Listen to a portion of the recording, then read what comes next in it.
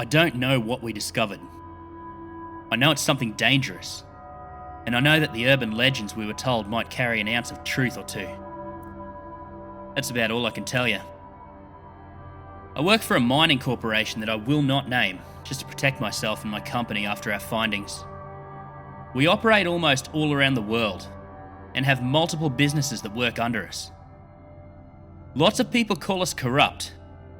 I think business is, in and of itself, a corrupt game.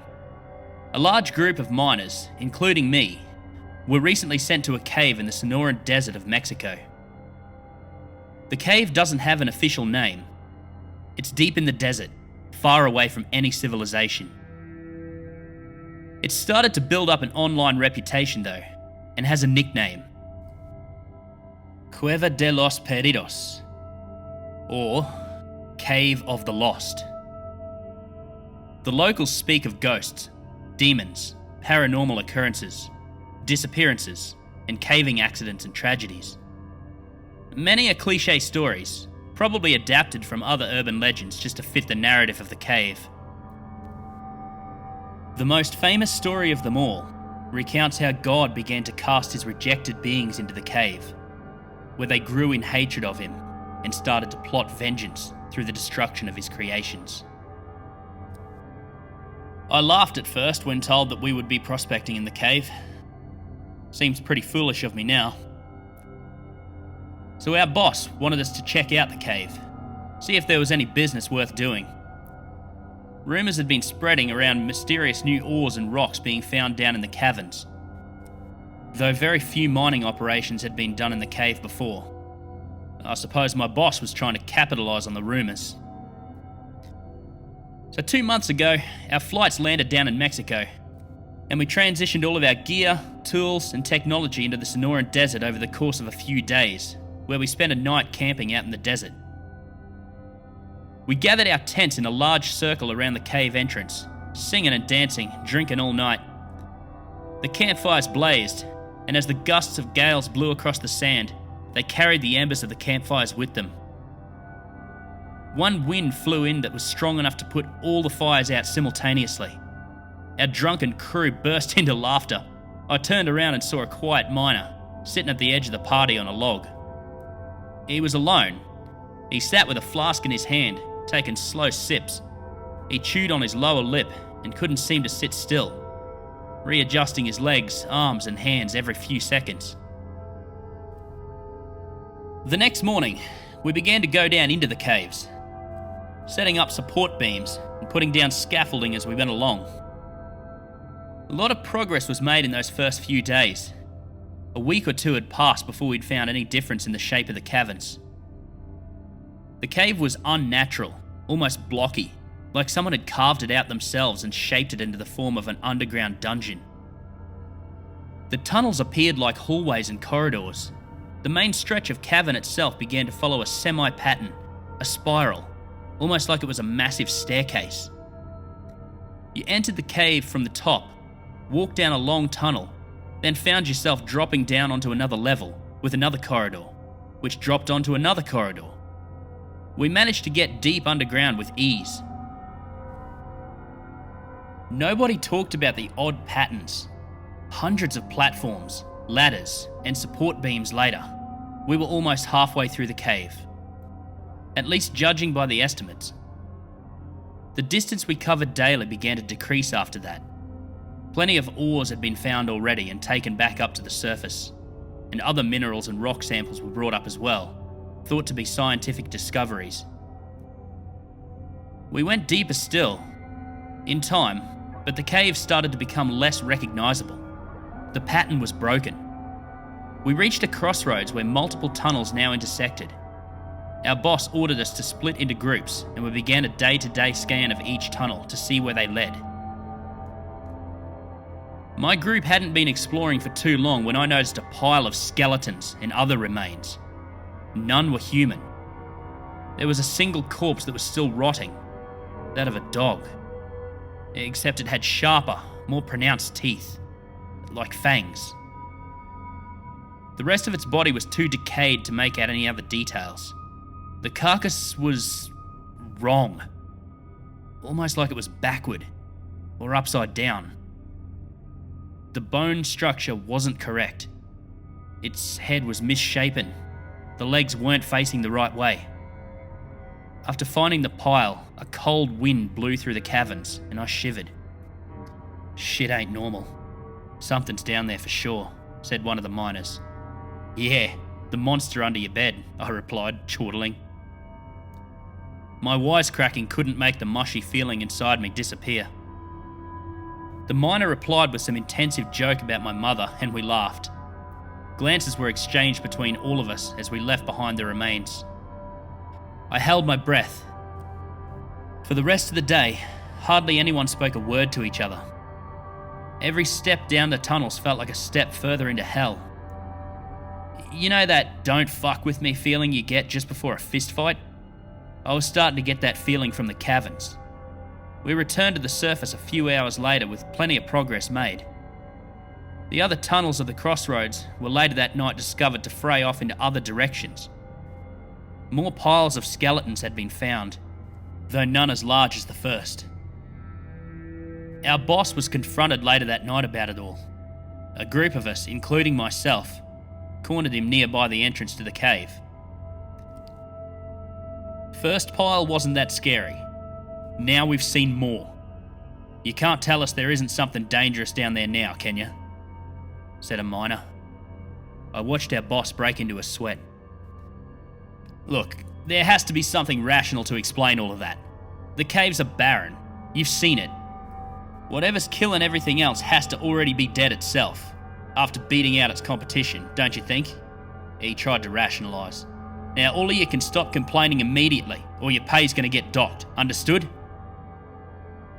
Nobody said a word, but everyone did leave him behind with a cold stare before turning in the opposite direction and climbing into their tents. The mattress of my bed felt like cement underneath me. I could not get comfortable, no matter how I sprawled myself out. I remembered how the other miners tried to drink it off. I took a sip of whiskey, rolled over, and fell asleep in an instant. The next morning we continued to explore down in the caverns. A lot of the day was spent travelling through what we had already explored, trying to get back down to the bottom. One of our miners threw up, splattering vomit all over the wall as we started to travel down one of the tunnels at the back of the caverns. They were taken up back to the surface and didn't come back down for 2 days.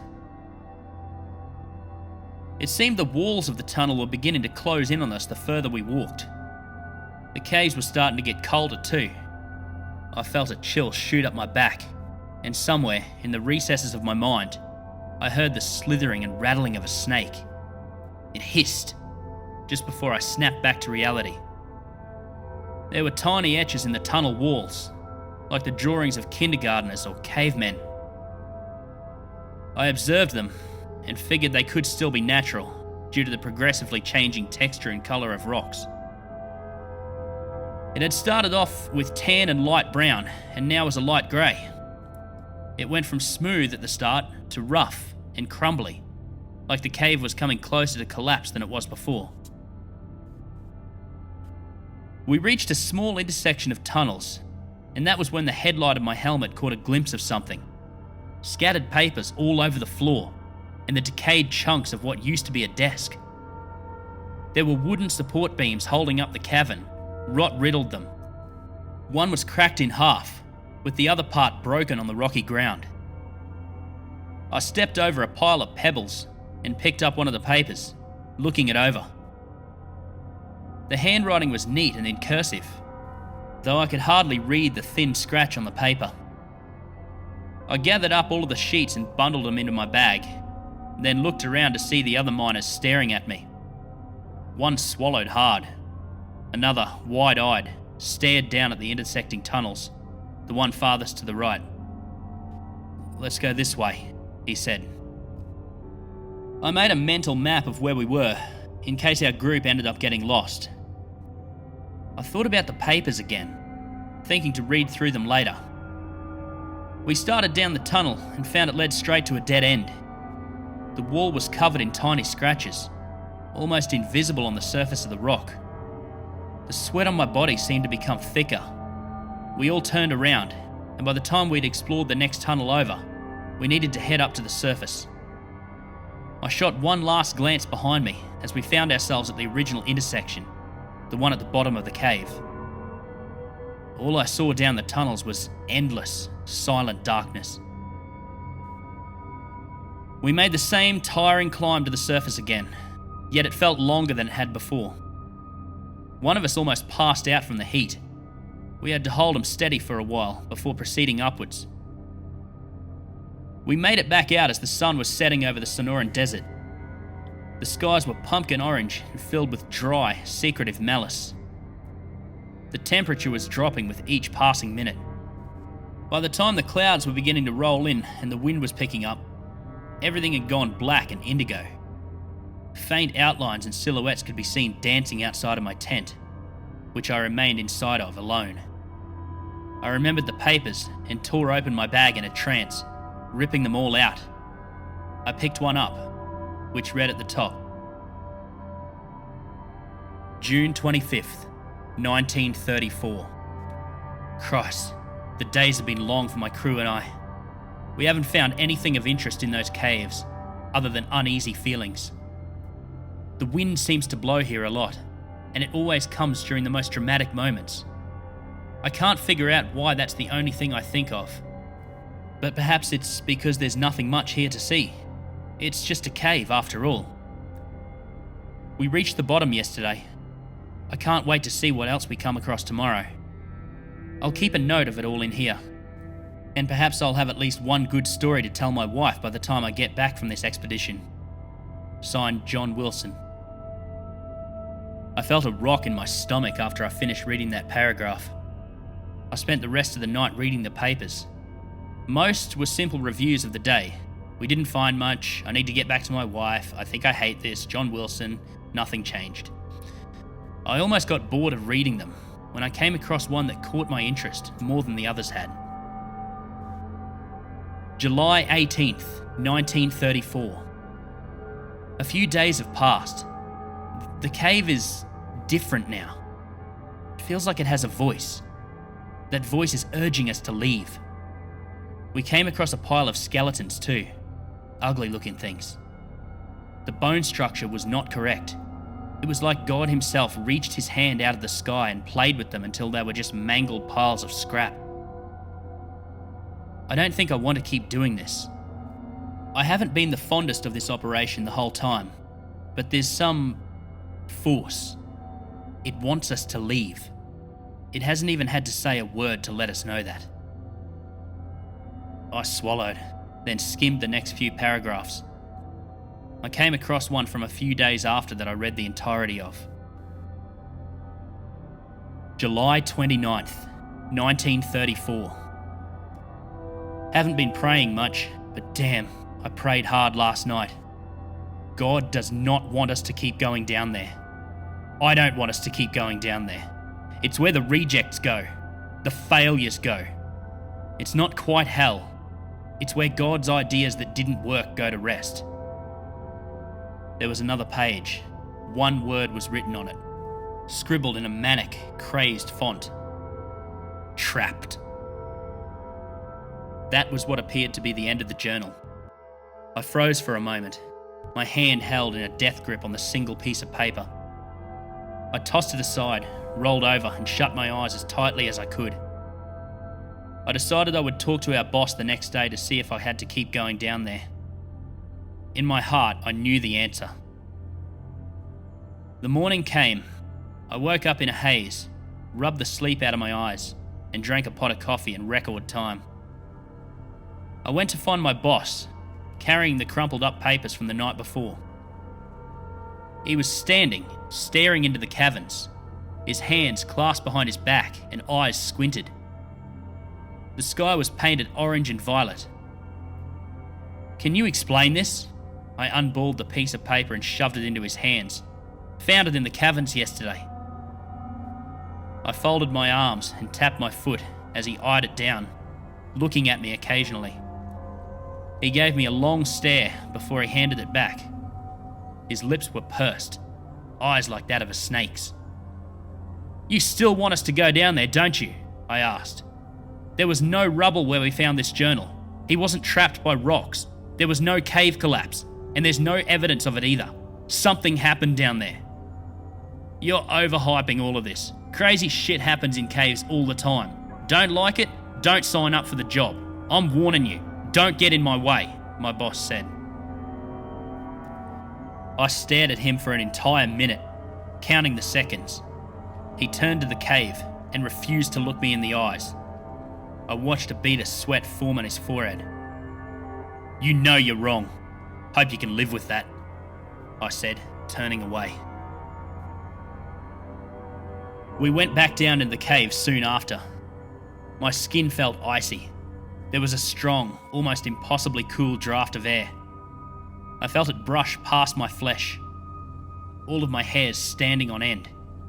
Something wormed inside me, crawling through my guts. I wanted to throw up, all over the walls, and run in the other direction. Like John Wilson, we found nothing of interest that day other than uneasy feelings.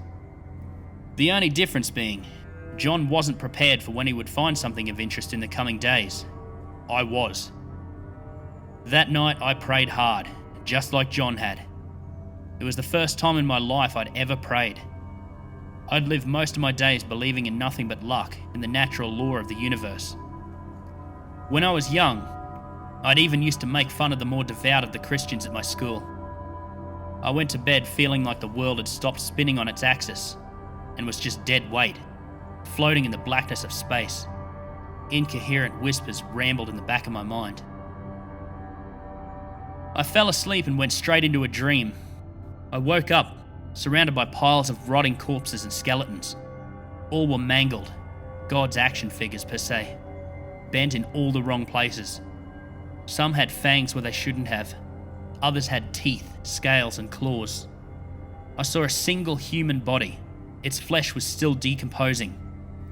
The eyes were sunken, like a shark's. Black and purple rimmed the eyelids. The mouth, fraying away into rotting flesh, was curled into a ghoulish grin. Yellow, unnaturally large teeth revealed themselves behind the grey, cracked lips. There were strange symbols appearing in front of me, like eye floaters. I tried to read them and couldn't. I jolted awake, almost grabbing the Bowie knife that sat near my bed. I could tell through the fabric of my tent that the sun wasn't rising yet. We all ate, gathered our tools, and made the trek into the caverns once more. The walk down was long. Somebody vomited again. Their puke splattered the walls and dripped down. It briefly took the shape of one of the symbols I had seen the night before. Almost something like a triangle. I felt thick, acidic vomit rising up my throat like a gushing volcano, and I spat it out in a stream, wiping my mouth. Everyone stared at the small splotch of reddish orange on the ground, then glanced back at me. I swallowed hard and didn't say a word. It took us longer than it should have to reach the bottom. We walked past the pile of skeletons once more, and I felt a shiver run through me as I remembered the human from the dream the night before. Its shark-like, hungry eyes, the devilish smile. It wasn't a clever thing, it was animalistic. It didn't believe in anything other than the hunt, and it told me all of that with a simple show of its face. I wondered if I'd encountered the same body down in the mines. Our group took a few steps forward to a tunnel that had been relatively unexplored so far. The rock around the entrance of it was grey in colour. Shadows loomed and stretched across the stone corridor. My blood started to boil inside of my veins. The smell of the skeletons and the corpses never left my nostrils, always lingering on the bare edge of my senses, almost like they were taunting me. I started to feel hungry, my stomach growling, clawing at my insides. I watched the shadows along the walls as our flashlights shined beams of white into the darkness. The tunnel grew more narrow. The taller men had to duck their heads a little. We came to a fork in the path. It split off into 6 different directions.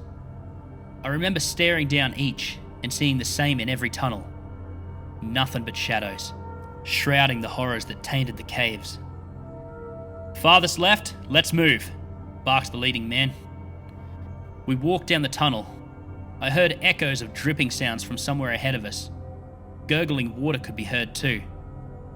A wind of chilling air brushed my hair, and I sniffled. My flesh bubbled up as it became colder. Sure as hell isn't getting any warmer, I thought to myself. My head started to thrum inside my chest. Every footstep resonated, like a choir of galloping horses. The roof got lower, and the ground became stonier. I shined my light along the floor and watched a small bug scuttle away from me. I had to duck just to make sure I didn't hit my head against the roof of the cave. Our leading miner turned towards us, his eyes wide and round. They sparkled like glittering diamonds, glazed with suppressed thoughts and feelings. We're going to split into 2 groups to get more done today. I want to see 2 whole tunnels explored, at least if we can get to the end of each. He separated some of the tail end of our group and kept the rest, including me, in the tunnel that we were already in. The march continued on, uneventfully so. The cave ceiling raised up a little. Soreness expanded through my neck and spine as I straightened my back out. I cracked the stiff joints in my neck, feeling each individual pop. The cave started to become darker. The colour of the rock was a much darker shade of grey now, almost black. A few of the miners whispered to each other. My mind felt blank, going off of simple commands. Take a step. Take a step. We passed a couple of rotting, fallen support beams. They were cracked and splintered at multiple points.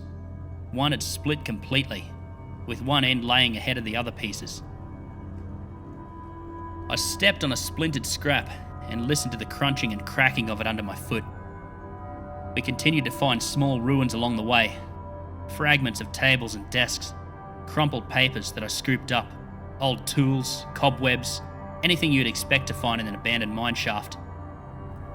I listened in, hearing a wind echoing from somewhere in the back of the tunnels, and the sound of gushing water that overshadowed it. I looked at one of the papers. The strange symbols I saw in my dream were written all over it, scribbled manically. I shuddered, dropping the page. It floated down to the ground, flipping over as it went. There were more symbols on the back of it as well, 3 whole paragraphs of them. Another miner looked at the paper and frowned. His eyes started to grow wider. "The hell is that?" he asked. I stared at the paper and shrugged, not speaking a word. "Are you okay?" he questioned. "Me? Yeah, I'm alright.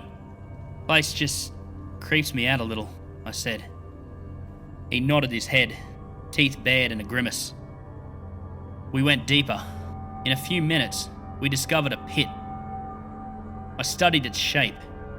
There were corners, and along the edges, there were walkways. The sound of the water grew deeper here, like it surrounded me. I coughed, feeling like I was drowning. A puddle of vomit shot from my nostrils and mouth and landed somewhere below in the darkness. The sourly, bitter taste of puke hung at the back of my throat. My nostrils sizzled. Scanning the area, I saw nothing but the pit. I shined my headlight along the edge, watching bugs scurry towards us like they were running from something. One began to crawl up my leg, so I shooed it off. The same one came back just a moment later. That was when I heard a deafening, blood-curdling scream. All of the miners turned and stared at our leading man. His own eyes were slick and oily, and his mouth was twisted into a scowl. Tingles shot through me. My knees became weak, like they were going to give out. There was a loud roar, like that of a lion, and other beastly sounds. A few more screams from other miners broke the silence. All of us stood. A few started to run away, but most of us stayed in one place. I felt sweat in my palms and in my armpits. The cave fell silent after that, other than the sound of the gushing water. "We're going back up. Now. Just stay calm. They could have just been caught in a collapse," said our leading man. "Caught in a collapse? Can you explain all that noise then?" asked somebody from the group. Sure as hell can't, but I'd like to keep my sanity. Let's get going. We scrambled out of the tunnel. Most speed walked, a couple sprinted. The rest, like me, took up a slow jog. I heard the soft paddling of feet behind us, claws raking against the stone ground. There was a low growling from somewhere. That's when everybody began to sprint. Tools were discarded and backpacks were left behind. I fought the urge to look behind me. There was a loud hissing, almost like a hybrid between a bee and a rattlesnake. I heard a monkey-like shriek. We approached the end of the tunnel, and all squeezed between the tight spaces. I got stuck in the very back and had to listen to the charging creatures the whole way along.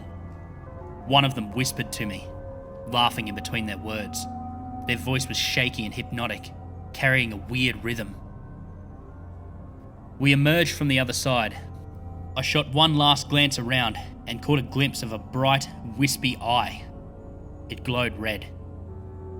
We charged to the nearest ladders and climbed out. A few miners screamed now.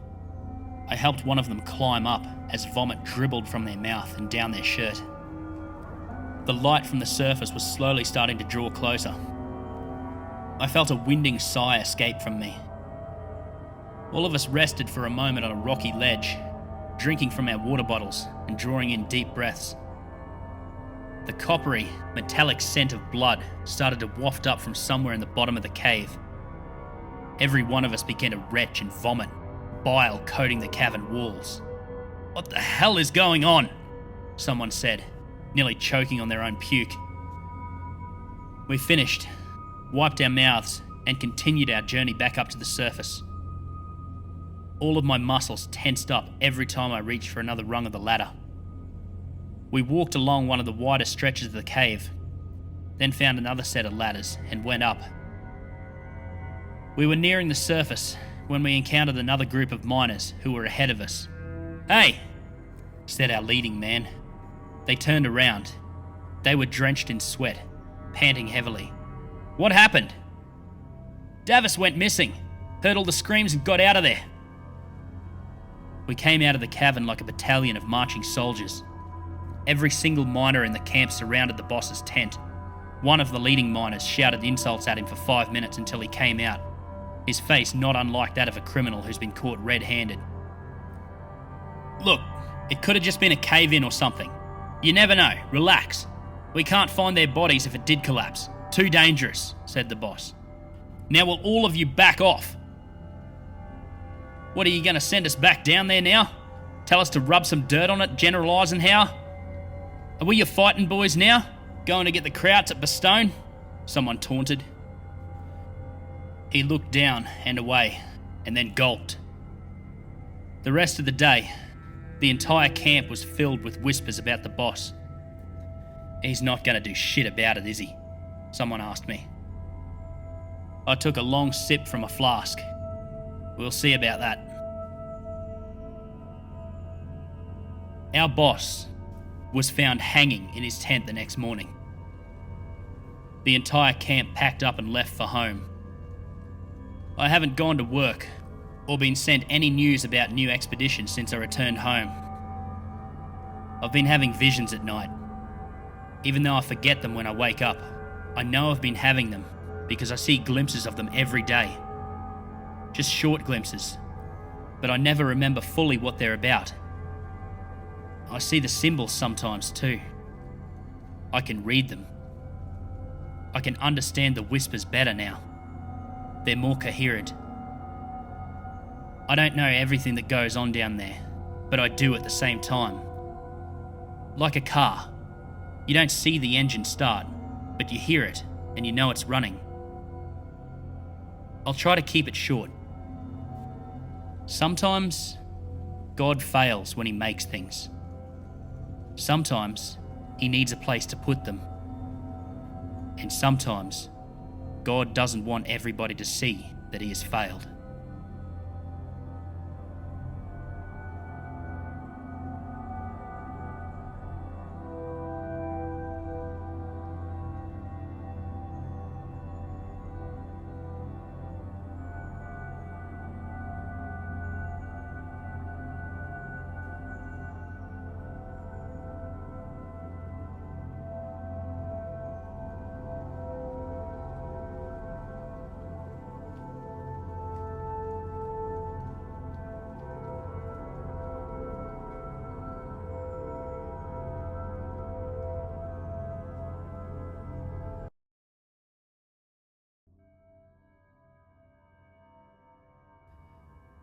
First time poster here. I don't have much time. I need to get this out there. I don't know where to start. I'm scared to keep this all inside, but I'm terrified to relive it. Please bear with me. I'll not be sharing my real name. Don't even bother trying to email me. It's a disposable email. As soon as this is posted, I will cease to exist again. For the purposes of storytelling, just call me Carl Thompson. I've been running for months now, trying to stay one step ahead. Oh, it's true what they said. It was all fucking true. I see flashes of it in my mind. Short sentences that didn't make 1 ounce of sense at first. I see it when I try to sleep. See soon. And we come, you don't choose. Fuck. I'm going crazy just thinking about it. Okay. I'm going to calm myself down. And I'm going to tell you my story. From the start, in every detail I can remember. Here goes. It was just coming into winter when this all began. I remember because the night it began I was enjoying a nice warm caramel latte. It started off so seemingly harmless. I should probably mention I am male. That is the only personal information I will be sharing. I'm not exactly popular, so I was intrigued when the Facebook friend requests started coming through. I didn't know what to think of these people. They all had strange, weird names about different animals and things like that. I don't really remember the specifics, too much has happened since then. I do remember one about a chicken, I think. Anyway, so here's where the foundation of this story comes into play. Scrolling down the list of requests, I see one that stands out. I was instantly creeped out when I saw it. The picture itself was ridiculous. A disgusting looking 40-something-year-old stretching his mouth with his hands to totally unnatural proportions. His head was bald, his face was pale, and his eyes. Oh, there was something about those eyes. I didn't know whether to laugh or cry. His name? Possibly the weirdest factor here. His name was Jack Smile. Strange, huh? But that wasn't what creeped me out the most. There was something about looking at this guy that just gave me a bad vibe. Sitting there, I was overcome with this feeling that something was wrong. I shook it off. Probably my mind running in overdrive, I thought.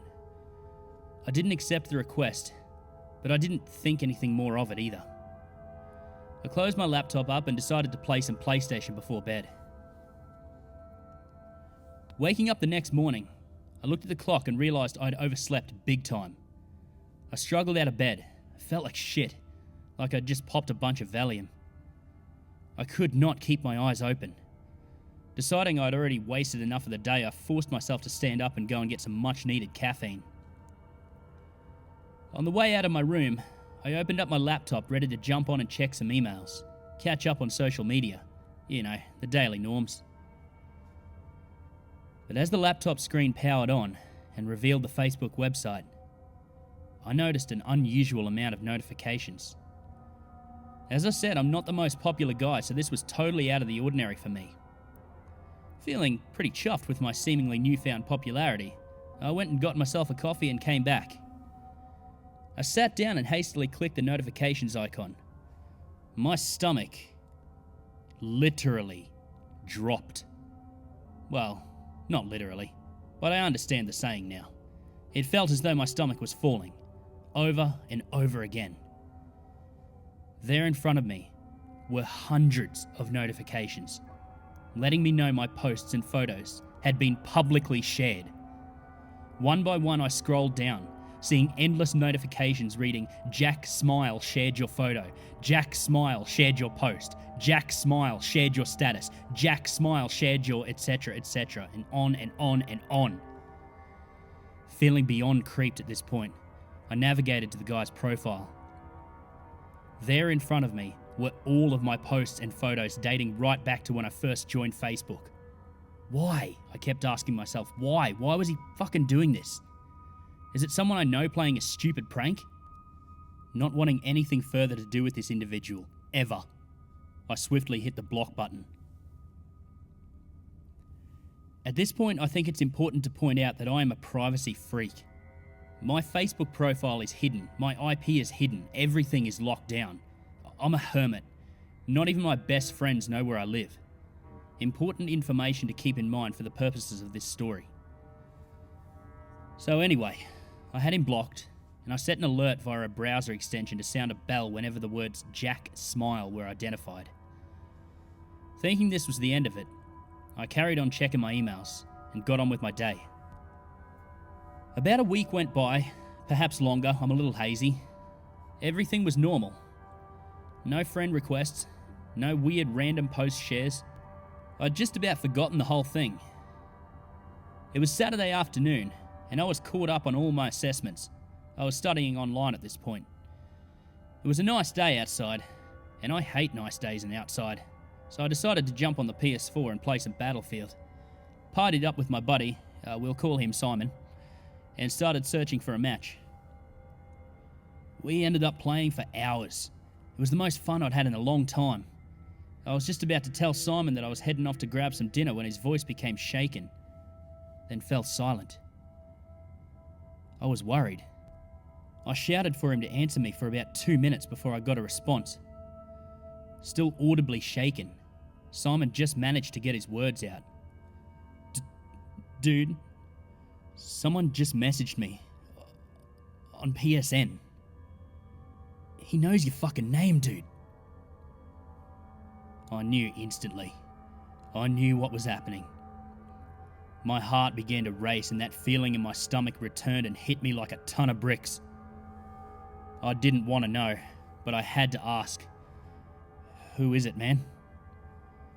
Simon responded with those 2 words I dreaded to hear. Jack Smile. It's someone named Jack Smile. I felt like crying. Oh, who the fuck was this guy and why was he so hell-bent on contacting me? I had to know. I just had to know. Simon, what the fuck did he say? Simon, still shaken, read the message out to me. It read, PEOPCO Carl Thompson, don't block Jack. He blocked me, he blocked me, he blocked me, he blocked me, he blocked me, he blocked me. I was in disbelief, a state of utter confusion and panic. Who is this guy? Realising I had been silent for about 5 minutes straight processing all this, I snapped back to reality, remembering Simon was still on party chat. Are you all good, bro? I asked him. Simon responded, Dude, how the fuck did he know that I knew you? I hadn't even considered this until now. Not only does this guy know my name, but he knew I was on PSN, and he knew who I was gaming with at that very moment. Looking back now, there is absolutely no doubting that he was watching somehow. It's what they fucking do. They watch. They sit and watch as your sanity fritters away. Anyway, back to the story. I apologise, my mind is all over the place. I said my goodbyes to Simon and told him that it's probably best that we only speak over the phone from here on out. He agreed and told me that he would call me tomorrow to check up. I thanked him for that. He was a good friend. I powered off my console and decided to check on Facebook before bed. I was seriously contemplating deactivating my profile at this point. I went to the fridge and grabbed myself a cold beer. I fucking needed it. I chugged it back, every last drop before grabbing another one and heading back to my laptop. I opened it up, and would you believe it? Another friend request and a buttload of notifications. I clicked the friend request, hesitantly. When I saw who it was, I slammed the laptop shut so hard I'm amazed it survived. There was a friend request from Jack, spelled J@CKSMYLE. He knew. He fucking knew. He knew that I'd set an alert on my browser. Remember I mentioned that? He must have known.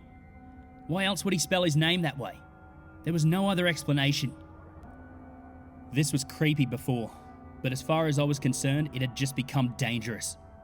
There was no doubt in my mind anymore, whether online or closer than I thought, I was being stalked.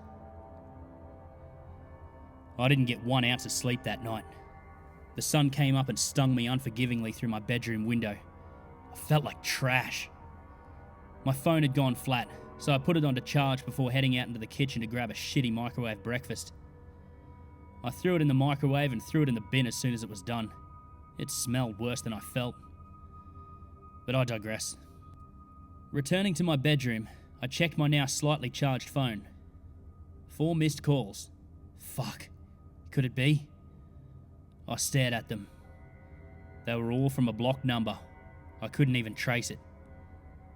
I jumped as the phone began ringing again. Blocked number. Again. I answered it and sat on the line silently. A voice came through. Carl!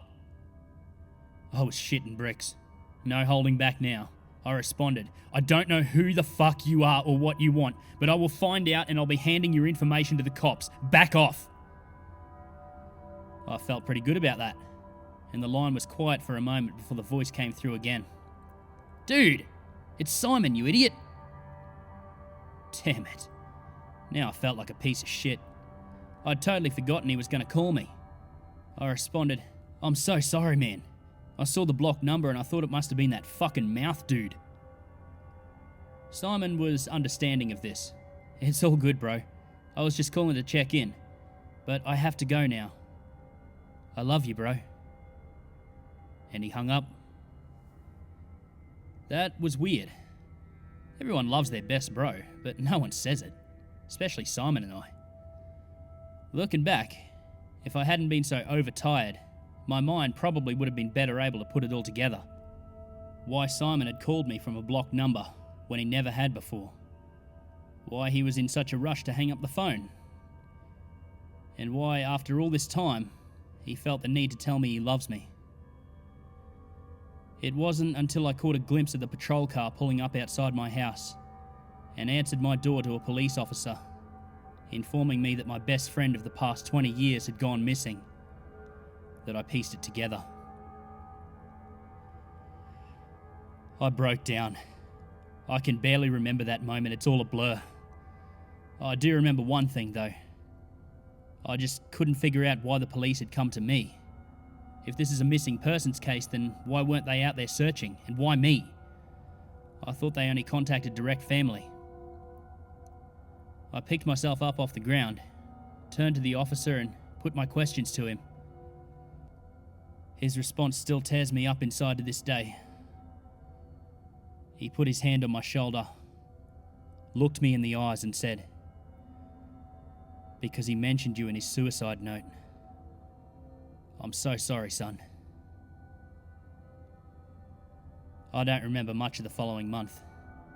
I fell into a deep depression. My life was alcohol and sleep. I was barely eating. I would drink and pass out, only to do it all again the next day. They never found Simon's body. And I was so drunk 24/7 I forgot about his funeral. I missed my best friend's fucking funeral. After about a month of this self-abuse, I was finally able to pick myself up and start getting back to normality. I contacted my course provider and apologised for my absence. I managed to sweet-talk my way into beginning my studies again. Under normal circumstances, I would have been kicked out. Things were looking positive. But isn't it always the case? Just when you think everything will be okay, and the metaphorical sun is shining at its brightest, the dark clouds return. Yeah, you guys guessed it. I opened Facebook and there they were. Hundreds of notifications. Jack Smile shared your post. Jack Smile shared your photo. Jack Smile, Jack Smile, Jack Smile. And you get the idea. All of a sudden, I wasn't scared. I wasn't anxious. I was just fucking angry. No more.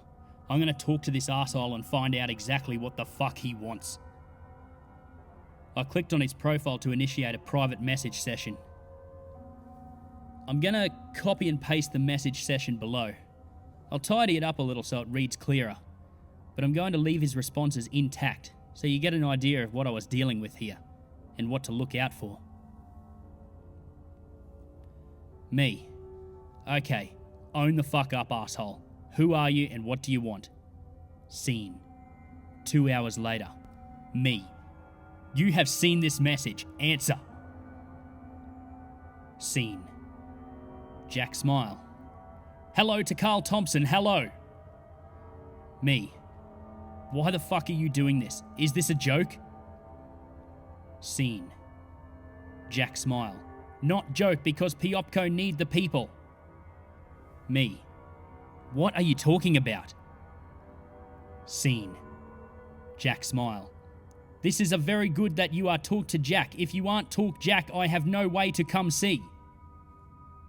Me. See what? Scene. Jack smile. No, you don't ask that. PEOPCO, we come to you. You don't get to choose. Me. Look, man, drop it. This is a sick fucking joke and I'm going to bring the cops into this if you don't get lost. Scene. Jack smile. This not good. We PEOPCO need the beautiful happy people, but not angry, not hostile. We come get soon. Me. Fucking explain yourself, idiot. Are you saying you are coming to get me? Scene. Jack smile. Yes, it is that. Me. Good luck finding me, asshole. Scene. This was when everything turned upside down on me. This was when I realised I was outclassed. 2 minutes later, this asshole, I shit you not, drops a picture of my house in the conversation. He followed this up by saying, PEOPCO, see soon, before immediately deactivating his Facebook account within seconds. I screamed when I saw this. I jumped out of my chair and ran around my house, closing every window, drawing every curtain and locking every door. My fight or flight reflex was in full effect and I was ready to kill anything that came near my house. I don't remember anything after this. I remember my breathing becoming incredibly rapid and short as I shot quick glances around my dark house in every direction. I remember becoming lightheaded, and I can only assume I then passed out. Here are the screenshots. I remember waking up on the floor the next day to a knock at my door. My head being in scatters, I walked to the door and answered it. There was no one there. That's weird. Oh well. I then remembered the previous night. It all came back to me in that one moment, and I was instantly gripped in fear. My entire body ran ice cold. I slammed the door and locked it. I got straight on the phone to the police. I had to report this. I could not let this asshole get to me. And I did not ever want to find out what the fuck this PEOPCO shit was. I called it in, and I had to go into the station to file the report. I hated having to leave the house. I was on edge the entire time. My anxiety was killing me. And you know what? After all that, the fuckers wouldn't even help me.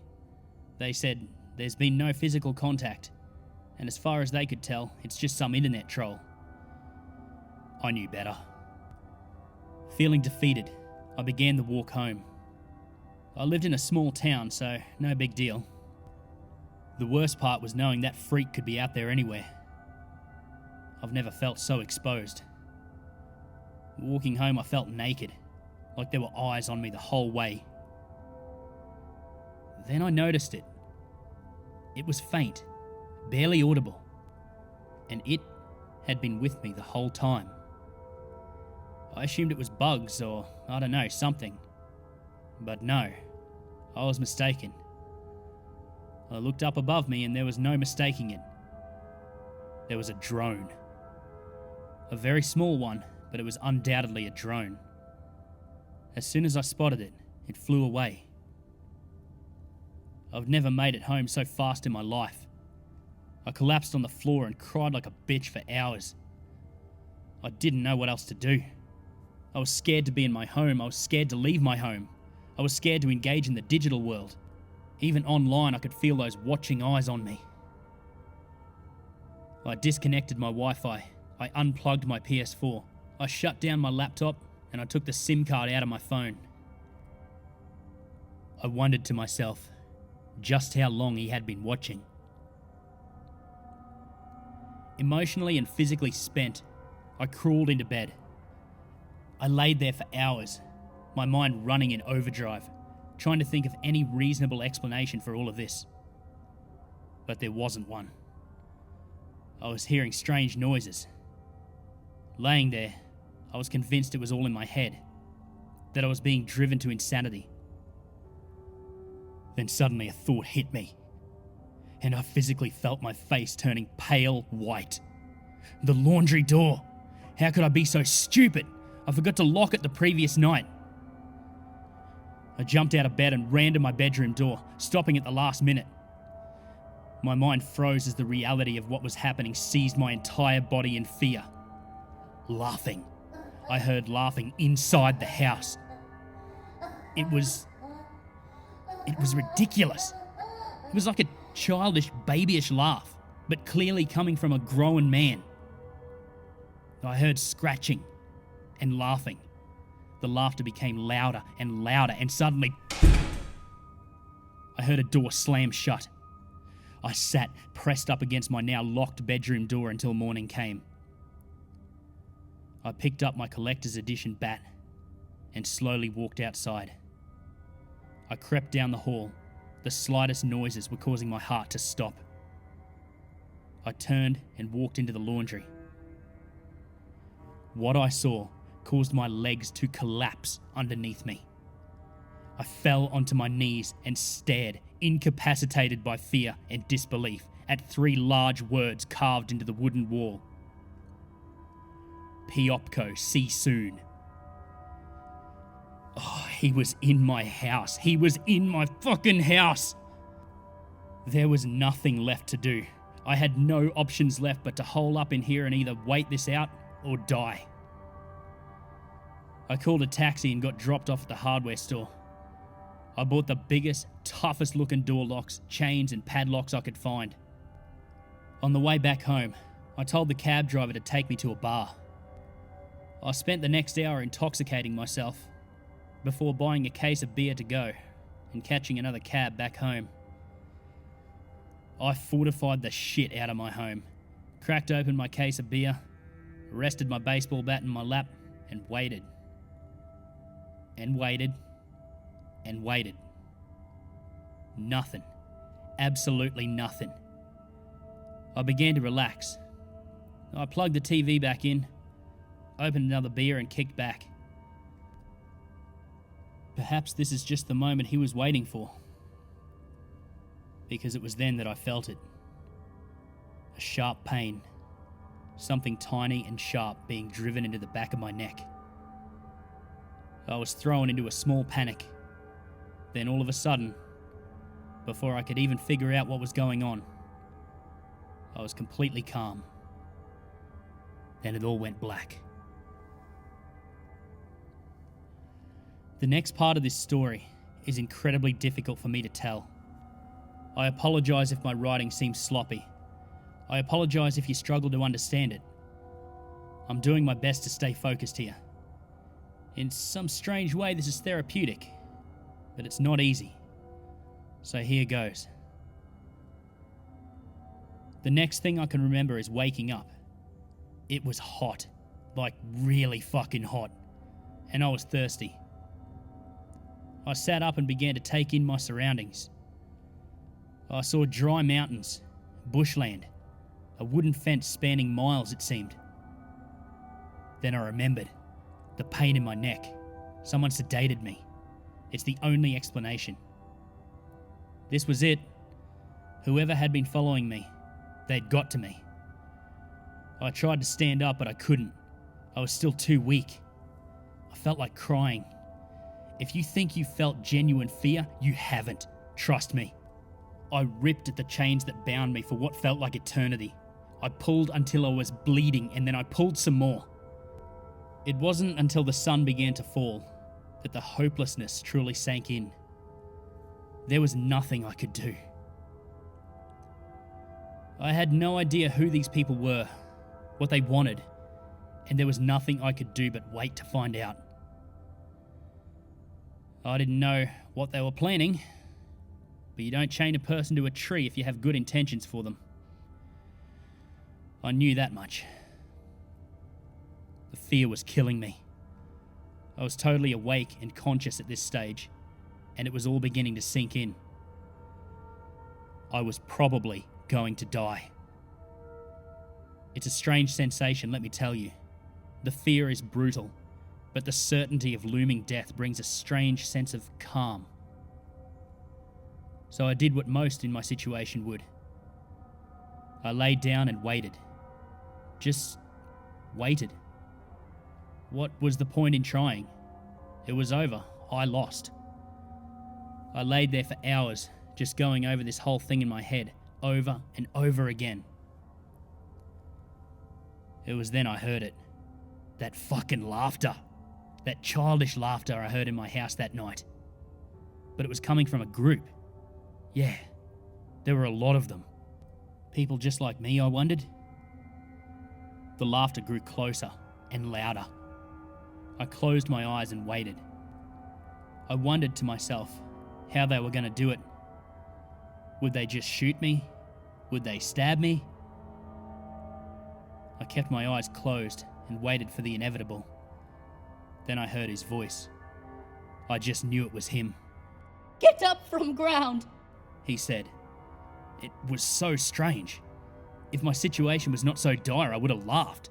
He was screaming at me, and yet his voice was full of happy tones. I looked up. It was him indeed. It was Jack fucking Smile. Again, he said, "Get on feet, off ground." In that weird, happy, angry, hybrid voice of his. That in itself was unsettling. I tried to speak, but I couldn't. I tried to tell him that I was too weak to stand, but I could not talk. My mouth hurt. It hurt really badly. Not surprising. I was sore all over. He then walked quickly toward me, doing that weird laughing thing. He grabbed my arm and pulled me up. He had a gigantic smile that stretched over his entire face. He laughed as he pulled me to my feet, only for me to collapse again, and the process was repeated over and over. I managed to get out the words, "I can't stand, I'm too weak." He stopped laughing, and his smile grew. Somehow, that giant, unsettling smile grew larger. He held up his hand and shouted, "Here, you other people." Which I assumed means, "Come here." 2 other men walked over to me. It was then that I noticed the large group standing around me. And then I noticed their faces. I instantly threw up whatever was left in my stomach. It was disgusting. I looked around to confirm what I had seen, and then I threw up again. Every person here was smiling. No, I don't mean they were happy. I mean they were smiling permanently. Their faces, all of them, were full of industrial-grade staples, morphing their mouths into a gigantic smile similar to Jack's. I have never, and probably will never, witness anything quite as disturbing as this. I glanced around the group. Some of them were visibly crying, sickeningly contrasting the unnatural smiles on their faces. Some of them were still bleeding around where the staples were pushed in. And some of them, perhaps most unsettling of them all, were visibly enjoying themselves. Then I saw him. In the back, barely recognisable. I broke down in tears as I spotted my best friend. They got Simon. He didn't take his own life, I knew it. I felt like shit. They were after me, he just got in the way. Suddenly I was grabbed by the 2 men who Jack had summoned, and they pulled me to my feet and slammed me up against a tree I was chained to. Jack began laughing once again, as he produced a nail gun from a box beside a nearby tent. "Please, no, no!" I begged as he drew nearer, laughing maniacally now. His laughter boomed in my ears, and his saliva splattered all over my face as the nails shot through each of my hands, securing me to the tree. I remembered wanting to pass out, but I couldn't. Jack then began dancing around and screaming, I told get on feet. I warned to stand up on ground, not be on ground. I told get on feet. I did. Watching him with tears in my eyes, I screamed, just fucking kill me, fuck you! He stopped suddenly and glanced at his offsiders. He motioned his head toward me and said, Show that one happy. How we want to know us now us. I remember this dialogue perfectly. It was so ridiculous, it was utter gibberish, yet it made perfect sense. The offsider produced a mirror, held it up, and slowly approached me. As it drew closer, I realised that's why I couldn't speak. That's why I was in pain. I cried as I gazed upon my giant, wide, stretching smile. The entire group began laughing in that strange, childish laugh. Jack held up his hands after a while of this and said, Back in building now. This one stay here. This one don't get to eat the lovely food. He stay here and he will get to be one of PEOPCO soon, but not yet. He stay now. So I stood there, face full of staples, nailed to a fucking tree. I stood there for days on end, until I finally passed out. And here we are. In the month between when I arrived to the day I made my escape, I played the part perfectly. I gained their trust, but I did not conform to their ways. I understand how they work now, how they operate. They are called PEOPCO, pronounced PEOPCO. They are a society, a cult. They are incredibly well equipped. Once I saw what went on inside, I was no longer surprised that they were able to track me the way they did. They worship a man named Jack Smile. Yes, he is just a man, but to his followers, he is a god. They believe in a world in which everybody worships Jack, and they truly believe that by taking people one by one, eventually they will spread their message far and wide. This is flawed on so many levels, but it doesn't have to make sense to be dangerous. I have to go now. It was a risk to even connect to the grid long enough to post this. I'll check back again if and when I can. Farewell for now. And allow me to leave you with this one final warning. Delete your social media now. That is how they find you. It is totally and completely random, and it does not matter where you live. Once you are targeted, there is no escaping them. They are too smart and too well equipped. And please, if you ever receive a friend request from Jack Smile, run.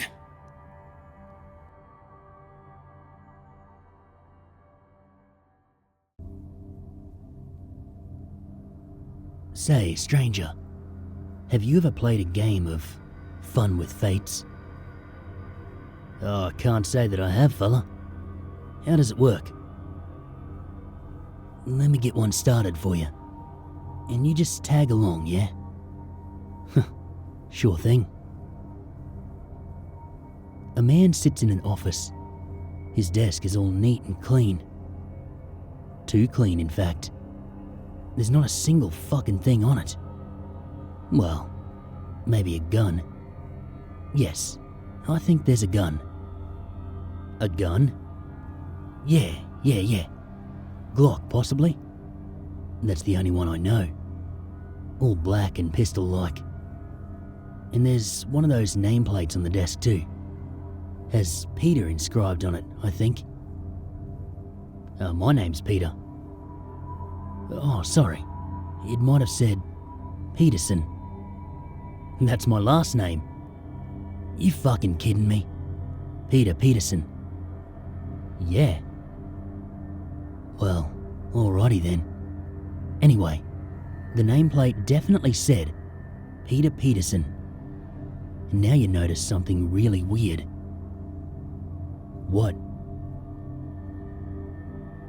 Everything is in black and white, isn't it? There's no colour. It's all black and white and grey. And I'm seeing this? I'm there? Yeah, you're there all right.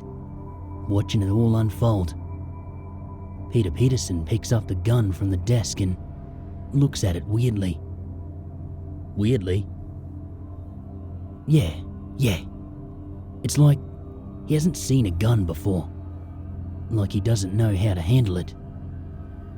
He lets it dangle awkwardly, mid-air, between the thumb and index. And then, when he brings it closer to his face, I suppose maybe to get a better look at it. Yeah? Well, he drops it, doesn't he? Shouldn't have done that, you realise.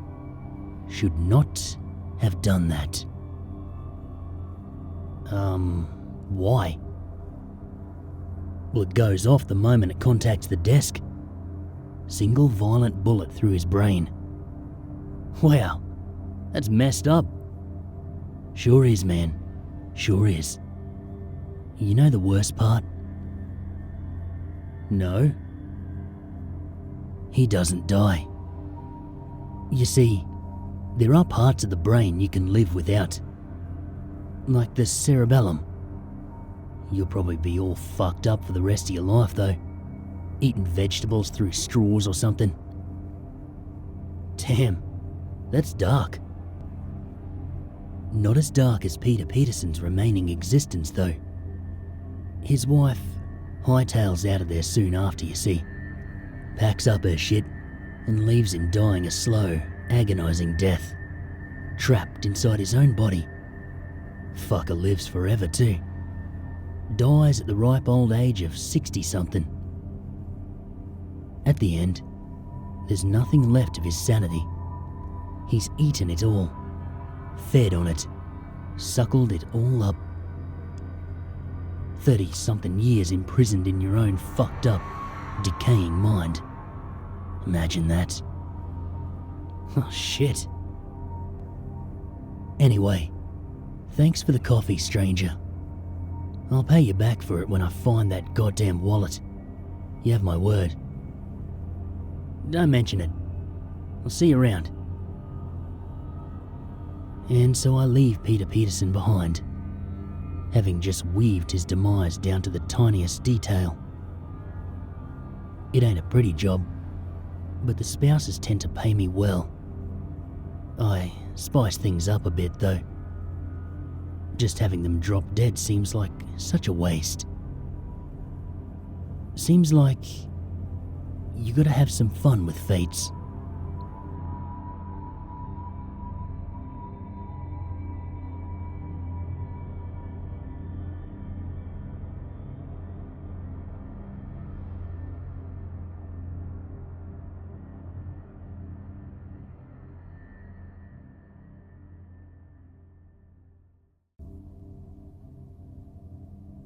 So, I think my neighbour might be a killer. Look, I get that spying on people is frowned upon, but something weird happened a little while ago. So just hear me out for a minute. My home sits atop a hill on a secluded road. The only other house around is a little ways below mine. So, naturally, when I heard my neighbour's voice accompanied by another, I was curious. This was a first. In the entire time he'd lived next door, he never had company over. I found myself pressed against the glass, craning my neck to get a good view of his driveway. There was a gorgeous woman with him, a good deal younger and dressed to the nines. By the way she talked, by the way she moved, I could tell she was heavily inebriated. Just before he opened the door for her, he turned his head towards my house and looked up at my window. Oh shit. I shrank away, hoping that he hadn't seen me gawking at them. After a few minutes, I peeked back out, watching him pour red wine through his living room window. A malicious smile spread across his face, Once she put the glass to her lips. "Don't drink that." As if hearing my thoughts, he strode over to the window, glaring up at where I stood.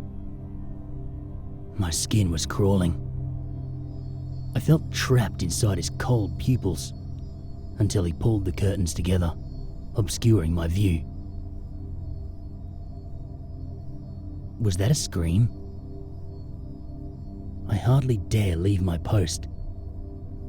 I just want to know she's okay. I'll sit here all night if I have to. Hours have gone by. I finally see him opening the curtains, all dressed for work. I can hear him whistling a jaunty tune as he strolls out to his car and pulls away. I haven't seen the girl again. I do my best to talk myself through it. There's no reason to jump to any conclusions here. That's not strange. Maybe she's staying for a while. Maybe she's still sleeping. Maybe it's none of my business. Still, something doesn't feel right. I need to see her, just to be certain, just to put my mind at ease. I remain glued to my window, eyes fixed on the narrow view into his home. Time ticks away. With each second, I grow more anxious. What if she never comes out? No, don't go there. Everything is fine, don't overreact. My breath catches as the woman finally comes back into view, and all of my suspicions are confirmed. There is a look of confusion on her face. Her skin is translucent. She floats above the floor. Red ribbons trail from ghastly wounds like billowing smoke. I am horrified, frozen in place, as she glides over to the window. Our eyes meet, and she places her palms against the glass. Two ghosts stare back at each other, imprisoned a short distance away, though worlds apart.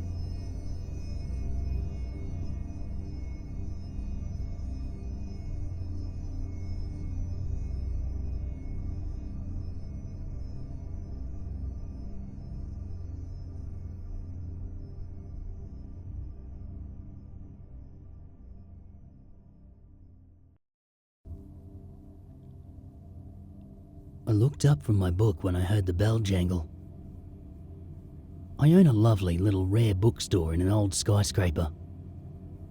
Every morning, I have the pleasure of walking in and smelling old paper.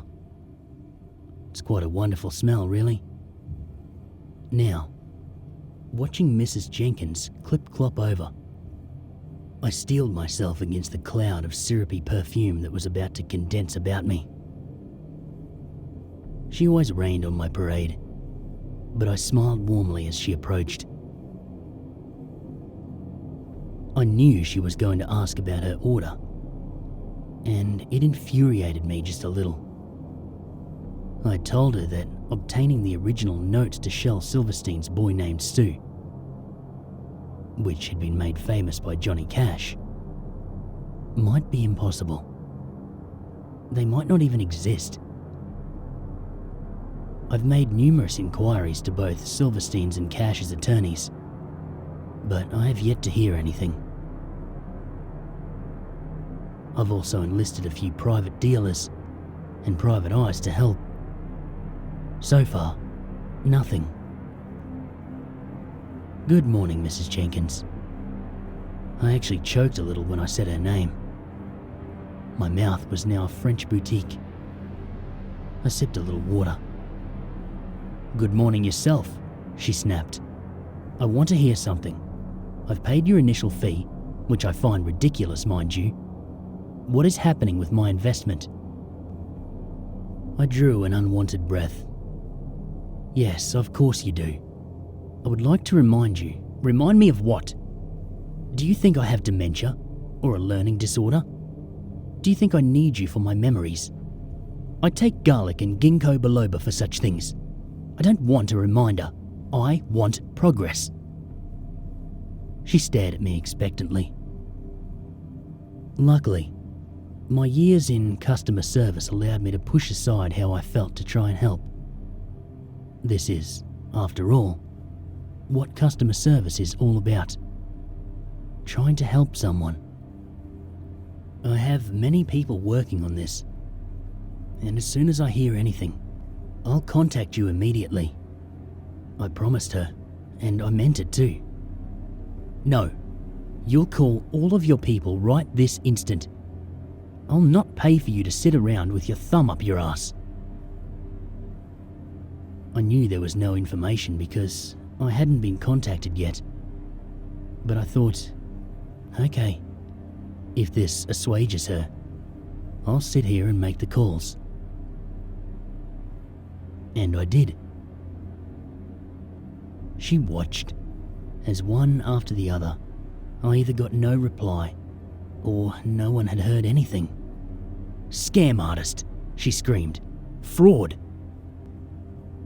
Putting my hands out in a calming way, I said, I understand your frustrations. These things take time. I do have, however, 10 very suspenseful stories in the back room. They're very rare, and few people have ever seen them. Perhaps you'll take a look. I'll give them to you for free as an apology, if you'd like. Take me to them immediately, she demanded.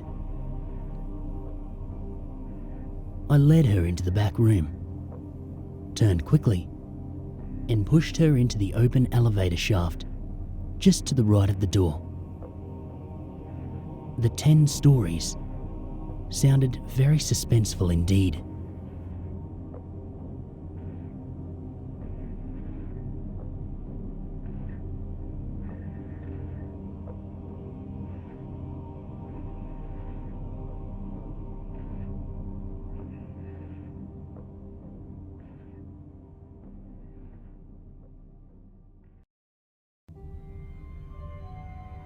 Whatever you do, don't leave the basement. I was sitting on the couch in the basement, scrolling mindlessly through the endless library of content on Netflix, when the text came. It had been sent from an unknown number, and it read, "Whatever you do, don't leave the basement. Lock the door. Turn off the lights. You are in grave danger. Do not leave the basement." At first, I thought it was a prank text. Some punk texting numbers at random, hoping to scare someone. But at the same time, it was a little strange how they knew I was in my basement. After all, someone who was texting this to random numbers wouldn't be able to tell if the person they were pranking even had a basement. I inadvertently shot a quick glance at the small basement window. Nothing. Not a soul in sight. I decided to ignore the messages, figuring whoever it was had simply gotten lucky and had texted someone who just happened to be in their basement. However, less than a minute later, I got another text. "It is urgent that you heed this warning. Close and lock the door. Turn off all lights and silence all electronics. And whatever you do, don't leave your basement." I swallowed. Did they know I hadn't shut my door? That I hadn't turned off my lights? I was beginning to feel worried, but a quick glance at the window proved that no one was watching me. Or, at least, that no one was there now. I stood up, turned off the big screen and stretched. I decided to get a little sleep in before I had to go in for work that night. As I walked up the stairs, however, the text messages started. My phone began vibrating non-stop, receiving text after text after text. As I reached the top step, I pulled out my phone to see who they were from. The texts had all come from that same unknown number, saying things like, "Do not leave your basement. It is imperative that you stop moving right now and turn off all lights. Your life is in danger. Do not move. Please, this is for your own good. Do not leave the basement." How the hell did they know I was moving? The basement doorway loomed in front of me, showing the dark expanse of my kitchen. I hadn't realised that the sky had become overcast. I cautiously took a step into the kitchen. My phone buzzed again, but I ignored it. Whoever was texting had to be playing some sort of prank, though I wasn't finding it very funny. The floorboard creaked beneath my foot as I stepped out into the kitchen. Suddenly, a flash of lightning lit up the grey sky, and almost immediately, the rumble of thunder followed. I shivered, but continued to walk. Then, I heard a loud creak.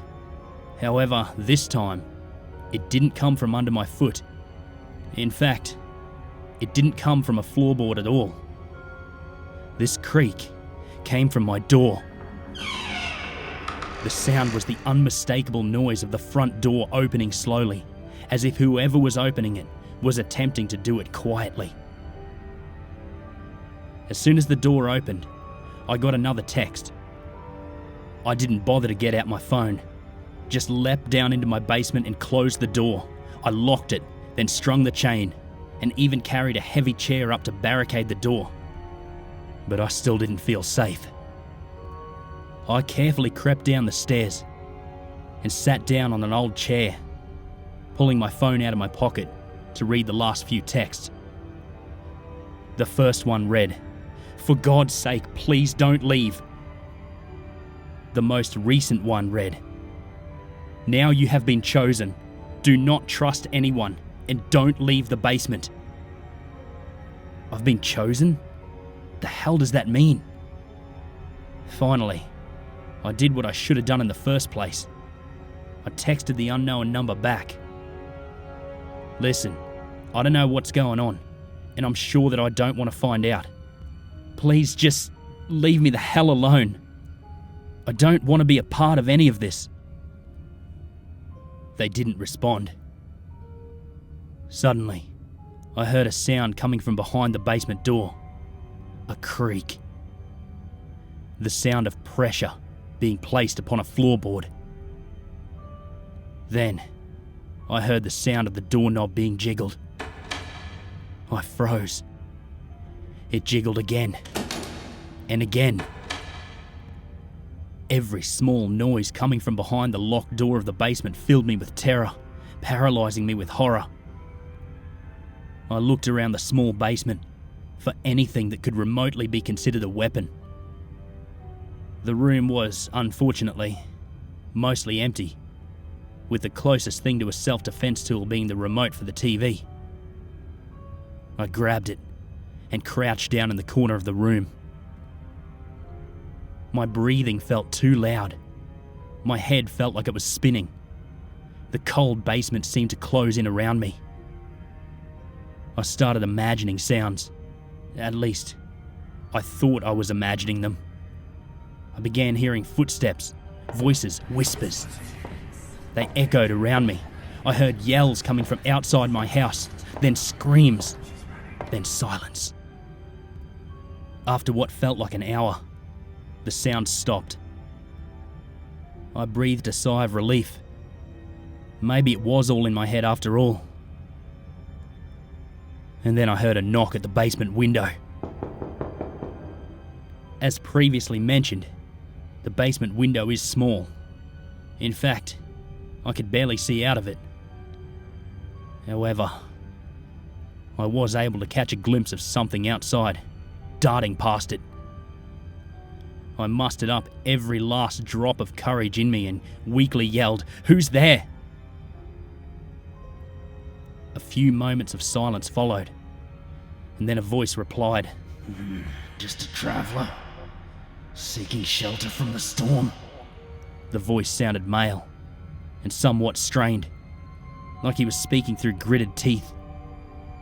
Who the hell would be out there in the middle of the rain? I live in a rural area in the middle of nowhere. I don't have any neighbours, and the nearest grocery store is half an hour's drive away. Something was wrong. I'm sorry, I can't let you in. Why not? The voice replied, this time with a hint of anger in it. I didn't reply. The texts and the sounds in my house seemed a little too real to be a part of some elaborate prank. Instead, I shifted a little to my right, just out of view from the window for anyone looking inside the house from the yard. Thank God I did that, because a few seconds after I did, something leaned over and peered into the dark basement. It's impossible to describe the thing in the window, simply because I could hardly see it. The dust and dirt combined with the size of the window made it difficult to make out what was staring at me. All that I could see were two solid red eyes looking around inside my basement. Two small black pupils glanced around, attempting to find me. I placed my head between my knees and tried to steady my breathing. It's been 48 hours since then. I've been living off of the potato chips and energy drinks down in my basement. I'm running out, and I know soon I'll have to leave to get more food. I've spent the last couple of days sitting in the dark, listening to the sounds of footsteps and knocking on my doors. It's maddening, but there's nothing I can do. I've tried calling the cops, and I've tried calling the place I work at. I have a signal, but for some reason it never works. No one ever picks up. I'm terrified and I don't know what to do. If anyone out there is reading this, please, if you receive an odd text from an unknown number, listen to what it says.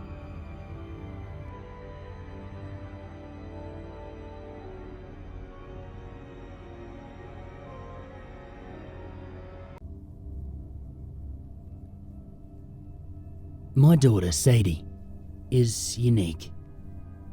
Some might even say peculiar or strange even. I tend to shy away from terms like that. I don't want her to develop a complex. She already went through enough with the death of her mother a few years back. My wife had been attacked while she was jogging, and after I told Sadie that the police had given up on the case, she sort of just shut down. I never saw her cry. She only asked me, why do people die? I did my best with that one. They die because it's their time to move on to someplace different. Something like that anyway. She didn't talk for months after my explanation. And then one day, out of nowhere, the naming game started. She would sing a little rhyme to herself and place stones in a little pile in front of her. The song never repeated, but it reminded me of one of those playground rhymes. One for the postman, one for his mutt, one for the pastor who called her a slut. I spoke with a children's therapist about it, and she said that it may just be Sadie's way of organising people she comes across, accounting for those who are living, so that she can separate her mother's death from the rest of her life. It seemed a reasonable enough explanation. The stones were her neighbours, her community, like abstract dolls in a children's playset. When our mailman had a heart attack, I tried to relate it back to my explanation of death. He'd moved on to someplace different too. Then his dog, a friendly old border collie mix, was hit by a car right in front of our house. Sadie just kept on singing. One for the grocer, one for the nurse, one for the digger who leaned on the hearse. When Reverend Mitchell, the pastor at our church, choked to death on a sandwich in the rectory, I started to wonder about the naming game. It seemed eerily coincidental, and she sang it constantly. One for O'Reilly and one for his son, Sadie. One for the poster, who's quick with a pun. Sadie, where did you learn this game?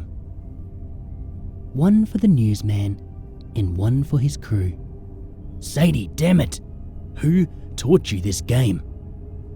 One for a jogger who... Sadie! She stopped. She looked up at me with cold eyes. Sadie, who taught you the naming game? Her gaze was still emotionless. Mummy did, after she went to someplace different. And who are all the people in the rhymes? Her eyes hardened ever so slightly. I could see the faintest hint of hatred bloom. People who comforted the man who killed Mummy. She placed a final stone. One for a jogger who looked like you.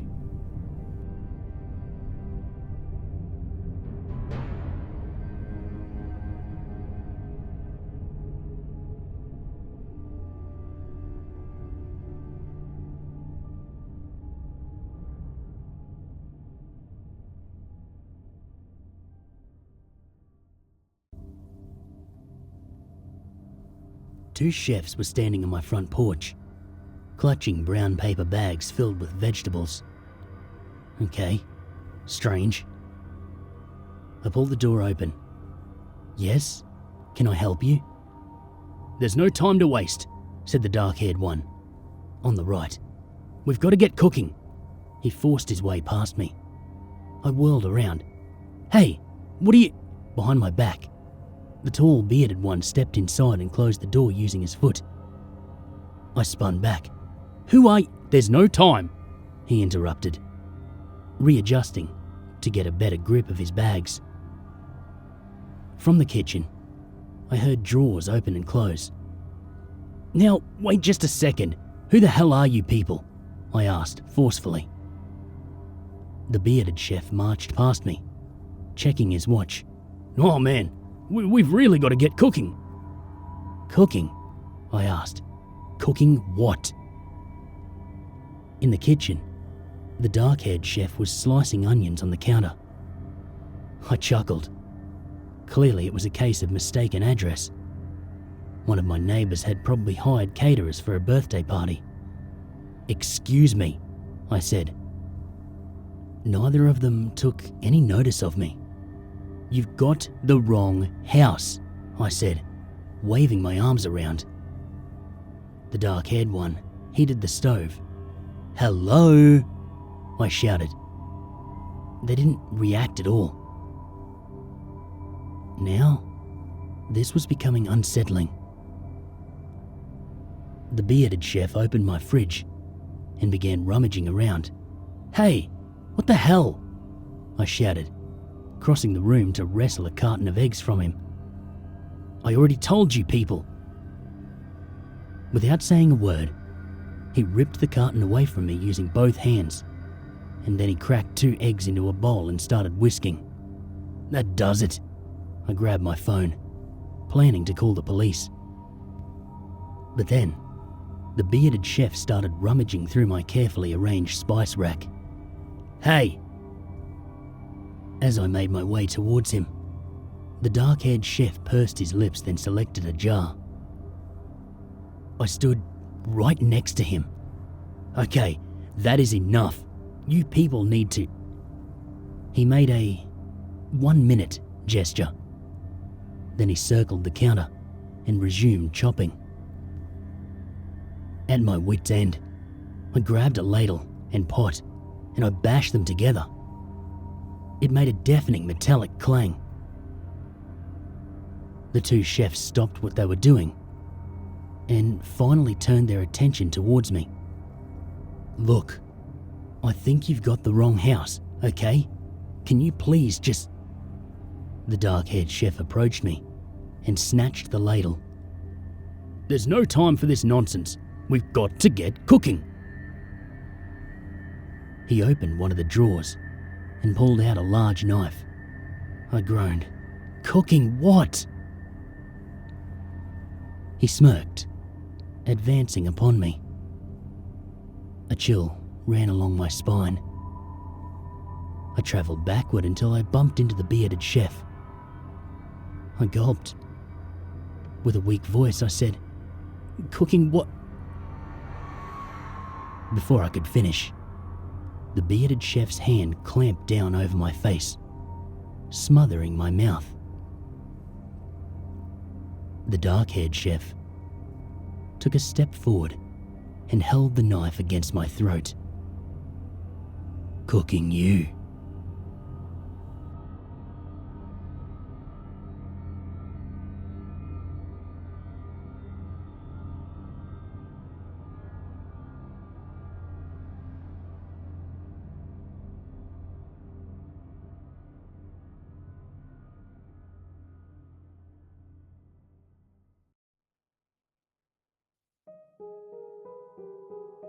Do you have something that you truly, relentlessly desire?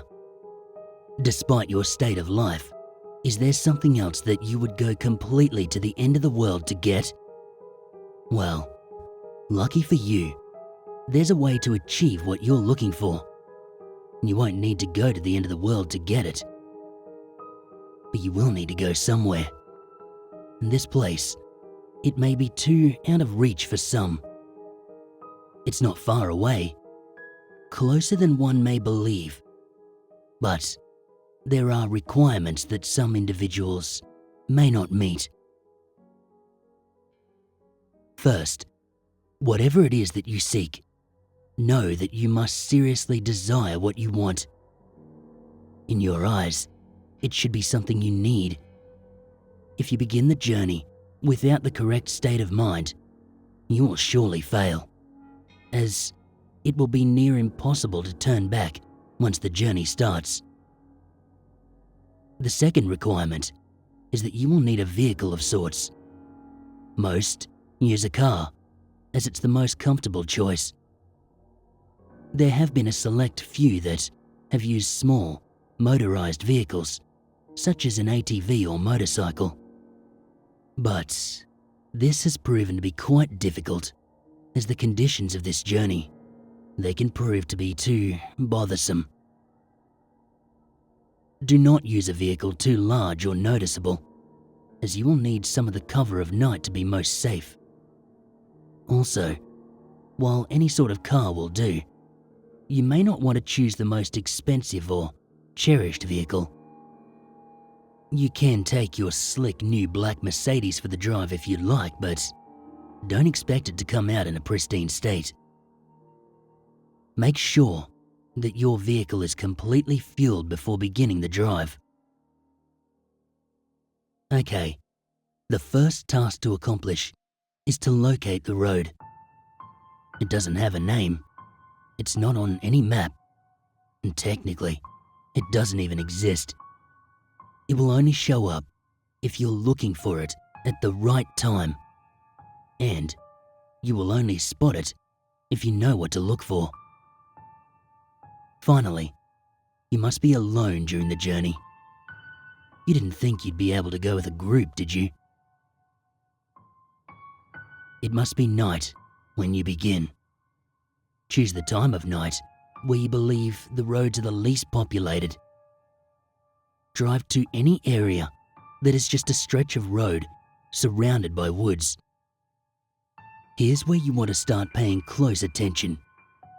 If you're looking for the road, it will turn up eventually, but you need to search for the road's hints in order to pull down the right one.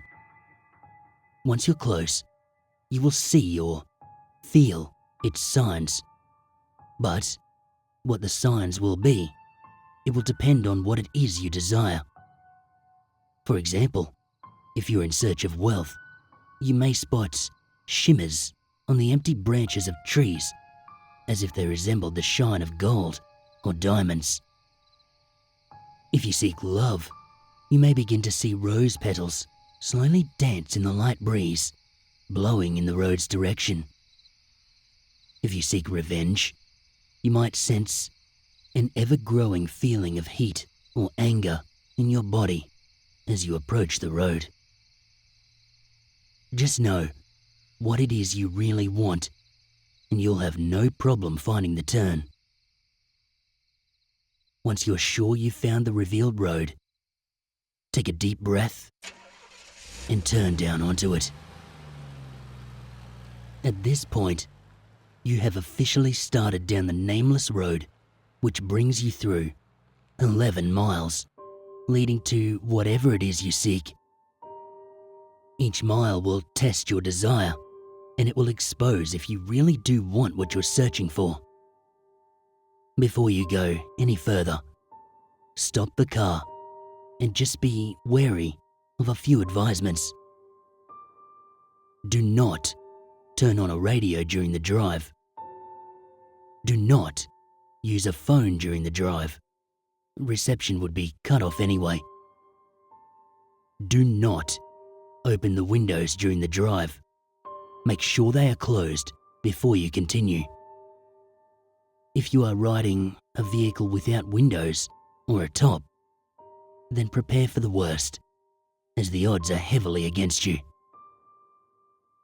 Do not attempt to leave your vehicle at any time. You'll never want to exceed 30 miles per hour, unless you're desperate to make it through a section of the road. And most importantly, as with any drive, buckle up. Feel free to prepare and make sure you're ready. Once the road has been entered, time has stopped, so you don't need to worry about losing the night. Though you may not notice, you're actually not in your own world anymore. Take one last moment to realize that once the first mile is over, there is no turning back. If you ponder turning back at all, know that you should not even be on this journey in the first place. Once all is done, continue on the road. On the first mile, you won't see much change. The road passes through mostly woods, with a few miles being an exception. The air, it will turn a bit colder, in which case you should turn on your heating system, if your vehicle has one. You will not want to take your eyes off the road later. Take some time to calm any uneasiness by admiring some of the night sky. You'll see it completely lined with stars, more than what you would ever believe possible. If the weather was cloudy beforehand, you'll also notice that the sky is now clear. On the second mile, the air will become even colder. This is primarily the reason why traveling in an open vehicle is very difficult. With each mile, the air will drop in temperature, even if the season should be warm. If the air is too cold to bear, even with the heat on, your only option is to speed up. With each mile, the road also becomes more complex, taking more turns and showing an increasing amount of road hazards. Be sure to always keep focused on the road in front of you in order to avoid as many bumps or obstacles as possible. Hitting a few rocks and potholes, it won't hamper your progress too much, but you'll want to keep in the best condition for as long as possible. If your vehicle is forced to a stop because of damage, then there's nothing left you can do but eventually freeze to death. On the 3rd mile, you may begin to spot silhouettes of human figures in the linings of the trees. Pay no attention to them, even if they seem to get closer.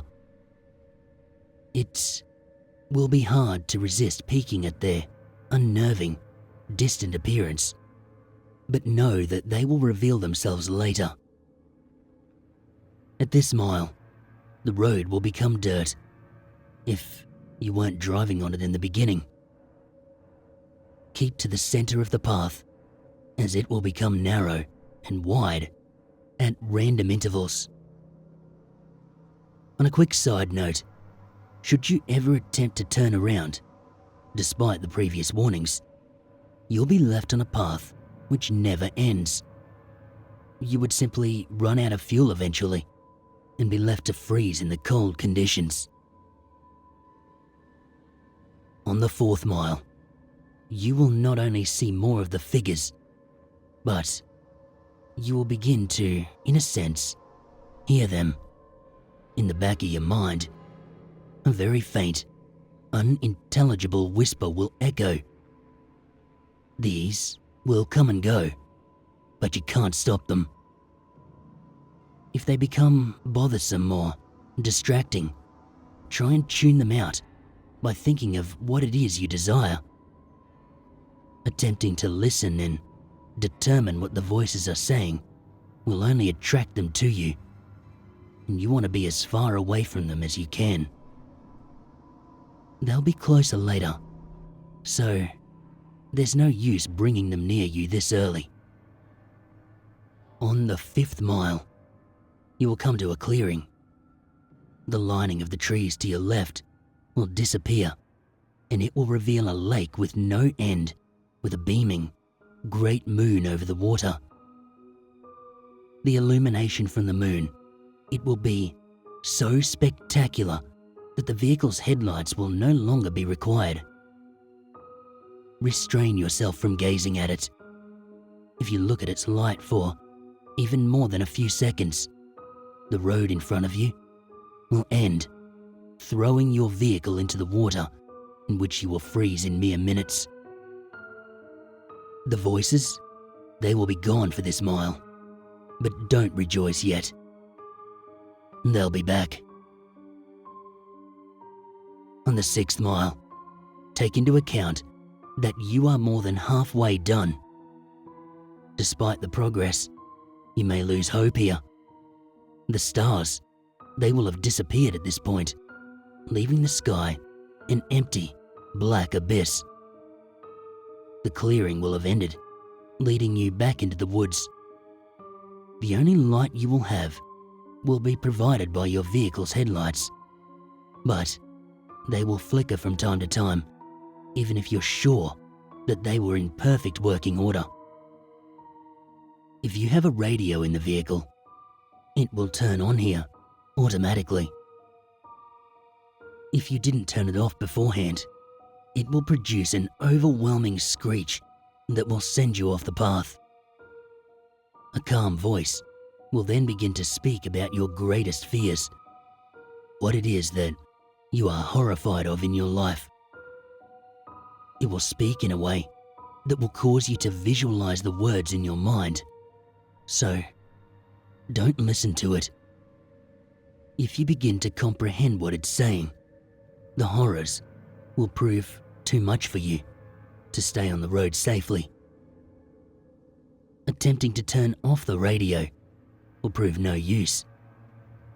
Speed up if you need to. Just keep your mind off that voice as much as you can. As you approach the end of the mile, the voice will fade out of the speakers, leaving your ears at peace. For now. On the 7th mile, the voices from the figures will return. It won't sound like a whisper this time, but more like distant screams, growing closer with each second. At some point on this mile, you'll hear one of them right in your ear, as if one of them were right behind you. This is because one of the figures have found their way into your vehicle. Do not turn around. If you see their faces, it will shock you to a paralysis and lead you off the road. If you don't draw any attention to it, it will become uninterested and, hopefully, leave. These beings, they are said to be ones who have travelled down this road before, but were not successful. They live the remainder of their existence suffering in the darkness, with their only goal being to bring other travellers down with them. It has been said from experience that these beings cannot physically harm you. So long as they don't cause you to wreck, you should be fine. On the 8th mile, slow down if you're going too fast. The road here, it takes very sharp turns, which, if overshot, will throw the vehicle into a pit through the trees. And the cold is near fatal here. If you were to have a glass or bottle of liquid in your vehicle, it would be solid in seconds. The heating system will have become completely obsolete. Your headlights, they will flicker more, sometimes shutting off for a few seconds.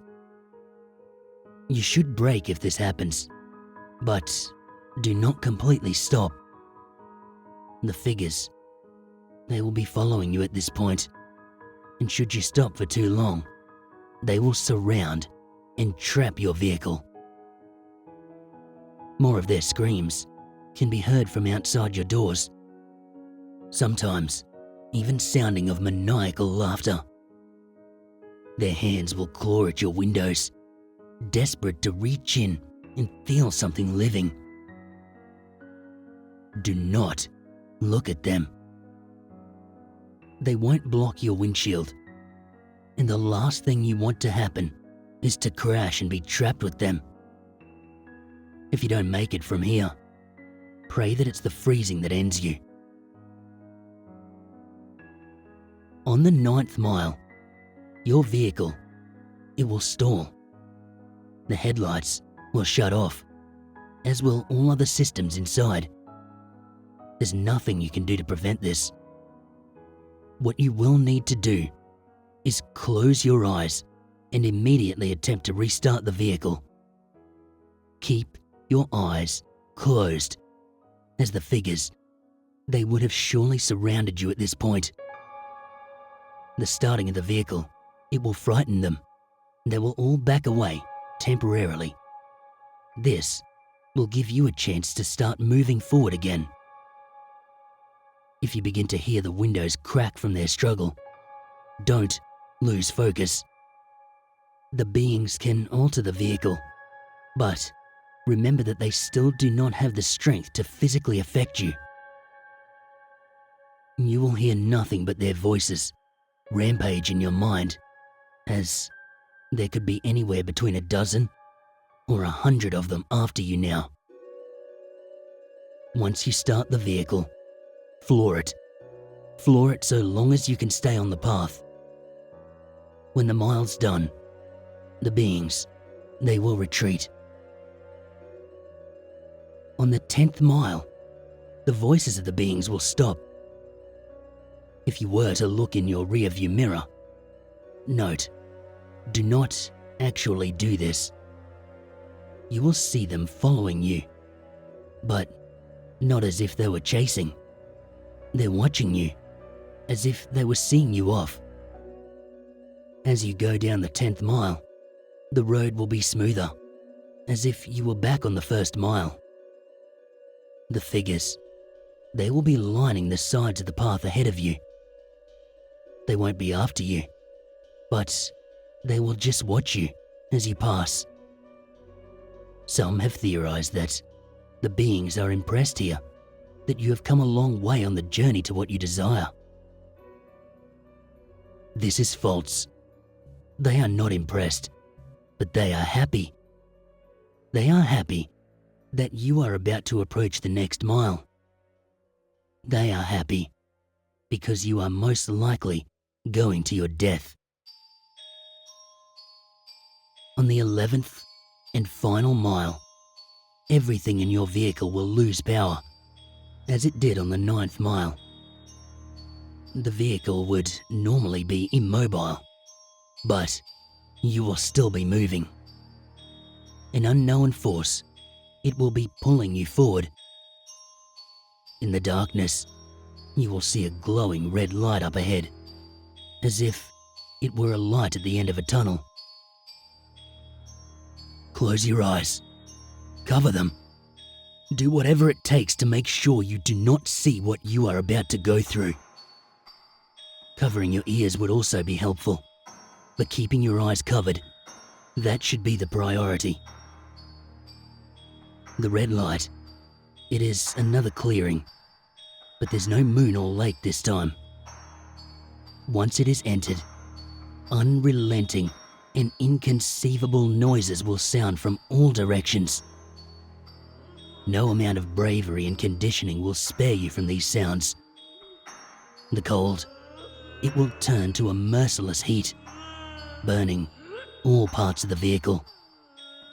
You will feel the illusion of the flesh being burned off your bones, that every part of you is being destroyed as you travel through screams and audible suffering.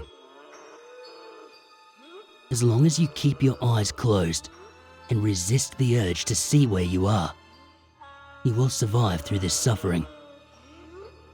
This will last a total of 31 seconds, but many fail to keep their vision closed during that time, and they are left to the worst fate of the road. Where is this mile located? Those who have survived, they do not know.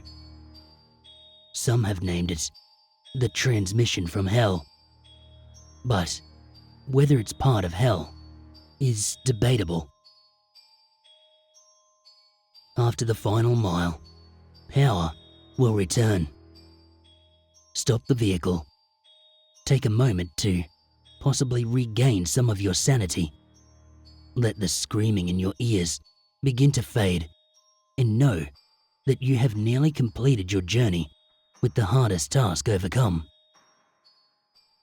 Breathe and begin to drive forward once again. After only 1 kilometer, your vehicle will arrive at a dead end. Stop here and don't attempt to move again. Nothing will happen right this second, but do not be disappointed. Relax and close your eyes. Imagine in your mind what it is you've desired the entire time. It will most likely still be the same as when you entered, but with some, this desire may actually change through making this journey. Think about what it was that you went through such terrifying and difficult means to acquire, and just imagine possessing it in your hands. Once you have completely visualized this, slowly open your eyes. You will then find yourself at the beginning of the unnamed road where you first began. This may confuse you, but know that you are finished. Your task is done. Your mind will then turn to your reward. If what you desired was material, check in the back seat or in the trunk if the object is larger. If the object was small enough, it may already be in your pocket. If what you desired was non-material, then do not be disappointed if the change is not immediate. Turn back to where you came from, and you will find in your life that what you wanted is there. You may have found the love of your dreams. You may have gained a natural, unimaginable power. You may have put your most hated enemy to the most satisfying revenge possible. You will have no doubt gained what you deserved. So, now that the task is done, what's the catch? Is your vehicle cursed? Is there something that you're about to lose? Is your death imminent? The answer to all of this is no, of course. You've done the challenge. You've proved worthy of what you desire. As stated before, the sounds of the 11th mile will continue to exist in your mind, potentially causing you some vivid and unusual nightmares. But these should prove as nothing compared to what you've gained. Now, one last question. Is there something else that you desire? Are you not yet satisfied? After all, you're left right back where you started. The road's right in front of you. So, are you up for another drive? If so, buckle up and just move forward.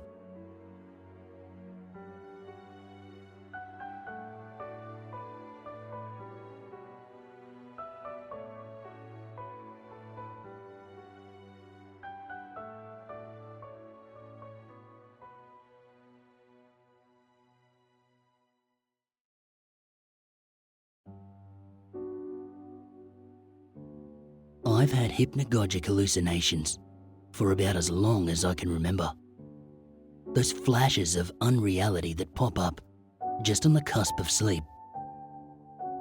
Mine were usually tactile, or occasionally auditory. I couldn't count the number of times that I'd jolt back to full wakefulness, to the feeling of innumerable insects, or a breath on my neck, or hands grasping at any exposed skin. For one memorable month, I was disturbed every night by the approaching footsteps of a recently deceased pet. They don't really bother me anymore. I've been used to them for years. And that's why I wasn't concerned at first. When I started seeing the grey hag. I had only just moved into my new apartment a few weeks before her first appearance. It was the first properly cool night of the season, and I was pleasantly nestled down under my doona. I only caught the barest glimpse of her, just the barest impression of age and hair and approach. But it was enough to send me bolt upright and scrambling for my lamp, my heart pounding harder than it had in years. I'm fully aphantasic, usually, even in my dreams. Her, though, I could see her. It took me longer than I'd usually care to admit to soothe myself enough that I could turn the lights back off. And when I managed it, I still needed to have my bedding cocooned up as far as I could handle, eyes screwed tightly closed against the darkness of the room. She didn't appear again that night, thankfully, though that may have had more to do with my tense sleeplessness than anything else. She did show up the next night, though, and the next, and the next, and the next. I'd started to calm down about the whole thing by about the fourth night. Years of skepticism pushing away any lingering concerns. I actually started to lean into the experience a little bit, even though my stomach tightened with dread every time she popped up. It was still an exciting experience to be able to visualize something so vivid, so real. She seemed to get a little bit clearer with each passing night as I caught more of the details. A pruned, but surprisingly normal visage framed by grey, white hair, so long that it bled out into the darkness around her. I could never quite imagine her eyes, but her hand was always prominent, always reaching towards me with its scraggly nails and paper-thin skin. On the 6th night, I heard her call my name in my mother's voice. That was the end of my fascination with her. As strange as it seems, but with that simple addition, she seemed so much more present, so much closer, and I was done. It was a tense night, that 6th. I spent it desperately still, too afraid to empty my bladder, too afraid to roll over, too afraid to even breathe naturally, lest some tiny movement or hitch draw even more of her attention. I spent the 7th night at my parents' house, and armed with a good night's sleep and a reassuring chat over coffee, I had the courage to weather the 8th in my own bed. Things were stable for a while.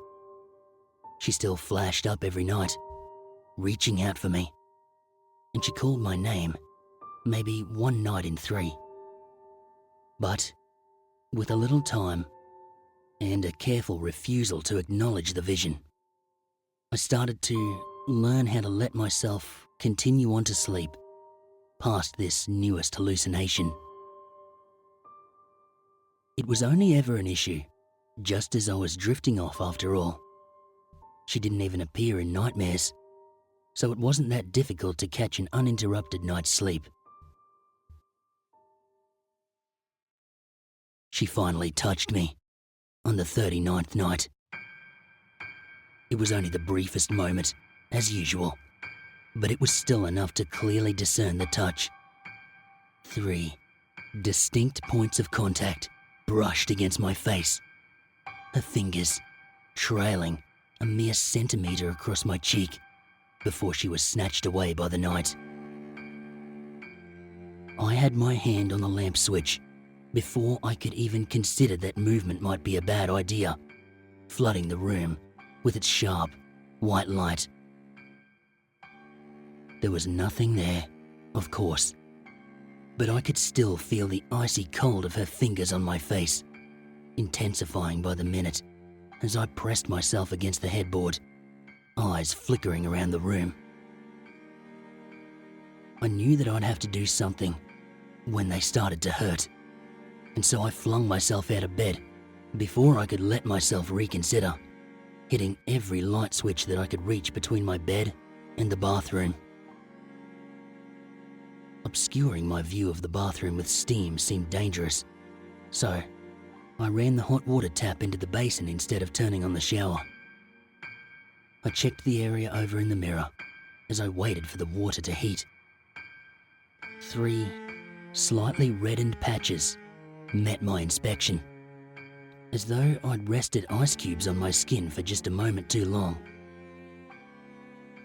The warm water from the basin seemed to ease the sting a little, and continued application of a washcloth soaked in it provided better and better results. I spent the night right there, sitting on the counter, so that I could set my back into the corner, periodically refreshing the temperature of the water. By morning, the pain had stopped entirely, and the patches had settled into the barely there blue of an underdeveloped bruise. My parents let me stay for 3 nights this time, before they gently pushed me back to my own apartment. I don't blame them. This would hardly be the first time that I'd burst in babbling about something touching me. The 43rd night was spent once more in my own bed, albeit with my bedroom light blazing. And nothing happened. I eventually managed to drift off towards sleep, despite my pounding heart and the bright room. But all that floated past my consciousness was the faintest scent of mildew.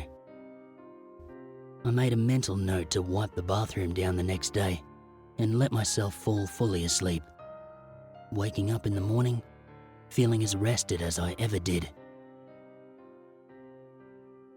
The smell, it was even stronger the next night, despite my efforts, and strangely tinged with bleach, which I hadn't used.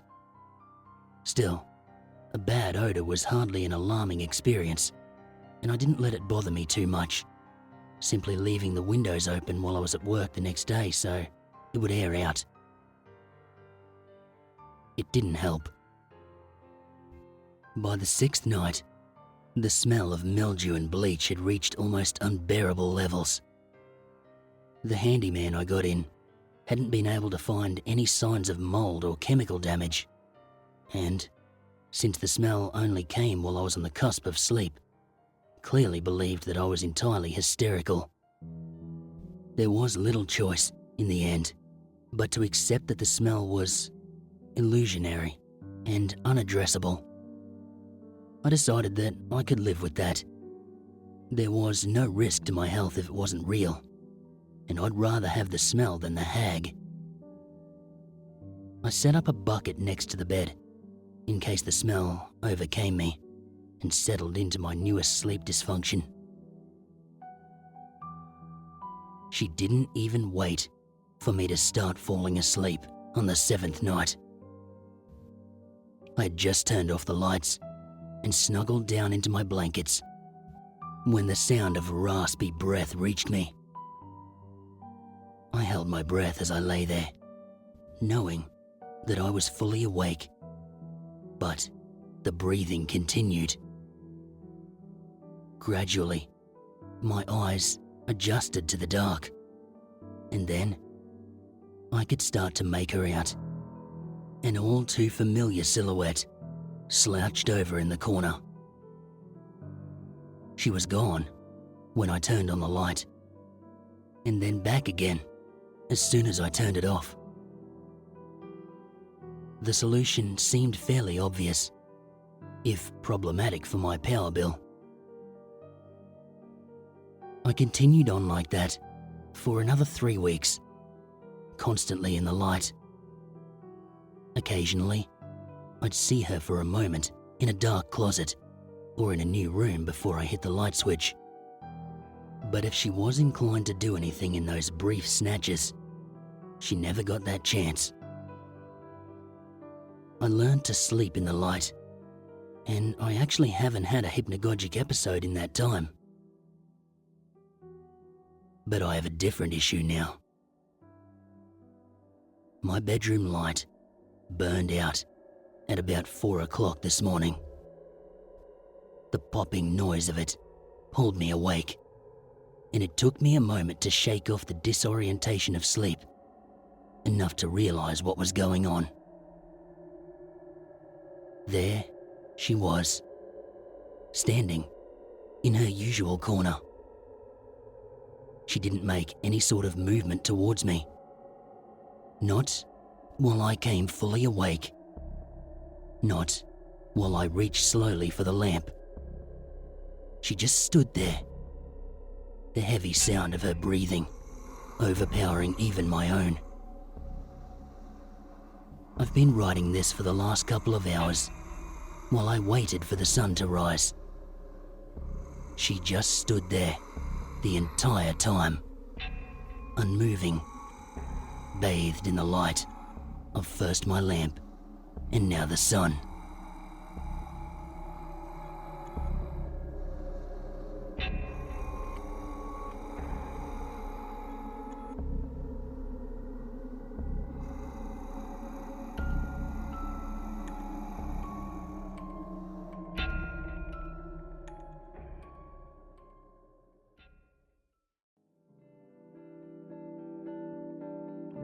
My best friend Sean and I, we would often find new places to explore.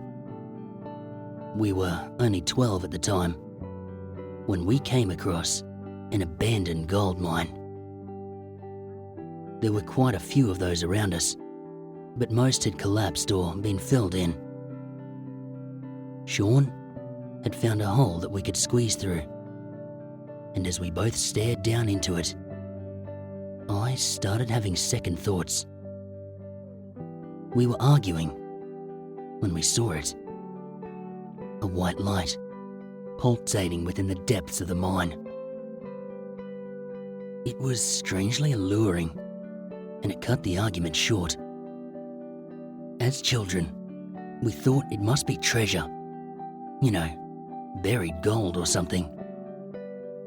Sean was the first to go down, lowering himself into the hole and then down into a tunnel. I reluctantly followed him down, and we slid on our backs until we got to level ground. The tunnel itself, it was dark, but we could both stand in it. A few meters in front of us was this white, floating light, and although it had no face, I could just tell that it was watching us. We had no other source of light besides this orb, and as it dimly lit our surroundings, the most I could make out was some decrepit wooden beams and the dirt that surrounded us. Sean did not hesitate and walked closer, but the light, it slowly floated out of his grasp, teasing him to follow it. The closer Sean walked toward the light, the narrower the space around him became. It seemed like the hole would swallow him if he went any further, but I said nothing, and I kept on watching. I felt too claustrophobic to go any further, but I wanted him to touch it. I wanted to know what it was without taking the risk myself. The glowing light, it stopped in front of Sean and just floated in place. Suddenly, he jumped out and grabbed it with both hands on either side, causing the orb to shine and illuminate the entire tunnel. I saw Sean's eyes go from wonder to absolute terror when he realized what was in front of him. A gaunt man, perched on all four of his elongated limbs, was staring at us with big, white eyes. The orb was sprouting from a flesh-like tentacle that seemed to be attached to his back. Sean staggered away in horror, and the man let out the most blood-curdling scream that I'd ever heard. It sounded like hundreds of people screaming, seconds apart from each other. And the look in his eyes was that of a predator saying, "I got you." But what came next was much, much worse. I watched as saliva flowed out of his mouth, as it opened to form a wide grin full of spine-like teeth. At this point, my whole body told me, it is time to go, and I turned to the exit. The second I turned away, the light cut, and I went into panic mode. I frantically clawed my way back up the way we'd come, and in the darkness, I heard Sean scream. I remember almost getting to the top and then falling back down to the bottom again. I remember you grabbing my foot, Sean, as a claw-like hand latched around your shoulder. It scratched me in the process of getting to you. I remember you begging me to help you, and I also remember kicking you back into the darkness. You stopped screaming by the time I got to the top, but I still hear you in my dreams. I'm sorry, Sean. I never told anyone what happened to you, not even your parents. I feared this monster, what our parents would say, and most importantly, I was scared that they would find out that I let you die. I hid the scratch from my parents. It got so infected that it took a month to heal. Even to this day, the scar is so big that every time I put my shoes on, I think of you. Now, in my 30s.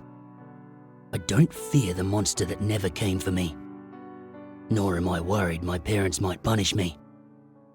The one thing that haunts me is that every time I put my shoes on, I see the image of my foot in your face, kicking you back down there to die. I hear your screams fall to a whimper as the sounds of your flesh and bones being ripped apart drowns out your last calls for help. I'm confessing all of this in the hopes that someone will remember your story. I'm coming back down for you tonight, Sean. Whether I live or die.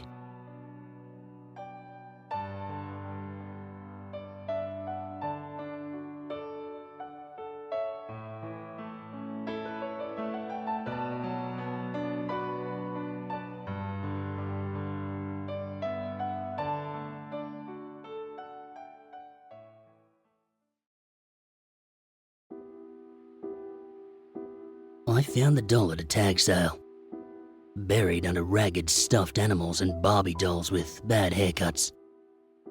It was tall, about 18 inches, and it had curly black hair that turned bluish in the sun. Its eyes were green, and it had these eyelids that opened and closed when you tilted it. It reminded me of the dolls my grandma used to collect. When I was a kid, I'd spend my weekends at her house. I'd always beg her to let me play with those dolls, but she'd tell me they were just for show. Now, here I was, 25 years old, and buying a porcelain doll at a yard sale, so I could finally play with it. Yeah, odd, I know, but I felt like the doll was meant for me. Hell, it even looked like me. If you took away the Victorian-style dress and replaced it with blue jeans and an old t-shirt. I took it home and cleaned up the dirt marks on its face and arms. I stared at it for a long time, unsure of what to do. I can play with it, I thought. No one's here to tell me I can't. But what the heck do I do? I wasn't 8 years old anymore. Playing with dolls no longer came easy to me. Why didn't I just stick it on a shelf and call it a day? Damned if I know. I wish I had, though. I really wish I had. Instead, I began to tilt it from side to side, the way children do when they're pretending to make a toy walk. I moved it over to a figurine of an elephant I had on my side table. I stopped it, just in front of it, and without even thinking, I made it kick the elephant over. Luckily, my living room is carpeted, so the elephant only chipped an ear. Stunned, I set it on the couch. I held the elephant in my hands, cradling it, as if to apologize. I had no idea why I'd done that. I set the elephant back on the table, and I carried the doll back to my room. I set it down, on the rocking chair, just next to my bed. Then I left to make dinner, pushing the thoughts of the doll out of my mind. When I returned to my room that night for bed, I only gave the doll a quick glance before crawling under the covers. And there it sat, peacefully, on the chair, its eyes closed. I sat back up, eyes closed. I tried to remember if they'd been closed when I sat it down. The lids could have easily shut as I carried it, I reasoned. Chances are I just hadn't noticed. I settled back down into my bed and shut off my bedside lamp. It was late. I was tired, and worrying about a doll was not going to help me tackle work in the morning. I dozed off without any further problems.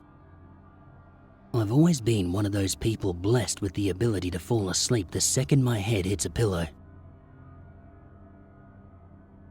I woke, suddenly, hours later, and I groggily looked at the clock.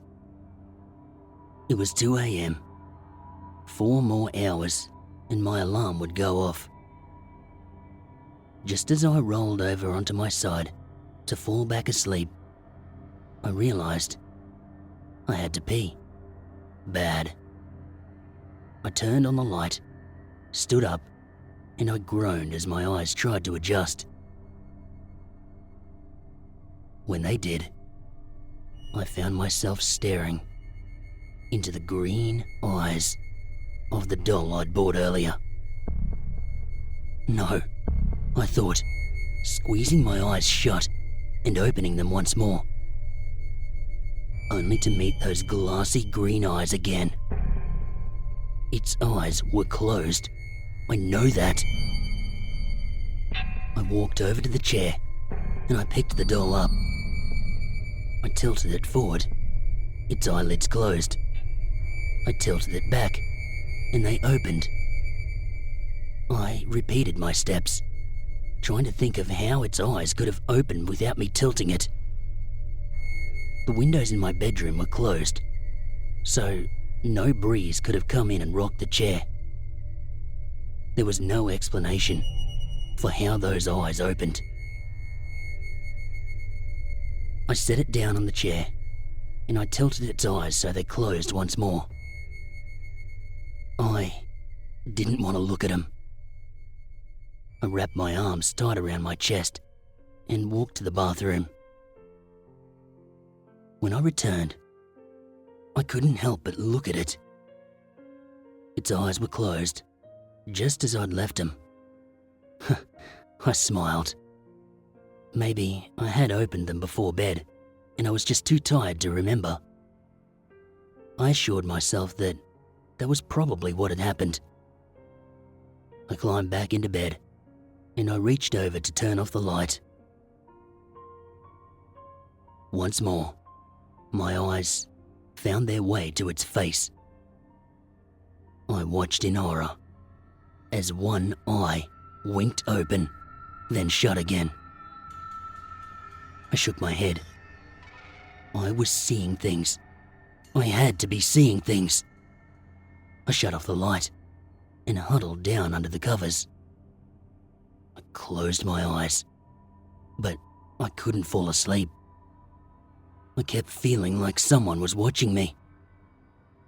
I tried to ignore that feeling. I was an adult, for God's sake. I wasn't going to let some doll creep me out. I curled up into a ball and wrapped the covers around my chin.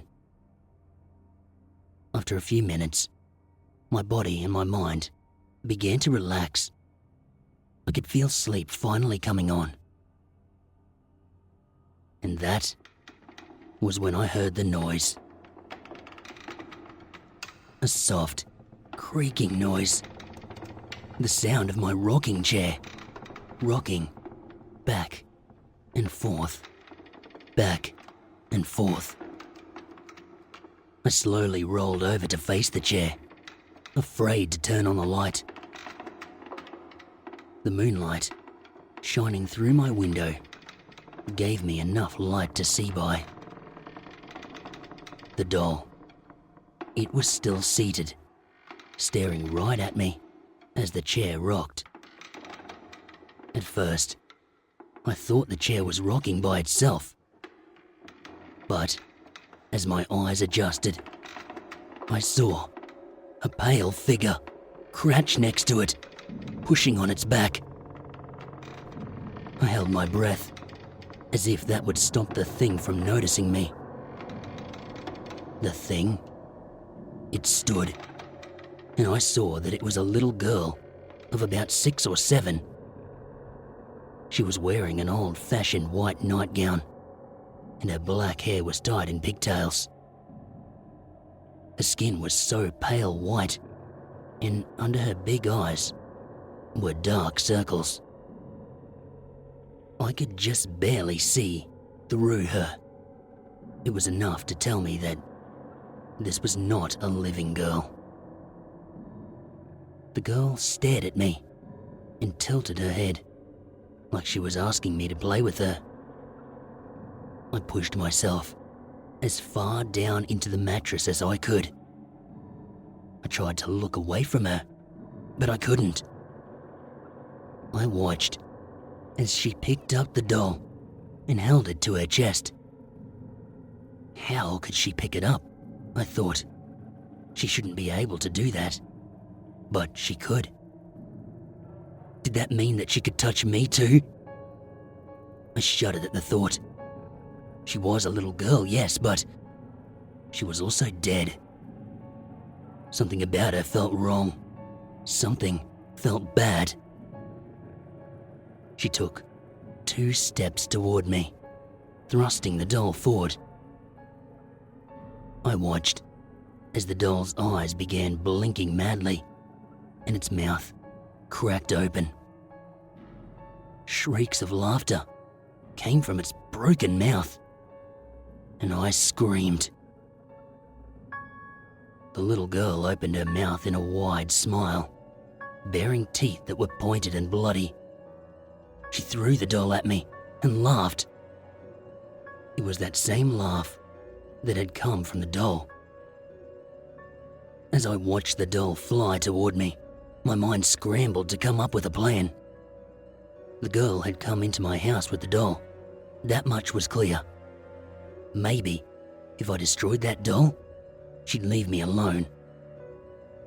I caught the doll, which now had the same sharp teeth as the girl, and held it as far away from my body as I could.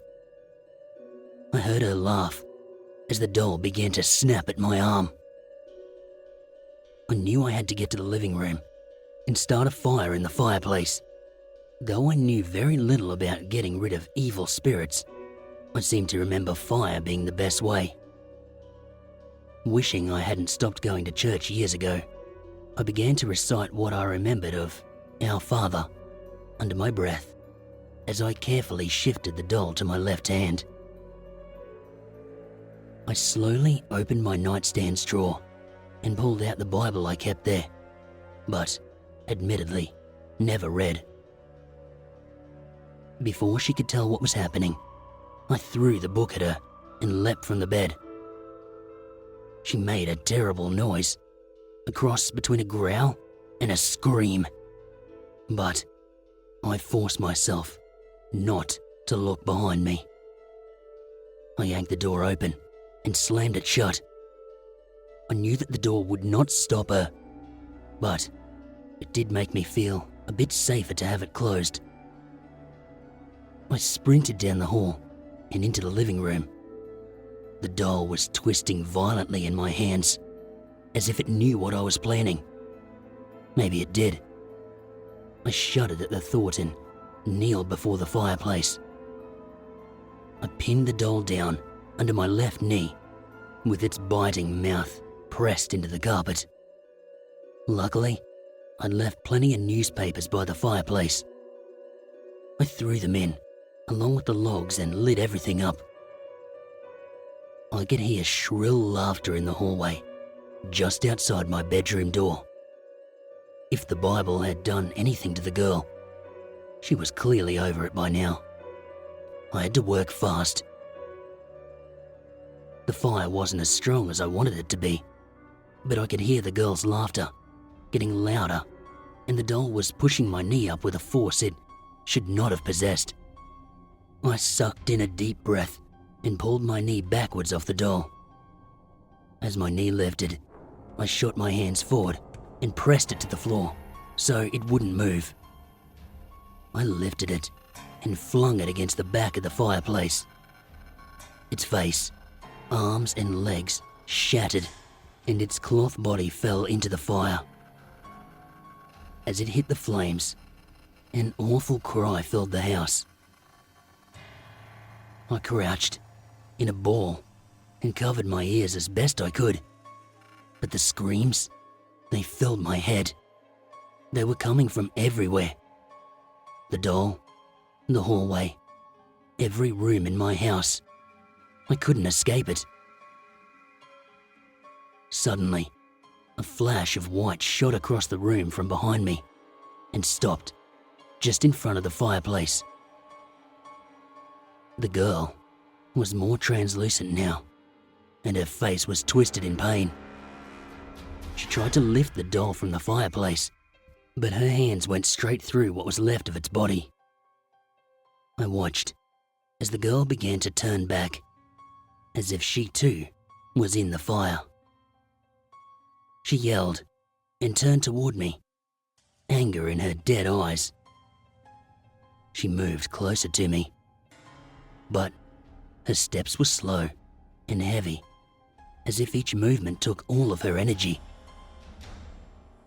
I don't know why I didn't run, but my body would not uncurl itself, and my eyes would not look away from her as she came closer and closer.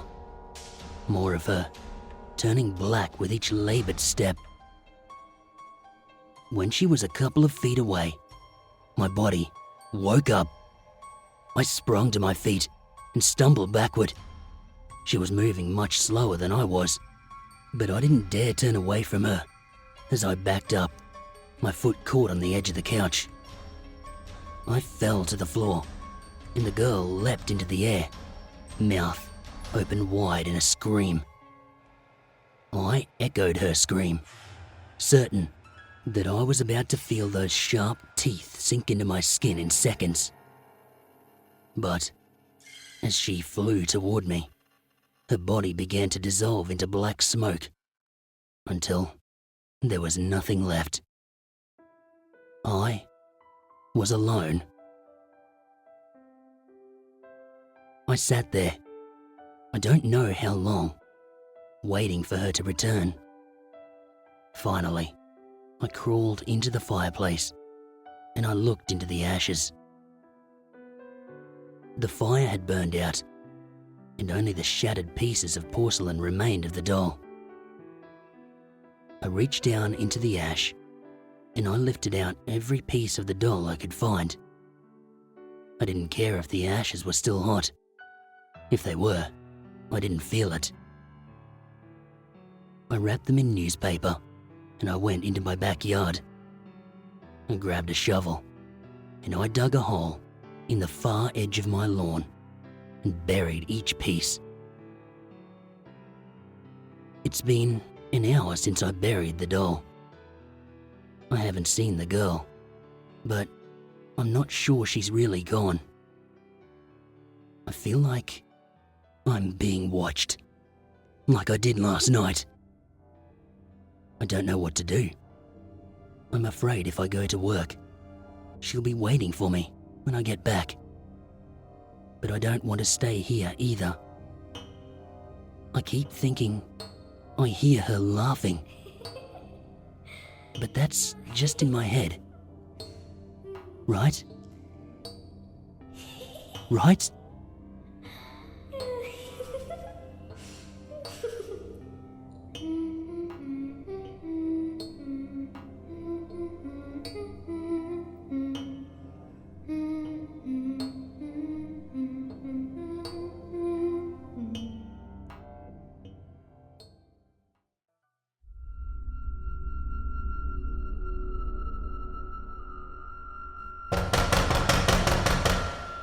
I shot upright out of bed when I awoke to a sharp knocking on my front door.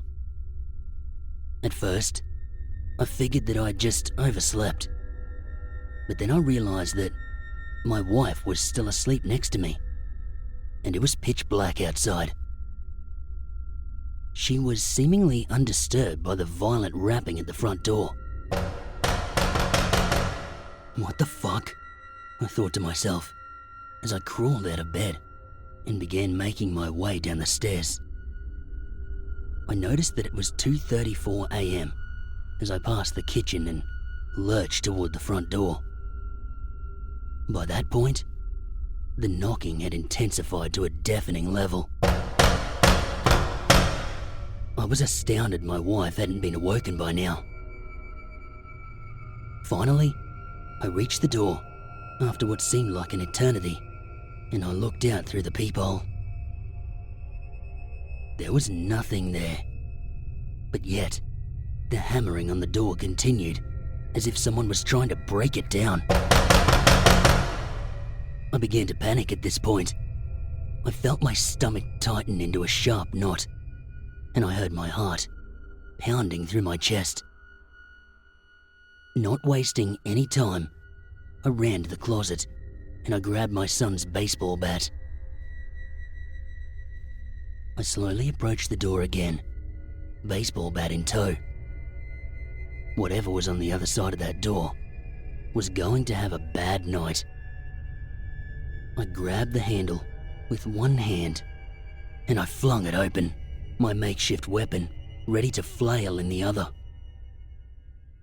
I was greeted with a crisp, chilly fall breeze and nothing else. There was no sign at all that anyone had just been trying to beat my front door down.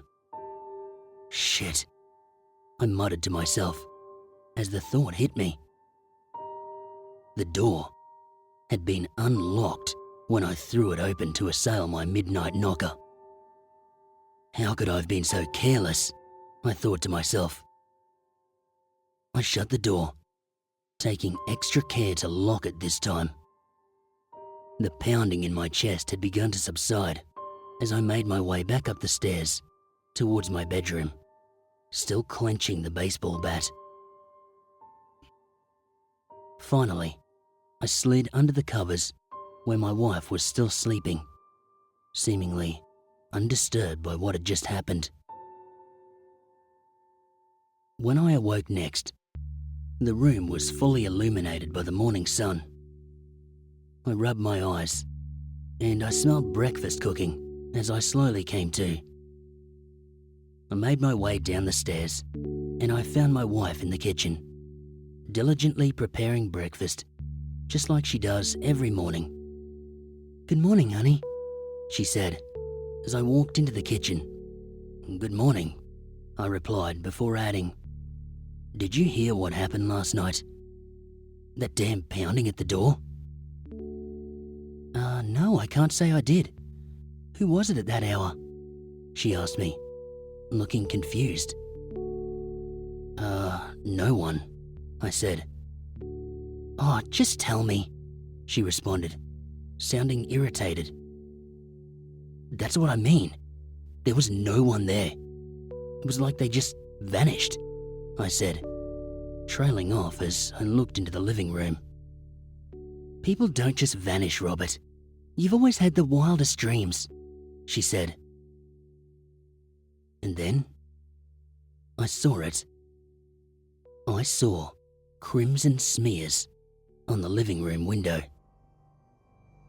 I gestured towards the window, and my wife let out a panicked yelp. "Still having wild dreams?" I said, as I pointed at the bloody smears on the window. I instinctively picked up my phone and promptly called the police after that. Their reaction was lackluster at best. The officers showed up nearly half an hour later, looked around the property, and said that they would keep an eye out for any suspicious activity in the neighborhood. "It was like they didn't even care," my wife said, while looking at me with great concern in her eyes. She was right. They were very apathetic and hasty in their search. I would have to take this matter into my own hands. "Don't worry, I won't let anything happen to either of us," I said, in the most reassuring tone I could muster. I didn't tell her, but I was scared. We clearly had someone trying to play some kind of sick joke on us. Later that day, I made the drive to the local sporting goods store, and I picked up a few trail cameras. I set up the first one with a clear view of the front door, and one in the tree that stood in the backyard. The latter one would have a perfect view of the back door and the living room window. My wife and I We tried to get on with our day as best we could. The atmosphere in our house, it remained tense. Our boy would be home from summer camp in a week, and there was some lunatic traipsing around our property at night. We stayed up for the majority of that night, just waiting to see if anything would happen before passing out together on the couch. I was, yet again, awoken in a state of delirium by the same hellacious pounding from the night before. As I tried to sit up from the couch, I was quickly yanked back down by my wife.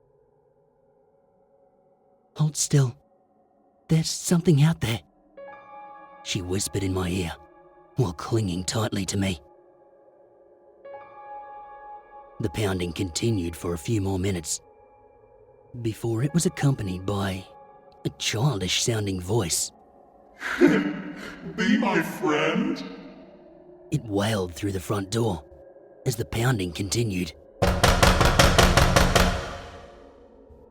We laid on that couch for hours, frozen in fear at whatever was at the door. It may have sounded like a child, but we knew what was pounding on that door was not a child. Finally, the sun began to peek through the window, and the wails and pounding subsided. Eventually, we got up and armed ourselves the best we could before making our way to the front door. The coast was clear. There was no evidence that anyone had been there at all, even though the front door should have been in splinters. The trail camera footage was both horrifying and baffling. The video from the front of the house was completely clear. There was no evidence that anyone had been at the front door the night before. The footage taken at the rear of the house, however, was the most disturbing thing that I had ever seen. At exactly 2:34 a.m., a tall, lanky figure appeared on the screen and began lumbering towards the house. This thing had a long, emaciated form with arms that dangled past its knees, which were bent backward. At the end of its hands, it had massive claws that scraped along the ground. Its face was that of a human child, the sole difference being its mouth. That was curled into a smile that seemed to wrap around its entire face. Vicious-looking teeth protruded from its demented-looking smile. Suddenly, I was jolted back into reality when I heard a sharp knock at the door. I grabbed the baseball bat that I'd previously armed myself with, despite knowing that it wouldn't do much good against this creature. The knocking, it didn't continue, however. So, I crept towards the door and I peered out the peephole. It was the police. I pulled open the door, still cautious. "Can I help you?" I asked. "I sure hope so. We're investigating the disappearance of your neighbours," he replied. My heart sank to the pit of my stomach at that moment. What does he mean, disappearance? I thought to myself. Finally pulling myself together, I said, "How can I help, officer?" "Well, for starters, can you tell me the last time that you saw your neighbours?" he asked, while pulling out a notepad. "To be honest, I can't. It's been a while," I replied, feeling more worried by the second. If I looked any more nervous, he may think I was a suspect. "Well, have you seen or heard anything suspicious going on in the area lately?" the officer asked. "Well, yes, I have. We tried to report it before, and your department blew us off. I half yelled at the officer. Hold on, I added, running into my living room. I explained to my wife that we needed to show the officer the footage. She reluctantly agreed, and we showed the officer everything we had. He was naturally as bewildered as we were, but he chalked it up to an elaborate joke played by some local kids. The officer did take the trail cam as evidence though, citing the fact that the tricksters could know something about the case. My wife and we spent the rest of the day trying to barricade the house as best we could, and made arrangements for our son to go to his grandparents while we dealt with the situation here. It seemed this thing only came around late at night, and so we waited. Like clockwork, it came. 2:34 a.m, and the pounding started again. The wails followed soon after. Come play with my friends.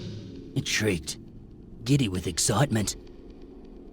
My wife looked at me while clutching a large knife in her hands. What the fuck does that even mean? She whimpered, with tears welling up in her eyes. I don't know, I said sternly. Nothing good, I'm sure. And then it hit me. We could never see it at the front door, but it had been spotted in the back of the house. I crawled over to the living room, being as discreet as possible. I peered out, and I saw it. It was stacking the bodies of the neighbour family in my backyard. Just then, a cold chill hit me. It was staring right at me, waving a severed arm in its massive, clawed hand. The pounding on the front door, it intensified to an ungodly level, and before I could blink again, it had made its way over to the window, rubbing the mangled arm against the glass, leaving bloody streaks on it. I have lots of friends. Come play with us. And squealed in a shrill, deafening tone. My wife screamed and hurled the knife that she was holding through the window, causing the creature to run away, back to its pile of friends. It began to sob loudly, and it screamed in a low, guttural voice. Fine. If you won't be my friends, I'm sure James will. Before barreling off into the tree line. My wife collapsed as the creature left its passing message. James is our son.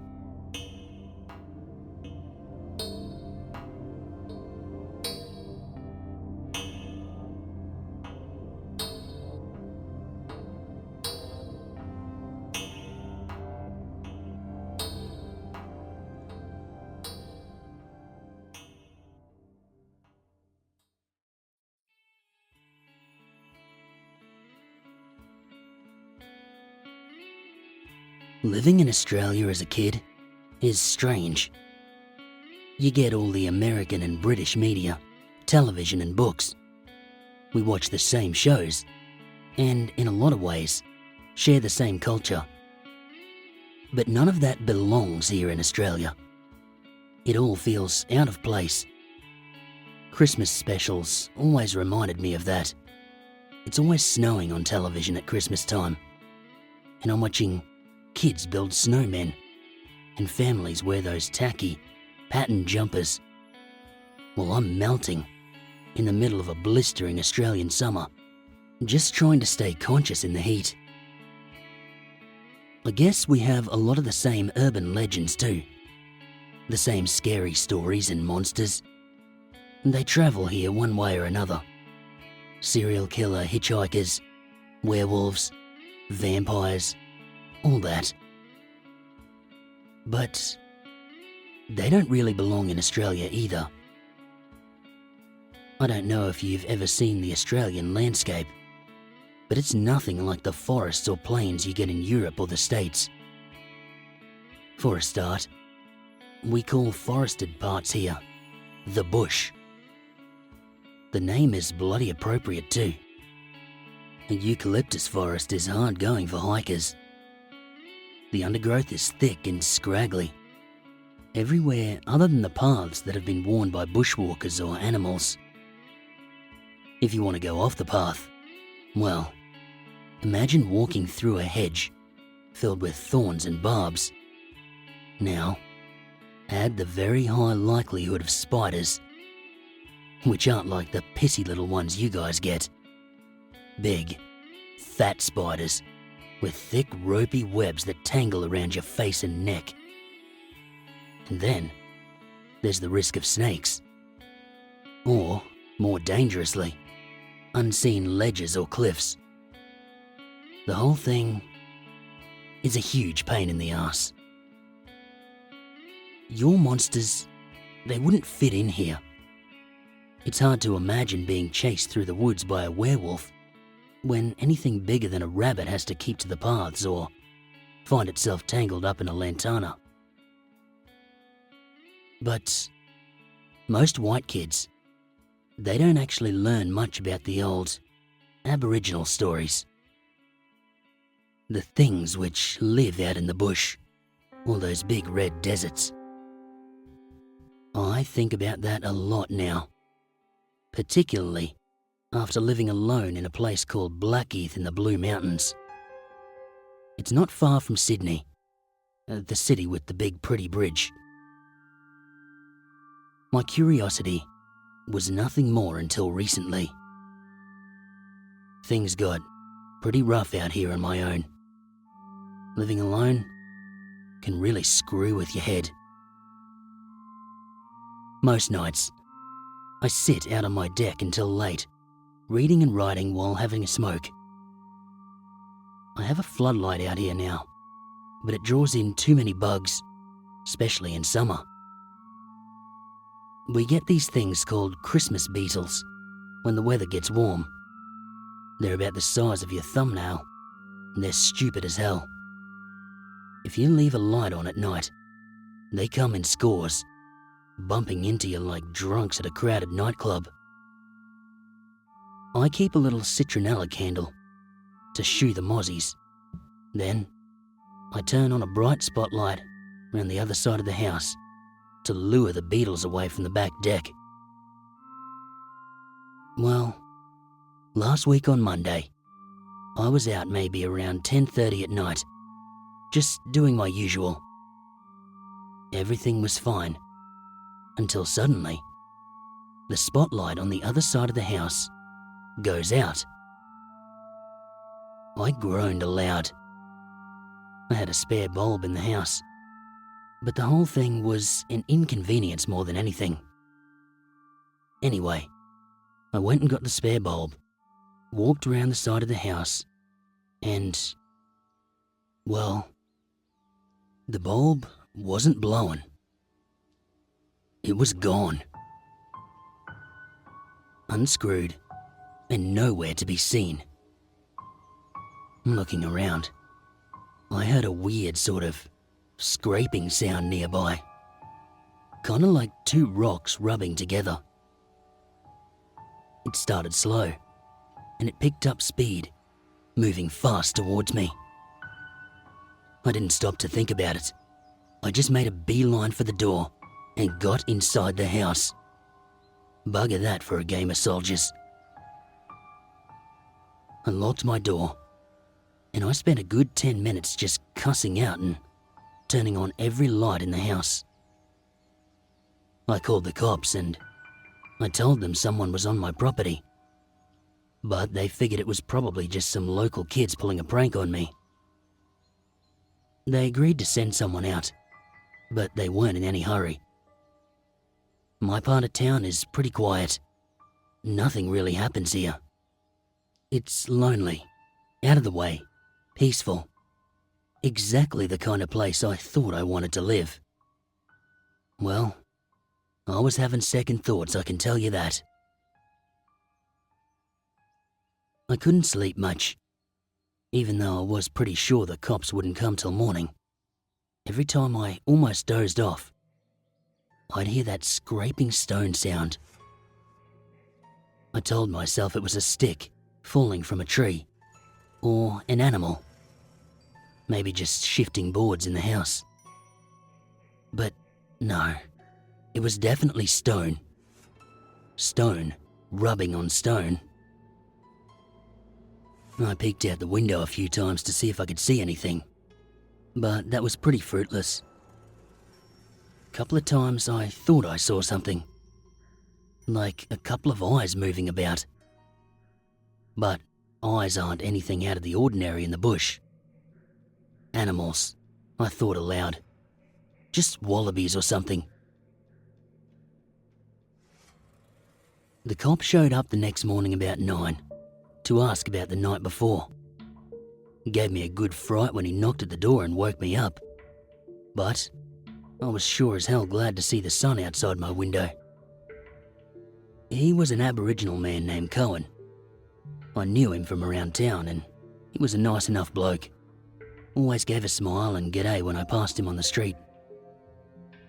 We checked out the spotlight. Bulb missing. No footprints or anything weird. No idea where the bulb went. He reckoned it was weird that it wasn't dropped and smashed under the fitting. Lights like that get bloody hot. You don't even think about handling them unless they've been turned off for a good while. Not without oven mitts or something on your hands. What kind of teenage vandal carries oven mitts? Anyway, when I got to the part in the story about the sound I heard, the scraping stones, he didn't laugh it off the way I tried to.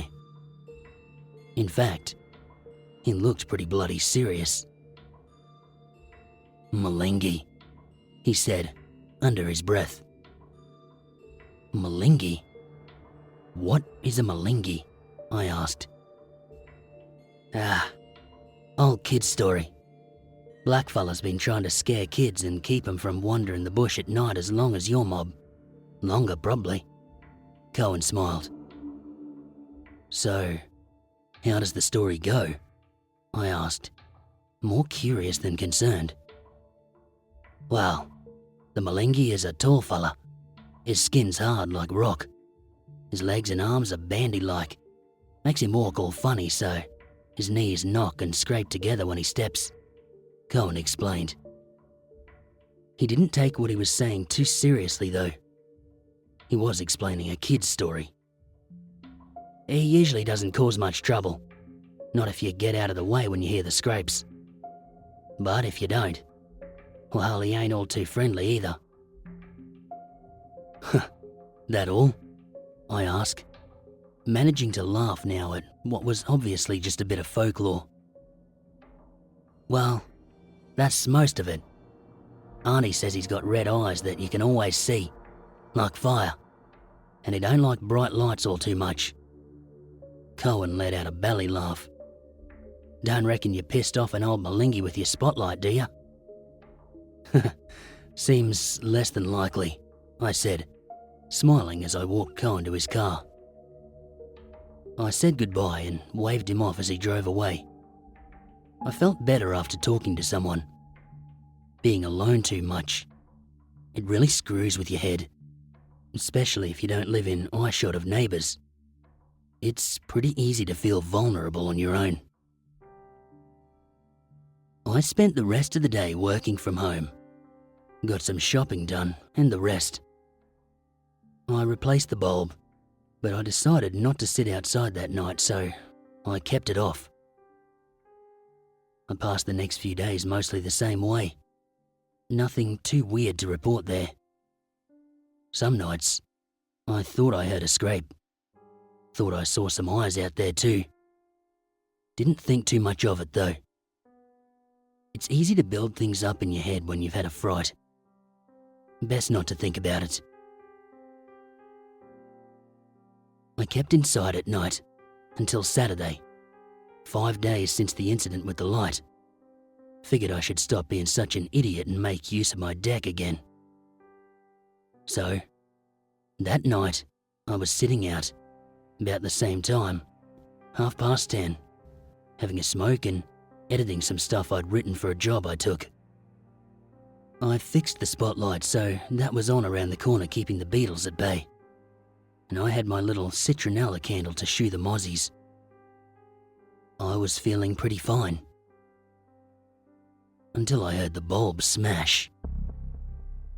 Light around the side suddenly went dark. It was a quiet moment, but then the night erupted with this gravelly scream that sounded like nothing I'd ever heard.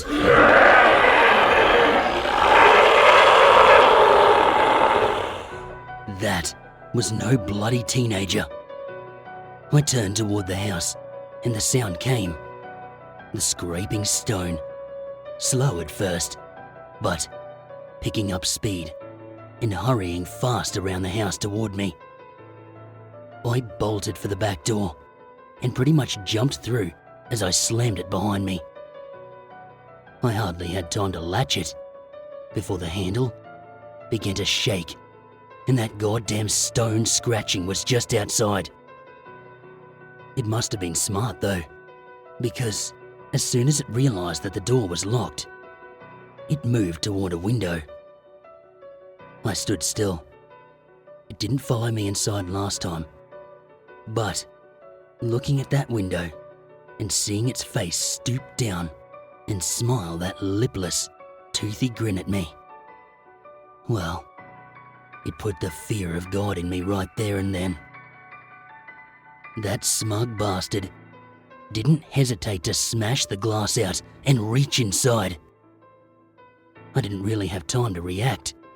I grabbed at my keys, but by the time I turned to make for the front door, it had already half clambered into the house. He was a lanky bastard, maybe 7 or 8 feet tall, spindly and long-limbed. It looked almost spider-like, with its limbs oddly folding through the window. The skin, it looked black, or maybe like stone, but those big-ass red eyes were all I had time to take in properly before I got the hell out of Dodge. Sure as anything, those were the eyes I'd seen outside my window, and those eyes looked pissed. It screamed that horrible scream again and swung its arms at me as I ran for the front door, bursting into the night and slamming it behind me. I sure was glad I never bothered to park my car inside the garage. Just the thought of having to take the time to open it up was making me piss myself. I pulled open the door to my Nissan Patrol.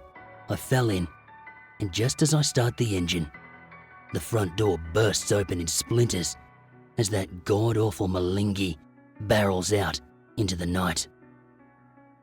That smile, that sickeningly wide smile it made as it lurched toward me on all fours, the scrape of stone on stone as its knees clicked together. I have no idea how I made it into town without flipping my car. I drove faster that night than I've ever driven in my life. As of now, I'm looking to move back into the city. Whoever buys my old house, they can have whatever I left behind. I sure as hell don't want to go get it. I got a call from my friend this morning too. Wants me to go camping in the bush. Bugger that.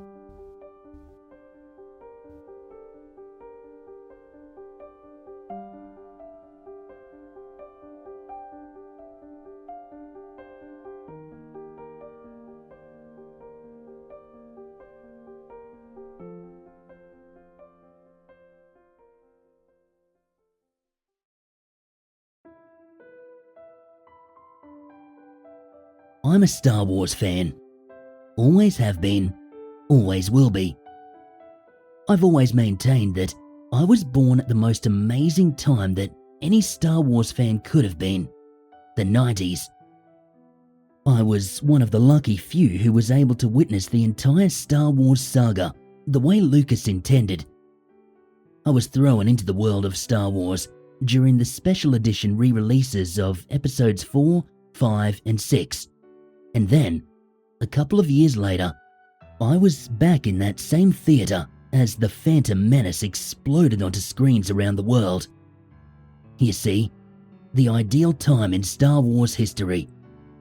Not old enough to have had the excruciatingly long wait between the original release and the prequels, and not young enough to have been exposed only to episodes 1 to 3 before witnessing the beauty of the original trilogy. But, as much as I look back favourably on my Star Wars experience growing up, there's one thing that always bugged me as someone who had grown up outside of the original hype. This is, of course, a gripe that many Star Wars fans have. Ever since the release of those special edition films that had pulled me into this fantastical world, it has been absolutely near on impossible to find any genuine copies of the original, unaltered Star Wars films from the 70s and 80s. I mean, seriously, have you ever tried tracking these things down? Because personally, I've spent years with zero luck. Whenever I'd get my hands on a DVD or VHS claiming to be the originals, it would turn out to be just the special editions, or some crappy fan edit of the special editions made to look like it was the originals. You know, a little colour grading here and there, dull things down a bit. It was obviously not the genuine artifact. Even an untrained eye could see that. I mean, the Han Solo scene alone. Come on. After spending more money than I'm comfortable admitting in my hunt for these things, I eventually gave up, resigning myself to the fact that I would never be lucky enough to witness Lucas's original masterpieces. Such a shame, I thought, a true relic of film history, lost to time itself. Fast forward to May the 4th, one of my favourite days of the entire year. I had just finished my annual Star Wars marathon tradition, and as I was carefully placing my cherished Return of the Jedi Blu-ray disc back into its shiny case, I got a call from my friend Ben. Ben and I had grown up together, and like me, he shared a deep love for Star Wars as well. I picked up the call. "Hey dude, what's up?" "I'm guessing you've just finished watching too?" "Ha, you know it, brother. What order did you watch in this year?" 1 to 6. Just the boring old chronological. You know me, creature of habit. How about you?" "I went with something a little different this year. Have you ever heard of the flashback order?" What's the flashback order?" "Okay, so get this. You start with episode 4, right? Then you go on to episode 5. But before hitting Jedi, you watch the prequels as flashbacks. See, most of the spoilers are pretty much out of the way by the end of Empire. You still get to start with the original trilogy, and you avoid that weird janky look of going from the epic CGI effects straight into the dated look of A New Hope. Return of the Jedi's visuals are kind of advanced enough that it blends quite well coming off the back of the prequels. And best of all, you get to finish the saga on a high note." "Dude, you might just be a genius. I'm totally trying that next time." Yeah. To say that we were nerds would be quite the understatement. Anyway, as it turns out, Ben wasn't just calling me to talk sci-fi. He wanted to invite me to dinner. Looking around my apartment and realizing the only food in the house were the leftover snacks from my Star Wars Day marathon, I politely accepted. We hit up a favorite restaurant of ours, a small, family-owned place downtown.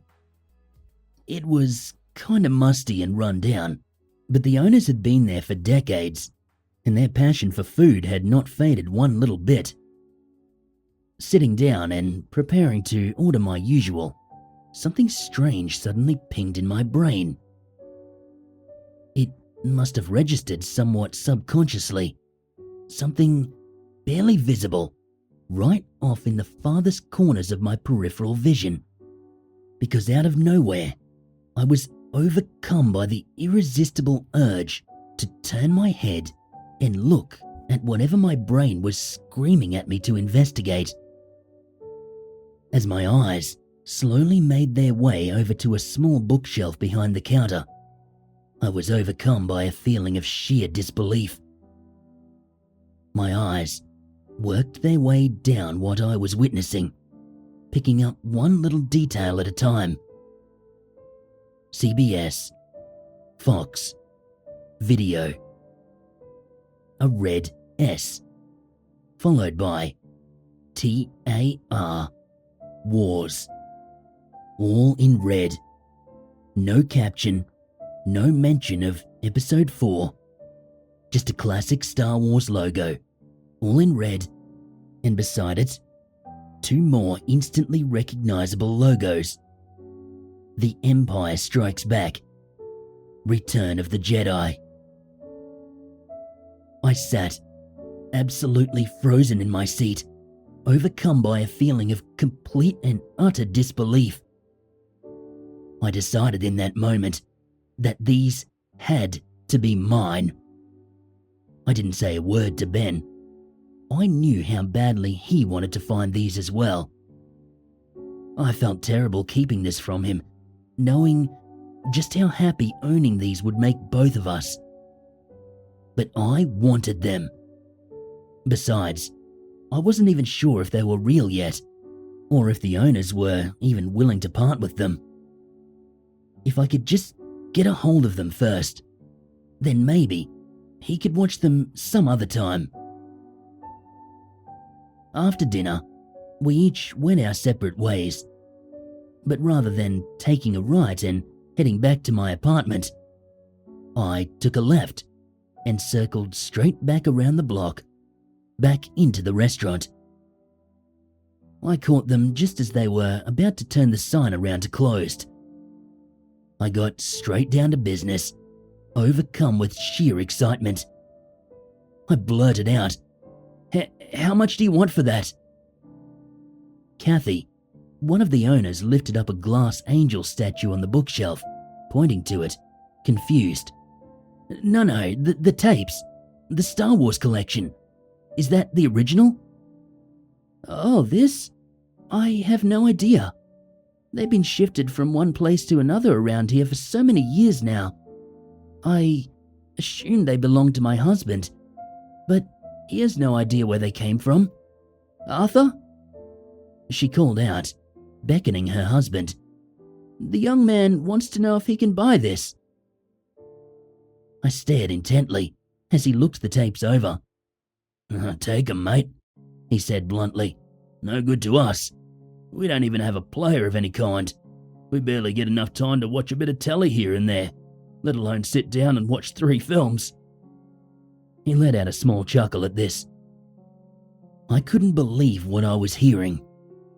If these really were legit, I had just scored copies of the original Star Wars for free. Thanking the couple profusely, I practically ran back home to my apartment, box set in hand, eager to check these out. Bursting in through my door, I fired up my VCR. Yes, I still had a VHS player. Not only am I a bit of a classic film collector, but I've spent that much time hunting for copies of these movies, I needed something around to test them on. Having had no luck so far in my quest, I silently prayed that tonight would be the night. I popped in the first tape, simply labelled Star Wars. I sat in my chair, the suspense killing me as the silent title flashed across the screen. A long time ago, in a galaxy far, far away.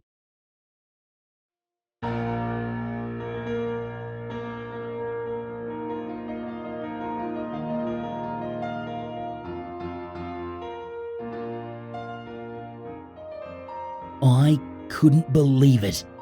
Yes, the bright yellow Star Wars logo flashed up on the screen, alone. No Episode 4, no A New Hope. This was the real deal.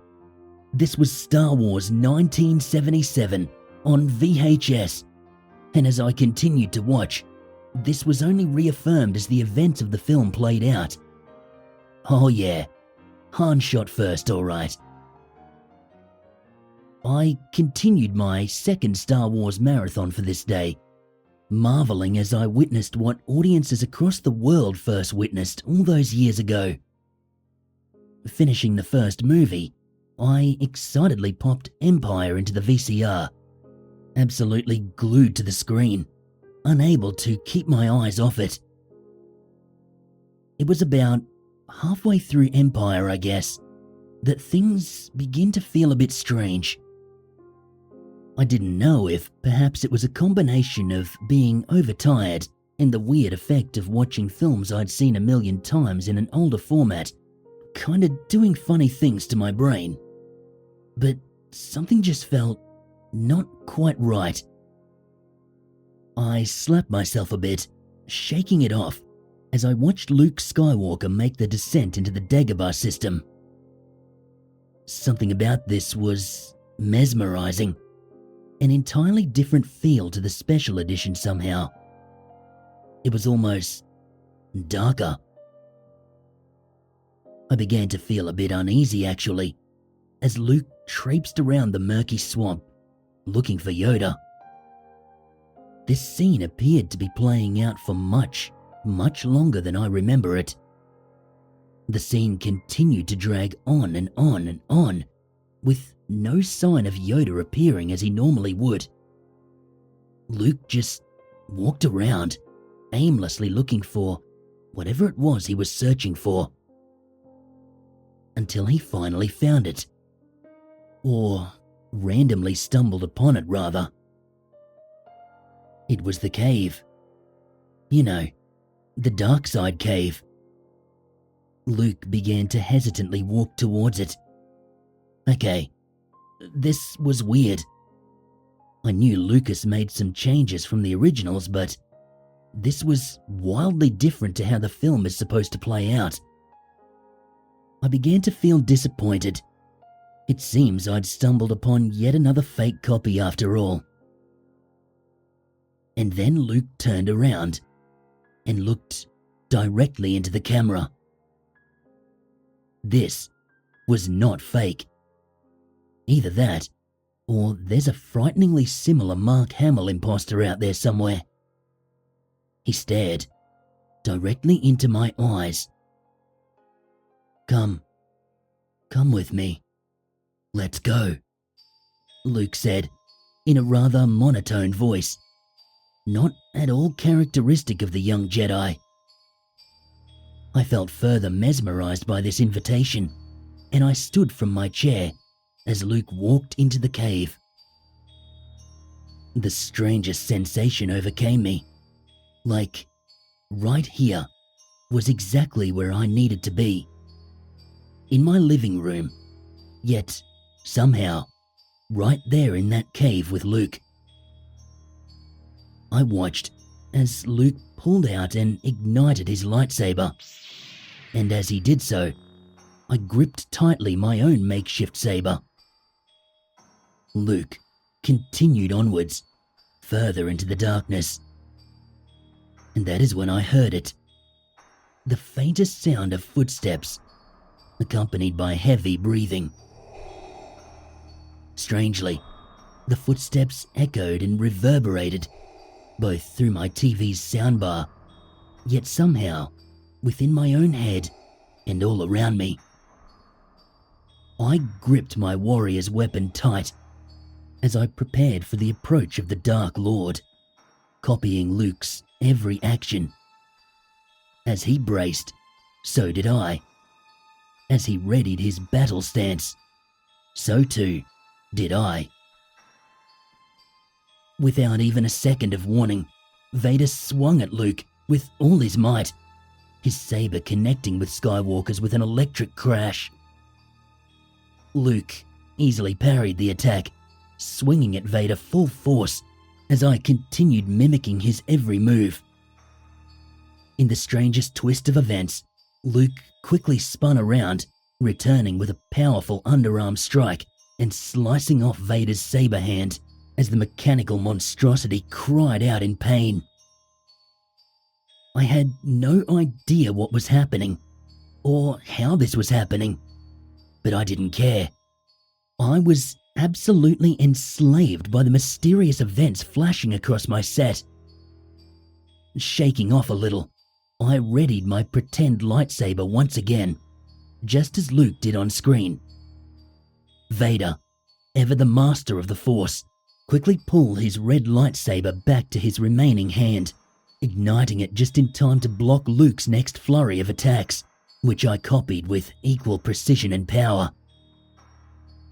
This fight continued on for a while, Luke clearly overpowering his father, despite his lack of training, somehow fighting with the power and the skill of Anakin himself in Episode 3. And whenever he would turn towards the screen, for the tiniest of moments, I could see the faintest hint of yellow in his eyes. As the fight reached a crescendo, Luke struck at Vader with all the anger and hatred of a lifetime of dark side training, connecting with limb after limb. First, the legs, rendering Vader useless on the ground. I watched, equally disturbed and yet somehow excited, as Luke did not stop there. He continued hacking away at Vader. Me, still in this strange trance, continuing to copy Luke's every movement. Slash, an arm flailed off to the side as Vader's cries became more pained, more human with every blow. Slash, another arm. Slash, as Luke burned through his torso. Slash, as Vader's head rolled away haplessly, just as it had done in the original film. But when that helmet exploded, Luke did not see his own face within, as he had always done. No. As the smoke cleared, I saw my friend's face, then stared back at me, clear as day. This was enough to shake me from my trance. I had gotten a little carried away here.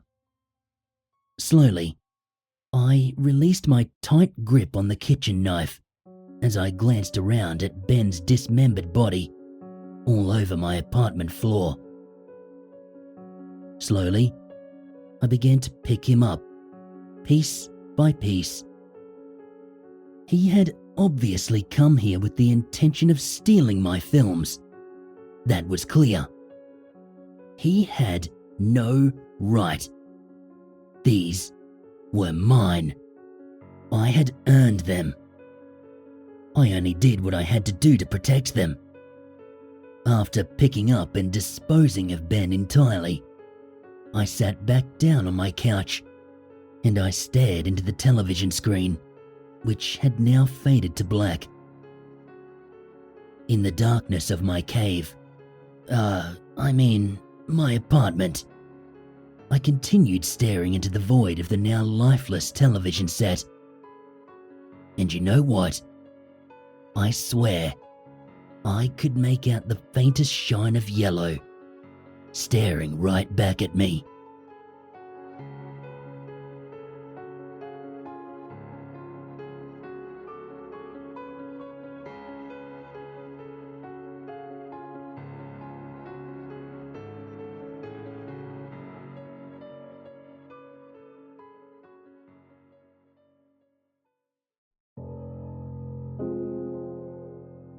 Star Wars Day is my life.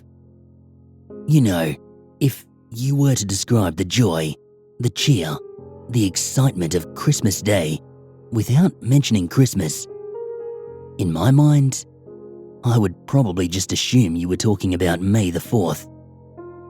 That was my day. Me and my group of buddies, we would take the entire day off every year to celebrate it. We had been doing this since high school, and I'm pretty sure our teachers back then, and our employers now, may have picked up on the fact that our lame-ass sick day excuses, which happened to fall on the exact same day every year, may not be entirely genuine. But credit to them, they always let it slide. This year's May the 4th was going to be epic. Most years we'd have these casual get-togethers. We'd put on some food, put some beers on ice, and just watch the movies. But this year, we were planning to do something a bit more hands-on. You see, our friend Kyle and his girlfriend, Heather, they, like us, were avid gamers. They took it a step further though. They had this amazing setup in their basement. There were 3 lines of desks set up in perfect unison. At each desk, back-to-back, fully decked out MSI gaming rigs. 12 of them in total. Why did they need so many just for themselves, you ask? Well, they didn't really. Being passionate gamers, they would often host these social gaming nights for pretty much whoever wanted to come. It was quite a cool incentive for the town, and Heather even scored some airtime on the local news to talk about the events they'd put on. We lived in a small town, so they always had enough rigs to cater for the 10 or so people who showed up. If ever they had more, they had these random consoles and handheld gaming systems around the place, so people could keep themselves occupied while they'd wait for a PC to free up. It really was an amazing setup. And this year, for our May the 4th celebrations, we intended to make full use of it. We had originally planned to play Battlefront 2 online literally all day, complete with coolers full of Mountain Dew and beer, and the most gut-rotting snacks you could imagine. This was set to be a LAN party for the ages. Yeah, I hear the groans. I know that Battlefront is not exactly beloved in the Star Wars community, but we just wanted a modern Star Wars game to play together. We had thought about booting up the Old Republic, but we had some problems messing around with EA accounts not playing nice with Steam, and, well, it was just a headache we didn't want. When you get one day off from work to celebrate your favorite day with your friends, you want something that's just gonna work, you know? So that's what we settled on. Until I got a call from Heather at around 8 p.m. on May 3rd. I picked up the phone and greeted my friend, excited to talk about our plans for the next day. "Hey, what's up?" I said. "Dude, I found something cool," Heather replied. "Let me ask you, do you really want to spend your entire day tomorrow playing Battlefront? That game's a shit show at best." Huh, yeah, I know. But I mean, it was the best pick of a bad bunch, right? We all decided. "Yeah, we did. But check this out.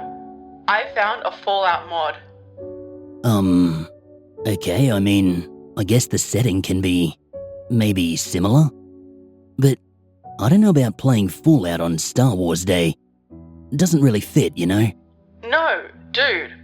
I found a Star Wars mod for Fallout 4. Oh, Galaxy at War. Yeah, I know that one. But it'd still be kinda weird. Fallout 4 doesn't have any online mode. We'd all just be doing our own thing. Would be a bit of a buzzkill, wouldn't it?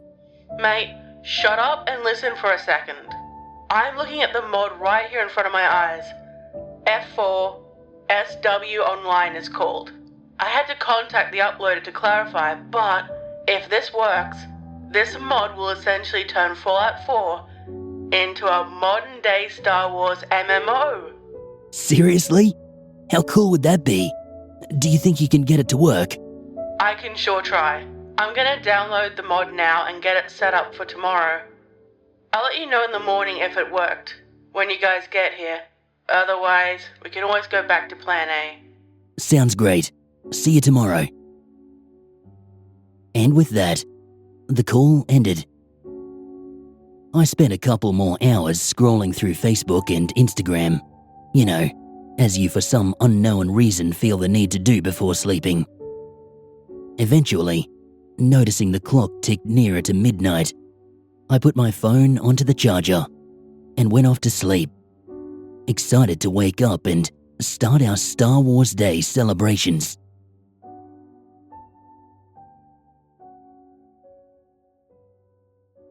My alarm went off at 7 a.m. sharp, and I sprung out of bed, ready for a day of gaming.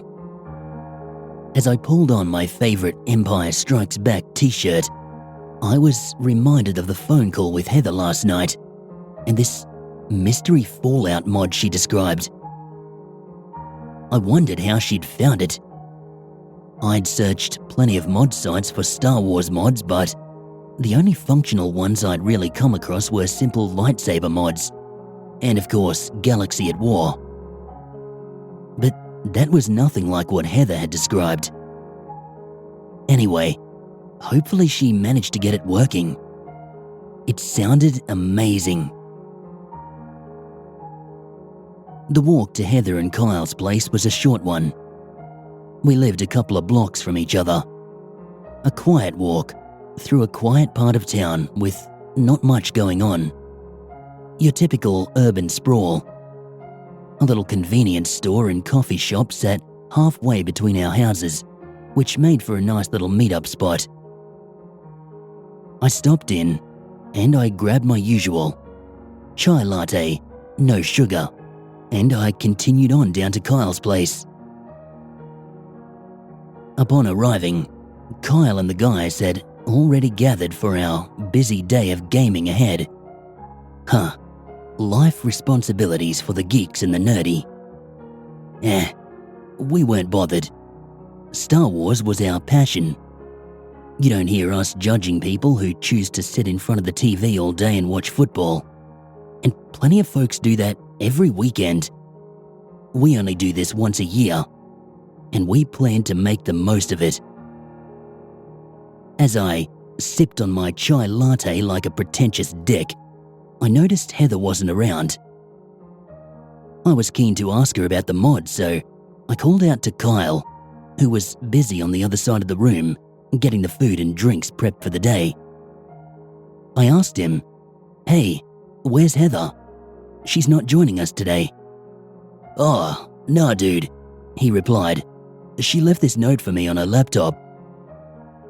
Well, that was very Heather style.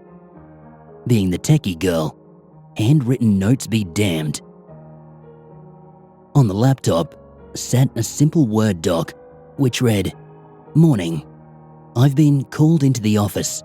Sorry guys. But hey, I got that mod working. It's up and running on all the rigs. I've set up temp Steam accounts for all of you. Just load up the game and you should be good to go. Have fun." It's in these moments I need to check myself. There had always been an unspoken, yet very much acknowledged by the both of us, pang of envy that Kyle had been the one to end up with Heather. We had both had a huge crush on her since, well, the first day we met her in primary school. She was, and still is, beautiful, in the true sense of that word.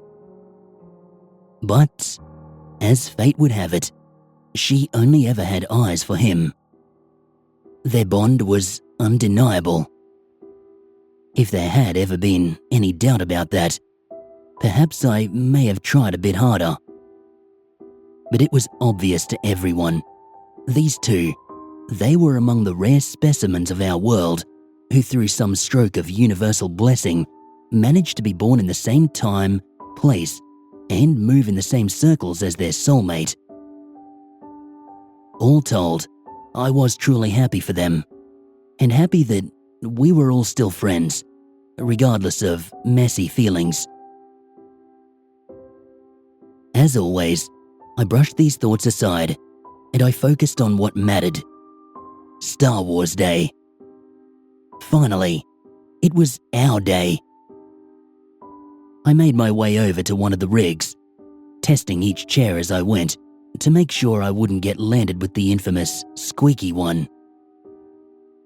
As I sunk into my battle station for the day, I smiled to myself as I listened to the beautiful sounds of Kyle pouring ice over our supply of beers. This was going to be a good day.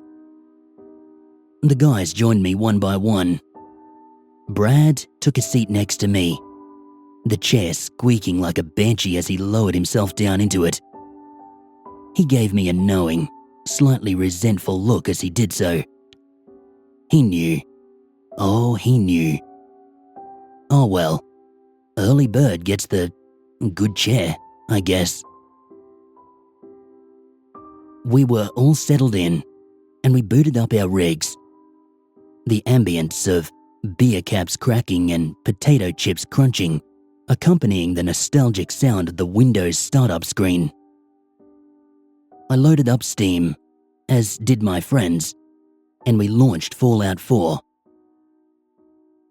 Upon launching the game, I was met with this pop-up. You are about to start Fallout 4 with the mod F4SW Online active. This mod will significantly change your gameplay experience, and you may be becoming unbalanced. Proceed. Yes/no. What the hell? What a weird intro. The signatures at the bottom appeared to be some kind of Eastern European, so I guessed the devs were non-English speakers. Unbalanced meaning the game could become unstable, I guess. I looked around the room, noticing my friends looking as confused as I was. Click yes then? Asked Kyle. And I shrugged, nodding my head. I guess so. What's the worst that could happen? We all clicked yes to proceed, and we were booted into full screen mode as Fallout 4 loaded up. Instead of the typical menu screen, however, we were met with an apocalyptic-style depiction of Coruscant, the Jedi Temple, and the Senate building in ruins, as dark clouds hung overhead. The music was weird.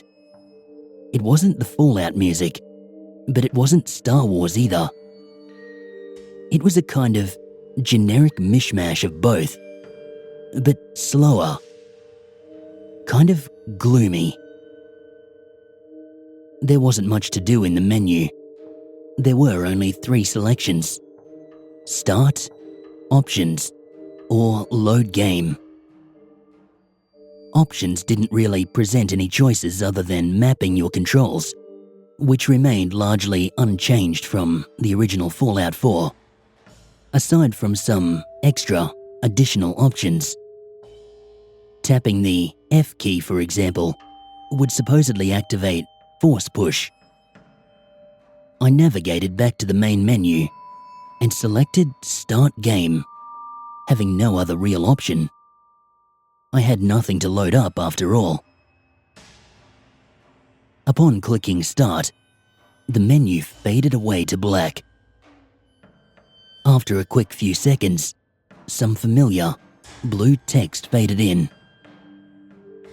Many years ago, in a universe far away. Okay, near enough, I guess. And then, it faded back out again.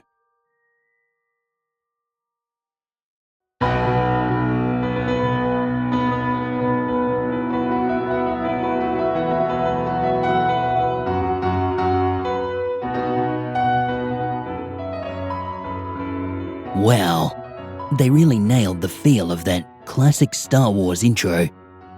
The logo was picture perfect, aside from some tiny changes, I guess, to avoid copyright. It continued to zoom up into the black expanse of space as the text scrolled on. It is a dark time for the galaxy. 2 years following the outbreak of civil war, the evil Count Dooku, desperate for victory at any cost, has unleashed the ultimate weapon of destruction upon Coruscant and many surrounding systems. Outlying planets have devolved into chaos as the threat of complete and total annihilation looms heavy over the galaxy.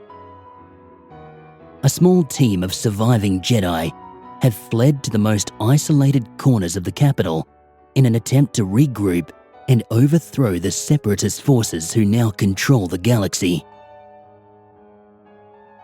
Cool setup, I thought.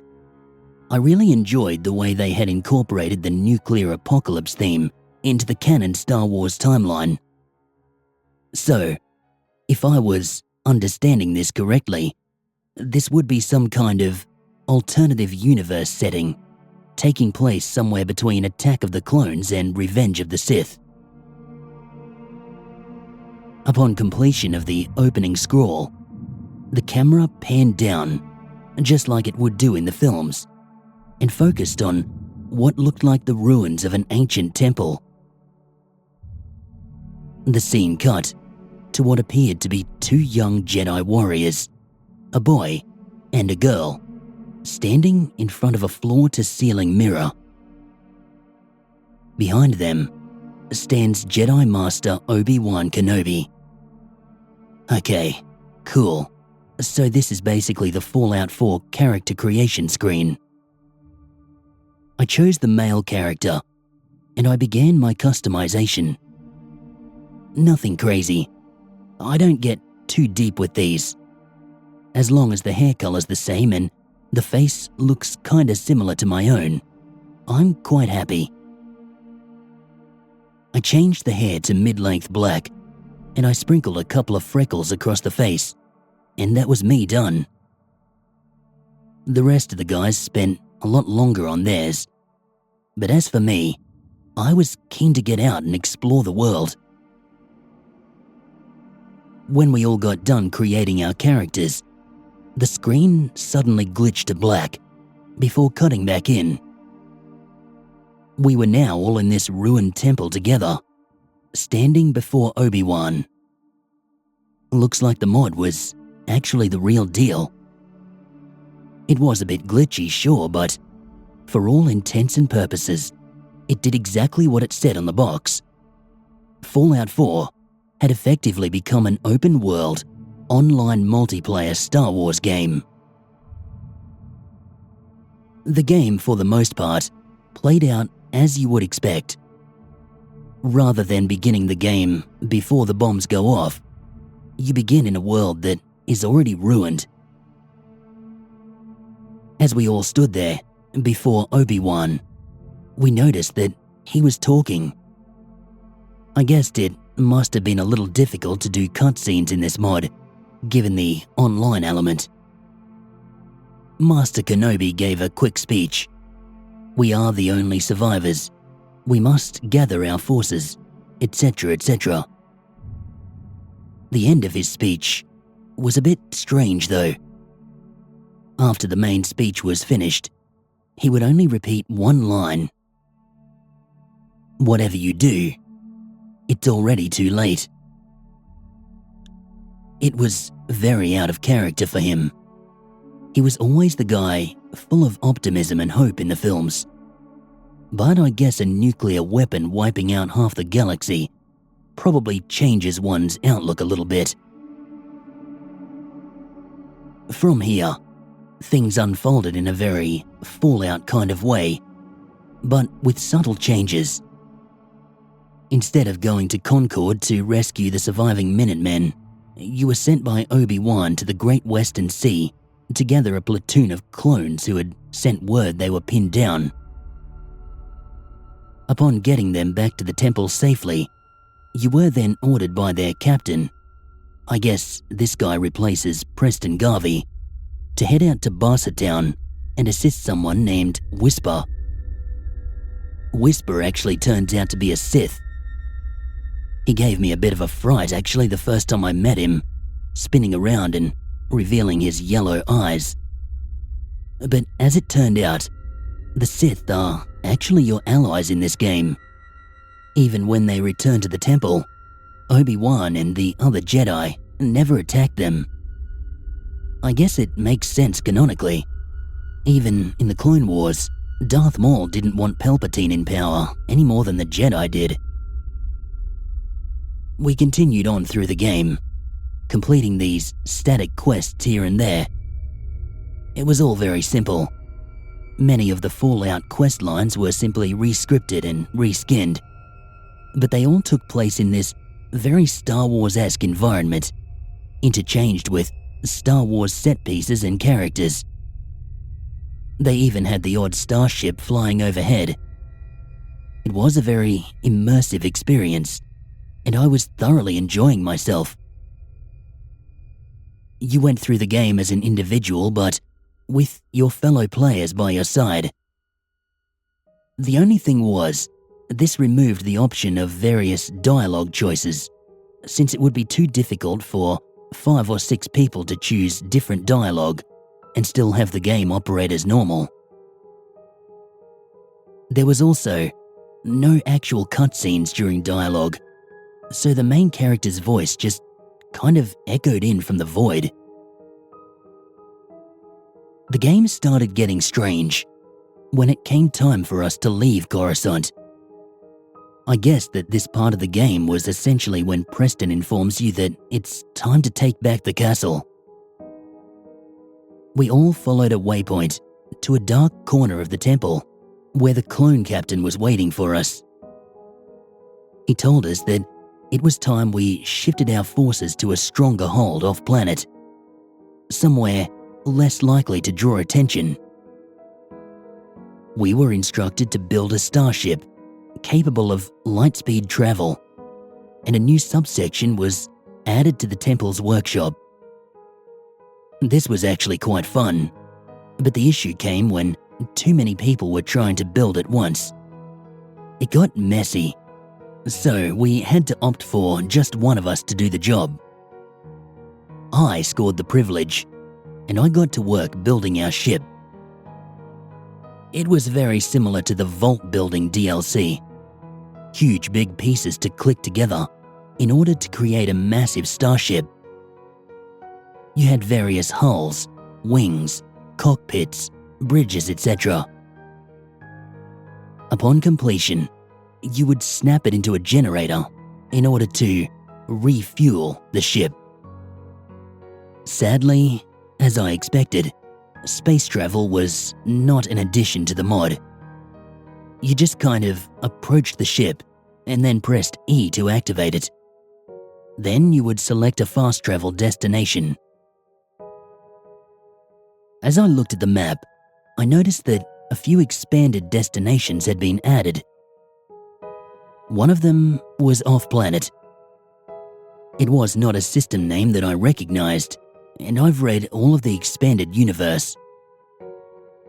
The system was called Ruid, which I of course recognized historically, in real-world terms. But this had definitely never been a part of the Star Wars universe.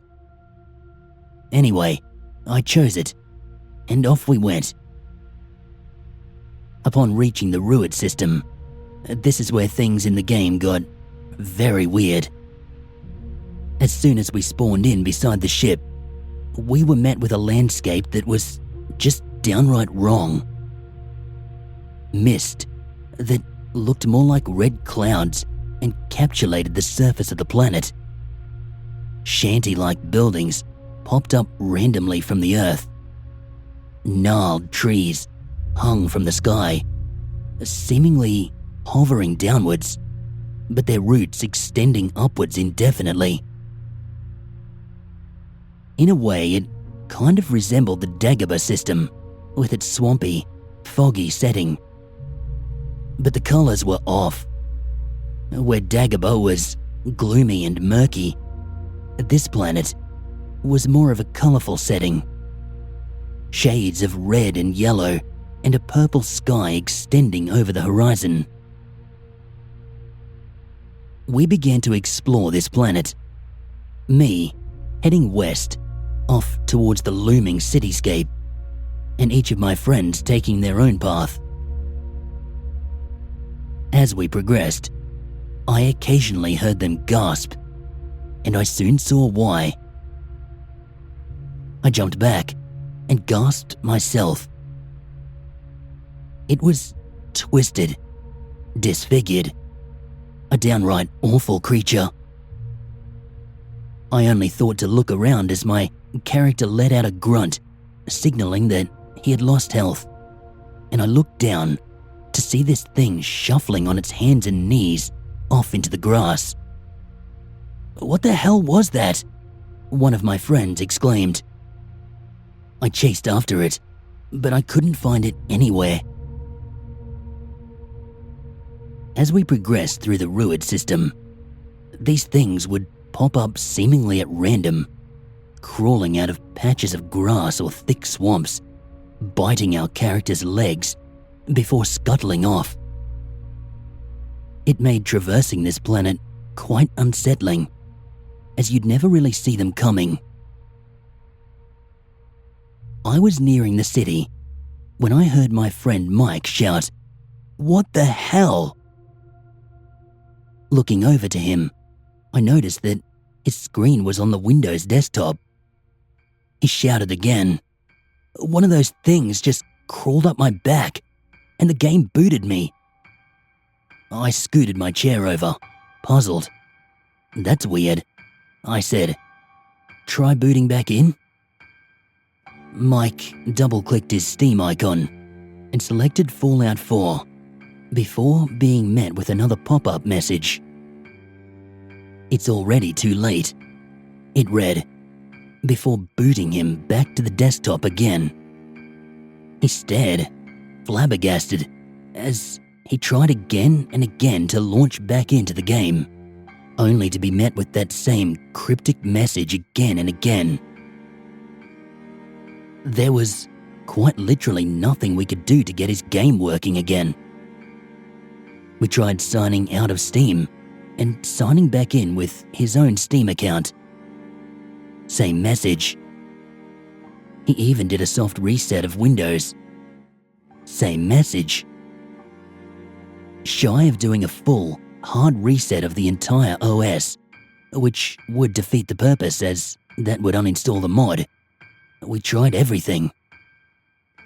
Eventually, he gave up and just booted up Battlefront 2, while the rest of us continued to play. I continued my journey towards the city, reaching the outskirts now.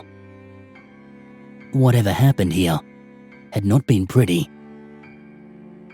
As I walked, one by one, more of my friends met the same fate as Mike. All of them described the same thing happening. The twisted critters crawling up their backs before the game abruptly boots them out, and they were unable to get back in, simply being met with that same message, the one Obi-Wan had recited at the beginning. "It's already too late." I guess I had made the right choice, opting to head for the city. I had not encountered the things since I made it through the swamplands. Before much longer, I was the only one left in the game. As I made it to what seemed to be the city center of this gnarled-looking shantytown, my friends were all now locked out, opting instead to play Battlefront. Honestly, that was beginning to sound preferable. I stumbled through this ramshackle city, looking for any clue of what to do next. Spotting a figure up ahead, I held down the sprint key and I ran towards it. It was Master Windu. He was standing at the entrance to one of the buildings, but he was standing very still. As I drew nearer, I realized he was indeed very still. Frozen in place, in fact. His face was morphed into a scowl, his eyes looking eerily off to one side, as though he had seen something coming. He was basically now a statue in the game. No movement. Not even when you hit him or force pushed him. The worst thing was, I couldn't even get around him.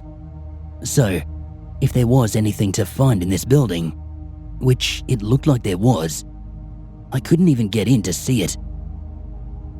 Okay, so I decided to turn and head north, up this narrow alleyway, towards what looked like the main building in town. It was massive and looked a little more intact than the rest. I thought maybe I might find some answers there. As I walked, I noticed scuttling figures again.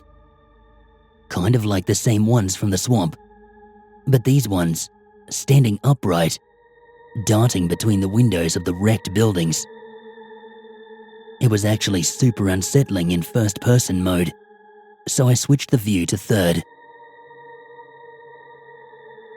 As I approached this metal monstrosity, I caught sight of yet another figure. This time, a shorter one. Very short. It was Master Yoda. Again, as I progressed towards him, I noticed him frozen in place, the same as Master Windu was. And again, no matter what I did, he couldn't be moved. He was just immortalized there, frozen in time and space. His face was also stuck in an eerie expression. His mouth curled upwards and his eyes squinting, looking off to one side. No matter which way I walked, I would encounter more characters frozen in place, blocking entrance to any building I could hope to enter. The only way to go, besides walking all over the planet looking for something to do, not really possible due to the existence of those strange crawling things that would crash the game, was to go back to the ship. So I did. And there stood Obi-Wan Kenobi, his hands behind his back, gently swaying back and forth in front of my ship. I could no longer activate the ship either. The only thing I could do was press E to talk to Obi-Wan. He would not respond with anything other than, "Whatever you do, it's already too late." Well, the ship was out. I wasn't going back to the city. There was nothing there. And I wasn't going to walk around traversing the long grass, as I didn't want to crash my game. The only other way to go was straight through the giant swamp. I had no idea what was in there. I knew that these creatures were in the grass and in the buildings, but I wasn't sure if they were hiding in this big swamp. So in I jumped. Swimming through the murky ick, the game's audio got strange. I heard these whiny groans coming in through my speakers, and I began to wonder if these were the cries of those twisted humanoid things that had been attacking us. I wondered if they were surrounding my character. I know it's just a game, but the feeling of being out there in those dark waters, potentially being hunted by these things that could end me in such a permanent way as to not only kill my character but my game as well. It was truly frightening. But I made it through unscathed. At the shoreline, I came out into what I can only describe as absolute nothing. I mean, when I crawled out of the swamp, I was standing in the same mystical, dark surroundings as the rest of the Ruid system. But when I took a few steps forward, everything just morphed into emptiness, flickering between absolute whiteness and blackness. I took a few steps back, and I found myself back in the starry, swirling lights of the upside-down forest.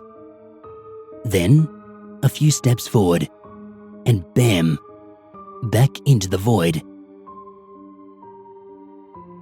I realized at this point, I was experiencing the effects of a mod unfinished. This must have been as far as they ever got with the development. I felt a pang of disappointment. Despite the weirdness, I was actually quite enjoying it. So, I walked around. What else could I do? I just walked, trudging through thick grass, swamps and random structures, until I was inevitably found by one of those burned-looking things, climbing its way up my back and opening its mouth behind my neck, before my game glitched into black and I was booted to Windows. I don't know why I tried it, but I did. I tried clicking open the game again. But, of course, I was met with that same message. It's already too late. I looked around at my friends. Kyle spoke up. They got you too, eh? I gave him a disappointed look. Yeah, I replied. Guess that's it for Star Wars Day, I said, glancing at my watch. 5 p.m.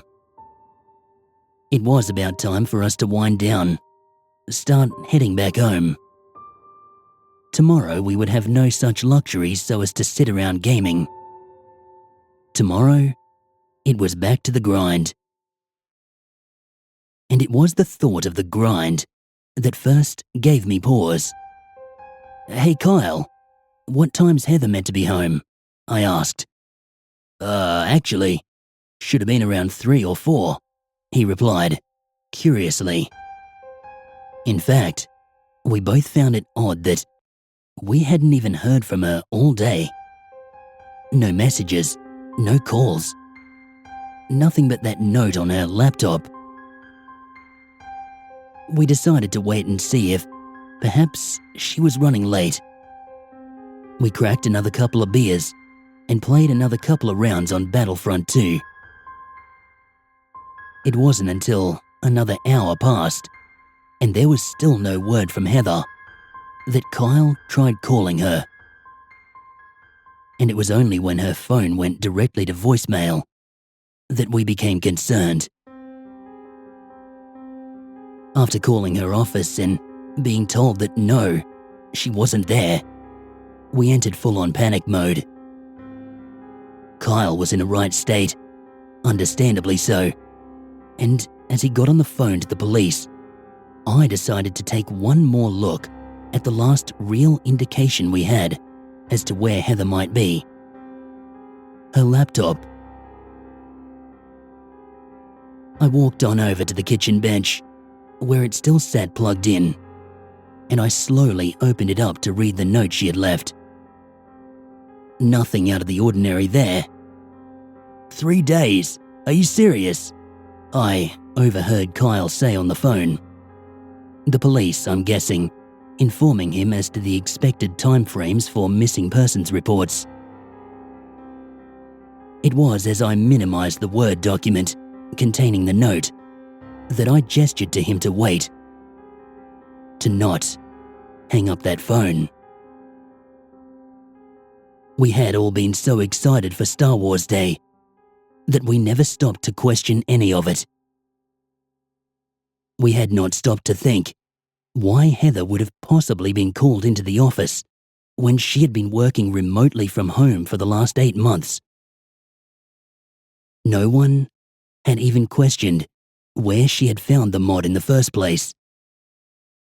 But as we now gazed upon the Tor browser open on her laptop and the glitchy red and green 90s style website displaying nothing but a simple file download button, and right underneath it, a ping to her location, it all fell into place. I had thought the language was off.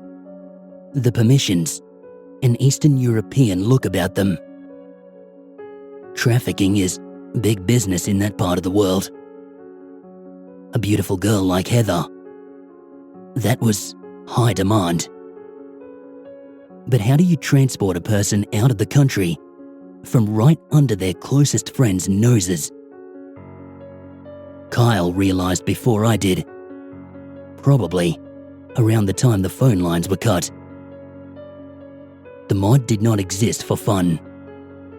It didn't exist as some random bait. This was done with purpose, with intent. This was orchestrated by a very smart individual, someone who knew our lives, who knew our interests, and specifically wanted her. How do you kidnap someone without any of those closest to them noticing? Well, keeping them distracted for an entire day would certainly go a long way to that goal. Kyle cracked one of the blinds, and as we caught sight of the black vans parked strategically around our neighborhood, we knew what this was. We knew that we were never leaving that house. I sat back down, cracked a cold beer, and I booted up Battlefront 2 with my friends. Star Wars Day was my life, and I was going to enjoy what remained of it.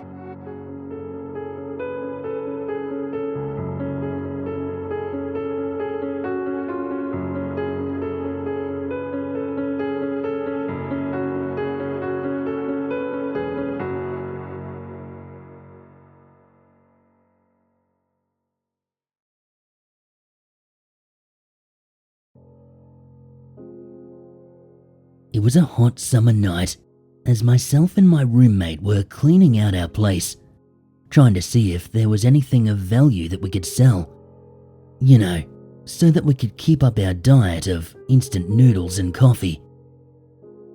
As I was digging through the old bags and crates of random junk and old knickknacks, something caught my eye.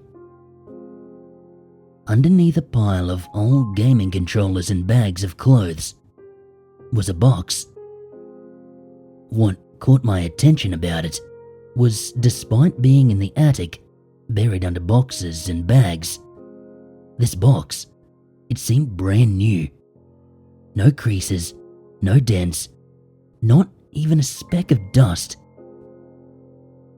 Out of pure curiosity, I opened the box, and inside I found 5 old VHS tapes. What confused me about them was, despite the boxing being in what seemed to be perfect condition, these tapes were extremely dusty and rather beat up. They were all titled the same thing: Watch Our Tapes. Seeing as how neither me or my roommate had a VHS player, I was just going to leave them where they were.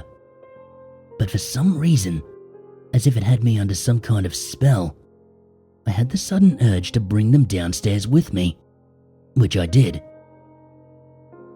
My roommate saw me coming down the attic ladder, holding the bright box, and got pretty excited. "Hey, you found something worth some cash, huh?" he asked me as I raised the ladder back up. I shrugged and shook my head. "Nah, just some old VHS tapes." He looked at me with a face telling me I was being an idiot. "Well, why the hell did you bring them down with you? We can't even watch them," he said in confusion. Well, honestly, I have no clue. It's like they wanted me to bring them," I responded. He raised an eyebrow at this before laughing slightly. "Dude, you've been watching too many horror movies." I rolled my eyes and carried them to my room. Yeah, shut up." He laughed. "Hey man, if you get a phone call saying you got 7 days to live, don't say I didn't warn you," he yelled, as he made his way downstairs. I headed to my room and I threw the box on my nightstand. I opened the box and I began to examine the tapes closer. I figured they were all tarnished and worn down, but what really piqued my curiosity was the tape on the VHS where the title was written. Next to the words was this strange symbol which I can only describe as, the occult. It looked like a crappy drawing of a stick figure with 2 lines across what would be the head and 1 across the torso. While this caught my interest for a few minutes, I eventually put the tapes back down and tried relaxing. But for some reason, my focus always went back to that shiny red box. It eventually dug into me so hard, I decided to go out and buy an old VHS player. There was this crummy video store across from our apartment building, still arrogantly keeping its doors open long past the era of video store rentals. I guess it gets by on nostalgia. The odd customers coming in who refuse to give up their physical media players in exchange for Netflix. When I returned home, Chris was sitting on the couch, stoned, watching SpongeBob. "Hey man, where have you been?" he asked, pausing the TV. I showed him the VHS player, and he laughed. "Dude, tell me you didn't spend money to watch those tapes." I flipped him off and began setting it up. "Yep, that's exactly what I did," I responded, with Chris giving a small chuckle. After the VHS player was hooked up, I grabbed the tapes and put in tape number 1. It was rather uninteresting. It was nothing but a man smoking a cigar under a lamppost. That was it, for 4 whole minutes. It was boring, but what made me feel uneasy was whoever was recording. He was breathing very heavily, and the camera shook slightly. The tape ended, and me and Chris were stuck staring at each other. That was weird," he said, rubbing the back of his head, still clearly stoned out of his mind. I agreed and proceeded to put in the next tape. Now, if that first one was unsettling, this one was just straight up horrible. Once again, the man recording was breathing heavily and hiding behind a tree. He then pointed the camera towards a park with children running around. His breathing got even heavier, and he then began approaching the kids before it suddenly ended. "Oh, holy shit, that was messed up," I muttered. I looked over at Chris, who seemed to be getting a little bit worried. "Alright man, that's enough," he said in a shaky voice. I denied his request due to my curiosity. "Hey man, if you don't want to watch, you can leave," I responded as I put in the next tape. Chris stood up before slowly sitting back down. As I figured, he'd be too curious too. The tape played, and it was disturbing as all hell. The man behind the camera and 2 other men in masks that looked to be made from deer skulls surrounded a large bag, and they all held long, jagged blades. Suddenly, the bag moved, and all 3 men began to stab into it quite violently.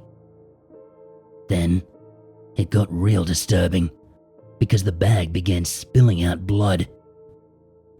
The men just proceeded to stab over and over for about 5 minutes straight. This caused Chris to vomit on our coffee table. I couldn't really blame him. I felt like doing the same. At this point, Chris had had enough, and he ran into the bathroom, probably to puke some more. Me, on the other hand, I was just too curious to stop. So I popped in the fourth tape, and holy shit. At first, it was just all black, until the lens cap was removed, and what was revealed, I can only describe as if you threw Hannibal Lecter a birthday party. Entrails hung from the walls like party streams. Both fresh and dried blood was smeared all around a Jackson Pollock painting. And that symbol, the same one that was on the tapes, was painted in, most likely blood, on the wall. There was a table in the center of a room with organs, hearts, kidneys and other insides circled around it. And in the center of the table, held down by rope and shackles, was the man from tape number 1. He was beaten badly. Bruises and cuts completely covered his body, and his eyes had been removed. Definitely not by a surgeon. The left one had been completely ripped out. As I was trying to keep down my lunch, the same masked men entered the room, this time joined by 4 other figures. 2 I could make out as female. The other 2 I couldn't be too sure about. They all circled the man as they each picked up one of the still beating hearts at their feet. The one I assumed to be their leader, a man with a ram skull that had been carved into a mask, with one deer antler replacing the original curled horn, and was dressed in a dark red cloak, had begun reciting some kind of scripture, something in a language I could not understand. But one part was said in English. It went as follows: "The tainted blood spills for the pure to thrive." After finishing their speech, they lifted their cloaks, all pulling out blades of various shapes and sizes, all with that same symbol carved into the base of the blades. They began butchering this poor man, who thrived in pain, screaming for help. They began removing his limbs before tearing into his insides. The sickest, most disturbing thing was that no matter what they did, he remained alive throughout it all. It wasn't until they ripped the man's heart out that he finally stopped moving. Once the leader had removed the heart, they all held them up to the sky once again and chanting, "The tainted blood must spill," before biting deep into the hearts. That's when I finally had enough. I removed the tape and I threw them all into the box before bringing them down to the basement and setting them all on fire. I didn't even bother with the 5th one. At least, I tried not to. After watching them burn to a crisp, I returned to my room, only to see that 5th tape sitting on my nightstand. It was smoking and crackling with some burn marks, but still intact. I lost my shit and I began bashing it to pieces with a hammer till it was nothing more than a powder. I stayed up all night making sure this thing didn't return again, but I eventually crashed due to lack of sleep and complete shock. As I'm sure you've guessed already, I woke up in the morning to find that tape sitting on the VHS player. I came to the conclusion that it was not going to go away until I watched it, so I did just that.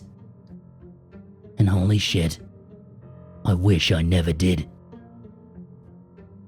The video started out as normal, but with a shot of my home city. How did I know that it was my home city? Well, because the video was recorded on our street. The camera slowly turned and pointed at my apartment building before zooming into my room, where I saw me. I looked up at the timestamp on the video. It was 20 minutes before I had first gone up into that attic.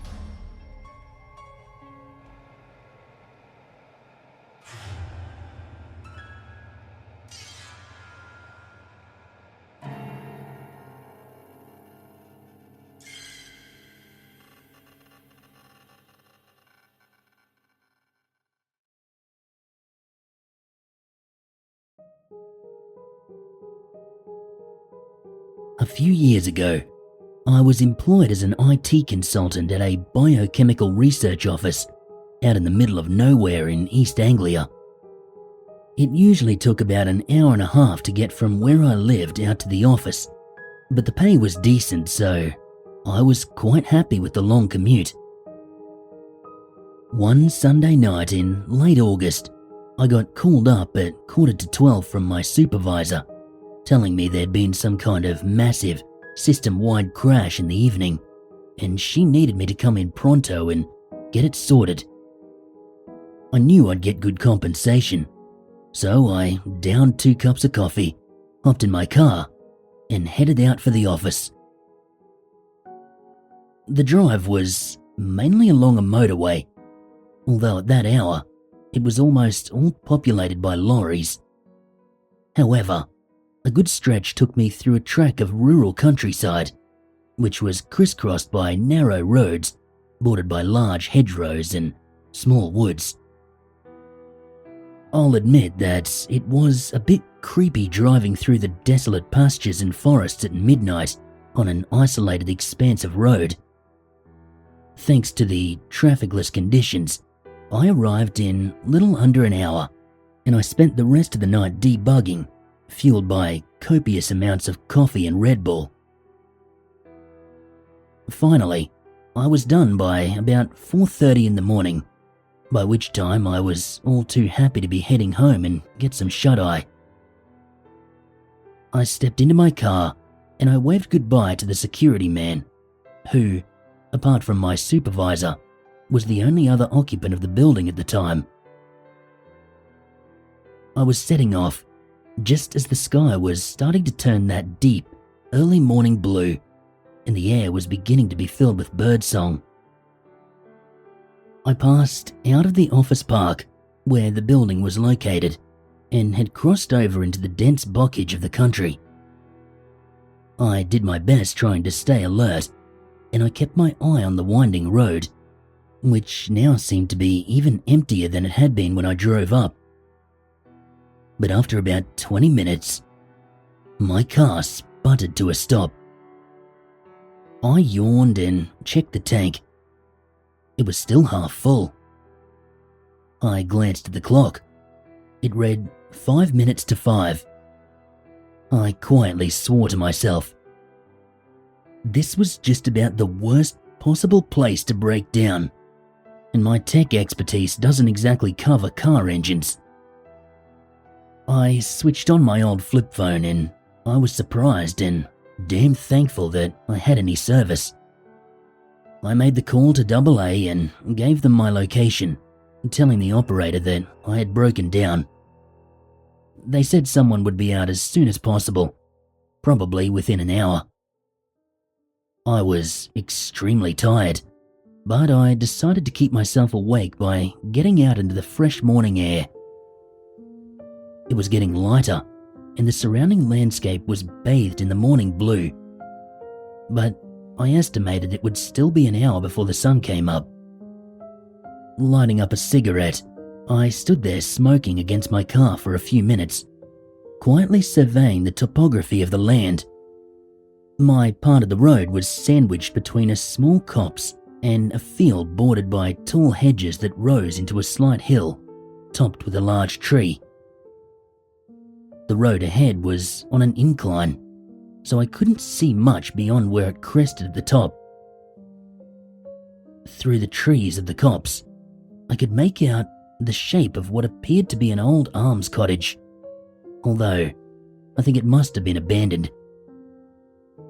It can't have been more than about a minute after I'd put out my cigarette when I saw a dim yellow light, which I assumed was from a low battery flashlight, approaching from the road ahead and led by 3 dark figures.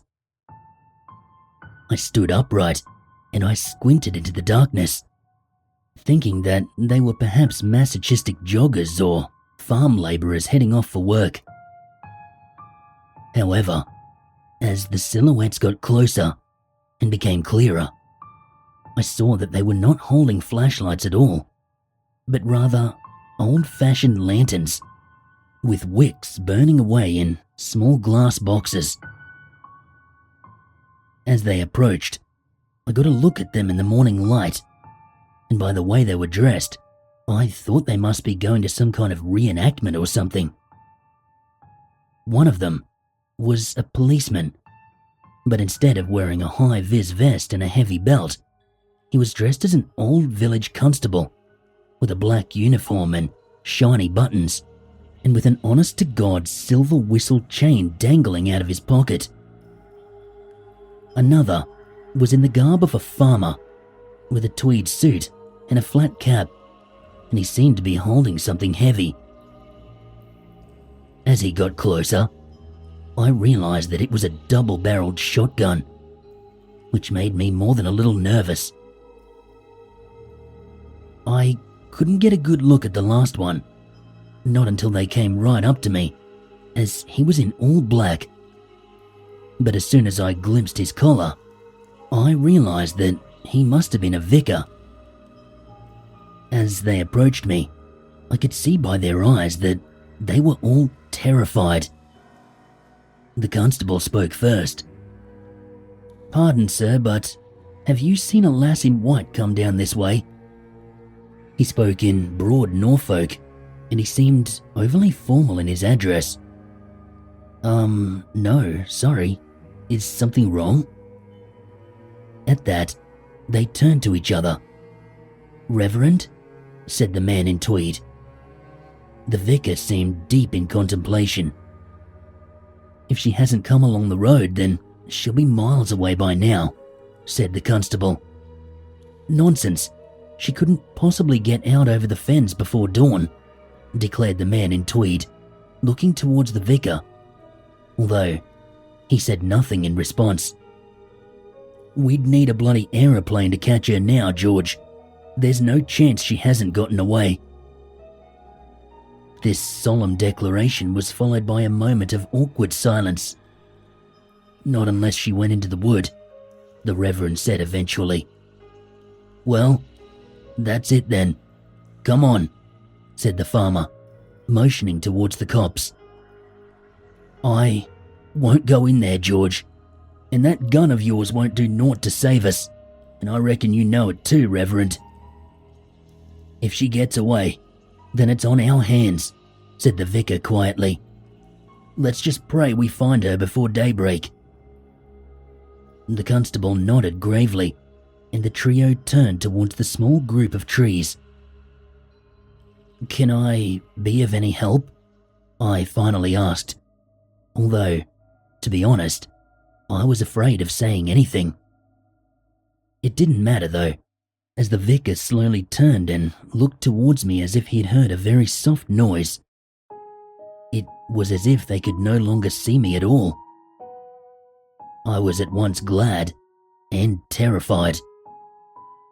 With that, the 3 of them trudged off, and I watched as the ghostly procession crossed over the low dry stone wall bordering the copse, and, with the vicar leading them, they disappeared into the trees. I stood still against my car, trying to figure out what the hell had just happened. But after a few minutes, I came to the conclusion that, in my sleep-deprived state, I must have begun to hallucinate. Although, I reasoned that nothing like that had ever happened to me before. My eyes kept on drooping, so I lit up another cigarette and I decided to walk up the adjacent field, which was bordered by a bridleway that led up the knoll. I crossed over a narrow footbridge and followed up the side of the field until I reached the large oak tree that stood on the hilltop. From here, I surveyed the landscape hidden by the ridge, which was all broad fen country, crisscrossed with hedgerows, sunken streams and canals. From my view on the slight promontory, I could not make out a single hamlet, farmstead or grain silo for miles. There was a remarkable absence of any sign of human habitation. I was suddenly struck with just how bizarre it was that these 3 men must have been trekking for miles in the dark, with only the dim light of their lanterns. By then, I was sure that they must have been real, for I could very clearly picture their worried and haggard faces in my mind. Something odd I noticed was that the trees that bordered the side of the road, which I thought had made up a small copse, seemed to stretch out a good ways further and consisted of a considerable tract of dense woodland, now lit up by the red sky of the early dawn. I couldn't quite reconcile this in my mind, as I distinctly remembered stopping on the side of the road and glancing at the old alms cottage through the thin tree line. Now, the trees enveloped the land, and the cottage was nowhere to be seen. Just then, I heard a very distant but very discernible crack, which I immediately realized must have been a gunshot. I put out my cigarette just as the tip of the sun crested on the horizon, and I took one last glance westward before heading down, when I spotted something coming towards me from the other side of the hill. There was a distant white figure bounding up the bridleway at quite a pace. I can't quite describe the sensation, but I suddenly felt oppressively tired. My vision blurred, and I was struck by a sharp headache, similar to the feeling you get when you stand up too quickly. This was accompanied by a feeling of unrelenting and biting dread. As my head cleared, I watched the white shape draw nearer. It almost appeared to be limping and running at once. I believed at the time that the strange figure was a woman, for I could see long, black hair fluttering against the wind. I vainly shouted to see if she was all right, but I was met with no reply. The unknown woman in white only continued bounding up the bridleway, seemingly faster than before. I was now increasingly worried, and I looked around for any sign of the 3 strangers I had met not 5 minutes ago, or, indeed, anyone in the surrounding countryside. As it was, I was alone, with this stranger charging towards me in her unsettling hobble. I decided I would feel safer in my car, and I turned around to walk back down the hill when what was, without a doubt, the most sickening noise I've ever heard sounded from behind me. I can't say it was a scream, for I swear it could not have been within the range of any human voice, and it was more akin to a kettle coming to a boil. But this benign analogy was far from my mind when the wail resounded over the fields. It brimmed with an unrelenting rage and red-hot fury, although, behind this, it was clear that the noise was wholly rooted in an irrepressibly dejected and desolate suffering. Whatever had made that sound was so fierce and frenzied and alone that I had no doubt I would have met an awful end had I not taken off running down that hill. Before I fled, I hurriedly looked back in terror, and there it was, not 20 feet away. I knew then that it was an impossible distance to have closed in the 2 seconds that had elapsed since I had first heard its wail. But there it was, half limping, the speed of an Olympian. I ran like I had never run before, and as I raced down that bridleway, I heard that noise a second time, and once more before I reached the hedgerow that bordered the road. By then, I could hear it moving on the ground, its uneven steps heaving it forward at an unnaturally fast pace. I leapt over the footbridge and I ran out into the road, nearly out of breath, and now with the awful realization that I could not outrun my pursuer.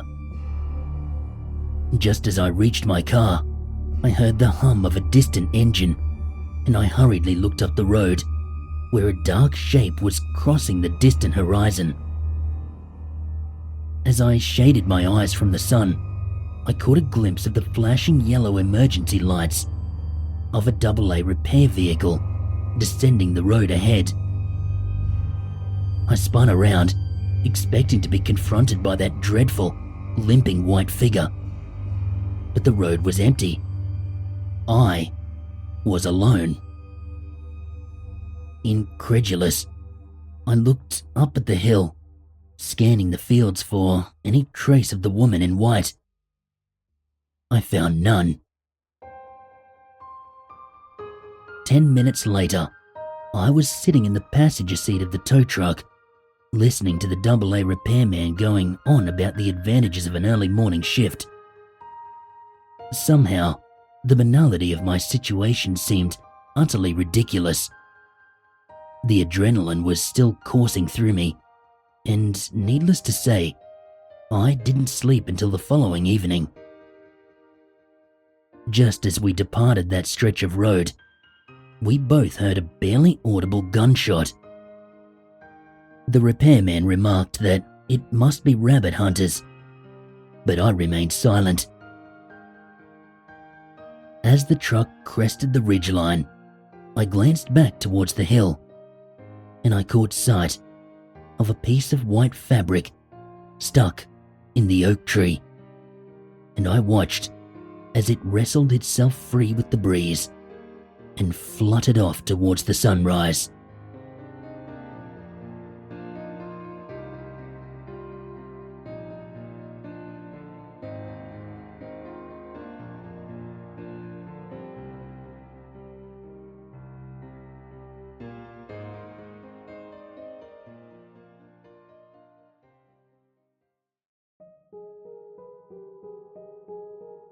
Marcy found a flash drive under the mattress when she was changing the sheets on Emma's bed.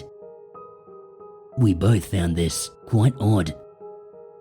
Why was our 5-year-old daughter, who can barely work a laptop, in possession of a flash drive? And why was she seemingly hiding it from us? As a parent, it's easy to jump to conclusions. A million different scenarios, each worse than the last, passed through my head when Marcy told me, and judging by the look on her face, her mind was running parallel. Somehow, we both managed to stay calm. We agreed to check it out after Emma was asleep. We wouldn't even mention the flash drive to her, not until after we'd seen what was on it. That way, we would know how to approach her. Marcy led Emma upstairs and put her to bed around 9 o'clock that night. When she came back down 20 minutes later, I had already plugged the drive into the back of the TV in the living room. She sat down next to me on the couch and we navigated to the correct input. There was only one folder, titled Mooshee's Barnyard, on the drive. We clicked into the folder and 4 video files popped up. The thumbnail pictures for each video displayed some kind of cow hand puppet on a set that looked like a farm. Each was between 20 and 24 minutes long. We turned on the first episode and watched a few minutes. This cow puppet, Mooshee, talked about the alphabet and colours and a few other subjects that were perfectly common for a children's show. Marcy and I both sighed in relief. "It's just a TV show," Marcy said. "Thank God," I replied. "I wonder why Emma was hiding it." Marcy said. "Maybe she got it from Claire's brother." Claire Wilson was Emma's best friend. She lived a few blocks down the road with her parents and older brother, Jason. From what I understand, Jason is a bit of a deadbeat. He's almost 30 and he spends every waking second in the Wilsons' basement, playing video games, smoking weed and drinking with his buds. "What do you mean?" I asked, starting to get worried again. Marcy just chuckled. "Not in a bad way, hun. Claire's probably been watching this Mooshee's Barnyard on TV and telling Emma how good it is. And since we don't have cable anymore," she stuck a finger at me in a joking, accusatory way, "Emma can't watch it." Marcy stood up, stretched, the universal sign for time to go to bed, and continued. "I'll bet they asked Claire's brother if he could help them download it. He probably told them that he got it and that's why she hid it from us." I turned Marcy's theory over in my head. It held water, that's for sure. And after I approached it from a few different angles, I couldn't find a hole. Case solved. Marcy took the flash drive out of the TV and put it in the odds and ends basket on top of the fridge. We talked briefly about how we were going to approach Emma about the situation, and we decided that we would focus on the hiding aspect instead of the illegal downloading one. After that, we made our way to bed. I woke up a few hours later with a pit in my stomach. Even though Marcy's theory made sense, and I couldn't think of a more logical one, something didn't feel right. I grabbed my phone from the bedside table and I googled Mooshee's Barnyard. No results. The pit in my stomach grew deeper. I decided I would not wake Marcy up. It was past 4 in the morning, and she had to be up for work in less than an hour. As quietly as possible, I got out of bed, went down to the kitchen, fished the flash drive out of the basket on top of the fridge, and plugged it in. The first episode continued as I remembered. Alphabet, colours, singing, dancing, etc. By the time there were only a few minutes left, the pit in my stomach was all but gone. I'd resigned myself to paranoia. But then it got weird. "Time for my favourite part of the show," Mooshee sang in a high-pitched voice. "It's time to play Let's Help Annie." A woman appeared on the left side of the screen. Her hands were bound so tightly with rope that I could see the red marks on her side. The rope trailed away from her wrists, and it continued off screen. Her hair was greasy, and it looked like she hadn't showered in weeks. The look on her face said it all. She was terrified. I turned down the volume on the TV at this point, and I moved closer. This woman, Annie, just the sight of her was not normal for a children's show. The way she looked would, in itself, give Emma nightmares. "This is Annie, boys and girls," Mooshee said. "Annie's in trouble, and it's up to you to help her. The farmers caught her stealing some corn, and they say the only way they'll let her go is if you help them with a few things." Annie sniffled a bit, and I saw the rope tighten briefly on her wrist, causing her to flinch. What the farmers want you to do, Mooshee continued. is help them with their mouse problem. Mooshee pulled out a gallon-sized plastic bag and laid it on the bench in front of him. All you need to do is catch a mouse. I like to use cheese or peanut butter.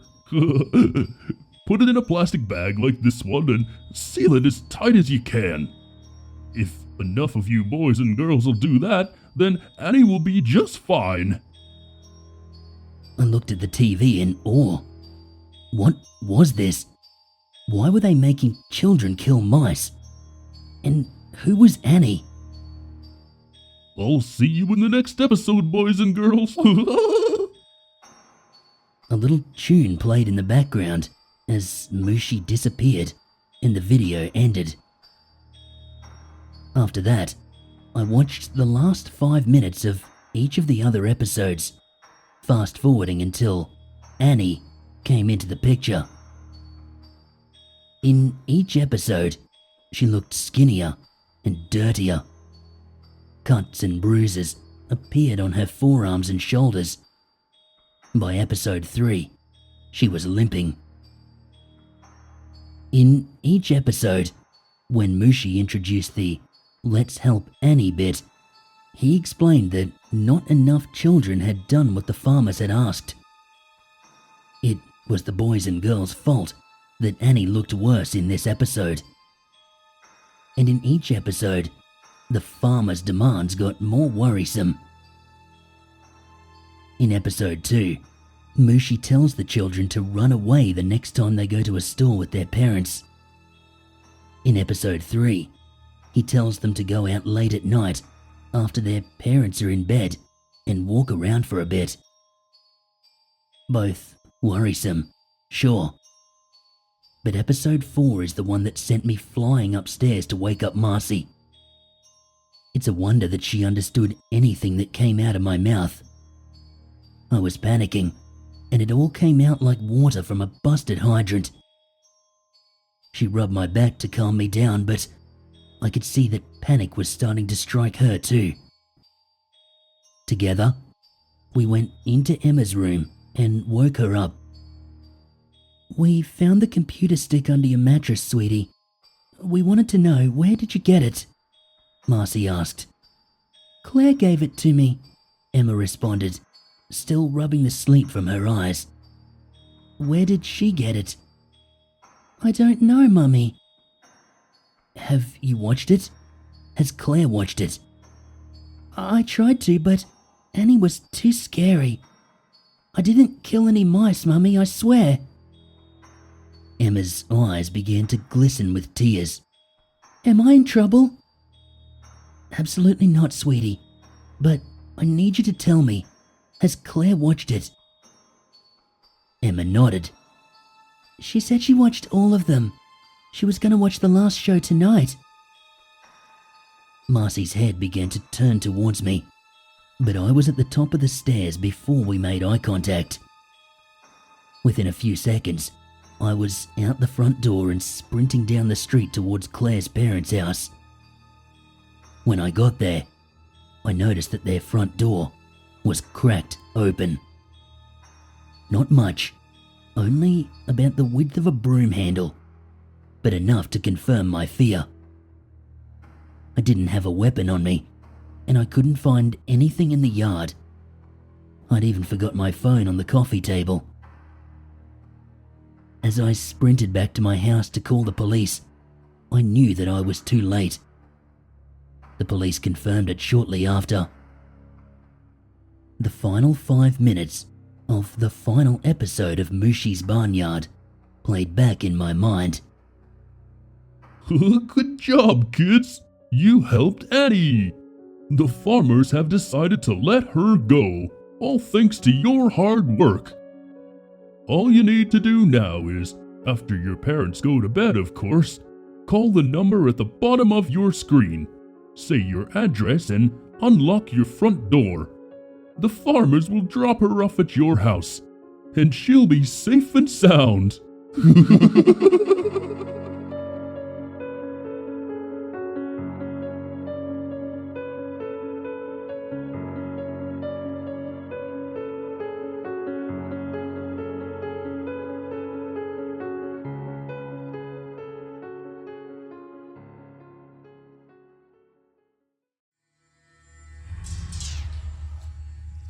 First time poster here. I don't have much time. I need to get this out there. I don't know where to start. I'm scared to keep this all inside, but I'm terrified to relive it. Please bear with me. Okay, first things first. I won't be sharing my real name. Don't even bother to ask. Do not try to email me. It's a disposable. As soon as this is posted, I will cease to exist again. For the purposes of storytelling, just call me Carl Thompson. I've been running for months now, trying to stay one step ahead. It's true what they said. It was all true. I see flashes of it in my mind.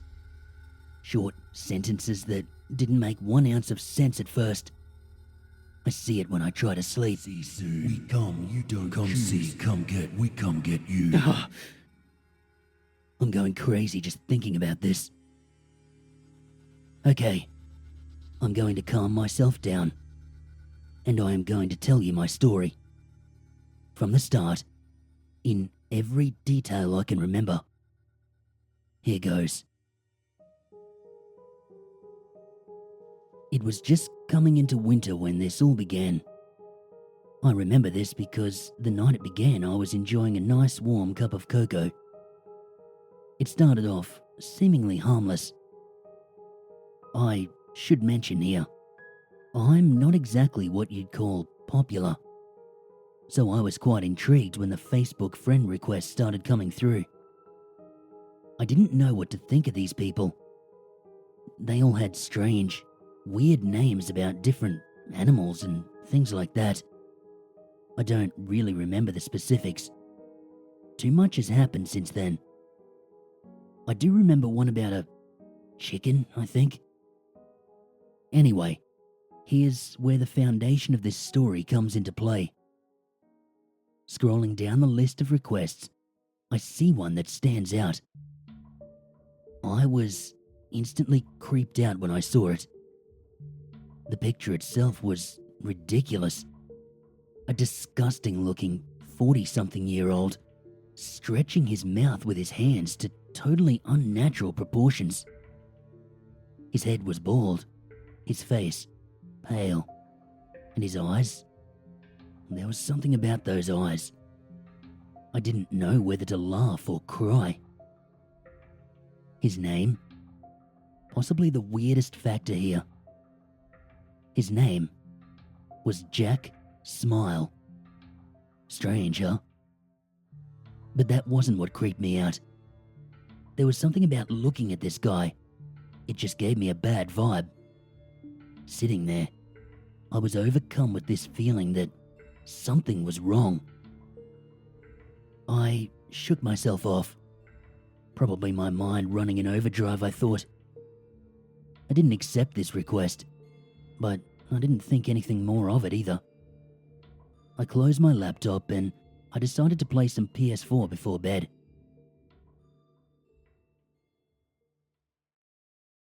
Waking up the next morning, I looked at the clock and I realized that I'd overslept. Big time. I struggled to get out of bed. I felt like shit. I was struggling to keep my eyes open. Deciding I'd already wasted enough of the day, I forced myself to stand up and go get some much-needed caffeine.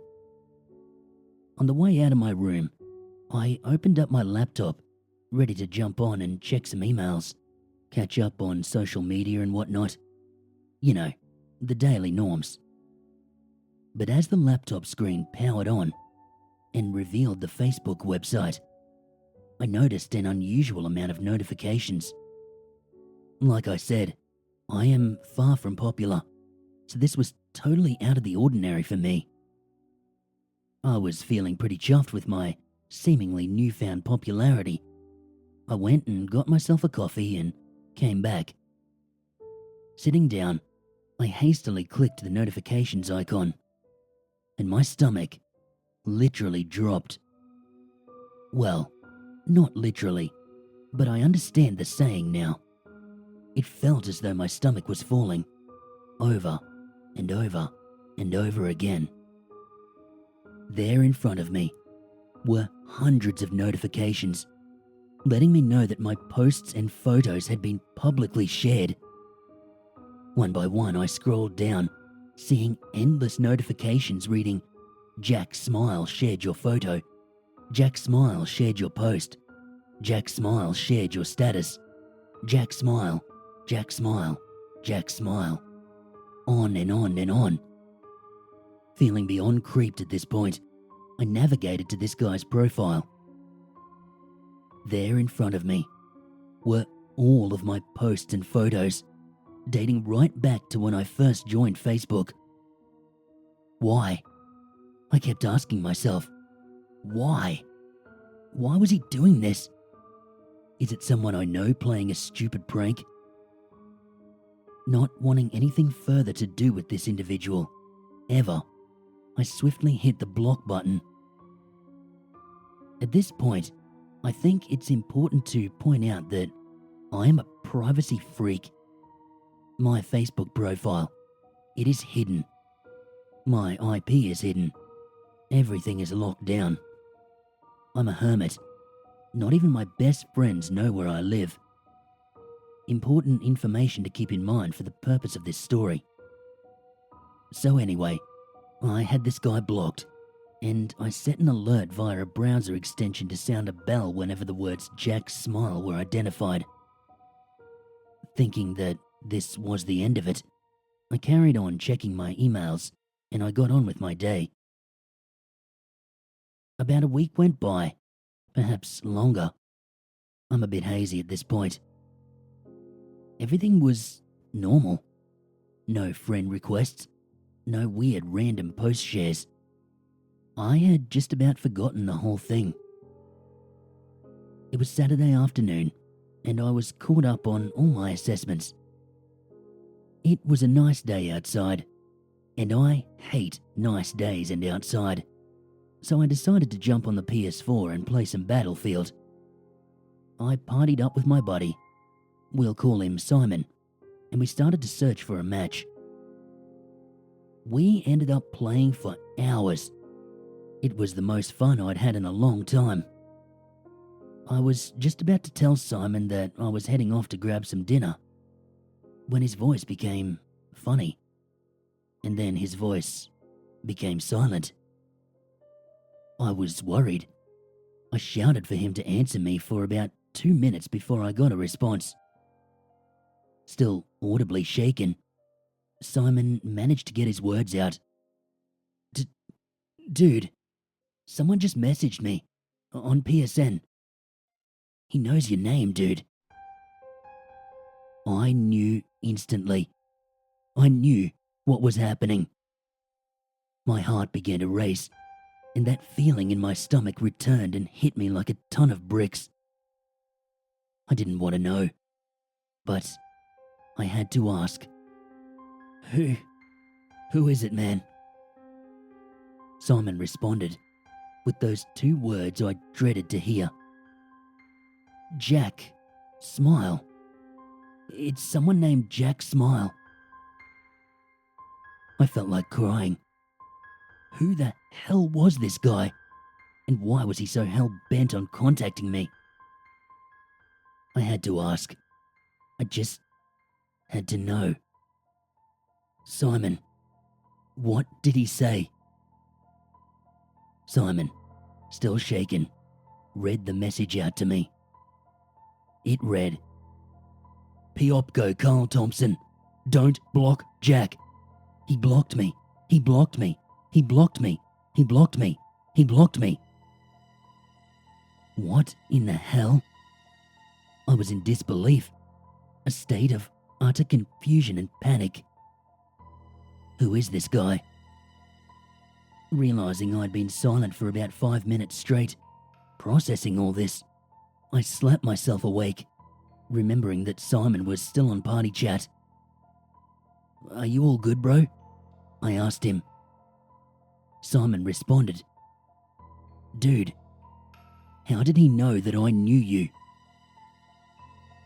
I hadn't even considered that until now.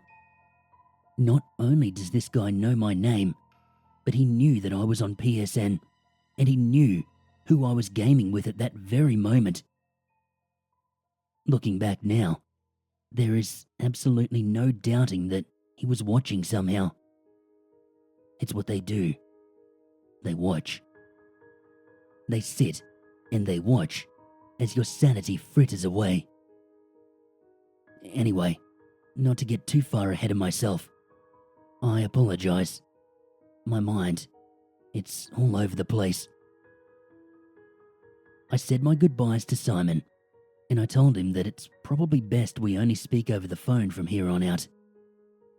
He agreed, and he told me that he'd call me tomorrow to check up. I thanked him for that. He was a good friend. I powered off my console and I decided to check on Facebook before bed. I was seriously contemplating deactivating my profile at this point. I went to the fridge and grabbed myself a nice cold drink. I needed it. After this, I headed back to my laptop. I opened it up, and would you believe it? Another friend request and a buttload of notifications. I clicked the friend request, hesitantly. When I saw who it was, I slammed my laptop shut so hard I'm amazed it survived. There was a friend request from Jack. It was spelled J @ CK and smile with a Y. He knew. He freaking knew. He knew that I'd set an alert on my browser. Remember I mentioned that? He must have known. Why else would he spell his name that way? There was no other explanation. This was creepy before, but as far as I was concerned, it had just become dangerous. There was no doubt in my mind anymore. Whether online or closer than I thought, I was being stalked. I didn't get 1 ounce of sleep that night. The sun came up and stung me unforgivingly through my bedroom window. I felt like shit. My phone had gone flat, so I put it on to charge before heading out to the kitchen to grab a shitty microwave breakfast. Returning to my bedroom, I checked my now slightly charged phone. 4 missed calls. Shit. Could it be? I stared at them.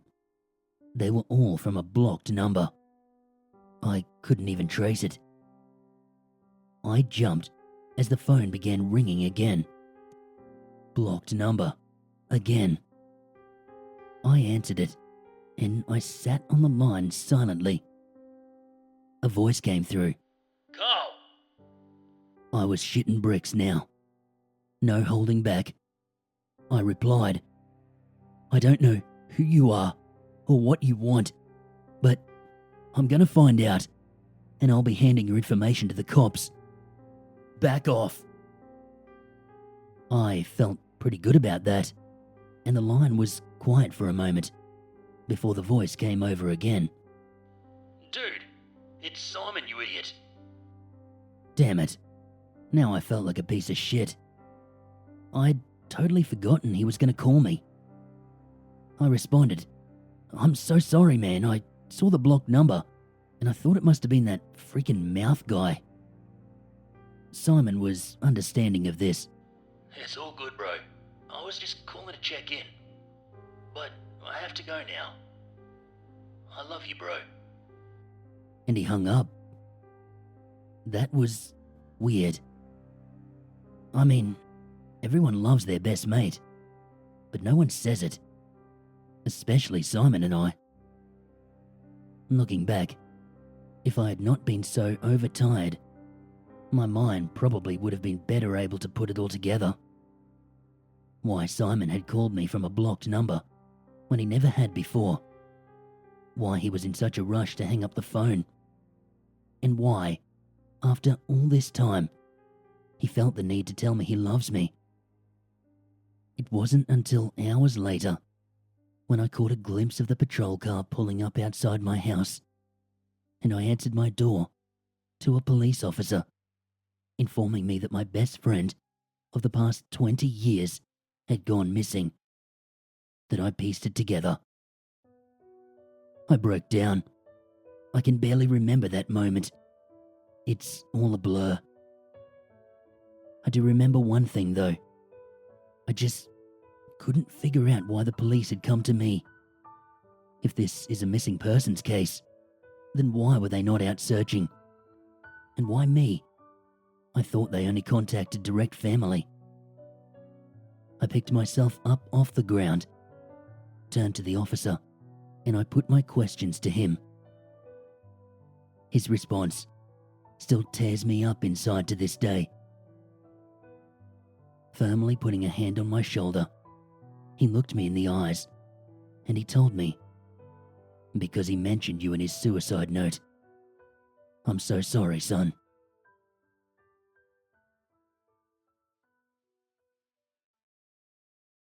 I don't remember much of the following month. I fell into a deep depression. My life, it was alcohol and sleep. I was barely eating. I would drink and pass out, only to do it all again the next day. They never found Simon's body, and I was so drunk 24/7 I forgot about his funeral. Yeah, I missed my best friend's funeral. After about a month of this self-abuse cycle, I was finally able to pick myself back up and start getting back to normality.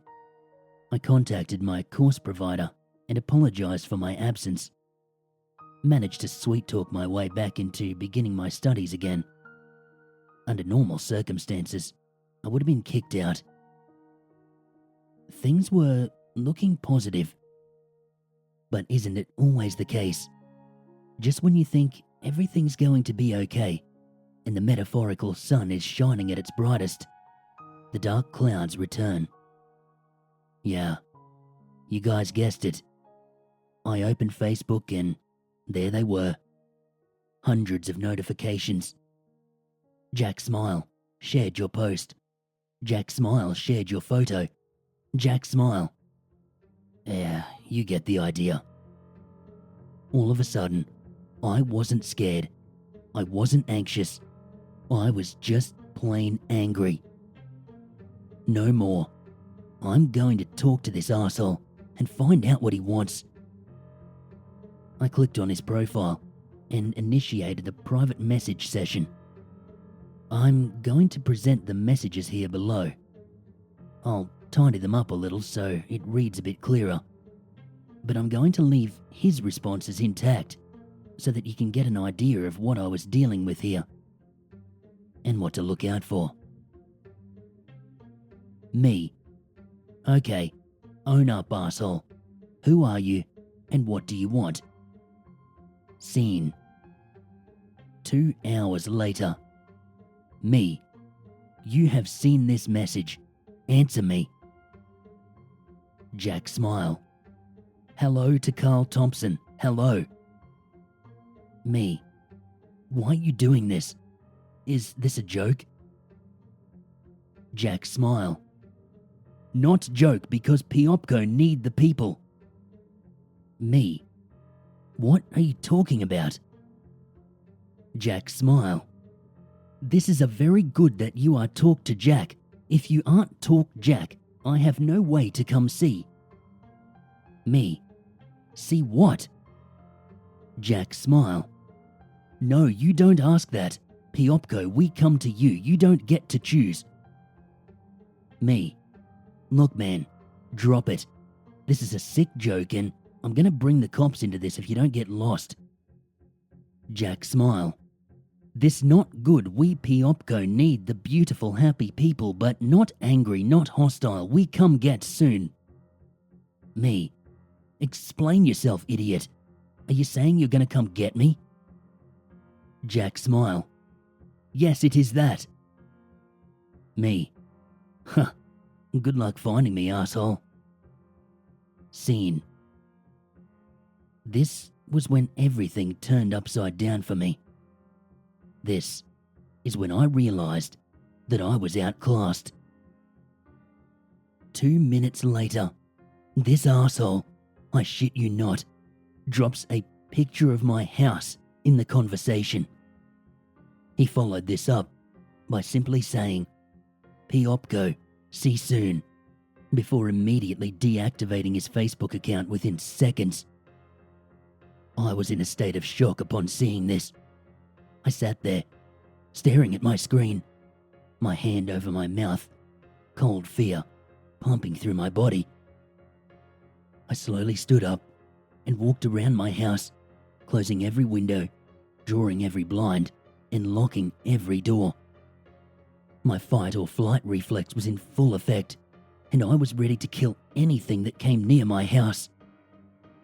I don't really remember anything after this.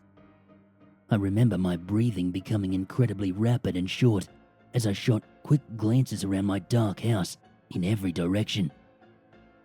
I remember becoming lightheaded, and I can only assume after this, I passed out.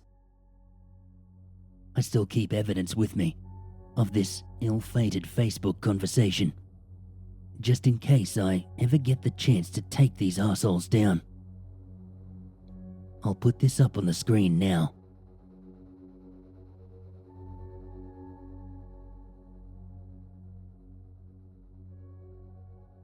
I remember waking up on the floor the next day to a knock at the door. My head being in scatters, I walked to the door and answered it. There was no one there. That's weird. Oh well. I then remembered the previous night. It all came back to me in that one moment, and I was instantly gripped in fear. My whole body ran ice cold. I slammed the door and I locked it. I got straight on the phone to the police. I had to report this. I didn't ever want to find out what this PEOPCO shit was. I called it in, and I had to go into the station to file the report. I hated having to leave the house. I was on edge the entire time. My anxiety was killing me. And you know what? After all that, they wouldn't even help me. They said there's been no physical contact, and as far as they could tell, it's just some internet troll. I knew better. Feeling defeated, I began the walk home. I lived in a small town, so no big deal. The worst part was knowing that freak could be anywhere. I've never felt so exposed. Walking home, I felt naked, like there were eyes on me the whole way. And then I noticed it. It was faint, barely audible, and it had been with me the whole time. I'd assumed it was bugs or, I don't know, something. But no, I was mistaken. I looked up above me, and there was no mistaking it. There was a freaking drone. A very small one, but it was undoubtedly a drone. As soon as I spotted it, it flew away.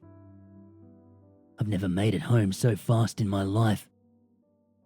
I collapsed on the floor, and I cried like a bitch for hours. I didn't know what else to do. I was scared to be in my home. I was scared to leave my home. I was scared to engage in the digital world.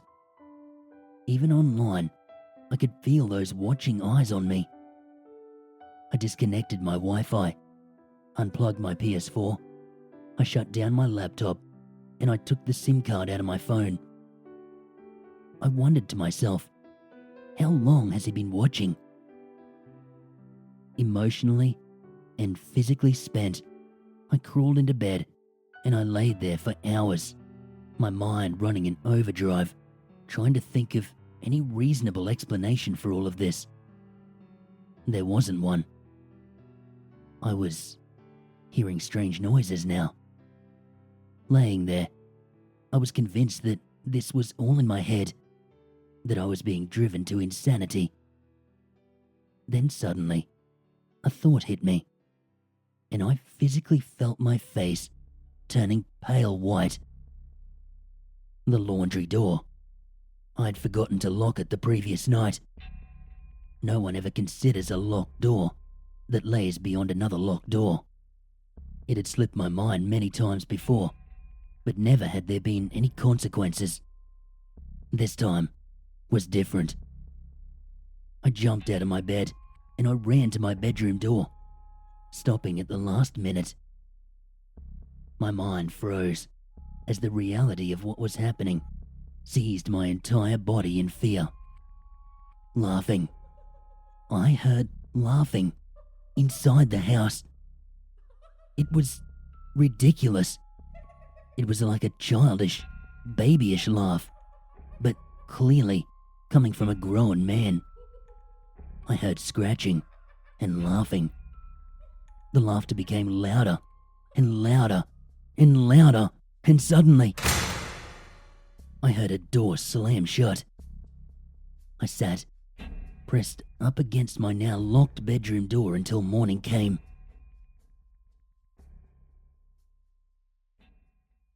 Picking up my cricket bat, I slowly walked outside. I crept down the hall, the slightest noises causing my heart to stop. I turned and walked into the laundry. What I saw caused my legs to collapse underneath me. I fell onto my knees and stared, incapacitated by fear and disbelief, at the 3 large words carved into the wooden wall.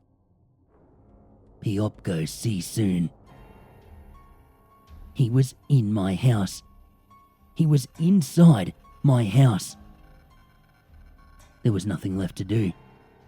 I had no options left but to hole up in here and either wait this out or die. I called a taxi and I got dropped off at the hardware store. I bought the biggest, toughest looking door locks, chains and padlocks I could find. On the way back home, I told the cab driver to take me to a bar. I spent the next hour intoxicating myself before buying a case of VB to go and catching another cab back home. I fortified the shit out of this house and cracked open my case of beer, rested my cricket bat in my lap, and I waited and waited and waited. Nothing. Absolutely nothing. I began to relax. I plugged the TV back in, opened another beer, and I kicked back. Perhaps this is just the moment he was waiting for. Because it was at this moment that I felt it. A sharp pain, something tiny and sharp, being driven into the back of my neck. I was thrown into a small panic. Then all of a sudden, before I could even figure out what was going on, I was completely calm. And then it all went black.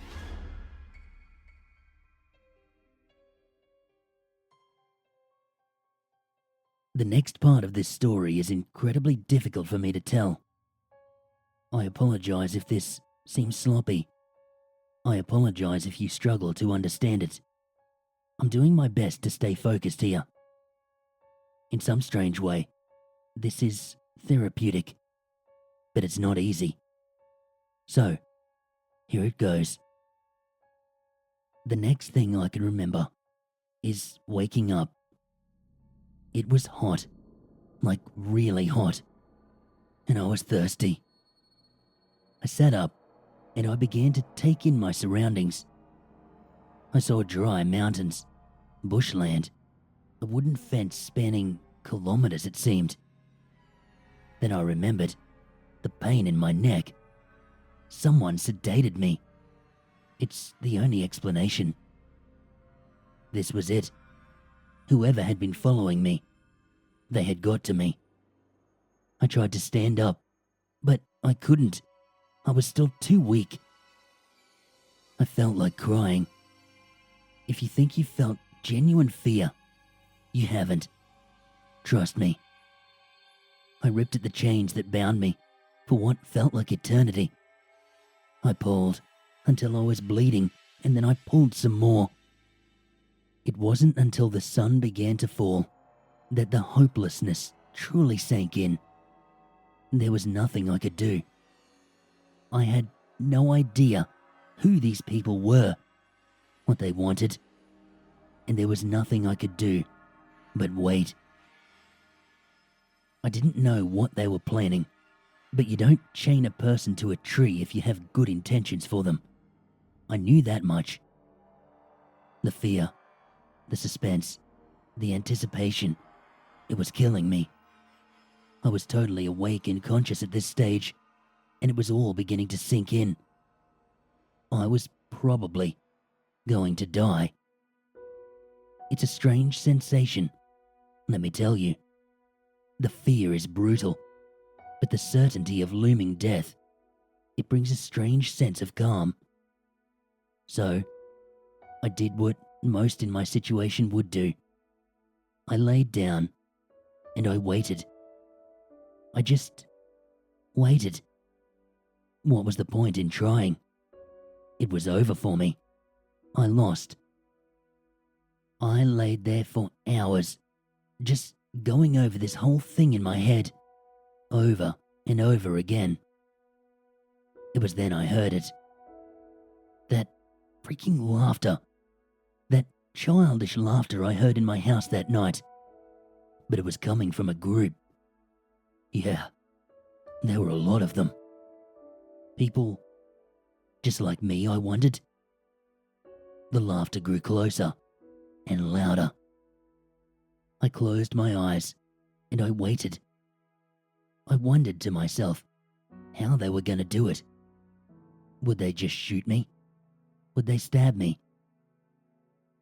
I kept my eyes closed and I waited for the inevitable. Then, I heard his voice, and I just knew it was him. Get up off ground, He said. It was so strange. If my situation was not so dire, I probably would have laughed. He was shouting at me, and yet his voice was full of happy tones. I looked up. It was him indeed. It was Jack's smile. Again, he said, get on feet, get off ground. in that weird angry/happy hybrid voice of his. That, in itself, was unsettling. I tried to speak, but I couldn't. I tried to tell him that I was too weak to stand, but I could not talk.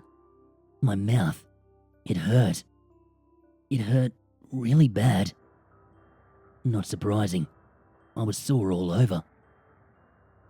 He then walked quickly toward me, doing that weird laughing thing. He grabbed my arm and he pulled me up. He had a gigantic smile that stretched over his entire face.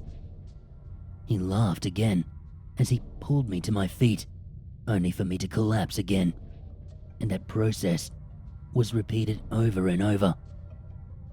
I managed to get out the words, I can't stand. I'm too weak. He stopped laughing, and his smile grew. Somehow, that giant, unsettling smile grew larger. He held up his hand, and he shouted, Here, you other people. which I assumed means, come here, the rest of you. 2 other men walked over to me, and it was then that I noticed the large group standing around me. And then I noticed their faces. I instantly threw up whatever was left in my stomach. It was disgusting. I looked again to confirm what I'd seen, and I threw up again.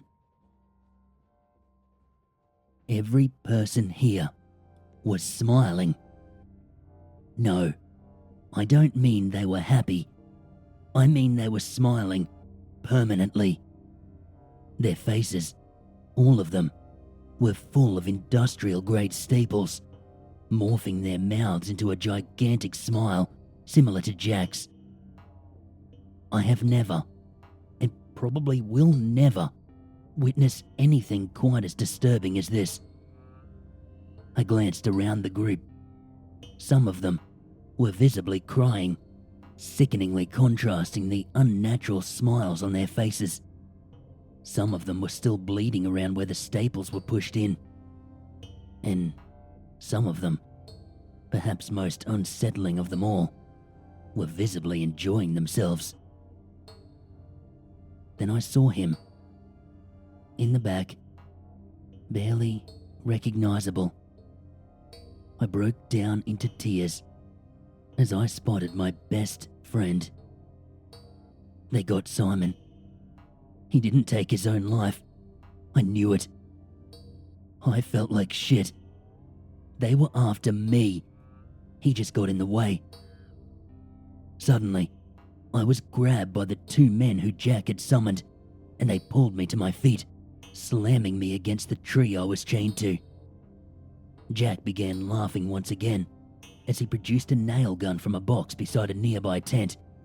"Please, no, no," I begged as he drew nearer, laughing maniacally now. His laughter boomed in my ears, and his saliva splattered all over my face as the nails shot through each of my hands, securing me to the tree. I remember wanting to pass out, but I couldn't. Jack then began dancing around and screaming. I told get on feet, I warned to stand up on ground, not be on ground. I told get on feet, I did. Watching him with tears in my eyes, I screamed, "Just kill me!" He stopped suddenly and glanced at his offsiders. He motioned his head towards me, and he said, Show that one happy one how we won and now us. I remember this dialogue perfectly. It was utter gibberish, yet somehow, beneath it all, made sense. The offsider produced a mirror, held it up, and slowly approached me. As it drew closer, I realized this is why I could not speak properly. This is why I was in pain. I cried as I gazed upon my giant, wide-stretching smile. The entire group began laughing in that strange, childish laugh.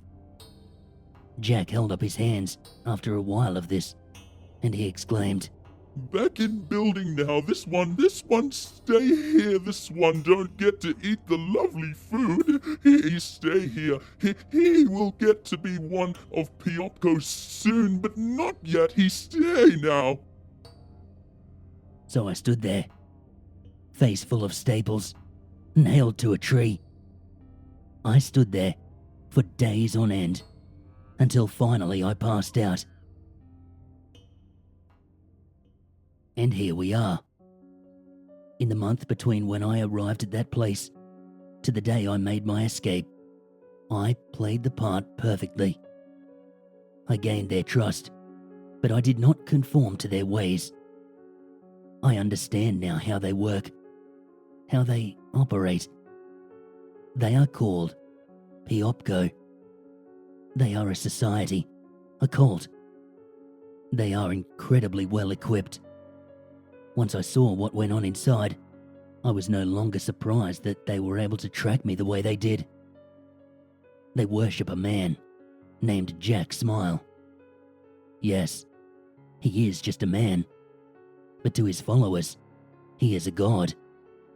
They believe in a world in which everybody worships Jack, and they truly believe that by taking people one by one, eventually, they will spread their message far and wide. This is flawed on so many levels, but it doesn't have to make sense to be dangerous.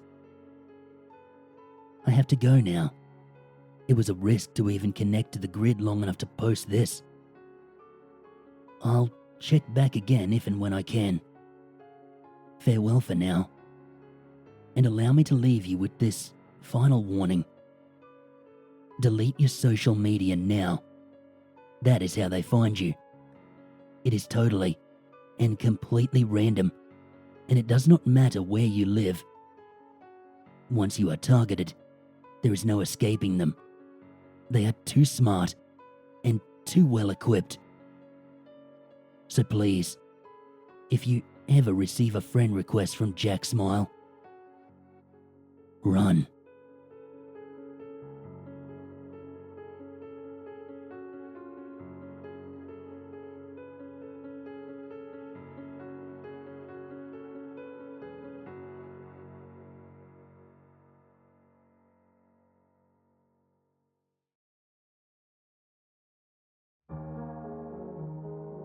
We always expect life to be easier than it actually is. Why is that? Why do we assume that we are owed happiness? Why do we act so surprised when things go wrong? Is it this society we live in? Is it the false advertising that surrounds us at all times? Is it because of the things we watch or the books we read? Why is tragedy always so shocking? Life is a slog of disappointment and misery. Sometimes we are graced with pockets of joy, brief respite from all the hardship. In these moments, we feel like we have figured out the purpose of our existence. Love, family, culture, travel, natural beauty. But it's all bullshit. Those fleeting hours of contentment, they are nothing more than a quick breath between beatings. It's a ray of hope that gets stuck inside our minds like a cancer. We hold onto it, we beg for it, we scream for it.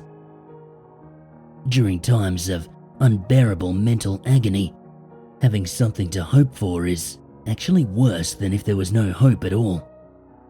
Hope is a lie. It is a disease that tricks our minds into thinking this painful reality is going to evaporate like a puff of breath on a cold wind. Let me assure you, reality is a brutal, bloody corpse. Now, you might be reading this and thinking, I'm not like this. I have a good life, a healthy family. I'm financially secure. Let me tell you this. I hope you enjoy your quick breath of clean air, because there is a bomb falling over your head. You may not see it yet, but it is descending at a tremendous speed. When you least expect it, it's going to land and devastate your entire existence. It will destroy everything you love, and it will leave you broken, weeping in the gutter. Why am I telling you this? Why should you listen to me? Because the bomb has already dropped on me. Because the fallout is unbearable, and I cannot seem to find a gasp of clean air in this toxic wasteland of life. My throat burns, my eyes water, and I can't speak for fear of tearing my silenced throat. My wife is dead. She died a year ago, and she left me alone to raise our little girl, Heather. Heather is all I have left. She is the gas mask that I struggle to hold on to. She is the choked cries of desperation I emit from between bloody teeth. Heather is 5 now. We did our best to recover from the pain of my wife's death. A loss of a companion, a removal of a mother. I shudder to think my daughter has to face the bloody blade of life at such a young age. She needs to be sheltered from it. She needs protection. And for a while, I thought that I was providing that. But that was before. That was before the nightmares started. That was before the tall dog. I scrubbed the sleep from my eyes, rolling in the darkness to check the clock. 3 a.m. I groaned and pulled myself from the warmth of my sheets. Heather was crying from her room, calling my name. She must have had a bad dream. In a daze, blinking sleepily, I shuffled out of my room and down to hers. The house was silent, and my feet scuffed over the cool hard wood floors. Heather never has bad dreams, I thought, yawning. Did I let her watch something scary before bed? I entered her room. The space was illuminated by a pink ballerina nightlight. I went over to my daughter's side. She was curled up in a ball, with her hands over her face. She was sniffling and her pillow felt damp with tears. Cooing, I scooped her up and told her that everything was okay. After she calmed down some, I asked her if she had had a nightmare. She looked up at me with big, teary eyes and she nodded. She hugged me and she asked if she could sleep in my bed. I told her, of course. "It won't come into your room?" Heather asked me as I picked us both up off the bed. I paused. "Sweetie, what are you talking about?" She wrapped herself tightly around me and she whispered into my ear, "The tall dog." I didn't know what to make of it. The phrase was nonsense, and so I just told her that there were no dogs coming into the house and that we were safe. I felt her relax against me as I walked us back to my bedroom. I laid her down in my bed and stroked her hair until I heard the soft snores of sleep. I laid down next to her and exhaled heavily. Sleep suddenly returned to me in a rush of heavy fatigue. The next day, life resumed its predictable repetition. I got Heather ready for school and then rushed to prepare myself for work. I left her downstairs in front of the television, happily munching on some toast, as I scurried to shower and shave. It was like this every morning, but I was used to the frantic pace. As I threw my sports jacket on and bustled into the hallway to go downstairs, I paused. I bent down and wet my thumb with my tongue. I scrubbed it along the hardwood floor, wiping away a streak of dirt that ran towards Heather's room. I grit my teeth, reminding myself that it's not a big deal. She was only 5 years old and she couldn't be expected to remember to take off her shoes every time. Standing, I hurried down the stairs and collected my daughter to begin our day. I switched off the TV and grabbed Heather's pink Barbie backpack, asking her if she had to go to the bathroom before school. When she said she didn't, I snatched the car keys off the kitchen counter and ushered her to the front door. As I followed Heather out, I hesitated. My hand froze before I closed the door all the way. I stuck my head back inside and listened. I could have sworn that I'd heard something from upstairs. After a second, I just shrugged it off and closed the door, locking it tight. The day passed like so many before it. The hands on the clock pushed forward triumphantly and finally announced the end of the workday. Not long after the trumpets of freedom were blown, I found myself at home once again. I decided to order pizza for us, a rare delicacy to my daughter, and we spent the evening watching children's shows on Netflix. I barely saw the images on the screen, the fatigue from the day washing over me in heavy waves. A stomach full of pizza, that didn't help either. Heather shifted and snuggled into me, resting her head against my chest. I smiled and kissed her shoulder, telling her that after this episode, it was time for bed. She put up her usual resistance, but I battled it valiantly. That was something I had to learn how to do. My wife has always been the one who knew how to say no and knew when to say enough was enough. I was always the softie, allowing Heather to get away with a multitude of activities. It was just so hard to say no to her big, cute brown eyes, brimming with innocent pleas. My dad heart, it melted every time, and I would eventually cave, begging her to not tell her mother. But after the brain tumor took my wife away from us, I had to learn how to balance my daughter's requests with fatherly affection and parental standards.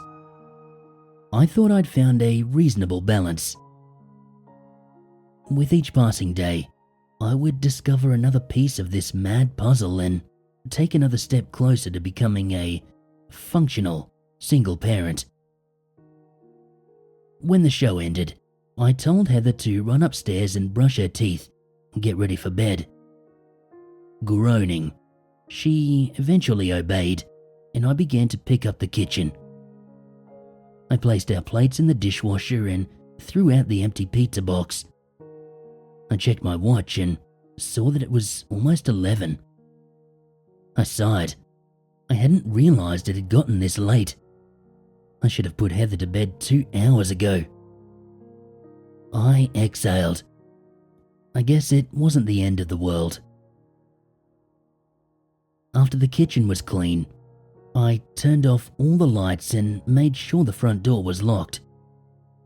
Satisfied, I climbed the stairs and I went to check on Heather's progress. To my delight, I found her already in bed and asleep. I went to her and gently kissed the top of her head, smiling to myself. She really was a good girl. I turned on her nightlight and closed her door behind me. I went to my own room and prepared myself for bed. As I slid into the cool sheets, I decided that tomorrow after school, I would take Heather to the park so she could ride her bike along the community bike trail. Content with my plans, I closed my eyes and drifted off to sleep. Darkness, haze, groggy. Slowly, I peeled my eyes back open in the black, head spinning. Why was I awake? What time was it? I rolled over and looked at the clock. 3 a.m. I blinked and closed my eyes, deep drowsiness filling my body like hard liquor. That's when I noticed it. Heather was crying.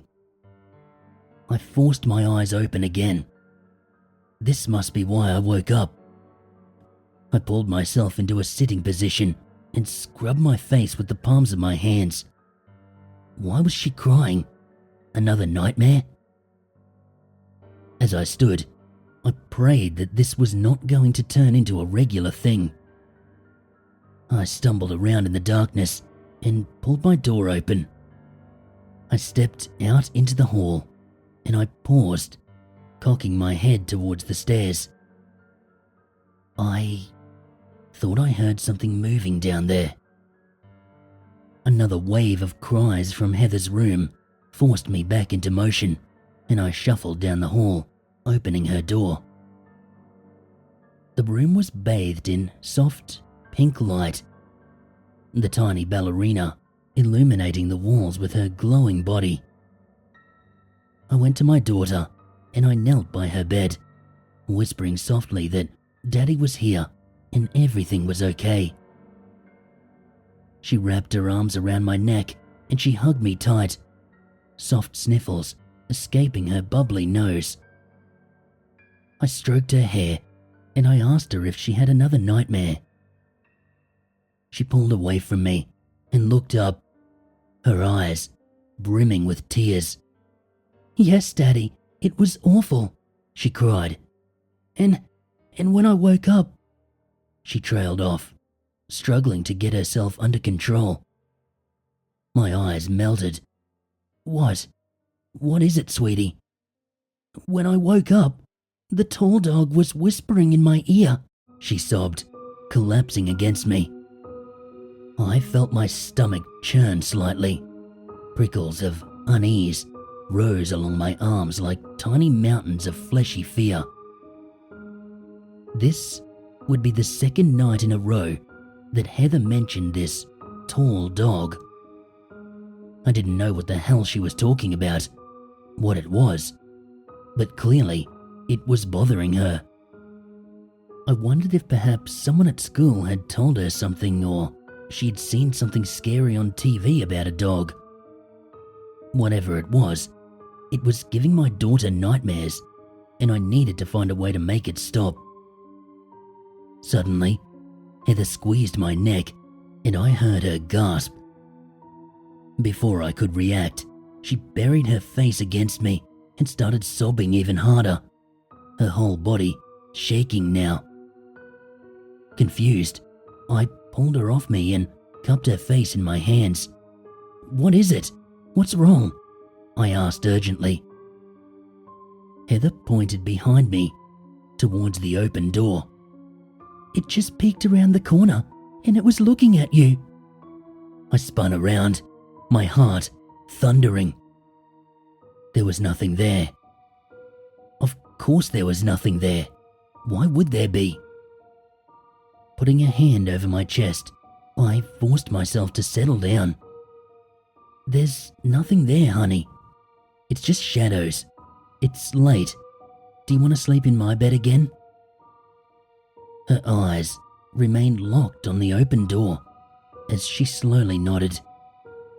I picked her up and rubbed her back as I walked us out of her room. There was nothing to be afraid of. She had just had a bad dream. As I walked down the hallway, I paused in the darkness. I looked to my right, down the stairs, down into the gaping maw of black. Did I hear something moving down there? Heather squeezed me tight, and she whispered into my ear, "It's going into the basement." I shifted her weight in my arms, her words sending a shiver of unease down my spine. I told her again, there was nothing there. I brought her into my room and tucked her into bed. I sat beside her and rubbed her head until she drifted off to sleep. It took longer than it had the previous night, but once she was breathing easy, I went to my bedroom door and stepped out into the hall. In the dead of night, when surrounded by heavy darkness, fear has a way of making monsters out of the shadows. I forced myself to remain calm, reminded myself that I was an adult, and I went and stood at the top of the stairs. I looked down, the enclosed staircase, revealing nothing but the square black mouth at the bottom. I listened, holding my breath. Silence.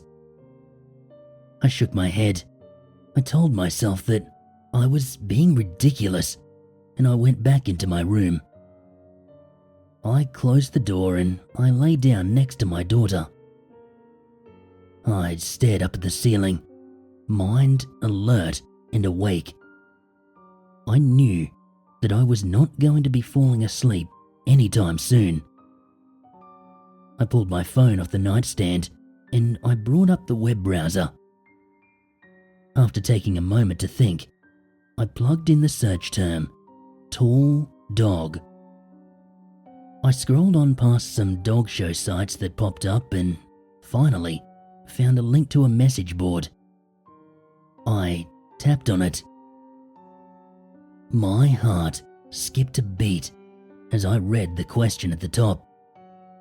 It read as follows: "My son keeps having nightmares and complains about something called the tall dog. Does anyone know what the hell this is? It's happened 3 nights in a row. It's driving me crazy. Please help." The top answer, right below it, sent a chill rocketing through my body. It read, "Your son is telling the truth. Get help. The tall dog is real, and it will keep coming back. It's attracted to deep sadness, and it will not leave your son alone until it gets what it wants. It is very dangerous. I know this sounds insane, but I am telling you the truth. I've come across others who have encountered this thing. It is very real and very dangerous. I put my phone down and I stared into the darkness. My heart was racing. This couldn't be true, could it? Every part of me wanted to write it off as a bizarre coincidence, but it was so specific that I just couldn't. What am I supposed to do with this information? I thought. This is crazy. Stuff like this doesn't happen. Stuff like this doesn't exist. And yet here I was, staring at a warning on my phone while my terrified daughter lay curled up next to me. It was unnerving. I turned onto my side and I stared at the closed bedroom door. Just outside the door were the stairs leading to the ground level. As I closed my eyes, I pictured something long and lanky pulling itself up them, its snout dragging along the wood. I forced that image out of my head and I shivered. There was nothing out there.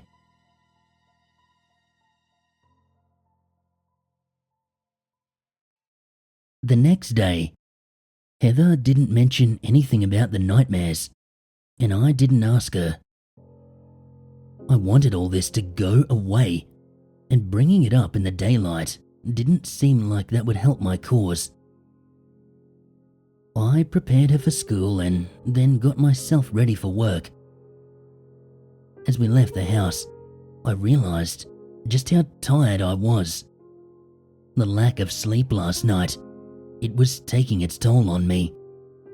I made a mental note to stop and get more coffee after I dropped Heather off. Whilst I drove, my mind wandered back to the message board warning. In the daylight, it seemed a bit silly. I pushed the fear back into the corner of my mind and I scolded myself internally for being so irrational. I reminded myself again that I was an adult and I didn't believe in monsters and things that go bump in the night. After I dropped Heather off at school, I went back and got another cup of coffee and then drove to work. My brain accepted the caffeine gratefully, and as I sipped on the steaming liquid, I pondered what my wife would make of this whole thing. She would probably say I was being stupid and to man up. The thought made me grin, and suddenly, I found myself missing her. Eventually, I pulled into the office parking lot and began my day. Being Friday, I was hoping that I could leave a bit early. The crisp morning air, a prelude to a possible beautiful day. I still planned on taking Heather to the park. I had hopes that the fresh air and the sunshine might erase her nightmares, burning them away in a blaze of brilliance. Well, things didn't go as planned. Halfway through the day, I got a call from Heather's school. I sat, dumbfounded, as the principal explained to me that I needed to come and pick up my daughter. When I asked him why, he informed me that Heather had started biting her classmates and wouldn't stop until a teacher forcefully pulled her off another kid. I closed my open mouth, shock erupting across my face. There had to be some kind of mistake. My daughter didn't do things like that. The principal assured me that he was just as surprised as I was. But nonetheless, she needed to be taken home for the day. The other kids were scared of her, and the parents were being notified. Great, I thought. I'll be the single dad with the violent child. As soon as that thought popped into my mind, I got angry with myself. Who cares what they think? I need to go see if my daughter is okay. I informed my boss of the phone call, and he nodded me out the door. I thanked him and told him I'd make it up on Monday before bolting for my car. As I drove, I tried to make sense as to the possible reasons why Heather would act out like this. She wouldn't just do it. One of the kids, they must be picking on her. One of them must have provoked her. She wouldn't just start biting kids. I sat there at a red light, anxiously drumming my fingers against the wheel. Something was going on with my daughter, and I needed to get to the bottom of it. First, the nightmares, and now this. Clearly, Heather was going through something, and as a responsible parent, I needed to find out what it was.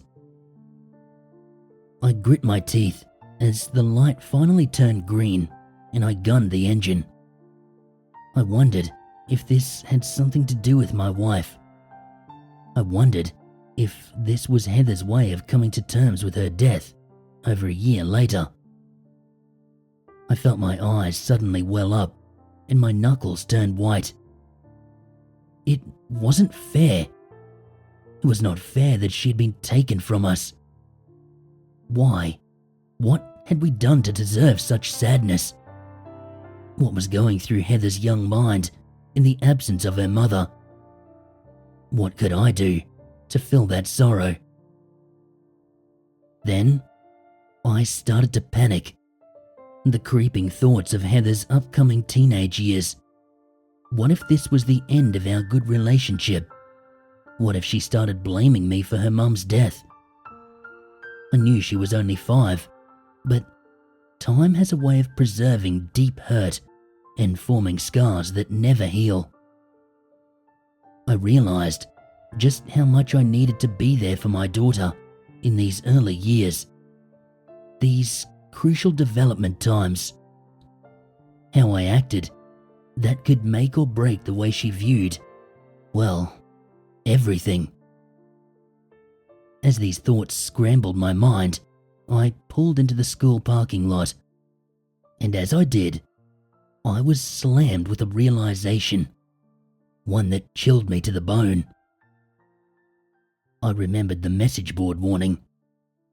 The tall dog, it is attracted to deep sadness. I shook my head. No, don't start going down that road. That's insane. There's no such thing. She's forming waking nightmares in order to deal with what she's going through.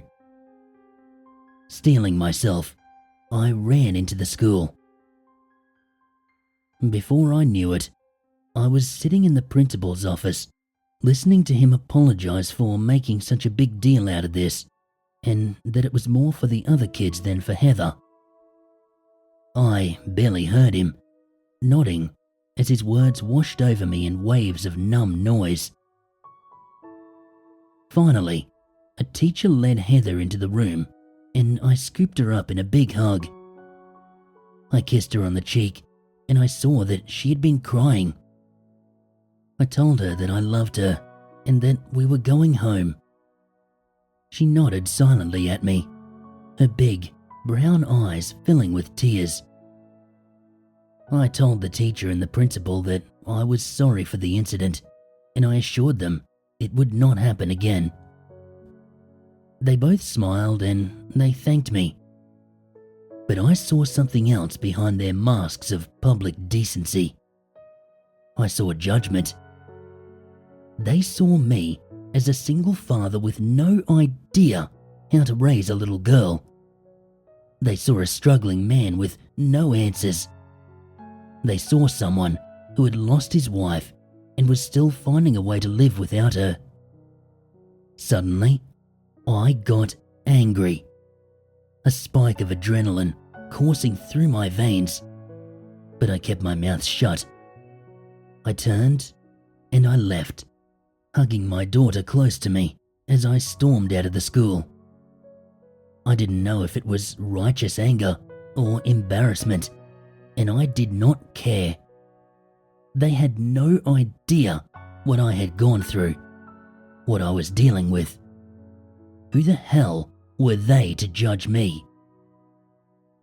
I put Heather in the car and I drove us home in silence. I fought to get myself under control. I reminded myself that this wasn't about me. It was about my daughter. She was the one who needed help. She was the one who needed loving support. We eventually arrived home, and I checked my watch. It was almost 4. I abandoned the idea of going to the park and instead sat Heather down on the couch. I placed myself next to her, and I told her that we needed to talk about what happened at school. "Sweetie, are you doing okay?" I asked her gently, gauging her mental state. She looked down at her hands and nodded.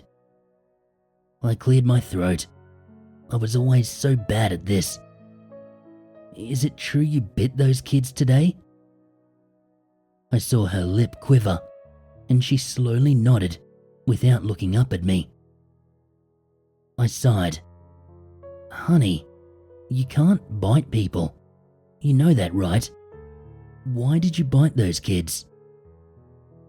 She shrugged again, and I saw a tear rolling down her cheek. "Be brave," I told myself. "You can't back out now." "Were you mad at them? Did someone say something mean to you?" She put one hand in her pocket and slowly shook her head, eyes still downcast. "Heather, can you look at me?" I asked softly.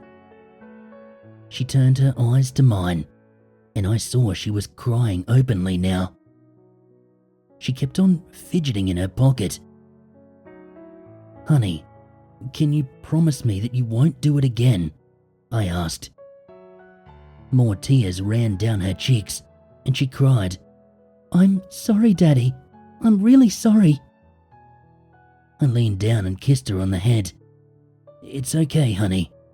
I know you're a good girl. Daddy loves you very much.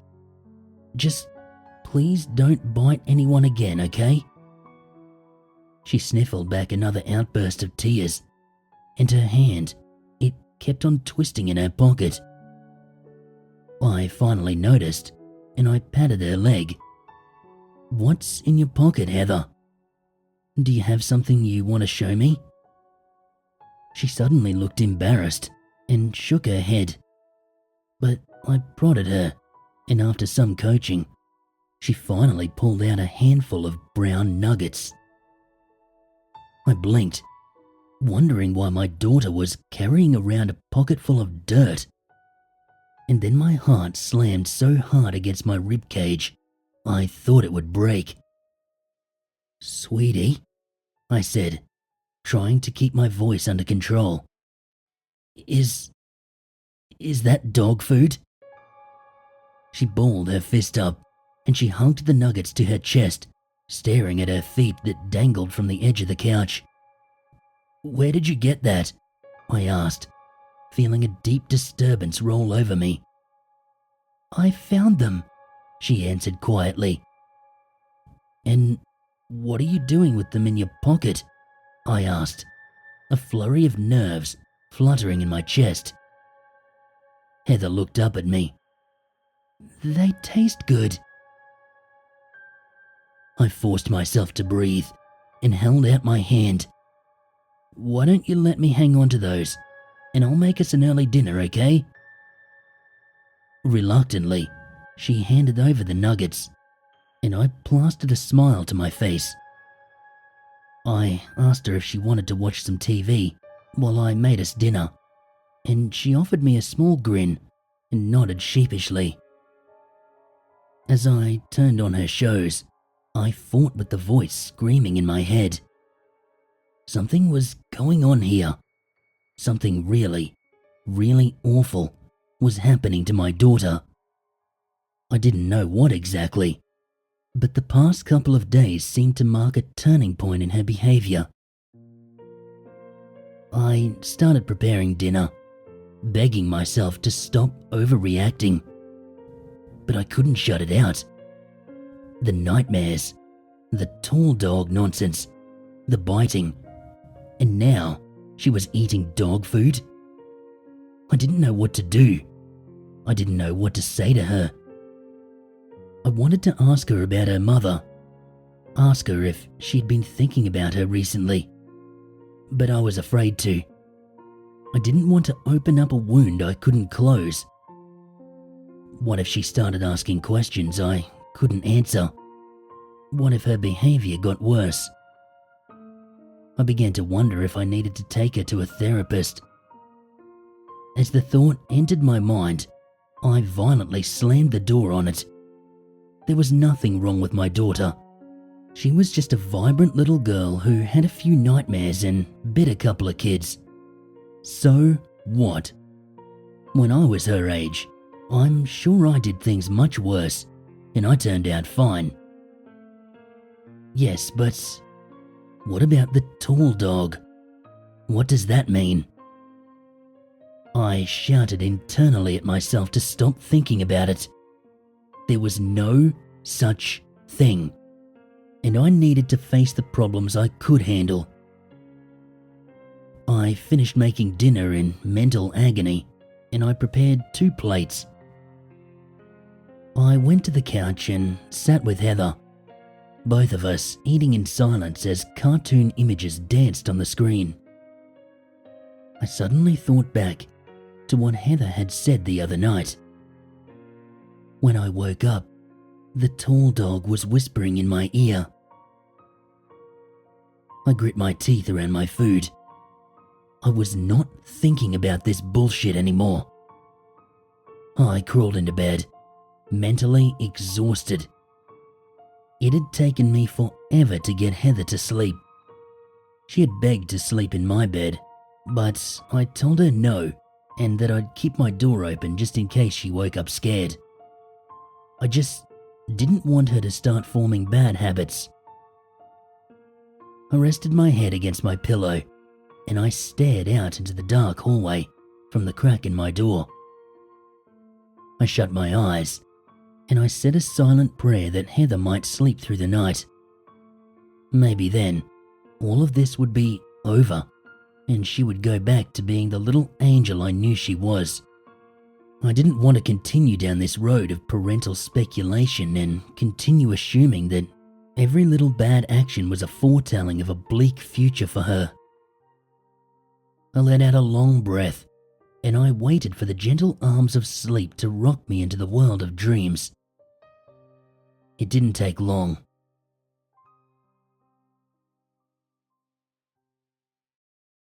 My eyes snapped open, bloodshot and wide. I was soaked in sweat, the horrific nightmare still clinging to my brain with razor-sharp claws.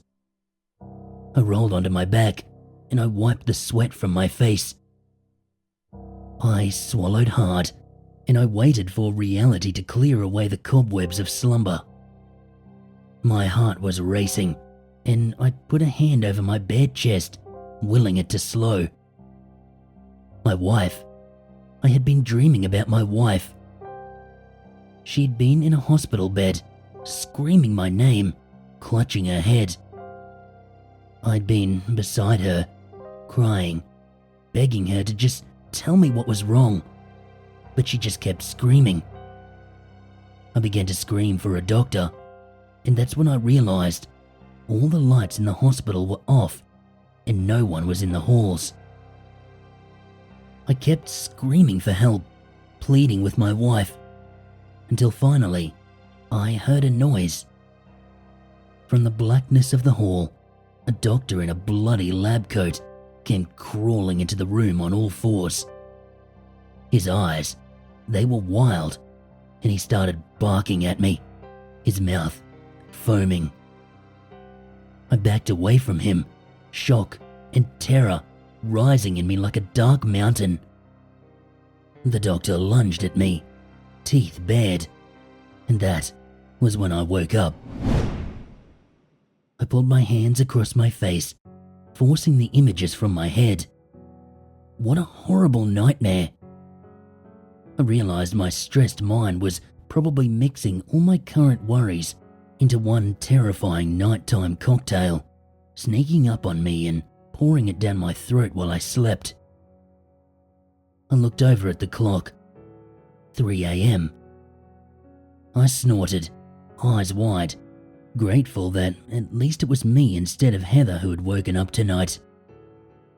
If I could take her fears from her, I would, gladly. I just needed to be careful I didn't end up burning myself out. As I rolled onto my side to face my door, I heard something downstairs. Immediately, my mind exploded into alertness, the nightmare fear still fresh on my breath. I lay there in the silence, ear cocked, listening, my heart racing. There it was. It sounded like something was walking around. Get up. You have to get up, I thought to myself, fear tingling my stomach. It's probably nothing. It's probably the house settling. Maybe Heather got up for some reason, or maybe she's sleepwalking. I pulled the covers off me and I swung my feet over the side of the bed. I jumped as I heard more movement. What is going on? Tense and terrifyingly nervous, I crept up to the door. I paused, staring out into the empty hallway. I didn't hear anything. Slowly, I opened the door and went out into the hallway. Something was making noise at the bottom of the stairs. I balled my sweaty hands into fists and I steeled myself. The house was impossibly dark, every corner filled with grinning black. The floor underneath my feet creaked as I slowly edged myself over to the top of the stairs. I looked down there, and something looked back up at me. I stifled a scream, terror clenching my throat like an iron grip. My eyes bulged, and my breath rushed from my lungs in a wave of cold fear. It was long and slender, its hairless body a sickly grey colour. It looked like a dog, but it was greater in length and bone thin. Its snout pointed up at me from the foot of the stairs, easily 2 feet in length. Its eyes were completely white and swollen in their sockets, like bloated marshmallows. It was on all fours, its front 2 legs resting on the first 2 steps. As it gazed up at me, it began to pull itself upright. My knees turned to liquid, and I watched in absolute horror as it rose to stand on 2 legs, its head towering towards the ceiling. Its neck was long, too long for a dog, and it snarled up at me, its mouth full of black, needle-like teeth. It started slowly walking up the stairs towards me. I backed away in frantic desperation, unable to comprehend what I was looking at. I tripped over my own feet and fell, not able to tear my eyes away from the advancing monstrosity. As it neared the top of the stairs, it crouched back down on all fours, and I saw its swollen white eyes pulsing with excitement. I tried to scream, but I found that I didn't have the breath. This was the most terrifying thing I had ever seen, and every alarm in my head was blaring with furious urgency. I scooted backwards with my hands into the safety of my room and I stood, grabbing the door and slamming it shut in one violent gesture. I stood, with my back against the wood, sucking in hungry lungfuls of air. What in the hell was that thing? What was it doing in my house? Where had it come from? Heather. Oh no. Heather. I pressed my ear to the door, and I heard footsteps padding down the hallway towards Heather's room. I scrambled in the dark for some kind of weapon. Grabbing my discarded work pants that were lying in a pile on the floor, I slid the belt from the loops. I wrapped it around my knuckles, turning the buckle outwards. I pressed against the closed door, and I took a deep breath. I could not let that thing hurt my daughter.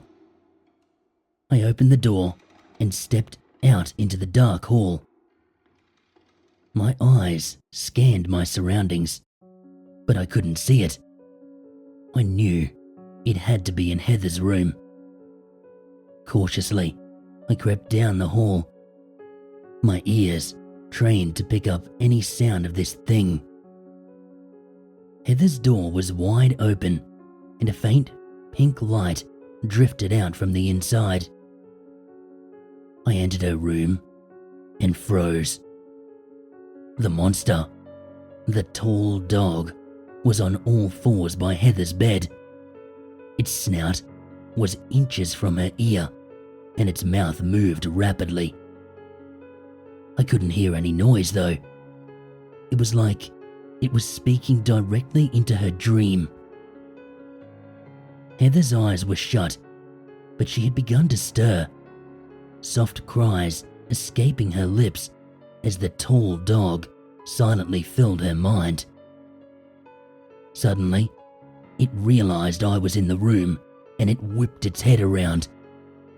Its eyes seemed to vibrate in their sockets, thick, white pus leaking from them. It silently bared its teeth, its mouth filling with sharp, ebony darkness. I took a step back, feeling my throat tighten, and I gripped the belt harder in my hand. I needed to get it away from Heather. My heart was seizing in my chest, and my back was coated in a cold layer of sweat. I forced my knees to lock, and I licked my dry lips. The tall dog turned away from the bed, and it rose up on two legs, towering over me. Despite its appearance, it did not move like an animal. Its balance was perfect, and its legs and muscles twisted and flowed with the confidence of a human. "What do you want?" I whispered, holding my ground as a trickle of sweat slid down my face. It then leapt at me. I screamed, raising my hands to protect my face as its long body crashed into mine. I fell to the floor, its sinewy flesh pressing mine to the wood. Its breath was hot on my face, and stars exploded across my vision, my head bouncing on the ground. With the energy battered out of me, I blinked back darkness and scrambled desperately, trying to get it off me. It pinned me where I lay, its powerful legs digging into my sides. I looked up into its hideous face, and the white ooze pouring from its eyes dripped into my hair. It leaned down, and it opened its mouth, its jaws parting to reveal rows and rows of black teeth. I watched in horror as its throat began to open, folds of dark flesh parting like oil and water. And then I heard my daughter screaming from deep down inside. "Daddy, help me, please! Don't let it take me! Daddy, please!" Heather's voice was shrill with panic, and it sent waves of chilling terror through my body. No, this wasn't happening. That wasn't my daughter.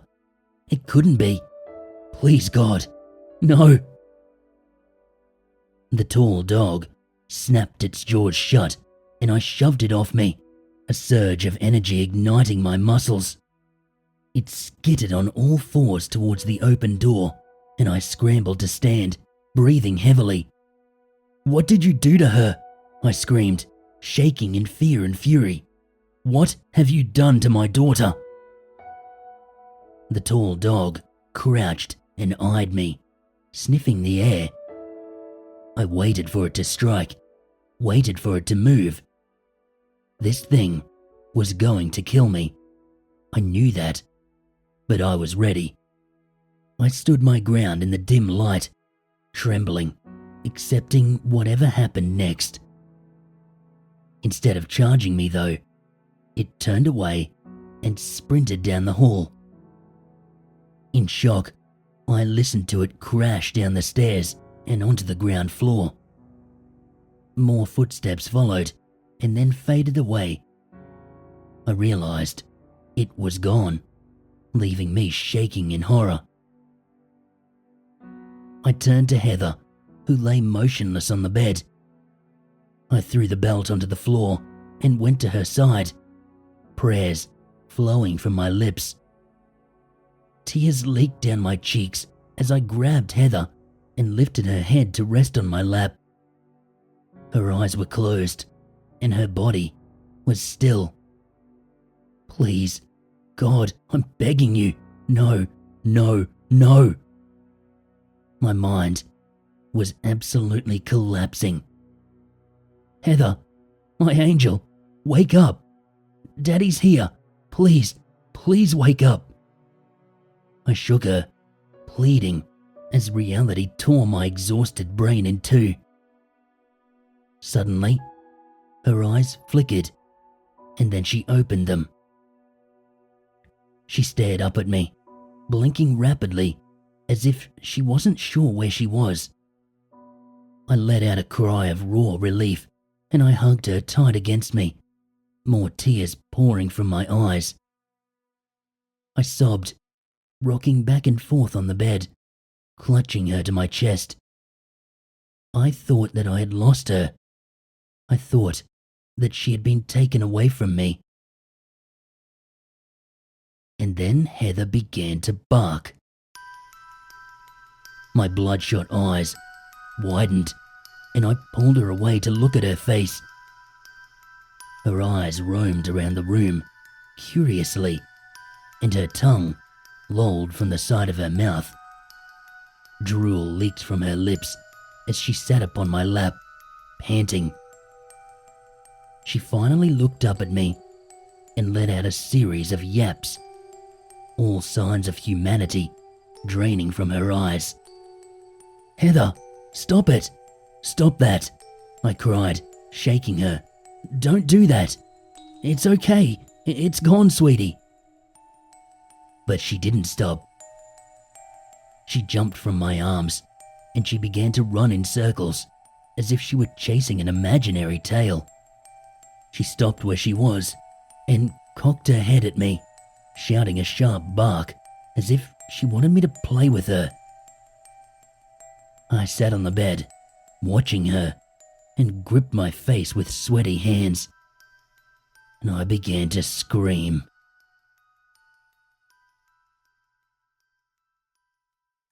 Heather will never be the same. That night, I rushed her to the hospital, and I begged the doctors for help. After examining her and bringing in a multitude of specialists, they informed me that she was not in control of her mind anymore. They told me that she would never regain it. Something had been taken from her that night, something that could not be replaced or repaired. I don't know how long they ran tests on her, as I desperately expended all my options, desperate to try anything. I simply couldn't imagine a life without her. I couldn't imagine a life alone from her. I wept and I prayed until I had nothing left to offer. Nothing changed. Nothing helped. and I wondered if anyone even noticed.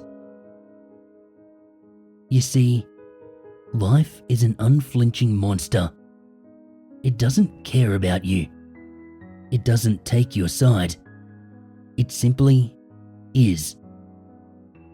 It took my wife away, and it opened up a wound in my daughter's mind. A wound I didn't even have the courage to ask my daughter if even existed.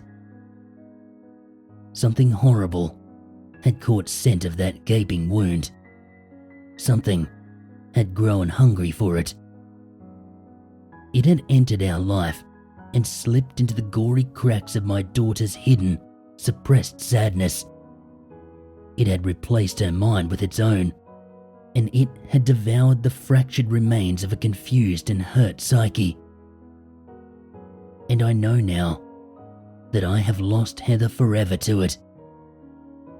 So now I stand here, in the darkness, over my daughter's bed. I grip the pillow with shaking hands. Tears roll down my face, and I beg God to forgive me. But whatever is laying in this bed, I know that it is not my daughter.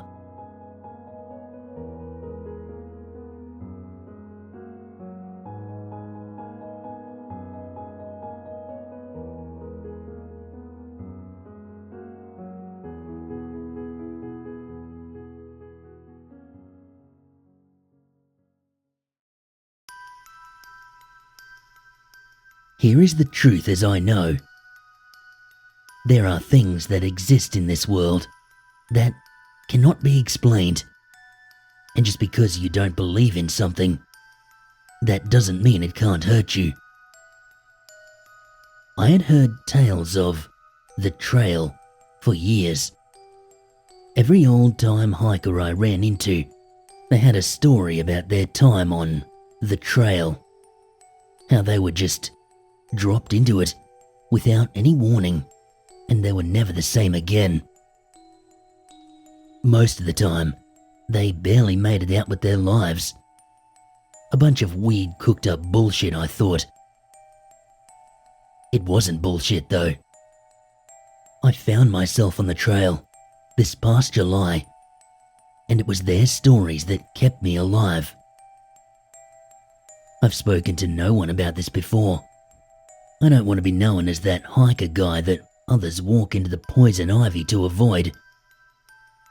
But more and more people are going out, which means the trail is going to pick some of them, and they are going to go in unprepared. The trail doesn't suffer idiots or newbies. It eats them.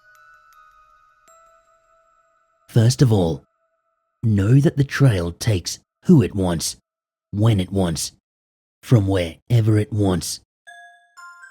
If you're going out, even for a day hike, make sure you bring enough supplies to last at least 3 nights.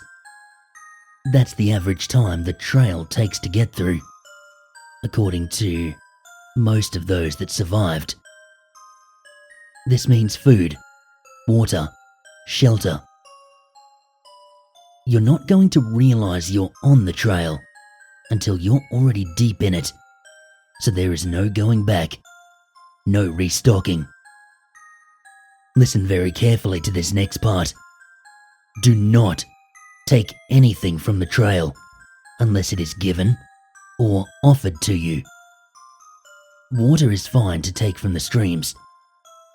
Food, if your only other option is to die, because it's probably going to kill you anyway.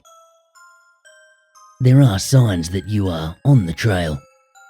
If you feel something's amiss, look for them. The first one that just about everyone mentions is the map stand. It's just sitting there in the middle of a fork in the trail. You won't miss it because it'll be the cleanest damn thing you've ever seen in the woods. Not a lick of dirt or water damage on any of the pamphlets. As if God himself had just dropped the stupid thing there moments before you came upon it. Do not take one. Pretend it's not there if you have to, but do not take a map. Remember, take nothing, not unless it is given or offered. Past the map stand, you'll probably come across more of the pamphlets littering the ground. These, I think, were left behind by those who did not follow the advice above. You'll be curious to know why they're all there. I was. But the best option here is to just walk into the bush and continue on. If you're feeling brave, you can look up. I don't recommend that though. I still have nightmares. Stay in the bush until you reach a cross-shaped tree with a little rag doll nailed to the front. As you near the tree, the nail will fall and the doll will tumble onto the path. Pick the doll up. This counts as being given. Here, you can get back onto the dirt path, and you stick to that path like glue for the rest of the day. There is a little girl in a dirty nightgown that will follow you from off that trail. The doll is hers. She will cry. She will beg for you to give it back. Put the doll in your pack and ignore her. She'll disappear when you reach the creek. When you make it to the creek, cross at the shallowest part. The water plays tricks, and it is much deeper than it looks. There is an undercurrent that can easily pull you down to the bottom. The woman who told me about the current, she barely made it out, and she is now deathly afraid of water. She said that it's not just the current, but there are things down there, things that grab you. I didn't ask her what she meant by things. This is it for the first day. Keep on hiking until it gets dark. Don't worry about your pace. Darkness will settle in when you reach a certain point. Make sure you bring a headlamp, as you'll probably want to go 15 minutes further after dark. For me, I could hear footsteps on the trail a few meters behind me, and I went the extra 15 minutes and those sounds stopped. I don't know what will happen if you set up camp with the footsteps still following behind you. If it is a cold night, keep your fire as small as possible. One guy I spoke to, he made a large fire on the first night, thinking that it would keep anything dangerous away. He's now missing an arm. The next day, wake up with the sun.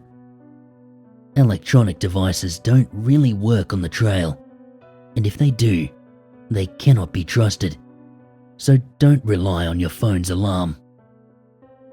You probably won't sleep well the first night anyway. The dogs will keep you awake with their howls and their barks. They're feasting on something that cries out every once in a while. Don't go looking for it.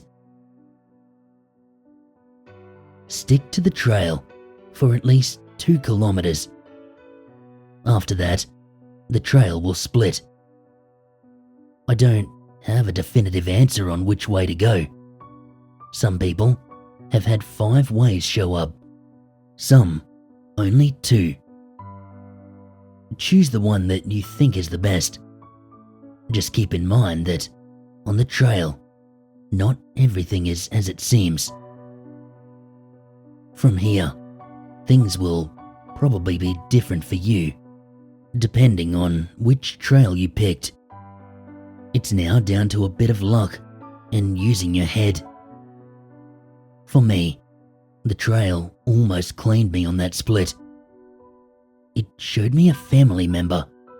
They were hurt. Stupidly, I tended to them, and I got a knife in my backpack for it. I never killed anything before, let alone someone that was the spitting image of my little brother. You'll come out on the other side of the split. Some hikers, they have tried multiple trails of the split. One told me that they got out on the second day by doing this. The rest of them wished that they had just kept going forward. Just as the sun is setting, you'll notice a fire off the side of the trail. A woman will be sitting by it, stoking it with a branding iron. She will offer for you to join her. I got the impression that not doing so would be a very bad idea, so I would suggest you do the same and sit. Stay as long as you are able, and do not look bored. She branded my forearm for yawning. It burns terribly whenever I think of the trail. She will offer you food. It's not bad, so just eat it. Once finished, you can get up, and she'll only watch you silently as you return to the trail. Continue on until you reach the briar patch. This briar patch, it stretches on for what seems like kilometers in either direction. The only way to move forward is to go right through. The thorns change the farther you go, and if you aren't wearing long sleeves and pants, then you're going to be torn up before you make it halfway. That's when the thorns change completely to what look like little mouths. They dart out from behind leaves, bell-shaped things, colored yellow and purple. They are like leeches, and they will attach to you. Remove them as fast as you can, or you're probably not going to make it out. Be careful, as they will sometimes squirt your blood back at you, and being blinded by it, that will only make getting out harder. The last thing, on the third day, is probably the easiest and the hardest thing.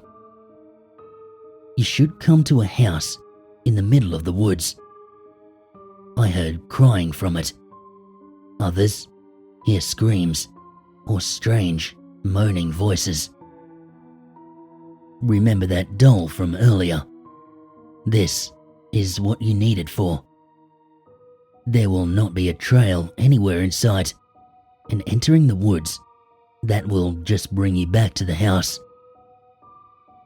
For me, the front door was blocked, as were the windows, which left the open basement doors as my only option. Through the basement, I found strange items from hanging knives to children's toys. Somewhere, a record player plays only static. I found the stairs to the first floor, following the crying. It led me to the second floor, and to a door that was shut tight. Using my shoulder to open it, I found a burned-out room. The wooden walls and the floor still had embers glowing. There was a heat haze that burned my throat as I breathed. Sitting in the center of that room was a tiny cradle and the girl that had appeared off the trail. She stared at me, eyes just as hot as the embers in that room. She looked almost devilish as she sat there, rocking the cradle slowly. The heat in that room, it was growing by the second. All the cuts and nicks from the sticker bushes itched and burned, and I wiped sweat from my forehead as I looked around the room. It got so bad that I could feel the soles of my boots becoming soft. I didn't know what she wanted until I remembered that doll. I dug it out of my pack and I placed it gently into the cradle. As I straightened, I found myself back on the trail again. A light breeze drying the sweat from my skin. This may not be the same thing that happens to you, but it seems to me she just wants the doll. On the final day, there is only one thing left to be worried about. You'll eventually come to a clearing covered in a red substance that I can only assume is blood, but it bubbles on the bushes and the tall grasses. This is not the strangest bit. At the end of the clearing, there will be a mirror, at least 10 feet wide and 6 feet high. As you approach, you should see 2 reflections in the mirror. One of them, it follows you, as it should. The second will just be standing there, waiting for you. It'll do nothing at first. At least mine didn't. But as soon as I was level with it, I felt the coldness of metal against my neck. In a flash, the strange reflection had moved to behind me, and in his hand was a blade. He spoke, but I could not hear the words. It took a few seconds to understand what he was saying. You see, on the mirror are words that you have to say out loud. It will be your deepest, darkest secret, or at least one of them.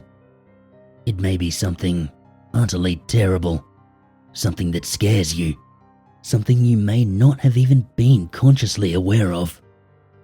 Your reflection will demand that you say this out loud. Do it. The knife at your throat should be enough warning not to test this mirror. If you pass this test, then the mirror, it should become transparent. Walk up to it and step through. That's it. Your journey should now be complete. Pray that your trip on the trail was as short as mine. Every story I've heard ends with the mirror. But that's not to say that others who didn't make it out didn't have other experiences. This isn't a list of everything, only things I've experienced myself and heard from others. The trail changes you, and you could face all of these things, or none of these. Be careful if you still decide to go hiking. I, for one, will be staying away from trails from now on. All of them.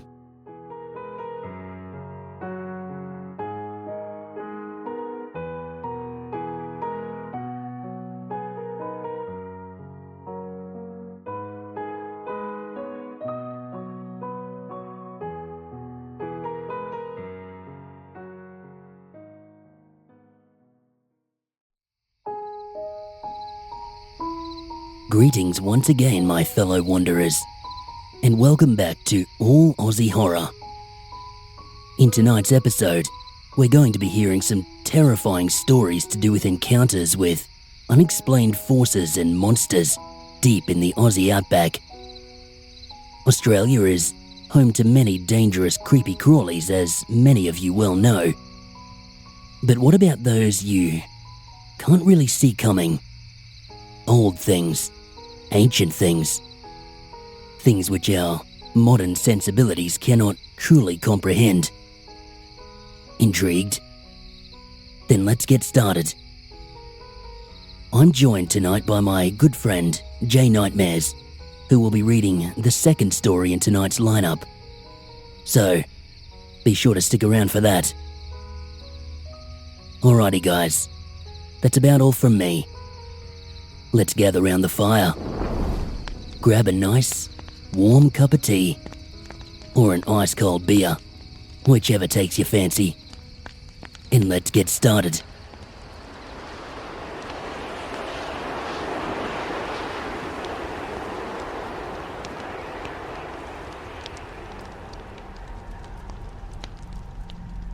I've been all around Australia. Take my word for it, the best way to see this country is by car.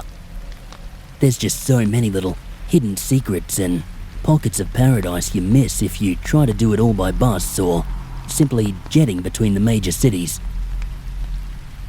My memories of road tripping Australia are, for the most part, positive. Sure, there's been some ups and downs, but that's life, isn't it? You just keep on pushing forward. And that's what I did. There is one notable stopover that still stands out though. An event which very nearly convinced me to pack in my adventurous spirit for good. I will recount this as best I can.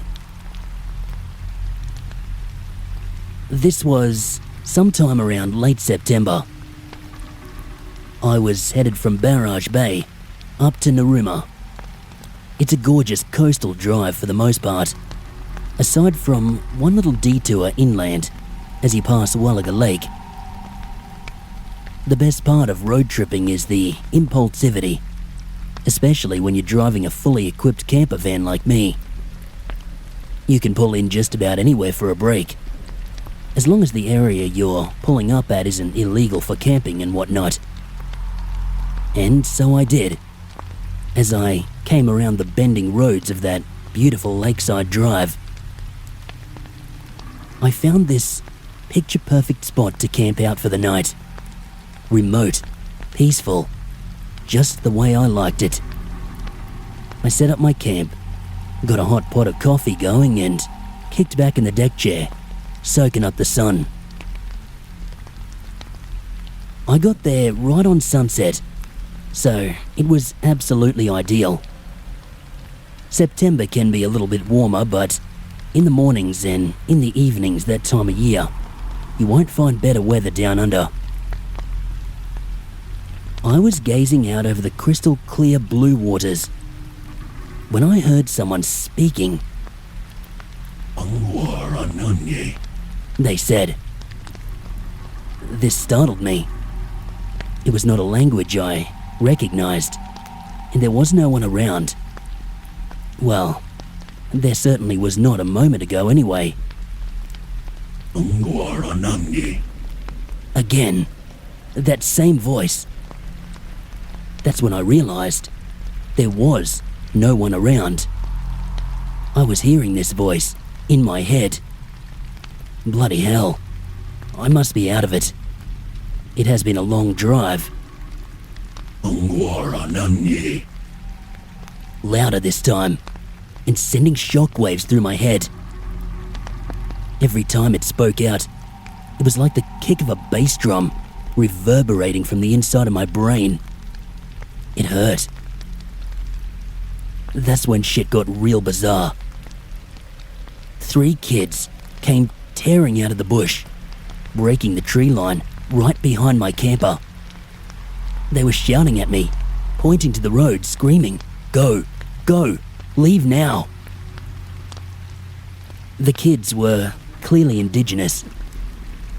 Don't get the wrong idea, I don't mean some stereotypical image of Indigenous Australian tribes living deep in the bush. They were just some local kids from a nearby camp.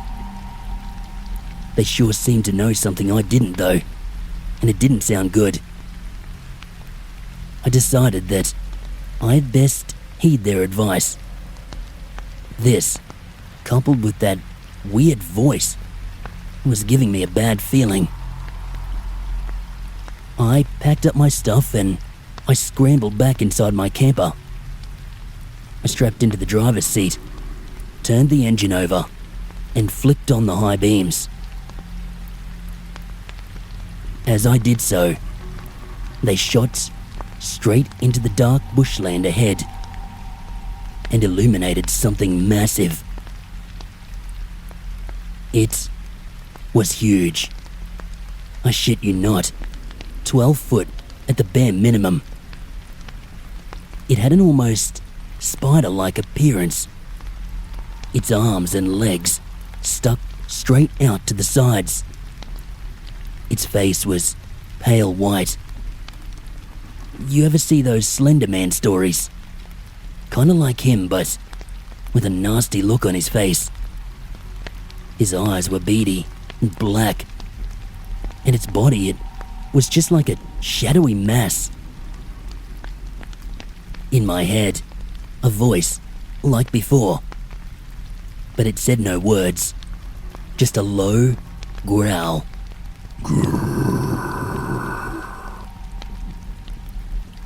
The kids started bashing and kicking my camper now, but not as if they meant me harm or anything. They were urging me to leave.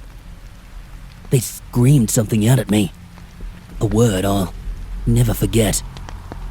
Doolagal, Doolagal. Again, that voice from before, but much louder this time, echoed through my head. I watched as this thing slowly, yet deliberately, pivoted on its right foot and then began walking sideways towards my car. That was it. I was out. I stepped on the pedal and floored it down the highway. As I sped off down that road, I caught a glimpse of this abomination wobbling sideways, step by step. It was coming down the highway, following my car. Thankfully, for whatever reason, it did not appear capable of picking up any kind of speed, and I watched as it slowly disappeared into the darkness of the night. That was the first and last time that I've ever seen anything in my travels I would call otherworldly. I did not need to look very far for answers as to what I bore witness to that dark September night. A simple search for a single word those kids shouted at me turned up everything I needed to know. Doolagal. Straight out of Wikipedia, the Doolagal is a humanoid creature of Aboriginal dreamings. He is said to have bright red eyes, and he stalks Mount Goolaga, walking sideways. See, where I was camped, it was a straight shot south from Mount Goolaga, so I guess it fits. Why he was down by the lakeside when he's said to stalk the mountain, I don't know. Maybe he sees all this land surrounding the mountain as his territory. Maybe he was on the hunt. I don't know. The search did lead me to look into another phrase I heard that night. The words which constantly reverberated inside my mind. From what I could dig up, this is of the Gunyandi language, and it loosely translates to, please, go. What I can't figure out is whether this voice in my head was this Doolagal, or if it was something else. This Doolagal, it did not appear to have my best interests in mind. No, everything about its demeanor looked as though it meant me harm. The actions of the kids too. They were frantically urging me to get out. Like they knew if I stayed there, something bad would happen. If it weren't for them, maybe it would have.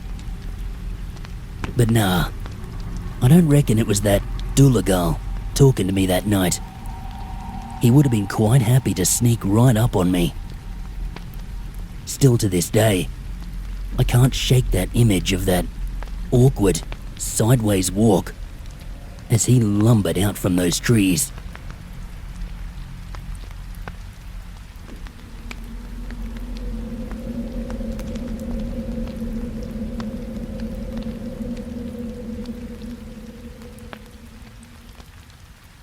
I'm a British backpacker, and I recently took a trip down under. I saw something, and I'm here to tell you about it. I've always been fascinated by the idea of the Australian outback, with its vast empty nothingness stretching as far as the eye can see. Something about getting yourself lost in its beauty. It's equal parts terrifying and exciting. So that's exactly what I planned to do. I had no interest in seeing the sights of the cities. I mean, I'm sure they're beautiful in their own right. But for me, I wanted to get out into the wilds as quickly as possible. I did some research beforehand, jumped onto some local Aussie backpacking travel groups on Facebook, and I ended up getting quite friendly with a local. His name was Chris, and he was part Indigenous Australian, Aboriginal dad, and his mother of Irish heritage. We got to talking, and upon hearing all about my wishes to see more of the secluded sights of Australia, he agreed to be my tour guide for the trip. Alright, all was set. I flew to Sydney on a cold July morning. Yeah, that's when the winter months are down there. I was so excited as the Sydney Harbour Bridge and the Opera House slowly came into view as we descended beneath the clouds. I was right, the cities were beautiful in their own regard, but still, that's not what I was here to see. I met my tour guide Chris at the airport, and we hastily made our way to his vehicle, a stereotypical Ruston Holden ute, and we began our trek out west. The drive was bloody beautiful, and I highly recommend you try it at least once in your lifetime. We eventually cleared the western suburbs of Sydney, passing through Parramatta, Blacktown, and Penrith before the urban scenery slowly began to change and open up to beautiful, wide open spaces. Yeah, this is what I've been waiting for. The drive continued on for hours as we passed through quaint little outback towns, some of which genuinely looked like ghost towns. Eventually, just as night began to fall, we reached Broken Hill, a sprawling inland mining city deep in the heart of outback New South Wales. This was to be our base for exploring the remote wilderness of Mooshee National Park. He wasn't wrong. It was remote. It was a few hours' drive to our nearest entry point, and from there, we were on foot. We had everything we needed in our packs, but still, there was something quite unnerving about trekking into such a vast open wasteland, with not even a vehicle to retreat to, should things go sideways.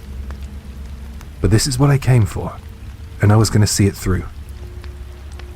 It was around 4 or 5 in the afternoon when we decided to make camp for the night.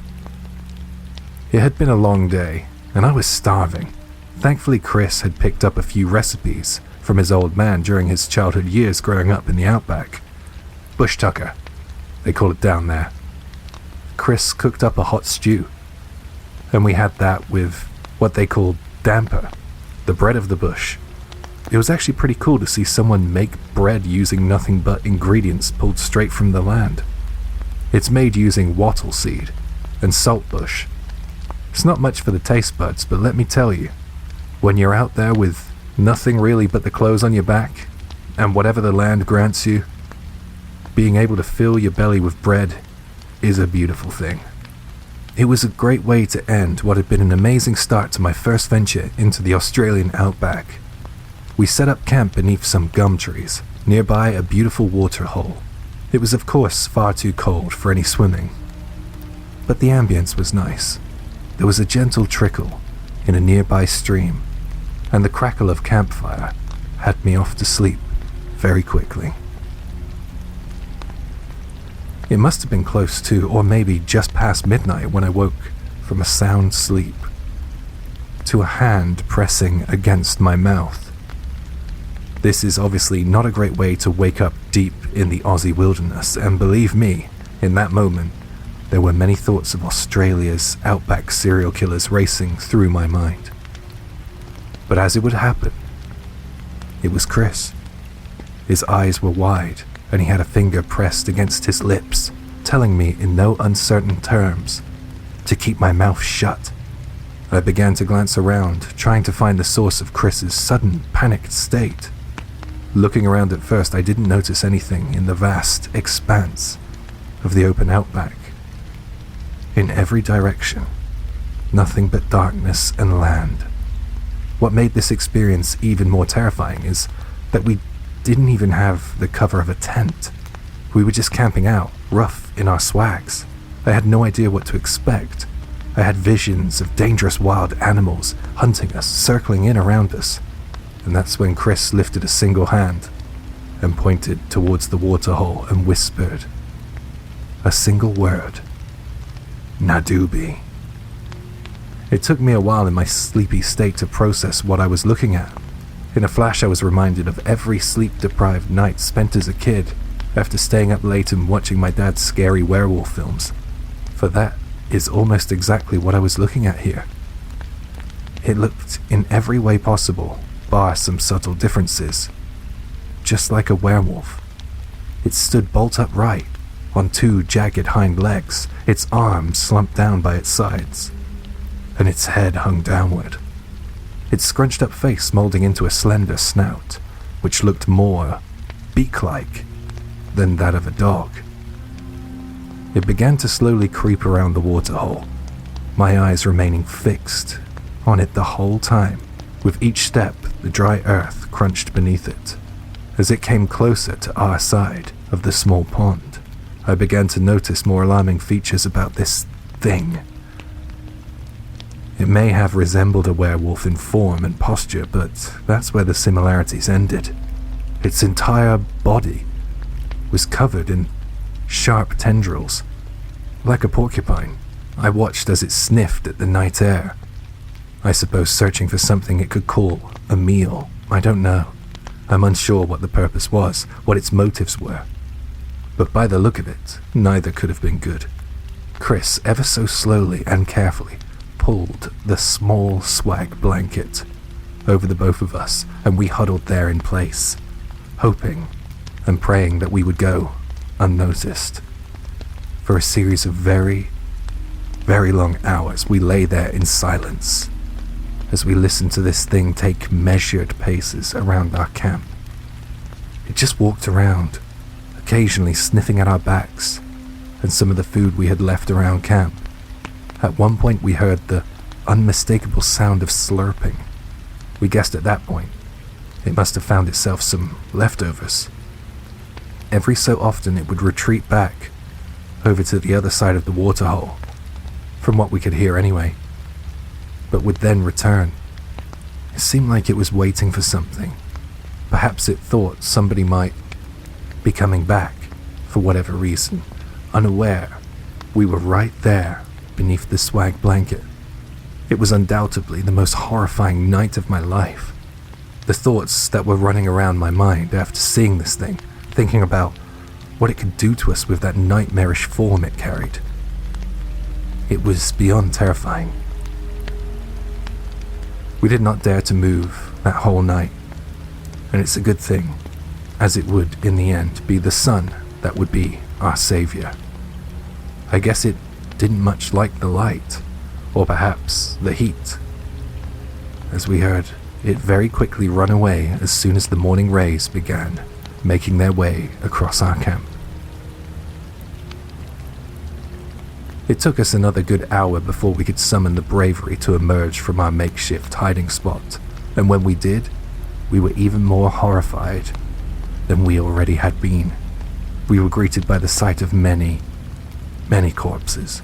Lizards, possums, fish, snakes, even some kangaroos, their bodies lifeless. Seemingly they were untouched. You wouldn't even know that they had been attacked in any way, were it not for the small holes in their bellies and those disgusting slurping noises that we had heard the night before. What was worse were the thoughts of how their obviously violent deaths had gone unnoticed. How had this thing seemingly slurped their innards out from within them without them making a sound? The mere thought of that was horrifying. To be silenced like that as you endure what must be excruciating pain. I shudder to think of it. We made haste getting out of there, needless to say. We stayed a night back in Broken Hill and set off for the drive back east in the morning. Chris, while not entirely certain, of course, shared with me that we had probably seen the Nadubi. It is an indigenous tale of a grotesque, echidna-like dogman which hunts by night. I didn't get much more out of Chris. He looked as shaken as I was. Despite growing up with many of these stories, I could tell by Chris's demeanor that this was the first time he had actually encountered one firsthand. I did end up staying a few more nights in Sydney, seeing some of the sights around the city. I have a whole new appreciation for cities. Whilst I do still appreciate the blissful peace of the wilderness, I choose to admire it from afar. I've seen what lurks in the shadows of the Australian outback. I have seen why so many who venture too deep within fail to return. For those of you wishing to experience it for yourself, I will not tell you what to do. I only advise that you educate yourself, not only by the standards of modern humanity's limited knowledge of this land, but listen to the stories of those who have lived here since ancient times. Do not underestimate their wisdom, as it may very well save your life.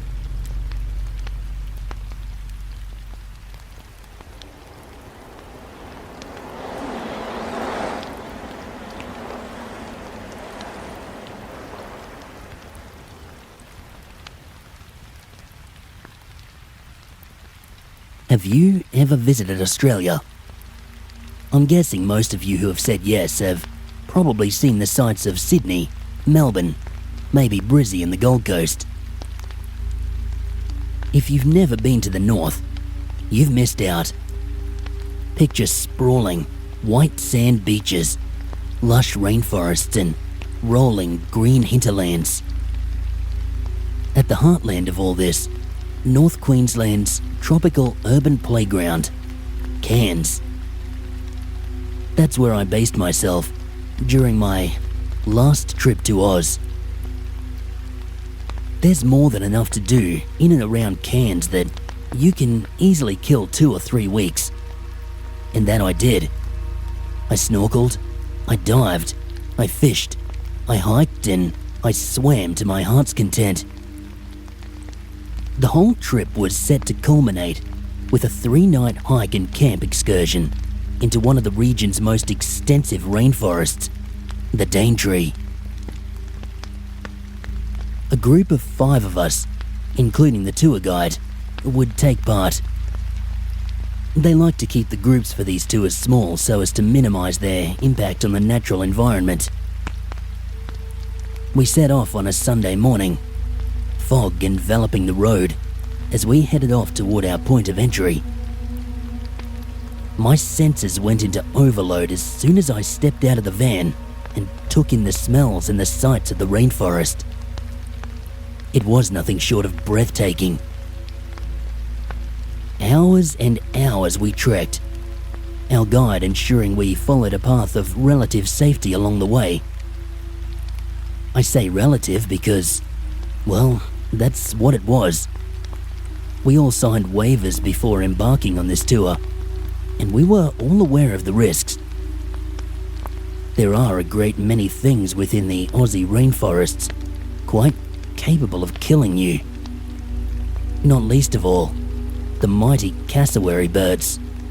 And if you get close enough to the Daintree River, you might just find yourself an easy meal for a crocodile. I was confident, however, that our guide would get us through safely. I wasn't going to waste my time worrying about things that could go wrong when I was surrounded by some of the most beautiful natural scenery on the entire face of this planet Earth. Day 1 came to an end and it was time to set up camp. We did so in a small natural clearing. This was part of the appeal of this tour. Nothing we were going to see, sleep on, nor walk on was man-made. Well, aside from our swags, of course.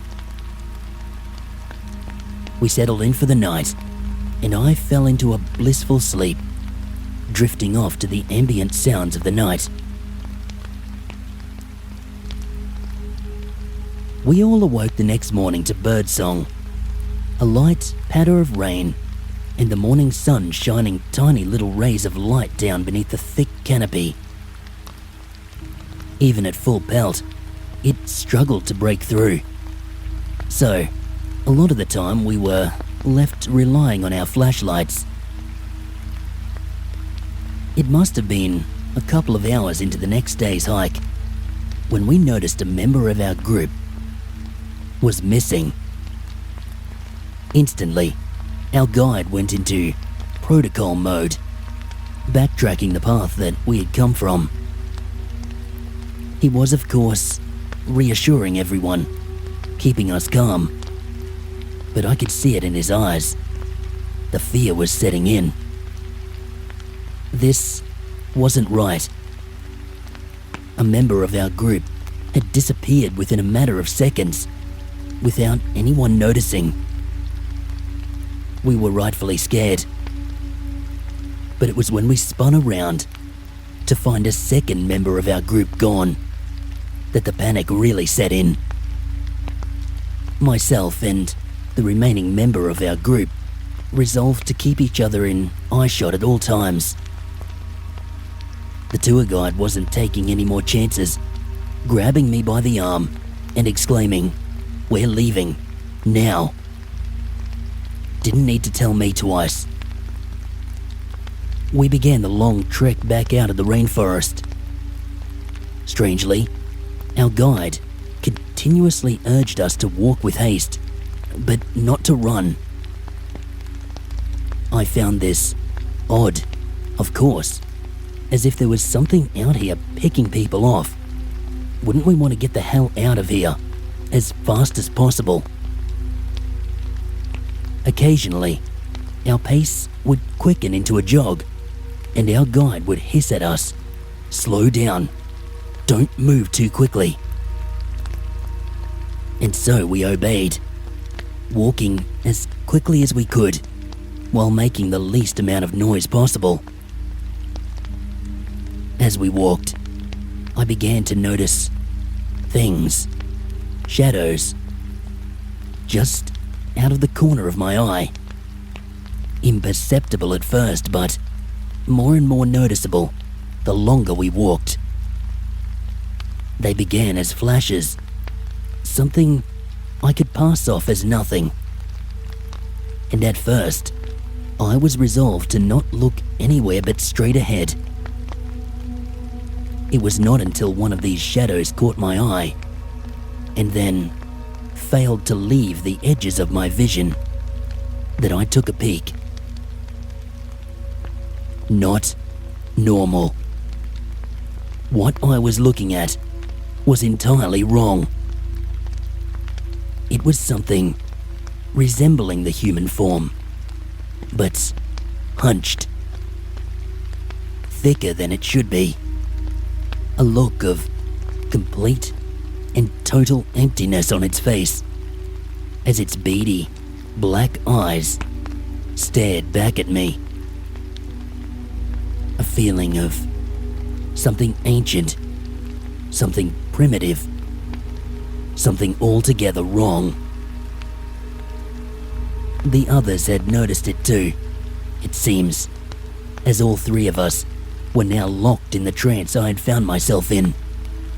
Our breaths short, quickening. And as we gazed, it began to step forward.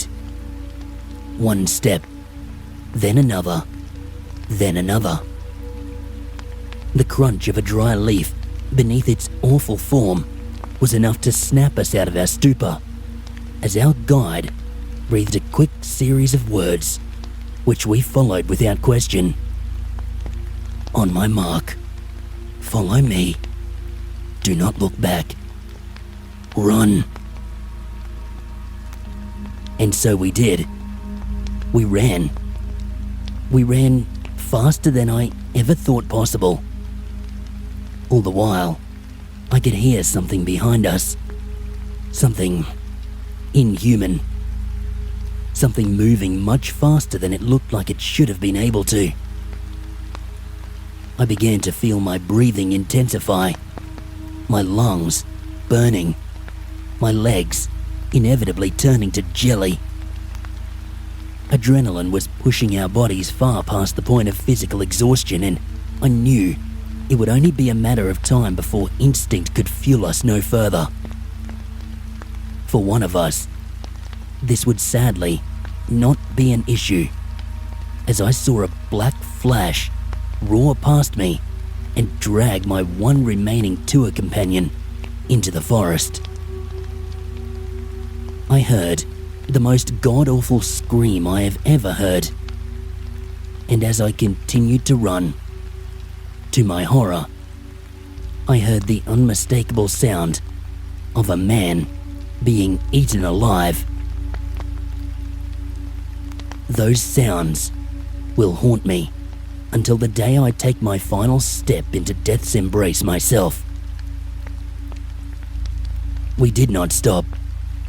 We continued running until the canopy began to open up, until the sun began to beat down upon us, until finally we emerged from that damned rainforest, from that nightmare.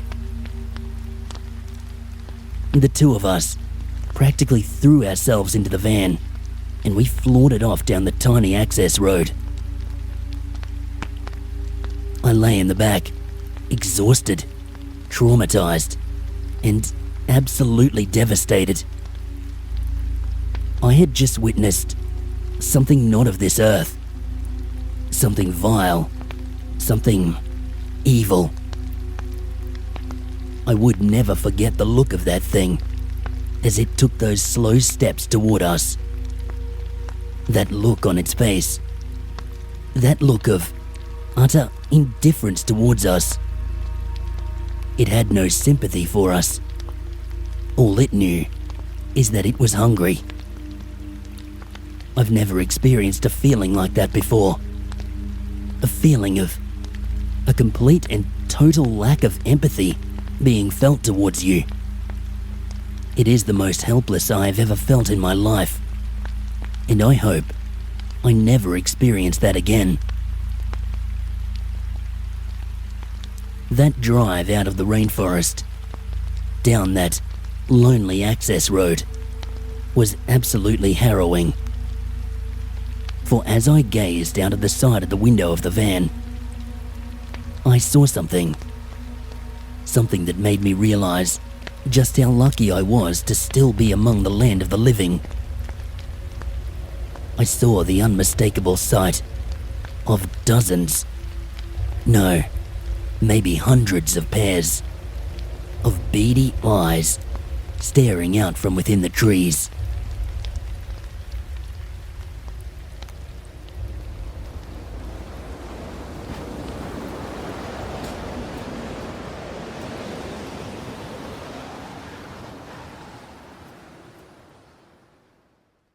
Greetings once again, my fellow wanderers.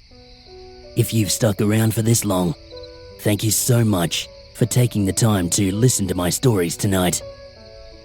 I'd like to also give a huge thanks to J Nightmares for joining me on this one. He really did an amazing job of bringing that story to life. I'm sure most of you listening already are well and truly aware of who Jay is, but if not, I'll leave a link down in the description and tag his channel in the title as well, and do be sure to go on over and check him out. This may very well have been my favourite set of stories we've covered in this series so far. What did you think? Did you have a personal favourite? If I had to pick, I'd probably say that Nadubi one. Dogman cross porcupine just sounds like the absolute stuff of nightmares. Let me know down below which one you enjoyed the most. Guys, before I go, if you did enjoy tonight's story time, and if you feel I've earned it of course, I'd really appreciate it if you could take a quick second to like the video. This helps out a lot more than you realise. If you're new here, please do consider subscribing for new stories on the regular. And whether you are new or already a subscriber, check that bell icon and make sure you've got your notifications set to all, so you never miss a story time. Alrighty guys, that's about it from me tonight. Thank you once again for stopping by and hanging out with us tonight. Check out the links up on your screen right now if you'd like to continue listening to some more scary stories. Otherwise, thank you so much for your support, and I'll see you all in the next video. Good night.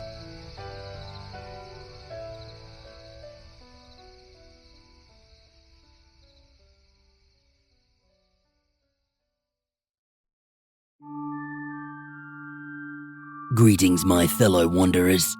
Creepy Oz here, and welcome to my brand new series, which I'm calling, quite appropriately I feel, All Aussie Horror. You'll recognise videos in this series by the tag on the thumbnail, which reads, yeah, you guessed it, Aussie Horror.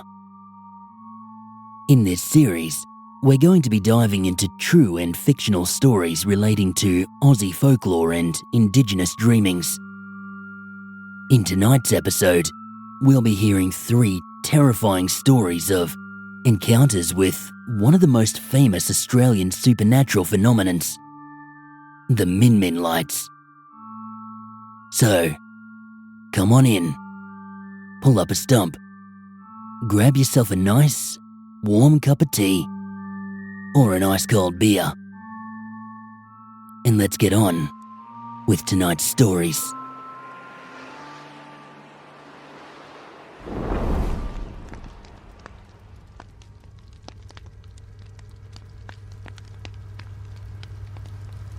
Number 1.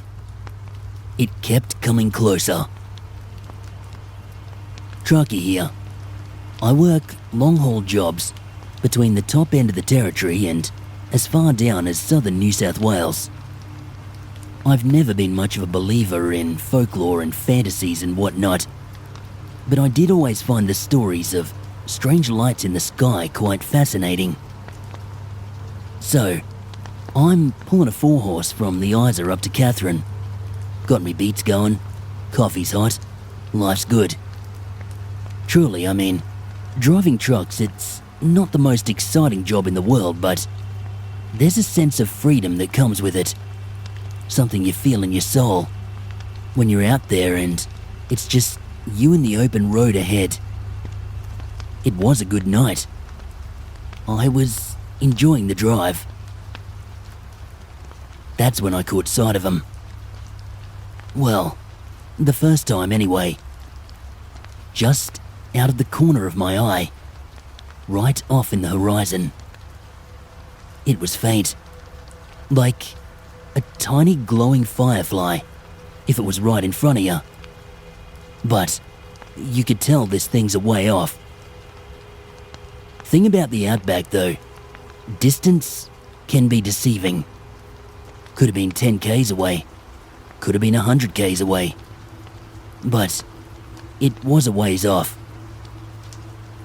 It was just kinda dancing there, beneath the moon. It was quite mesmerizing actually. That's when I started feeling a bit strange. Like, I knew I had to keep my eyes on the road, but I felt like I didn't want to take my eyes off this thing. It was a bit scary actually, but in the end, I managed to pull my focus back to the road ahead. The drive continued on. Half a pot of coffee down, about 300 k's to go.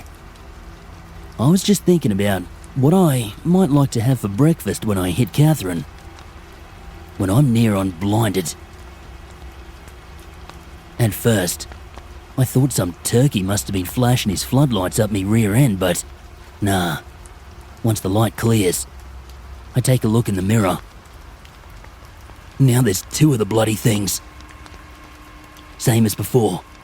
White. Kinda yellowish light. Ever so slightly glowing in the sky. It can't have been headlights. They were bouncing up and down, almost rhythmically, but out of sync with each other, if that makes sense. One would go up, then the other. No set of headlights I've ever seen does that. I start to put my foot down a bit at this point, because I got no idea what the hell that is. But the thing is, no matter how fast I go, no matter how far I go, these things are keeping pace with me. It's a whole other kind of fear, that is. In the middle of absolutely nowhere, with God knows what on your tail. I just put it out of my mind by continuing to focus on the road ahead. I kept on feeling that weird feeling though, like something bad would happen if I didn't stay looking square at these lights. It was almost instinctual. Like for some reason, I had to look at them. But I refused. I kept my focus right on that white dotted line. Eventually, I noticed they've disappeared. This is hardly a relief.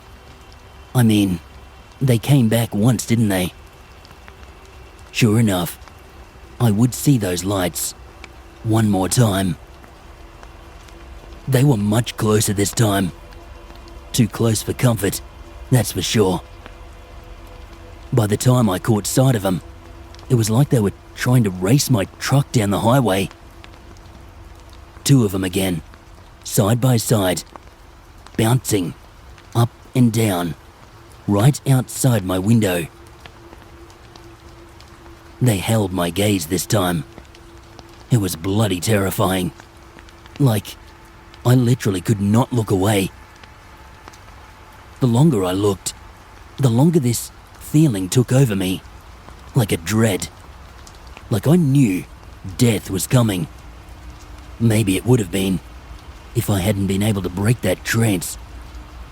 But I did. It took everything I had in me, but I ripped my focus back onto the road, slowly applied the brakes, and anyone who's driven trucks will know what a process this is, especially from highway speed. I pulled over once I found a flat bit of land. That was it. I was out. I don't know why. I wasn't tired, but as soon as that truck stopped, I was out like a light. I don't remember anything else until I woke up. It was a good 14, maybe 15 hours later, by what my watch was telling me. Everything in the truck was off, despite the fact I know that I did not turn it off. Radio was dead too. That was a whole new horror within itself. Stuck in the middle of the outback with no way to call anyone. You can imagine my relief when the engine did manage to tick over and roar back to life. Still got no idea what the hell those were, but my best guess, of course, and why I'm posting this here, is that I had an encounter with those Min lights. Like I said, I'm not a big believer in this stuff, but when you see something like that firsthand, it tends to change your belief somewhat. There's been stories of these things dating back centuries, and the Indigenous peoples tell stories of them and similar happenings going back much further than that. So, there's got to be something to it, I guess.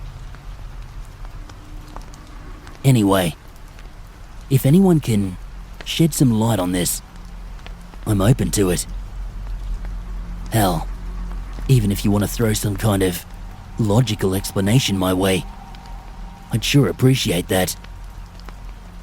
As fascinating as these stories can be, I sure would feel better knowing that these things are in fact not real. but part of me knows better now, I reckon.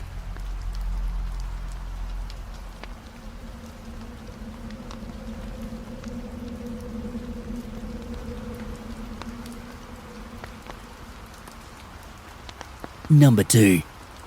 Emu Swamp Camping. Alright, so I've read a few of these. Most of them involve driving. Well, I got a different kind of Min Light story. Here to let you know that it's not only the roads you gotta watch out for these. So to my story. Okay, I had just finished out of high school. I mean, this is only like 2 or 3 years ago, so I guess I'm still just out of high school. Me and my mates decide we want to camp out a weekend or so. Now normally, those weekends turned into more like a few days or a week, thanks to a little more than necessary alcohol consumption. We're from Hughenden, by the way.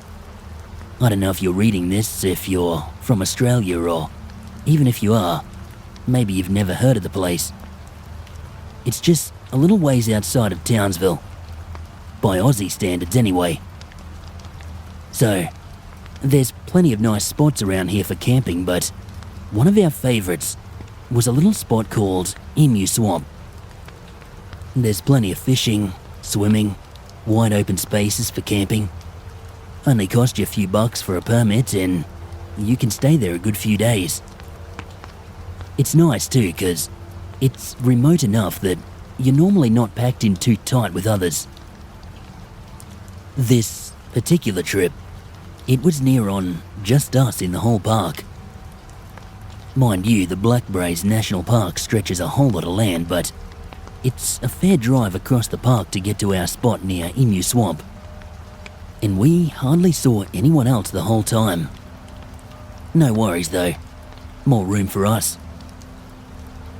Okay, so we get there about 4 PM or so, probably.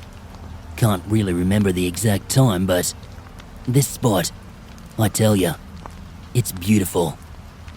Picture nice green wetlands stretching on for kilometres in every direction. More spots to chuck a line in than you'd know what to do with, and we were there in April, so best time of year for swimming too.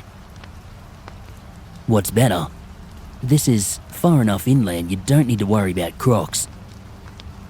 I guess you get the picture. You can probably see why we kept coming back here. I highly recommend it too, if you ever make your way out here.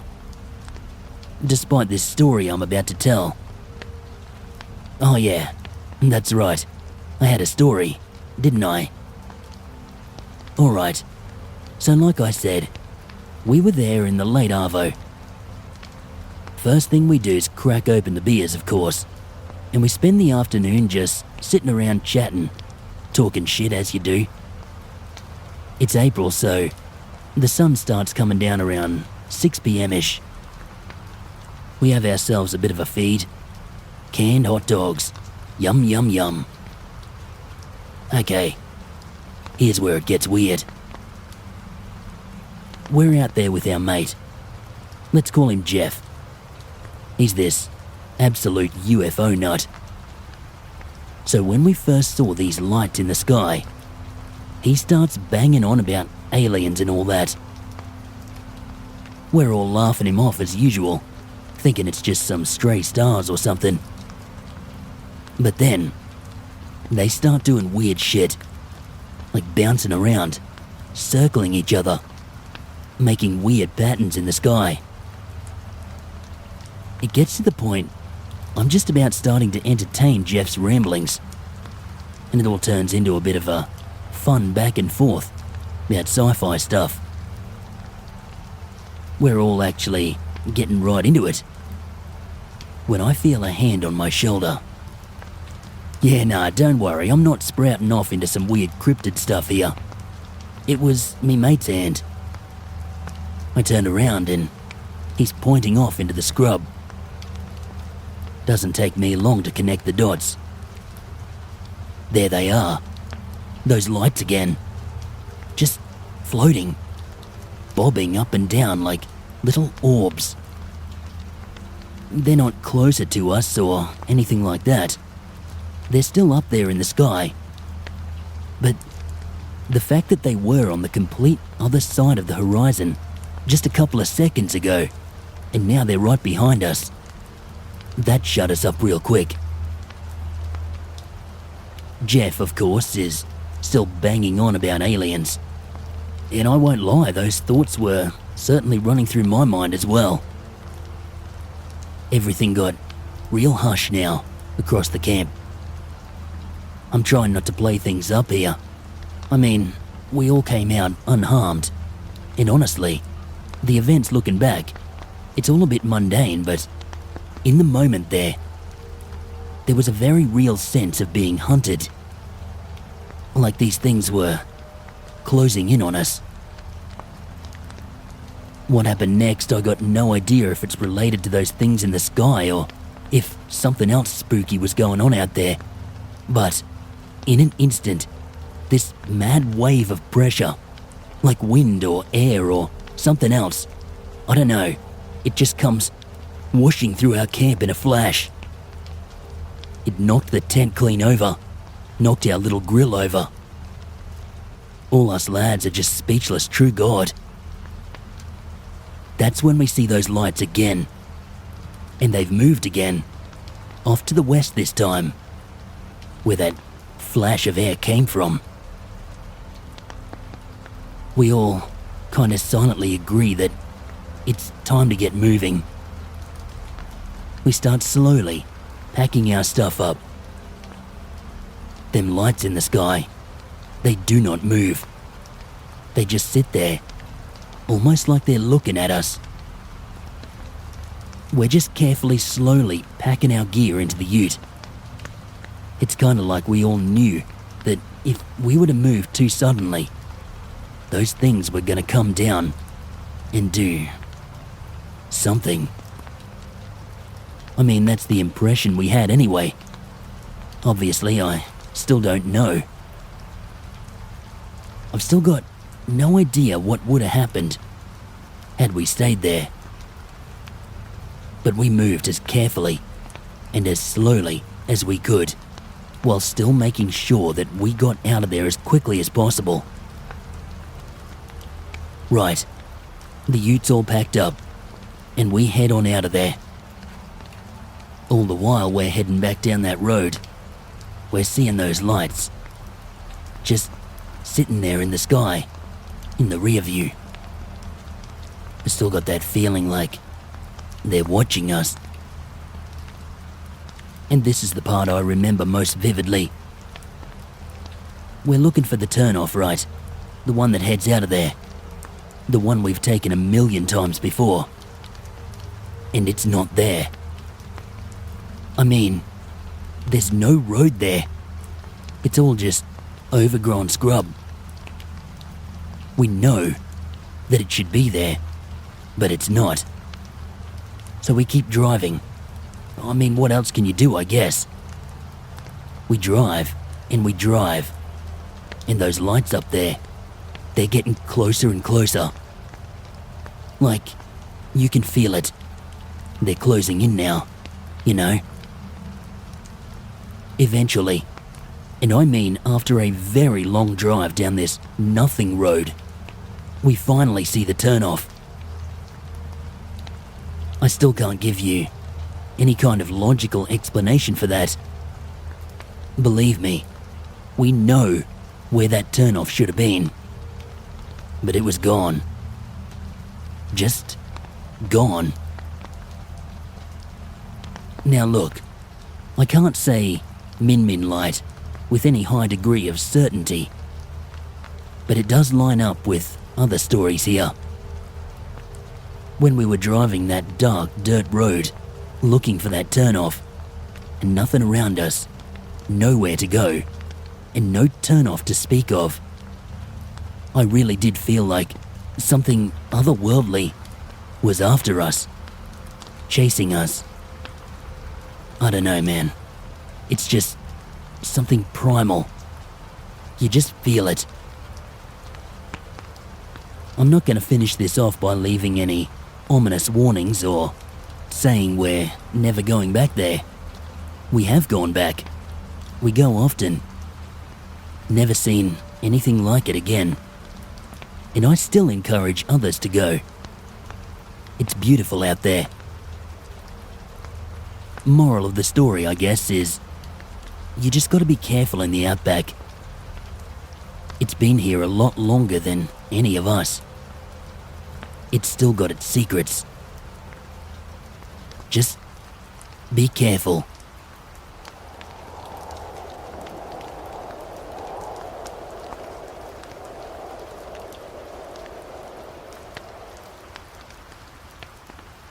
Number 3. My parents' road trip. I know of a story about them. It's not mine. It comes from my parents. They told me this story when I was younger, and it always stuck with me. Led me to a lifelong fascination with all things dark and creepy. So, many years ago, my folks took a road trip from Perth to Broome. Well, near Perth anyway. They lived a little bit south of there. It's a long trip for those who don't know Aussie geography. It's about a 20+ hour drive, and there's very few stops along the way. They were going the inland way, so picture this. Hours and hours of nothing but red dirt and dead trees. The road trip starts out fine. They left around 11 in the morning. Mum said it's around 7 p.m. as they passed through Mount Magnet, heading up towards Lake Austin. It was at this point Dad starts acting weird, talking about orbs out over the salt flats. Mum doesn't pay him much mind at first, as he's always been into weird stuff. But then a few k's down the road, she sees him too, right there, floating above the plains.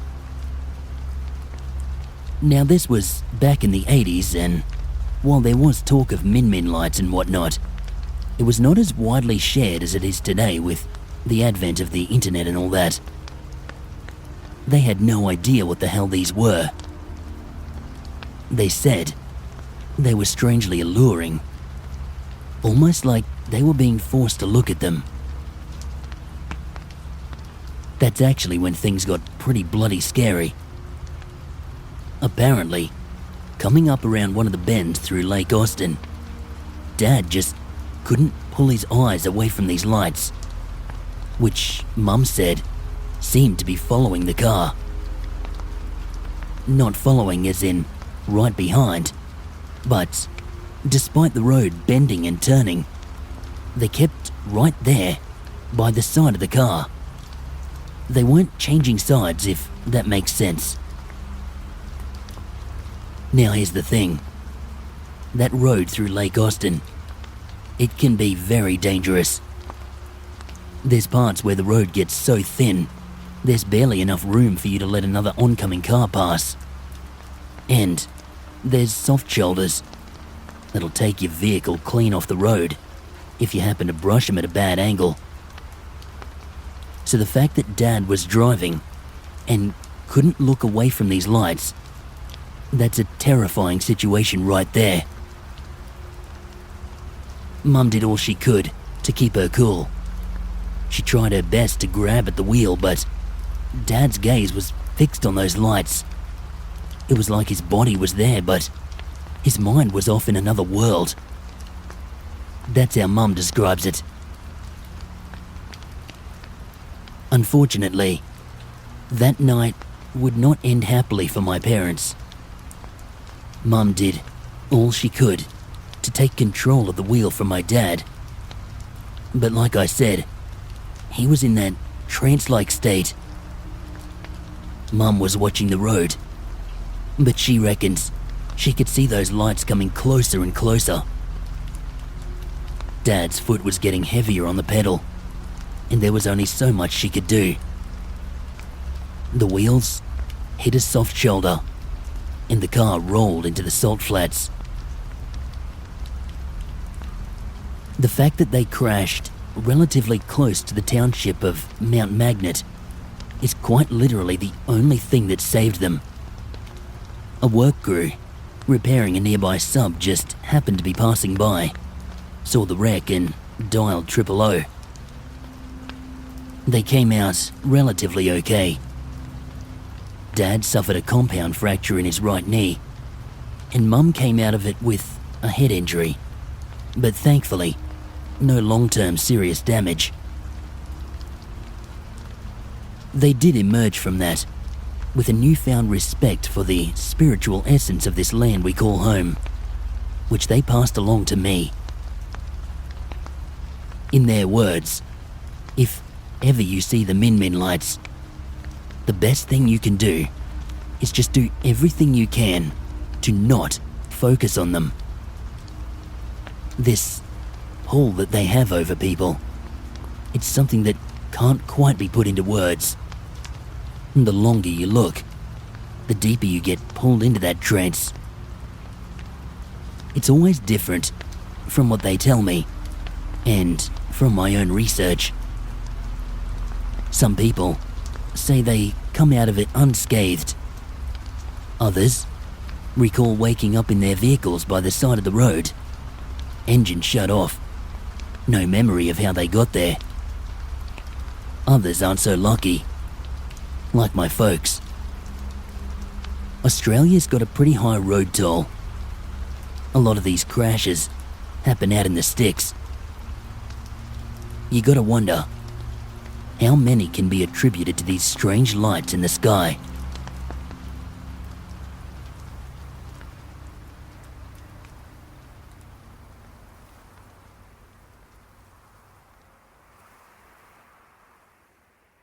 Greetings once again, my fellow wanderers.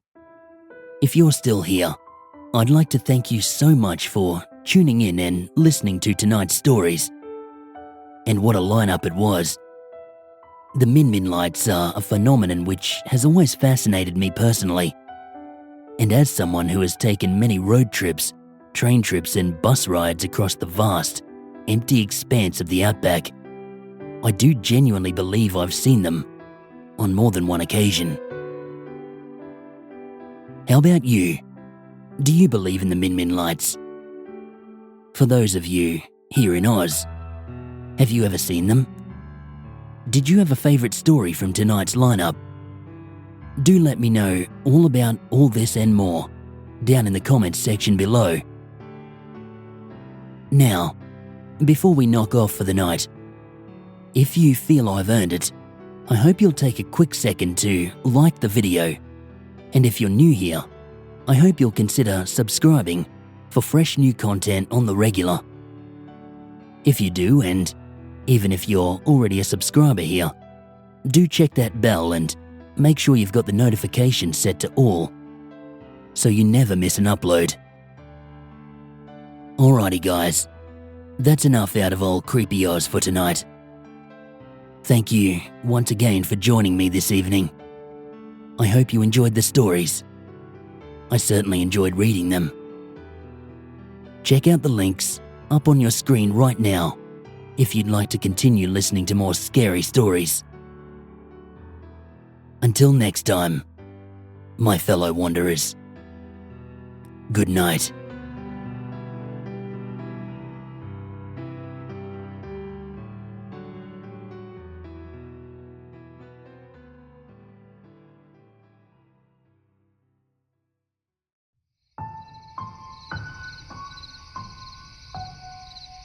Greetings, my fellow wanderers, and welcome back to All Aussie Horror. In this series, we delve into true and fictional stories relating to Aussie folklore and Indigenous dreamings. In tonight's episode, we'll be hearing 3 accounts of run-ins with the vicious Malingee, a terrifying monster mentioned in Aboriginal stories. If you've been a follower of this channel for a while, you'll likely recognise the Malingee from such stories as We Get Worse Things Than Snakes Out Here in Australia, as well as life on an outback cattle station, Old Stone Knees. If you're keen to listen to those, I'll leave a card up on the screen now. Alrighty guys, with all that said, let's get on with tonight's stories.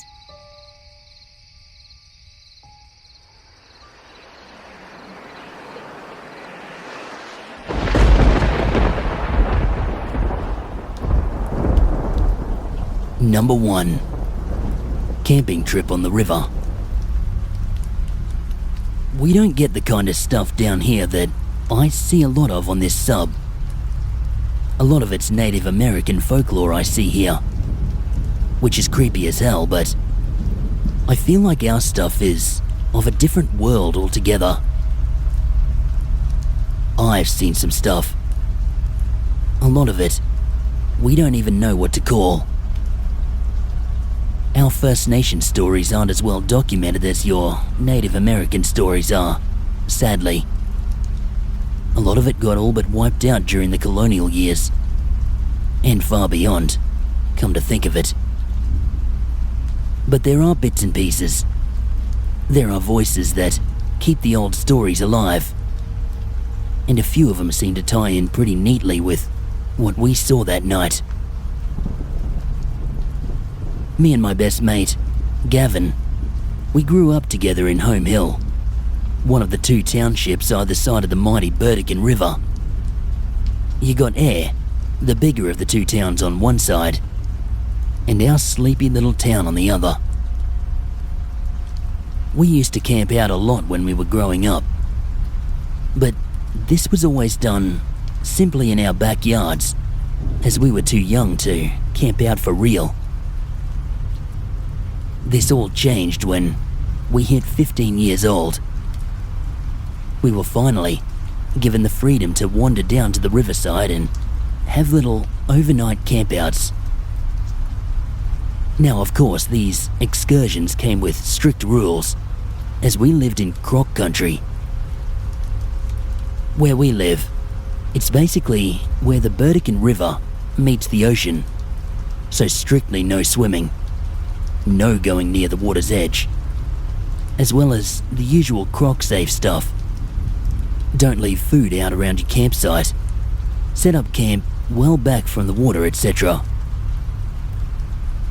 So, here we are, heading out for our first big campout. Oh boy, did we feel like big men. All alone, nothing but our swags, a tent, and a few overnight supplies. Ready to tackle the big wide world. We followed all the rules though. We weren't silly. Growing up here, of course, you hear stories of croc attacks, and believe me, they are not pleasant. And in fact, they stand shoulder to shoulder with any supernatural monster I've read about. Fast forward to nighttime. We're settling into sleep. We're playing silly games, telling each other scary stories, just doing what young fellas do. When in the dead of the night, we pause. We pause because we hear something. A faint sound, but easily identifiable. A faint dragging. This caused us to bolt upright. There's only one thing around here making a sound like that. There's a croc dragging itself up the riverbank towards us. We shut off our torches and we huddled together towards the back of the tent. Gavin started feeling around for his pocket knife. We were planning to cut a hole in the back of the tent and make a run for it. We couldn't go out the front. It would be waiting right there for us. We would be running right into its jaws. The dragging sound continued. Gush, flop, gush, flop. Yeah, No doubt, that's a croc. With trembling hands, we continued fumbling around, looking for the pocket knife to make our escape. But we couldn't find it. That dragging sound was so close now, and we could hear the thing sniffing around. We could hear its guttural noises as it poked around our campsite. This was serious now. We were very much in a life or death situation. We had two options here. We could sit still and just hope that this thing doesn't smell us, or we could try our luck running out the front tent flap. We tried desperately, ripping a hole in the tent with our bare hands, but we just couldn't do it. And the way this tent was built, we couldn't just lift it up and run out the back. We were trapped. Even if we wanted to consider running, honestly, we were frozen in place. I don't think that was ever gonna be an option. I don't know how long we sat frozen like that. I mean, it must have been a matter of less than a minute, but my God, let me tell you, it felt like much longer. Eventually, we heard a different kind of dragging sound, one that went on for much longer and was heading away from our campsite. The croc was dragging itself away. No, the crocodile was being dragged away. We could hear its jaws snapping. We could hear the sound of heavy footfalls. And then we heard the most disgusting sound of flesh tearing, ripping, innards spilling. Oh, it was horrible.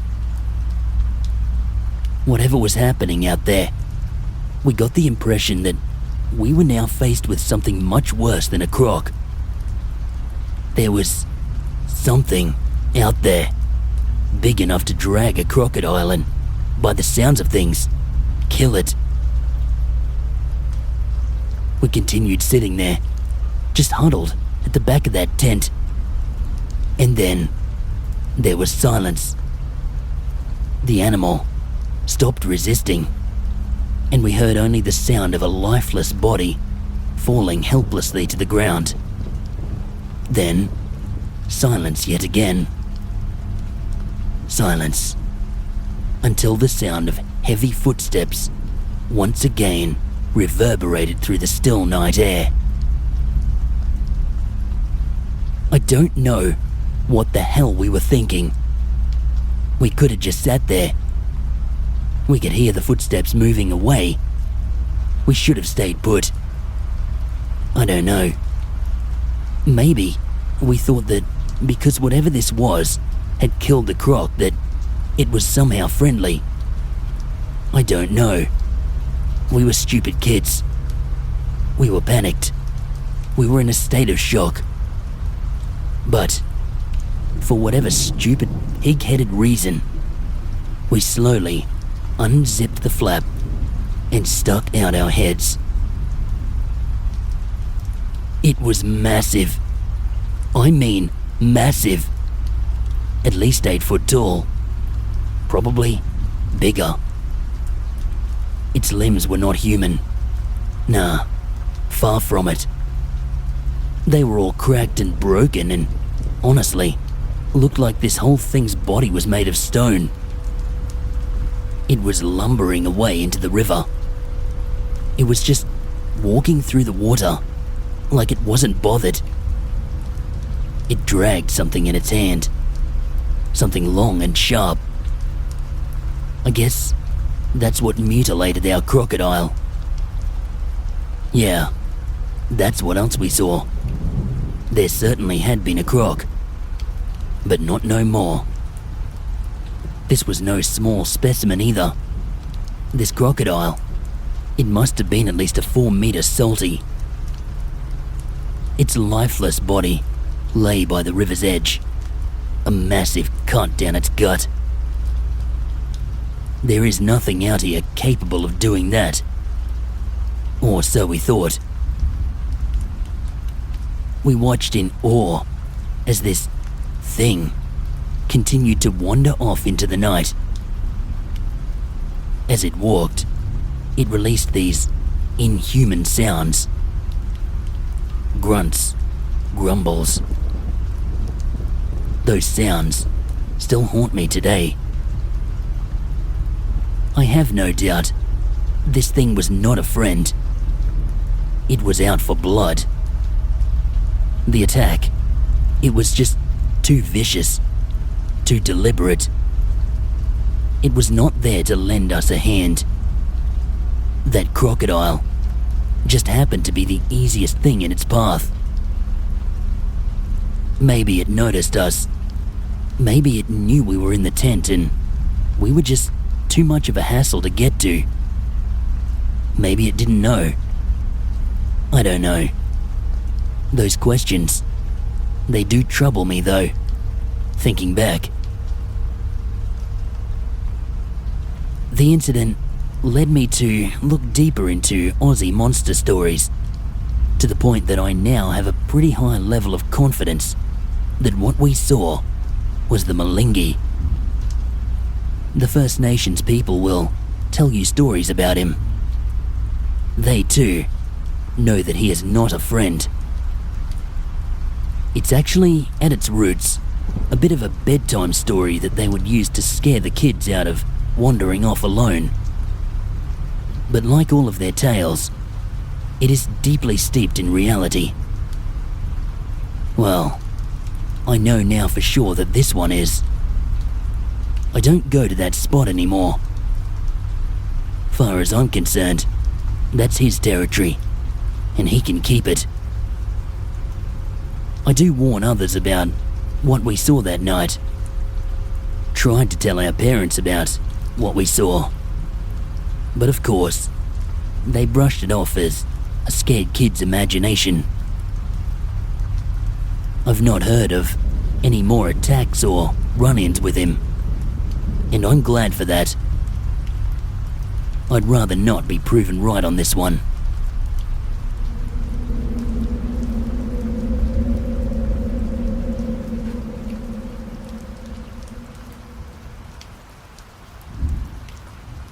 Number 2. Bushland Monster. We used to drag at night. Cars, I mean. Yeah, we were dickheads. We'd head out Pallaranda way. It's very secluded out there. We'd race. After we finished up, we'd just pull up down near the beach and hang out. This place, it's a very different kind of beachland than you're probably picturing. If you can imagine the typical Aussie bush stretching out as far as you can see, eventually opening up onto a sandy beach, that's essentially what this place is like. I don't know what did it, whether it was us revving our engines like the dickheads we were, or whether it was just incidental, but I swear on my life, and if you don't believe it, well, you don't need to, but we all seen it. Tearing down through the bush like a freight train. First thing we seen was the gum trees parting aside, which was scary enough. But what come out of it? This massive bloody thing. Humanoid, but really not. I mean, far from human. Whole body consisted of dark stone-like shit, and its eyes were glowing. My God, that was terrifying. Still terrifying to think back. We didn't get much more of a look. I mean, we were booking it quicker than we could register what we were actually seeing. But I do remember the sounds, the roar of this thing, and the words. Yeah, it spoke words. Something like, leave, do not come back, or some shit like that. Didn't need to tell us twice. Spent a good 10 minutes or so hiding out in the scrub until this thing eventually wandered off. Jumped into our cars and got the hell out of there. Sure did follow its advice. We never went back out there. I think it was pissed off at us, disrespecting its home. I mean, we only ever went out there racing. Maybe we disturbed its sleep or something. I don't know. Maybe it was just pissed we were tearing the place up. We've never seen another one. Don't even know what the hell it was. I've heard stories of bunyips and yowies and that kind of thing. But this thing, it doesn't seem to fit with that. I've never heard a yowie made out of stone. Maybe something else. If anyone knows anything about them, I'd love to hear. Cheers.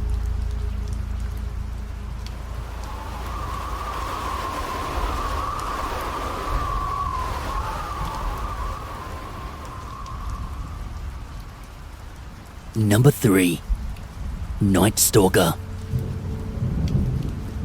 Yeah, I got a story. Kind of an ongoing one. I live in Smeaton, a small, rural Victorian town you've probably never heard of. And I mean small.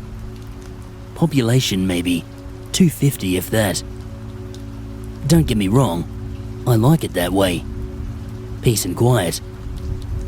Well, that's why I moved here anyway. Don't know about now. You see, ever since I bought my home out here, I've been experiencing these weird happenings. My house sits near a small valley drop-off which leads down to a creek. That's not really all that important to the story, just to paint you a picture, I guess. Well, I suppose it does have a little something to do with the story. You see, about a week after I moved in here, I looked out the window to see a trail. A trail that was definitely not there before. It went straight up the valley, as if something huge had walked through there and stopped right at the top, right outside the fence line separating my house from the valley drop-off. About a week later, I was up late at night, struggling to sleep, so I resigned myself to a cup of tea and watching some late night movies. That's when I heard the sound of leaves rustling outside the window where I noticed the trail the previous week. I took a bit of a sneaky peek out the window and I saw someone running off down the drop-off. Worried that vandals or maybe burglars were targeting my home, it was at this point I decided to keep a diary, just in case I might need a document of events later on. I'll paste the diary below. 3rd March, 2014. Happened again tonight. Almost asleep, and I hear those footsteps running up the valley. Still not sure why whoever it is keeps coming up that way. I know there's a few local druggies that live across the creek, maybe scoping my house. 12th March, 2014. They cut the fence this time. Woke up 11:15 p.m. to an enormous racket. Turned on the spotlight out the side to see the fence was cut straight through. Must have used bolt cutters. Whoever it is seems organised. Unsure why they would cut the fence and just leave. Maybe a show of force? Had a bolt put on the gate. Might have been just trying to prove a point. No bolt's gonna stop me. Beginning to fear for my safety. 15th March, 2014. Woke up this morning to find my entire side fence line flattened. cut straight down, either side. No idea why anyone would do this. I've reported to local law enforcement. Investigations underway. 18th March, 2014. Local druggies down the creek have been arrested on charges of property damage. Hopefully, this brings an end to these visits. 23rd March, 2014. Window was smashed in last night. How I didn't wake to the sound of it, I don't know. But side window, the one looking out over the drop-off, very clearly smashed inwards, and what looks like scratch marks around it on the outside. Have reported to police. April 4th, 2014. Whatever is happening, it's not the druggies. They haven't been back in town. This morning, I awoke to find footsteps in my yard. These are not normal. Too big. I've purchased a security system. Hopefully, get some real answers. April 15th, 2014. I have moved out of the house. Further incidents ensued, prompting me to check the security footage. Have not reported anything further to law enforcement. Too bizarre. On 2 occasions, shadows could be seen just beyond the tree line. On final night spent in the house, I witnessed something reach out from the trees. A long, spindly arm, followed by a tall figure, dragging itself out of the trees, up the valley, and into my yard. From 11 p.m. until 4 a.m., it simply stood there, looking into my window occasionally. It would walk around my yard. Sometimes, more of its kind would lumber out from the trees and join it. It seemed as though they were waiting for something. That's the end of my diary entries. Towards the end, it became very apparent to me that I was dealing with something not of this earth. The diary became less of a means to pursue any kind of legal action, and more of a record of my final days, should anything happen to me. No idea what it was I saw on those security recordings. It was clearly something that we humans are not meant to witness. I know we've got some pretty frightening critters down here in the Down Under, real or not, and I'm sure I saw something that fits into the latter category. If I had to guess at it, from bits and pieces I've read here and there, I'd say the Malingee fits. That's a monster from Aboriginal stories. Supposedly like a rock monster, one that carries a big blade around with him. That seems about right, from what I could see at least.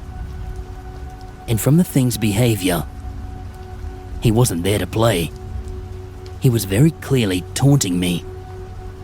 And I've no doubt that he would have done a lot more than that, had I ever shown my face. As for why he never came in the house, I don't know. Maybe he did. There was the scratch marks up the wall the night my window was busted in. Maybe he was standing right over my bed that night, and I never even knew it. Scary stuff.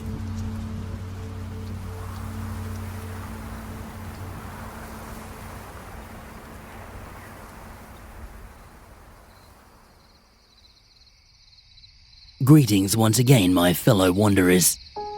If you're still here, I'd like to thank you so much for tuning in and listening to tonight's stories. Those were pretty darn creepy if I do say so myself. As mentioned at the beginning of the video, if you've been a long-time listener of this channel, you probably remember the Malingee from the Cattle Station series. These guys were definitely not as nice as old Stone Knees. What's your thoughts on the Malingee? Do you believe they could be out there? I like to keep an open mind. I can't say I've ever seen one, but I certainly don't discount the possibility. Honestly, when the Indigenous people speak of these things, I tend to take their word for it. I'm not going to argue with folks who spent tens of thousands of years on these lands before I was ever a twinkle in the eye. Let me know what you reckon down below. Before we call it a night, I hope you'll take a quick second to like the video. If you feel I've earned it, of course. And if you're new here, I hope that you'll consider subscribing for fresh new content on the regular.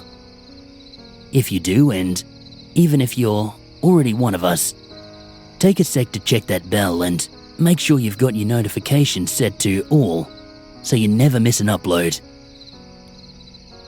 Alrighty guys, that's all from me. Thank you once again for joining me this evening. I hope you enjoyed the stories. I certainly had a great time reading to you all. Check out the links up on the screen right now if you'd like to continue listening to more scary stories. Until next time, my fellow wanderers, good night.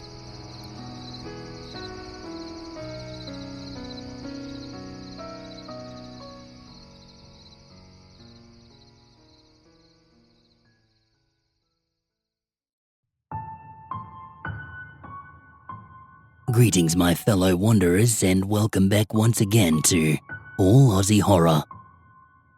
Throughout this series so far, we've focused in on a variety of tales stemming from Indigenous Australian dreamings. Most have focused on one being or phenomena or another.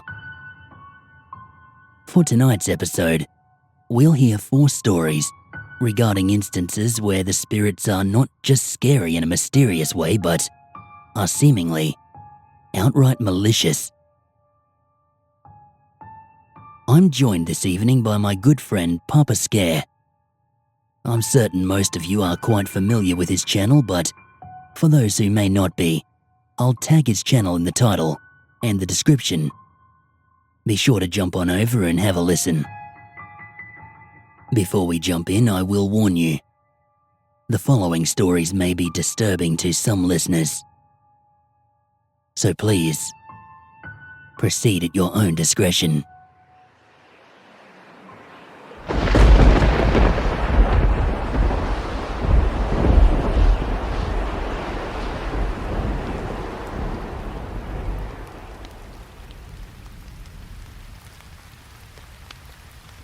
The year was 1994. I was in 7th grade at the time, along with my cousins, Carlos, Chanel, and Shyla. We went to school on Palm Island, but on the holidays, we'd visit my uncle, aunt, and my cousins out near Davenport in the Northern Territory. It was on one of these visits that my story takes place. It was a normal day, like pretty much any other. Me and my cousins, we'd spend our days out in the bush playing Barumba Gimby and Chubu Chubu.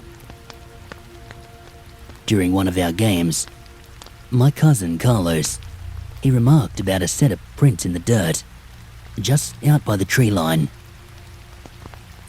We went over to investigate, and they were a bit odd, but I thought they must just be an emu, or maybe an ostrich. We do get them out here occasionally, wandering out from the farms. After a tiring day of playing out on the plains, my uncle called us in for tucker. We had damper and a nice hot stew. After dinner, we just played a bit longer outside. We got these big spotlights outside our place, so it's safe for us to play at night until bedtime. My uncles just tell us don't wander out too far and we're all good. So we played another few rounds of chubu chubu before we end up getting tired and making our way inside for bedtime. The way our house is set out, there's the living area and the kitchen on the ground floor. Also a bathroom and a toilet down there. Upstairs there's Auntie and Uncle's room off to the right, and my other uncle's room on the left. Down the hall there's this really big bedroom with bunk beds for all us kids. Back then we had a telly set up in there with a Super Nintendo, so we never really got much sleep after we went to bed. We were up late that night, playing games, when we hear the dogs start barking real loud, out the front of the house, around where we were playing earlier. And something else, howling back at the dogs from the bush. Maybe a dingo or something.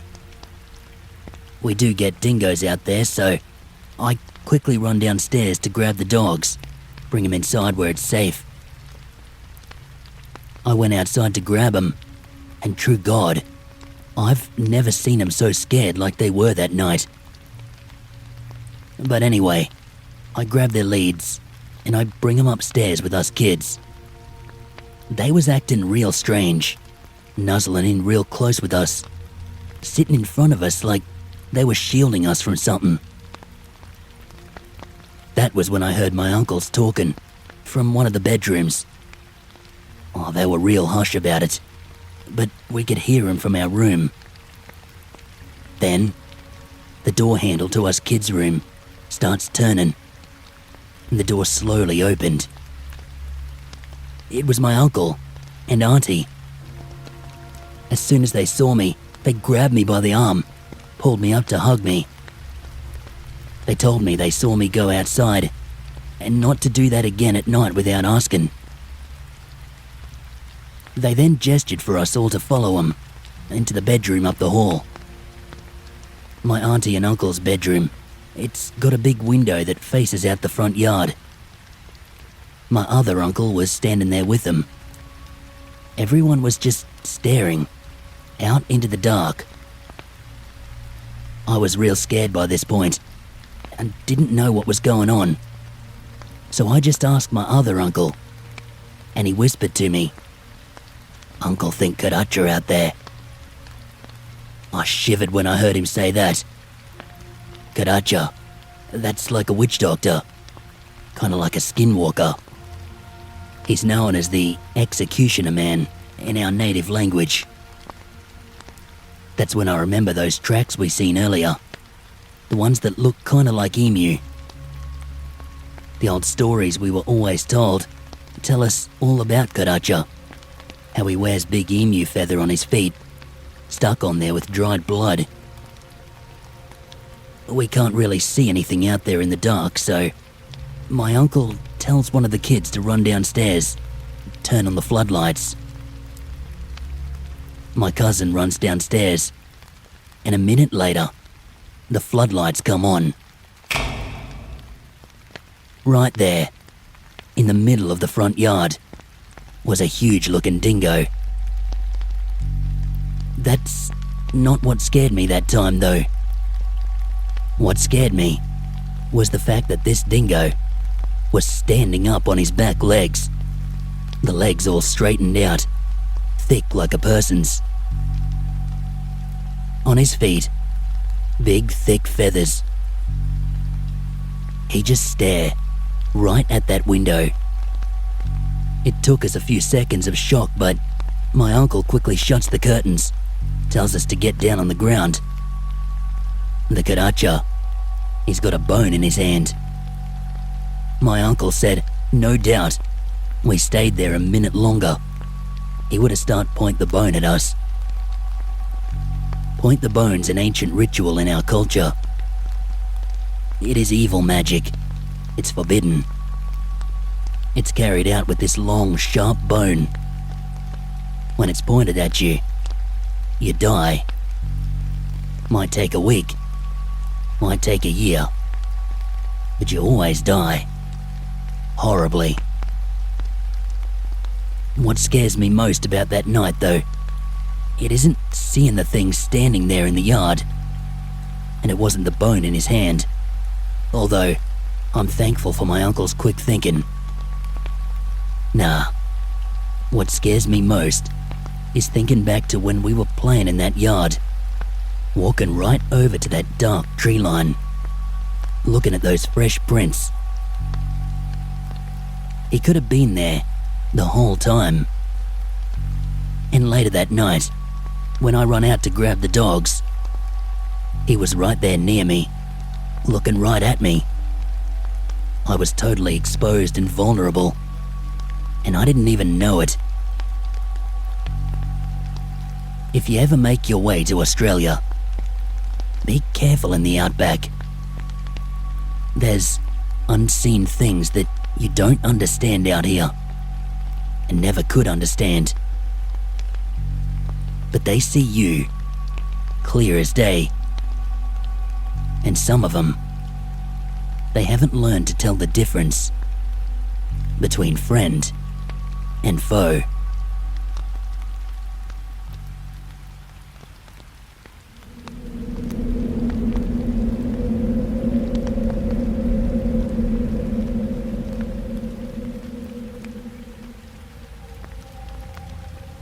So last year, I just finished up term 1 of boarding school. I went to school at a college up near Cairns, with a very high population of Aboriginal and Torres Strait Islander kids. So obviously these guys made up a big part of my friend circle. We were seniors at the time, and myself and my friends were all 18 years of age. So once term broke, we had the choice to just do our own thing. My mate Stephen had his own car, so we opted to spend our first night of the holidays at a motel in Cairns, and then head out camping the following day, after picking up some supplies. So, the next day after a less than glamorous night at the best motel we could afford, hint, it wasn't the Hilton, we headed out to the shops to grab some gear. We already had our swags, since we used those at boarding school, when we went out on camp drafts and whatnot. After grabbing some gear and a bottle of Bundy rum, we headed down south a ways, towards Babinda. We looked for a good spot to set up for the night. We ended up finding one around the Mulgrave River area. Now, being the northern region of Oz, we're all taught to be croc safe from a young age. So we set up our camp way back from the water's edge. We found a little clearing where the thick bush around had seemingly just stopped. There were some tree stumps where it looked like someone had begun clearing the land, but gone no further than this one patch. Looking around, there were also some weird circles, kind of like dead grass. Like the land just in that area had died. It was kind of weird, but it was a great spot to camp, so we weren't asking too many questions. The day and night went by, as you'd expect. Laughing, drinking, telling stories, reminiscing, dreading the fact that the days of our youth would be all but over in a few short months. After a nice feed, snags in swags of course, we hit the sack. I woke up late at night, I guess around midnight or so, and I needed a piss. I got out of my swag, and I started walking over towards the tree line, when I felt a cold hand grab my arm. It was Stephen. The grip he had on my arm was intense, and for some reason, I knew this was not him just dicking around. I looked up, and he was staring right at me with an intense look in his eyes. Intensity and cold fear. He just shook his head at me, as if to say, "Don't you dare make a sound." And so I didn't. But something did. Out in the bush, I saw something moving around. I thought at first perhaps a croc had smelled our dinner and made its way up from the river. But no, what I saw was far stranger. It was hunched over and walking with purpose, as though searching for something. Looking around with stuttered head movements, taking odd-paced steps. It had a kind of fur down its back, caked in mud and dirt. At one point, it came so close to us, I felt the air from its nostrils on my back as we huddled into a bush on the ground by the trees. Eventually, after what seemed like eternity, it finally walked away, and we both scrambled back into our swags, and we stayed there until sunrise. In the morning, Stephen alerted me that he was awake and that the coast was clear. Over a hot cup of brew, he explained to me that what we saw last night was something his elders had told him stories of since he was young. They are called mamu, and they are very, very dangerous. He pointed to one of the patches of dead grass we had seen the day before, and I noticed a deep hole where there had been none yesterday. He told me that these things, these mamu, are vicious cannibals which dwell underground. Every so often, usually during the cycle of a blood moon, they pull themselves from the wet earth, searching for victims, in a never-ending attempt to satisfy their hunger. Stephen told me these creatures are completely blind, but they have an excellent sense of hearing. This is why he was so adamant that I needed to remain silent. The rest of our group just looked on in disbelief. They had slept right through and had not seen anything. But they did see the massive hole in the ground and knew that neither me or Stephen could have possibly done that. I've never been back to that particular spot. I don't even really go camping anymore, in fact. When I travel, a nice hotel bed suits me just fine.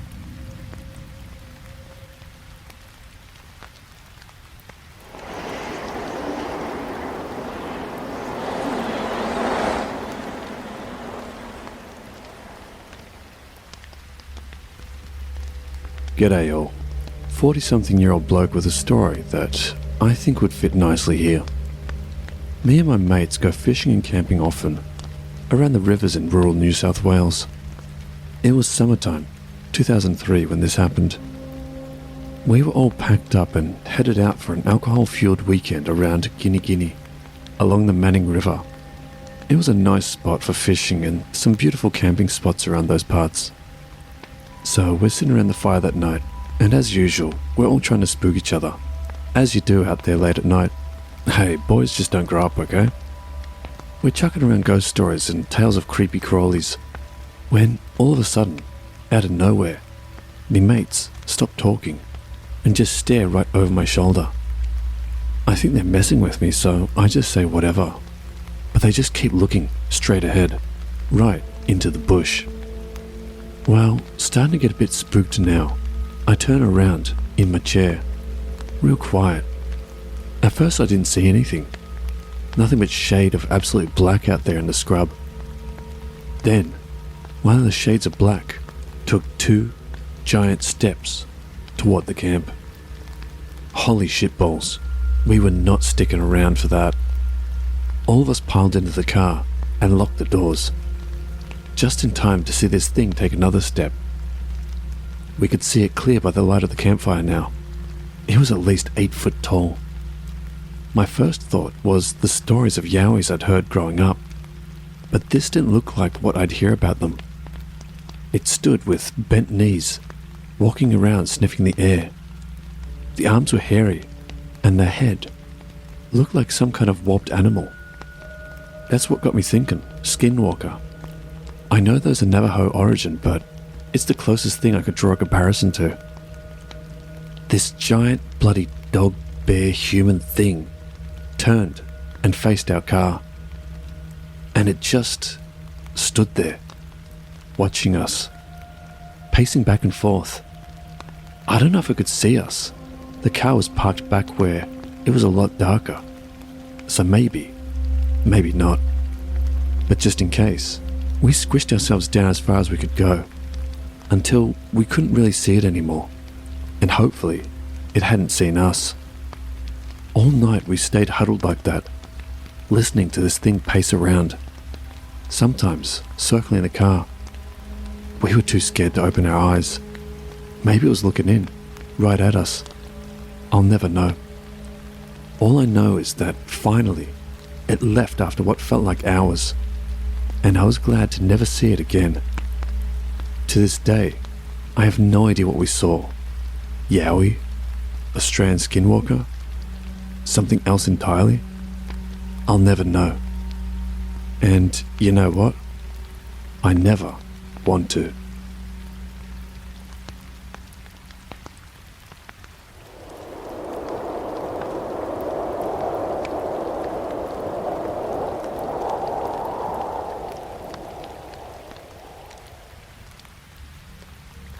I'm from Australia, and when I was 8 years old, my family lived in a house off the Pacific Highway. It backed onto bushland, and it had quite a large backyard.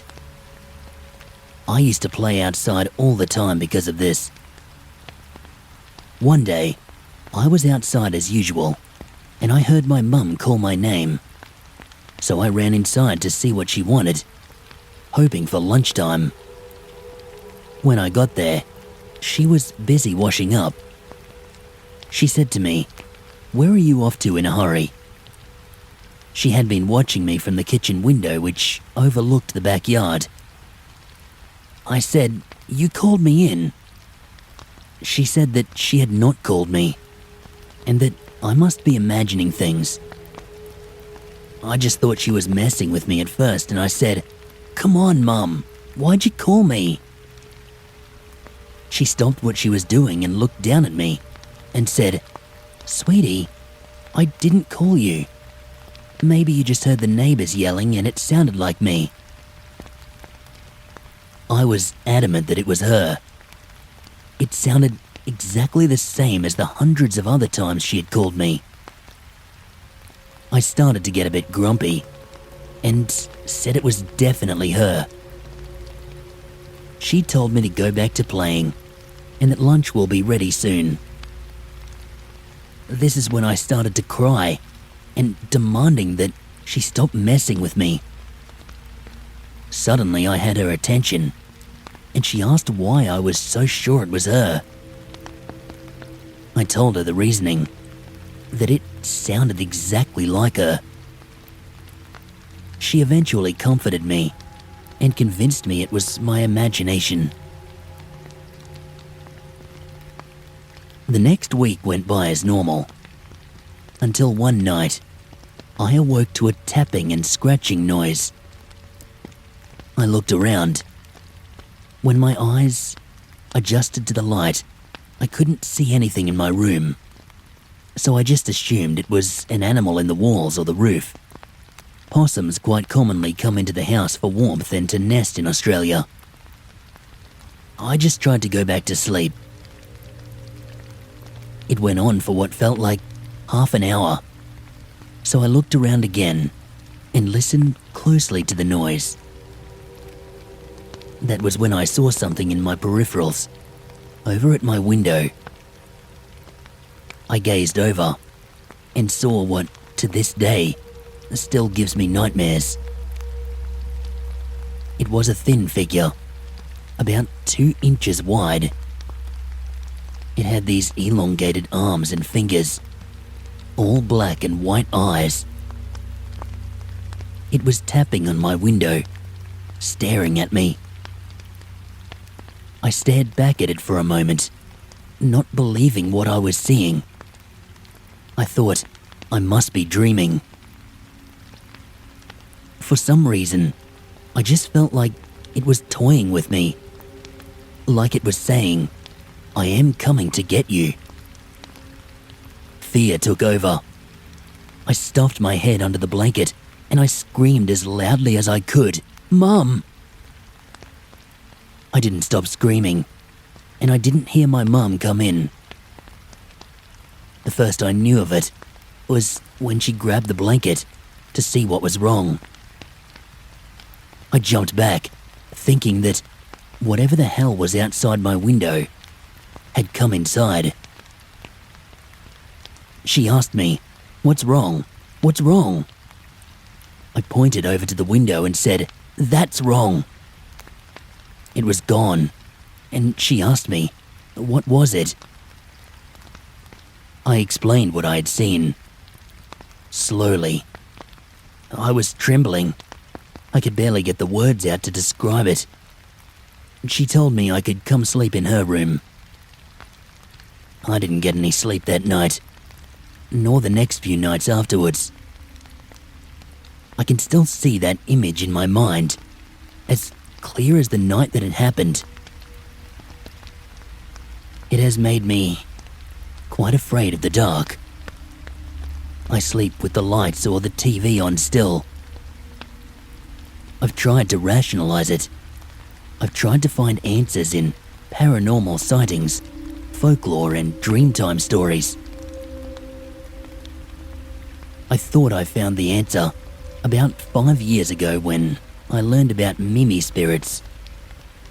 They resembled what I saw at first, until I read and discussed with elders that they are small and shy, in no way harmful.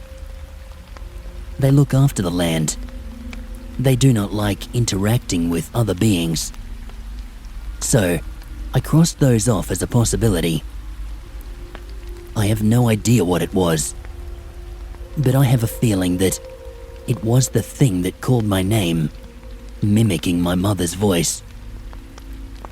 That is, much like a skinwalker does.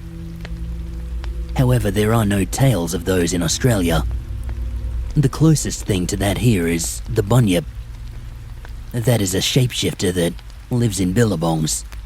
It attacks passing travellers. Well, there were no bodies of water nearby, so I crossed that one off too.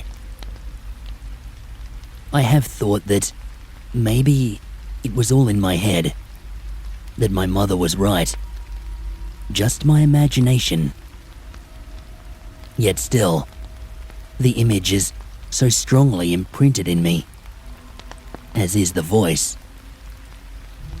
I had no idea if it was real, or if it was something trying to lure me away. What I do know is that I will remember it until the day I die.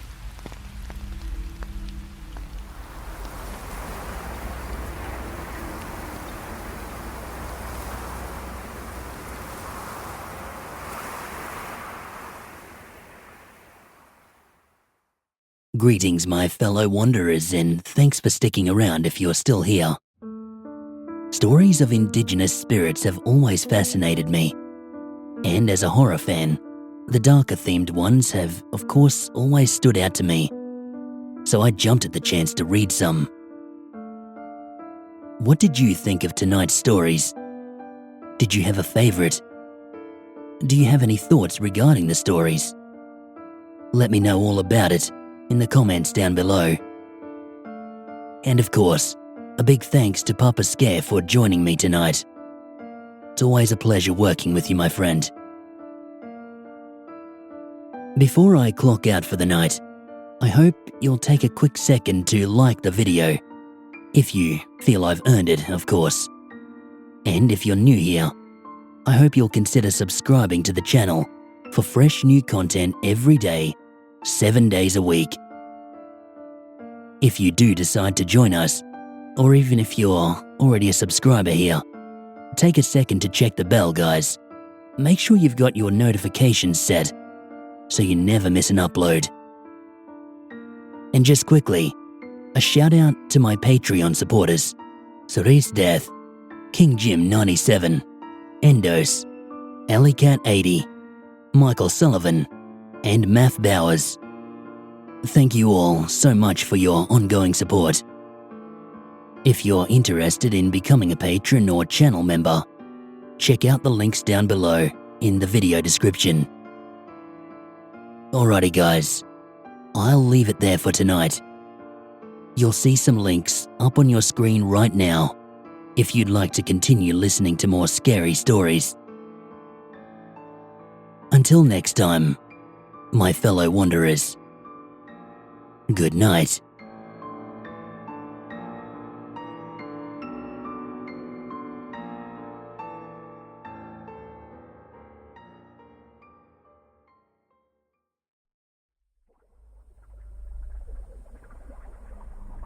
Greetings, my fellow wanderers, and welcome back to yet another installment of All Aussie Horror, the series where I dive into a mix of true and fictional stories relating to all things dark and spooky in the land down under. In tonight's episode, I'm joined by my fellow Aussie narrator, Papa Scare. Tonight, we're taking a look at the ever-mysterious Quinkans. If you've never heard of these guys, they're known as the bush spirits of Australia, and stories of the Quinkan, passed down through countless generations of the First Nations people, go back more than 50,000 years.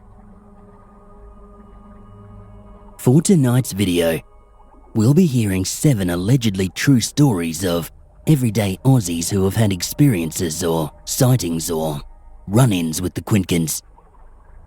These range from relatively harmless to, well, some of them, possibly more malicious behaviors. So stick around. A couple of these stories, and one in particular, are in my opinion, full-blown nightmare fuel. Alrighty guys, you know the drill. Come grab yourself a stump, grab a nice, warm cup of tea, or an ice-cold beer, and let's get on with tonight's stories.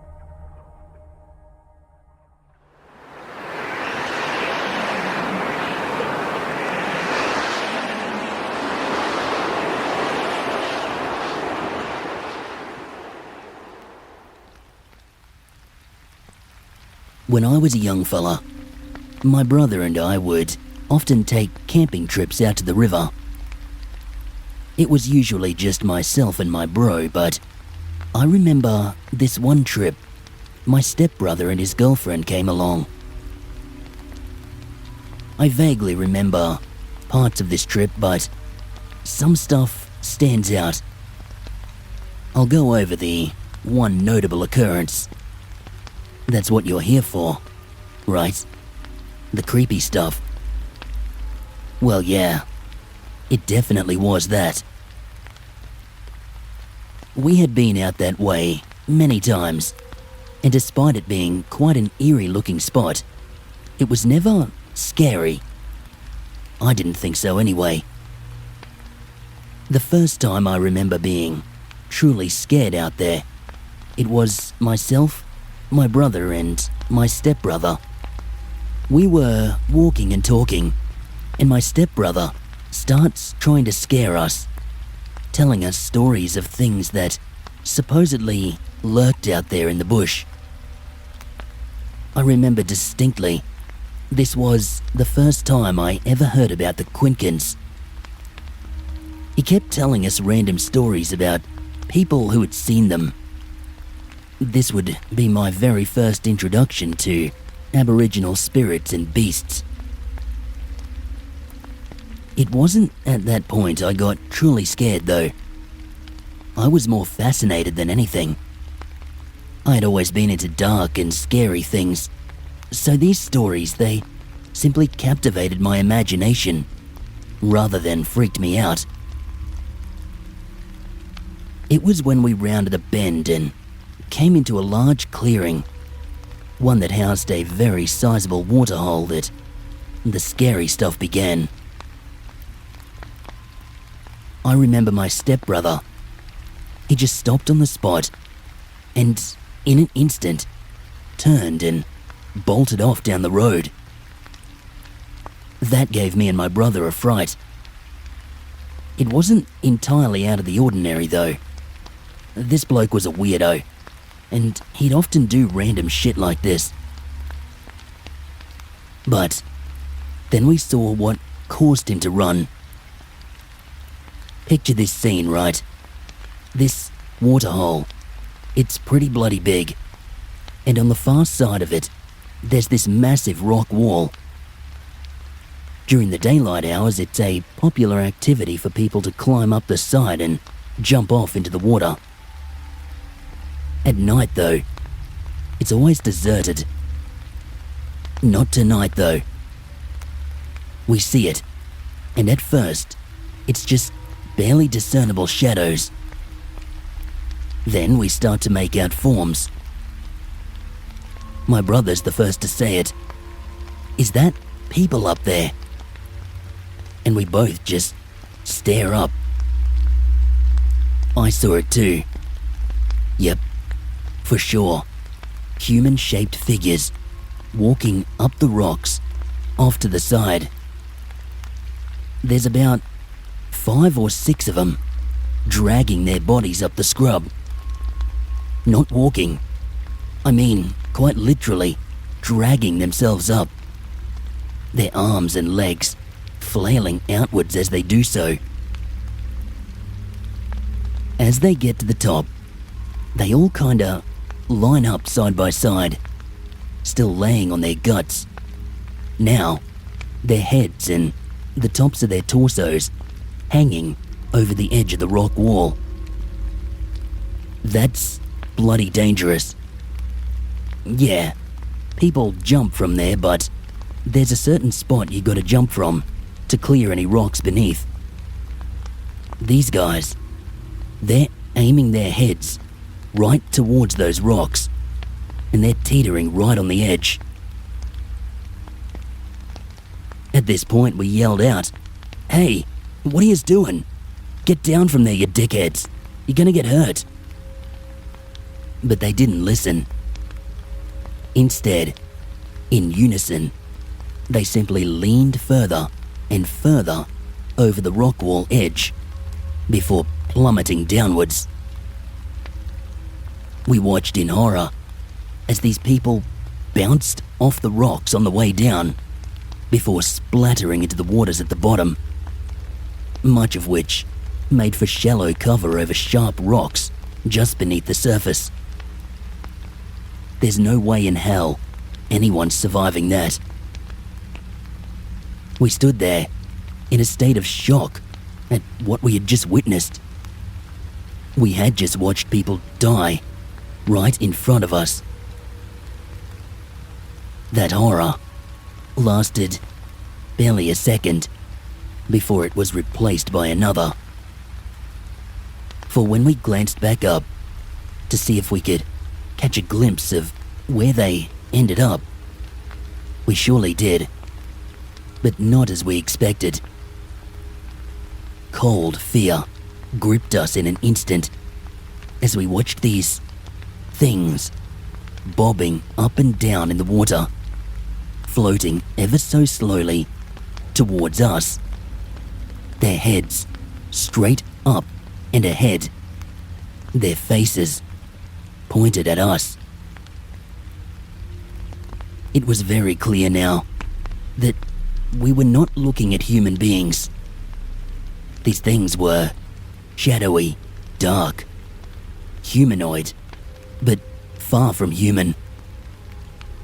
Their faces were the dead giveaway. You could barely make out these once human features, but the eyes were hollow, as were the mouths that gaped wide open as they floated through the water, coming ever closer to us. It is a strange sensation, being literally frozen in fear. Unless you've experienced it, you can't possibly understand it. But in that moment, all we could do was stand there in the night. Nothing but the splish-splash of the water as these things bobbed up and down, ominously surfing their way towards us. It was only when they reached the banks of the waterhole and began dragging their disgusting forms up out of the water, and we got a close-up look at their gaping mouths and lanky, shadowy limbs, that we turned and ran, just as my stepbrother had before. It was obvious that these things were chasing us. As we clambered up the sands, making a beeline for the cover of the bush, we would steal glances back to see them practically floating after us. The strange thing was, once we hit the bush, they just kind of stopped. They were floating, dancing around on the sands. Not that we hung around to make sure that's all they were doing. We absolutely booked it back to camp, packed up our shit and told our stepbrother that we were leaving. That was my first and last time to see what I believe was a Quinkan.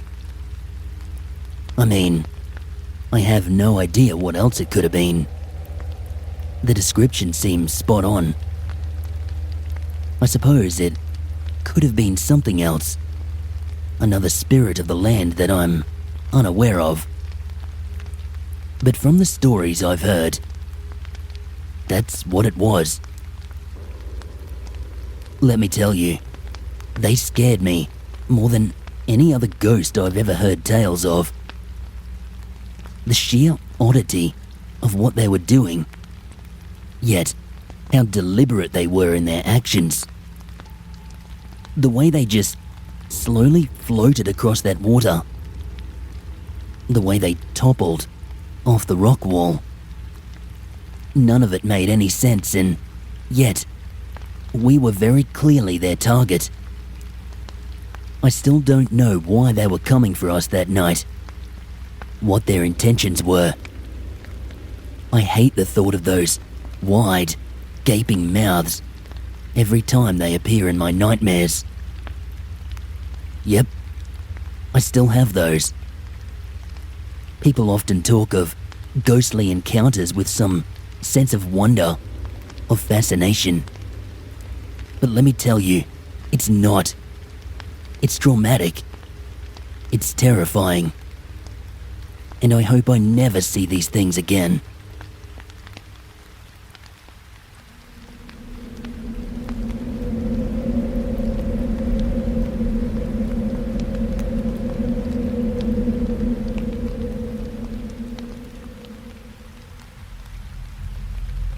When I was younger, I saw some weird shit out at Alligator Creek. And I don't mean the alligators. There are none. I don't even know why they call it Alligator Creek. We don't have gators in Australia. Anyways, this is a short one, but creepy as hell nonetheless. My family and I, we lived around the bushland beach area, and we would often take day trips out to Alligator Creek in the warmer months. Nice swimming spot, great to cool off in the summer. So my brother and I, we're doing what we normally do, just kind of floating around in our tire tubes and chatting, just staring up at the sky and letting our minds drift. I guess that day, our minds were not the only thing drifting, as when we looked back up, I didn't recognize anything around us. Sure, the surroundings were similar. It's all bushland and rocks. But the familiar landmarks and geography were completely gone. We had drifted, I don't even know how far downstream, and we were freaking out. Not because we didn't know the way back or anything. obviously just follow the water back up. But you see, it was getting close to sunset, and just because there's no gators in this creek, it doesn't mean there's no dangers out here in the bush. Snakes, dingoes, hell, you never know when you might encounter a salty. We had no clue how far downstream we had floated. So, first things first, we got ourselves out of the water, just in case, strolled a little ways from the water's edge into the bushland and began following the river upstream. It got dark pretty quick. Not pitch black dark, just like edge of dusk kind of dark. Not that this was any less worrying. The sun would soon be gone, and we'd be out there alone. We needed to keep sight of the river to know which direction was the right way. We decide quickly that we need to pick up the pace. As we're kind of power walking along, I feel a tapping on my back. I turn around and it's my brother. He's looking absolutely terrified. He's pointing into the bush, deeper in where the trees and the scrub gets thicker. I had no idea what he was on about, so I was about to brush him off and keep going when I saw it. At first, I thought it might be one of our parents or their friends coming looking for us. But it was tall. Like, really tall. Taller than any person should be. And it was dark. As we stared at this thing, it slowly raised an arm and kind of waved it in front of it, like pointing at us and waving its arm up and down. I've got no idea why, but it was freaky. We were just fixated on this thing, unable to look away. And then it ran towards us. The speed this thing was coming at us was not human, not in any way. And it was kind of floating towards us. It wasn't right. Anyways, we take off, absolutely flooring it upstream. No care to watch out for snakes or whatever else anymore. All we wanted was to get back to our parents. And eventually, we caught sight of them. Finally. We practically fell back into the clearing when we got there, panting and exhausted. Our parents asked us what was going on and why we were playing games with them. They were angry, saying something like, it's the 5th time they've asked us to come out of there. We were genuinely confused and asked what they were talking about. They said they heard us calling out to them, telling them to come into the bush and play hide and seek with us. We had done nothing of the sort. We never yelled out to them or anything on our way back. But obviously, something had.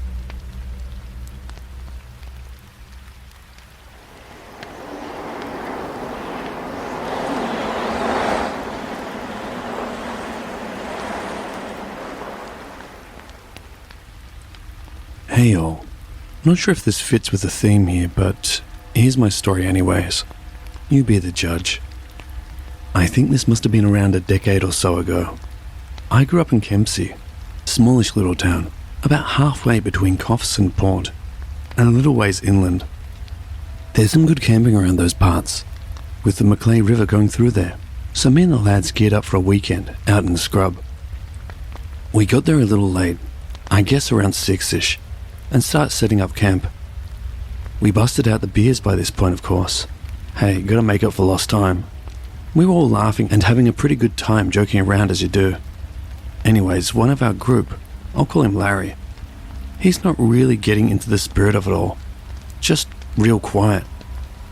Larry's part Indigenous and grew up with a big family who are very in touch with their roots. We ribbed him a bit, trying to get him to liven up, but when he still looked sheepish, we asked him what was going on.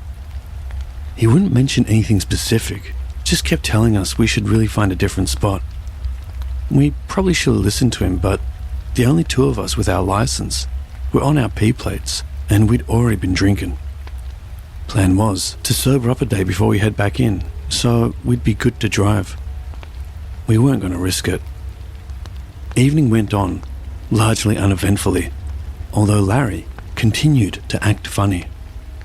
Just would go lay in his swag, rather than join in with the rest of us. We weren't bothered. If he wasn't into it, we weren't going to let that bugger it up for the rest of us. So we spent the evening dropping a line in. Never caught nothing though. Drank some more, lit up the fire, drank some more. I guess the overindulgence was why I wasn't too startled at first when I looked over into the scrub and noticed something a little odd. Not really sure what was going on at first, but it seemed to me like some of the taller shrubs were waving in the breeze in abnormal patterns, if that makes sense. The first thing that seemed off was the fact that there really was no significant breeze to speak of. The second thing that seemed off is just the motions they were moving in. Like they were stuttering back and forth, side to side. It just felt unnatural. We were coming up with all sorts of wild theories about what this could be, trying to make a joke out of it as usual. One of the lads went to get up and go have a closer look, when, out of the blue, "Stop!" We all froze. The voice came from Larry's swag. He was just staring at us, with a mix of complete and total seriousness and cold, dread fear. He just looked at us and shook his head. So we all sat back down and just waited. We waited for, I don't know, I guess it was like 10 minutes or so. But it sure felt like a whole lot longer than that. We sat and waited and watched as these shrubs continued to move about. We watched as they began to move further from side to side. We watched as they began to move faster. And we watched as they began to move towards us. I've never felt more terrified than in that single moment. Watching as these things started stuttering towards our camp. The way they moved, it was like watching one of those old-time asylum horror movies. You know, where the ghost would kind of flicker in and out of sight, getting closer every time. As they grew closer, we started seeing them for what they were. They were more like aliens than anything else. Like the typical image of an alien. Tall, lanky, but they were all dark and shadowy. I think they made it within about 10 feet of us before they started drifting back towards the tree line. I don't know what the reasoning was, whether they determined we weren't a threat, whether they weren't there to cause harm, or whether they just couldn't be bothered with us. Who knows? Anyways, Larry said these things were called Quinkans. He said his parents would always tell him stories about them. The creepiest thing about the Quinkan is no one really knows what they are, or what they're about. There's a ton of different theories from different tribes in different parts of the country, but no real answer on what they are. Best guess Larry can come up with is there's some sort of spirit projection or lost soul trapped here between worlds. Why are they trapped? Why are they not allowed to enter the next world? Well, being 10 foot away from the bloody things, that's the question that still haunts me today.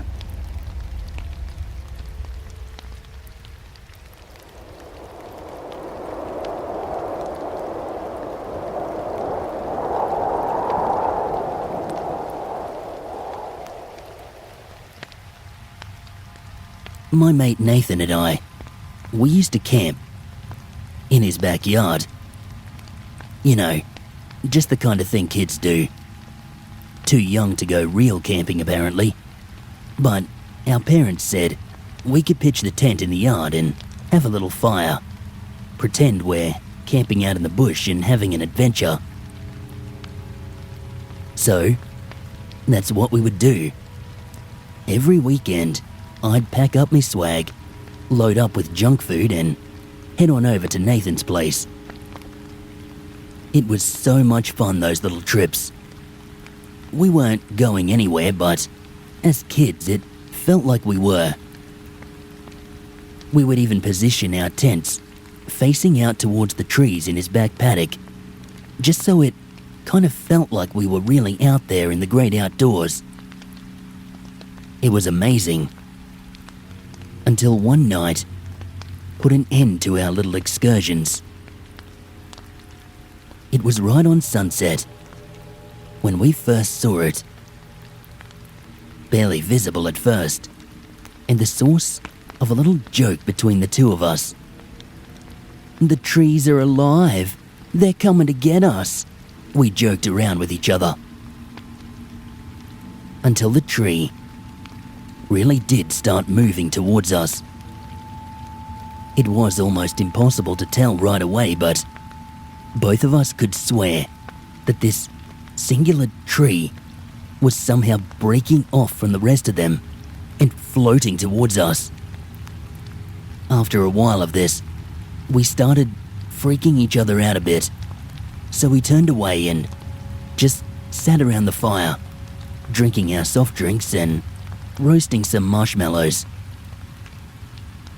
We were having a pretty good time, laughing and joking as usual. Until Nathan, out of nowhere, practically up and sprinted to the tent. I was a bit confused and I thought maybe he was just messing around, doing whatever, playing a practical joke or, I don't know, something. So I get up and I run in there too. I ask him what the hell he's doing, but he's hiding under his blanket now. I grab his shoulder and shake him and demand what's going on. He told me, "Look at the trees."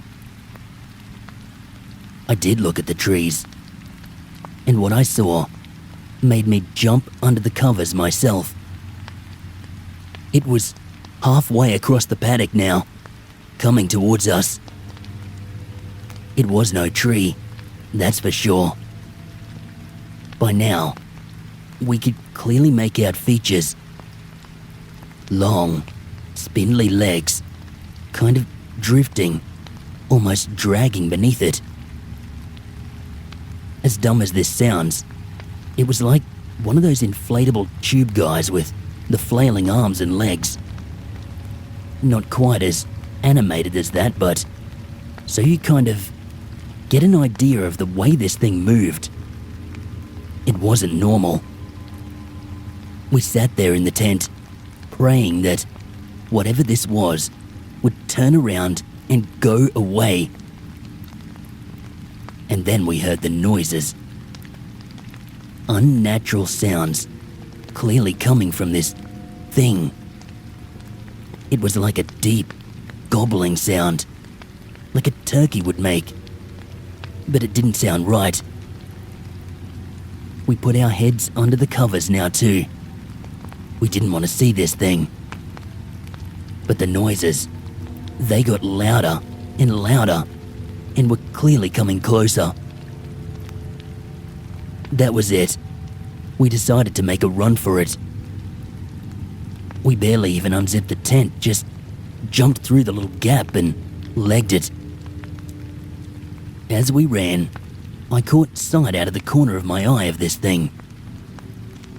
I swear to God, it was not even 5 meters from our tent as we ran away. I still get shivers thinking about it.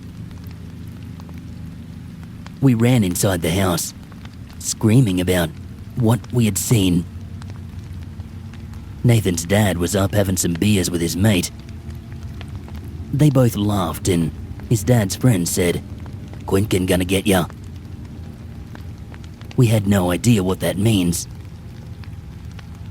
being older now, and having researched Quinkans a bit, that could very well be what we saw.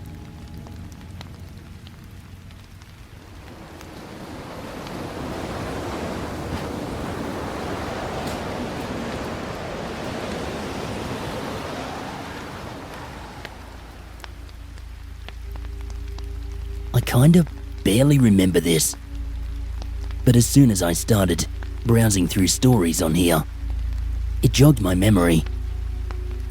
I was young, and I mean really young. That's what I mean, like, it's barely just vague memories. And maybe it's just me filling gaps in my memories. But I don't think so, honestly. I think this really did happen. I was about 4 or 5 years old, playing in the living room at our old flat back home in Toowoomba. I remember playing with this blue truck toy I had back then.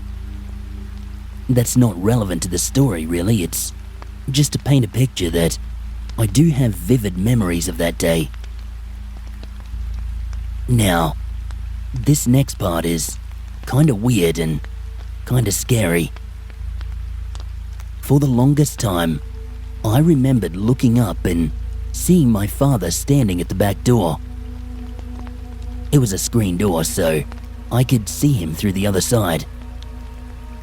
I remember him asking to come in, but for some reason, I didn't want to open the door to let him in. For years, I thought I was just being a cheeky kid, not letting my dad come in the door. But as I got older, that memory changed. Whether it changed and my growing young mind was fictionalizing the events, or if I simply started remembering something horrifying that I had blanked out over the years, I'm not sure. But now, I remember that day quite vividly. What I saw when I looked up was not my father. It was an oddly distorted, humanoid thing. Oh God, it was awful. That's why I didn't want to open the door. It's not because I was trying to have fun with my father.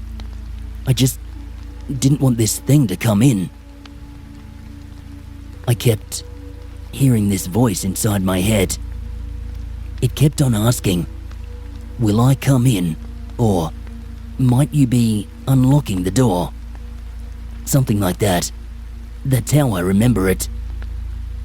It wasn't telling me to let it in, it was trying to manipulate me into it being my choice to let it in. It was really weird. But that's what I remember now. I don't know.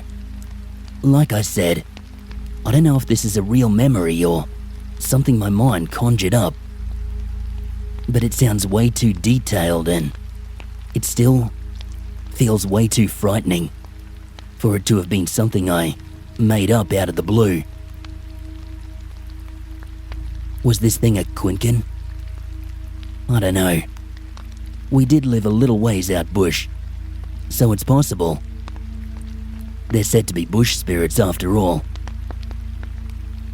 It was the last time I ever saw one, if it was. We moved not long after that, so hopefully whatever it was stayed put.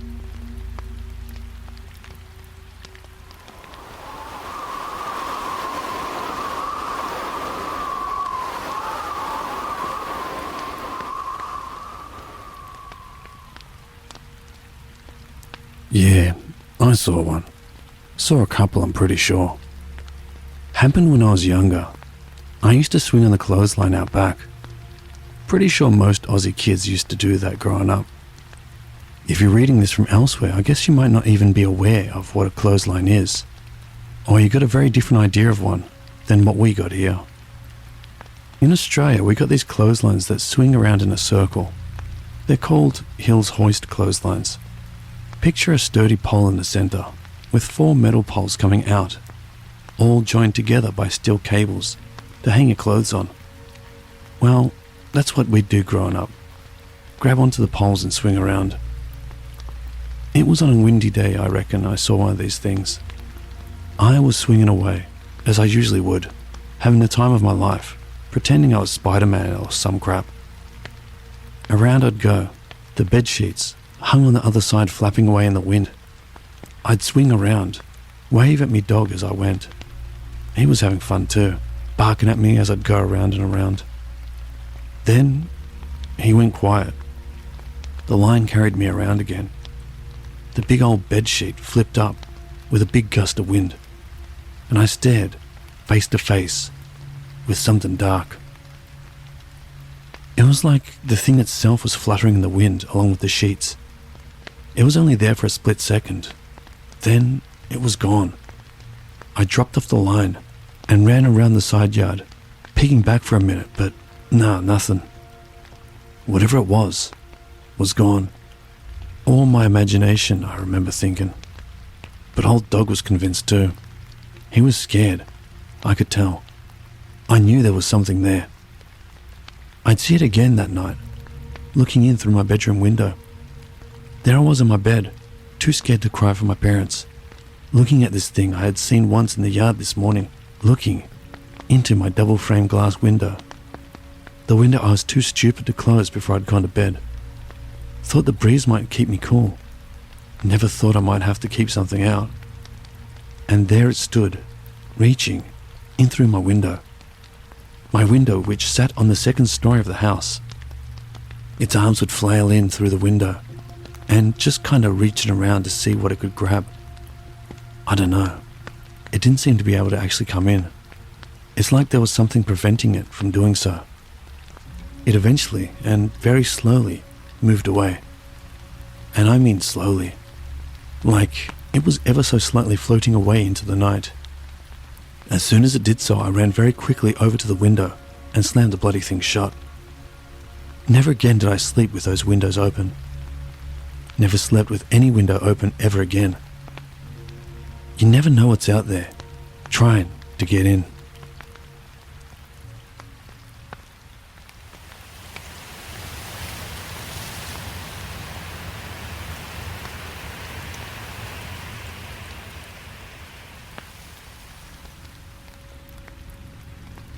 I'm not sure if what I saw was any kind of cryptid or ghost, but what I do know is that it was not normal or natural in any way.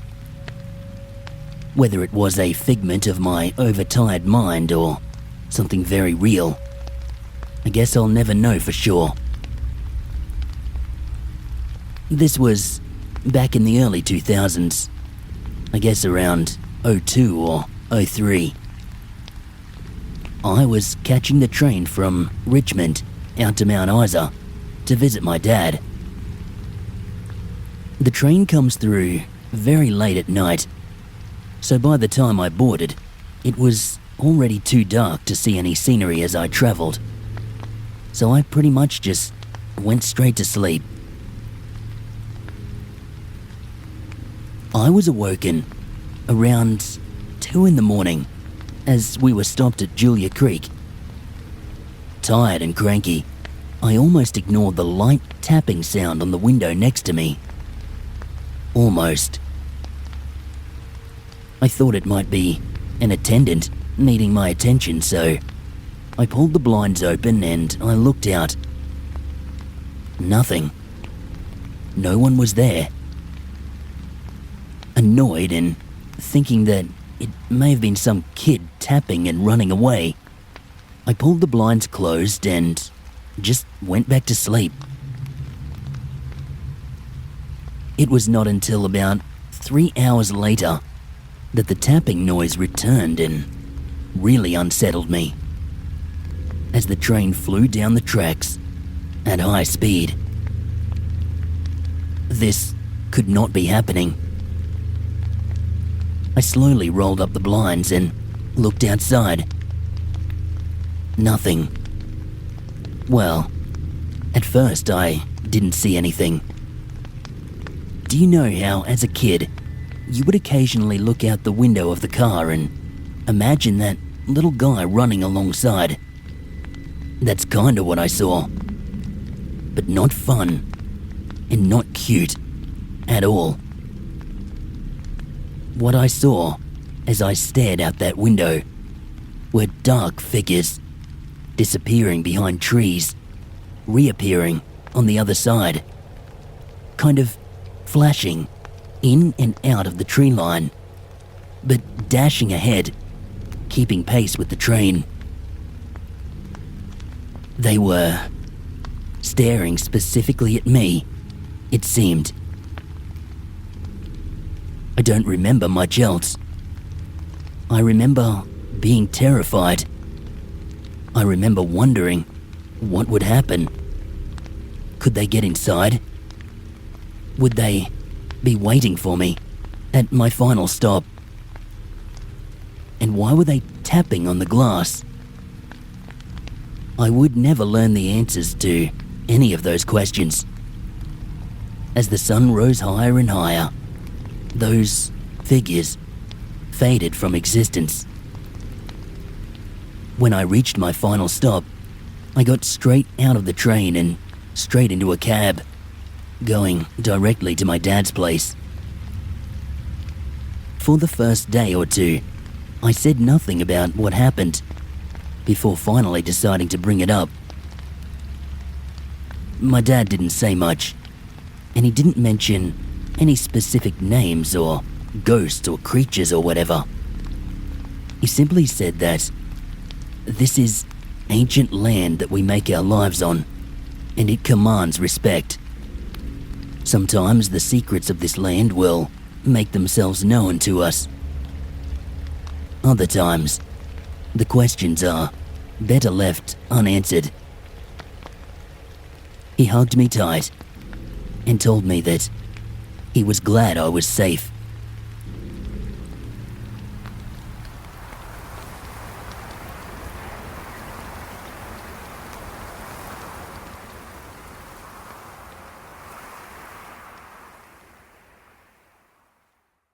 Greetings once again, my fellow wanderers. If you're still here, I'd love to thank you so much for tuning in and listening to tonight's stories. I thoroughly enjoyed reading the stories tonight, and I hope you enjoyed listening to them. I think, out of those, my favourite would have to be that last one on the train. I've personally ridden that train many times, and whilst I've never seen anything supernatural, I can confirm that some of the scenery you pass by can be pretty darn terrifying. Did you have a favourite story tonight? What do you guys think of the Quinkans? I find these guys absolutely fascinating personally. Scary, but fascinating. It's almost like they thrive on being seen, by revealing their presence to people. Scary stuff. Be sure to let me know your thoughts down in the comments. Before we go, guys, I'd like to once again give a huge thanks to Papa Scare. Thanks for joining me on this one, mate, and let's work together again real soon. Also, guys, just quickly, if you feel I've earned a thumbs up, I hope you'll take a quick second to leave one on the video. And if you're new here and you like what you've heard, consider subscribing for brand new stories every day. If you do, or even if you're already one of us, check that bell real quick and make sure you've got notifications set to all, so you never miss an upload. Alrighty guys, that's all I got for tonight. Thank you once again for joining us this evening. I hope you enjoyed the stories as much as I truly enjoy reading to you all. It's always a pleasure. Check out the links up on your screen right now if you'd like to continue listening to more scary stories. Otherwise, thank you so much for your support. Until next time, my fellow wanderers. Good night.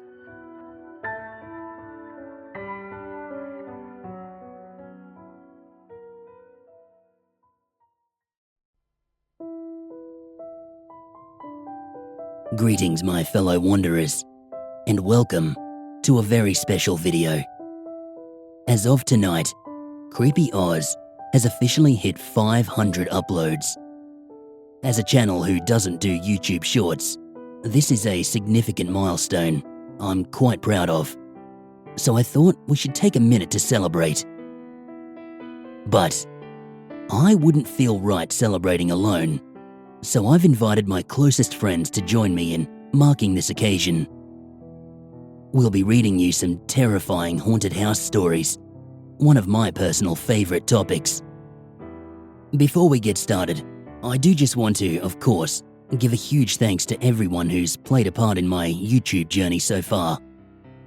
To all 2,776 of you who have subscribed to the channel, to all my Patreon supporters and channel members, and to my fellow narrators, many of whom are here with me tonight to celebrate, and who have supported me unwaveringly over the years. This has been one hell of a fun ride so far, and we're not slowing down anytime soon, and that is thanks in no small part to all of you. So cheers, guys. Alrighty, without any further chit-chat from me, let's get on with the show.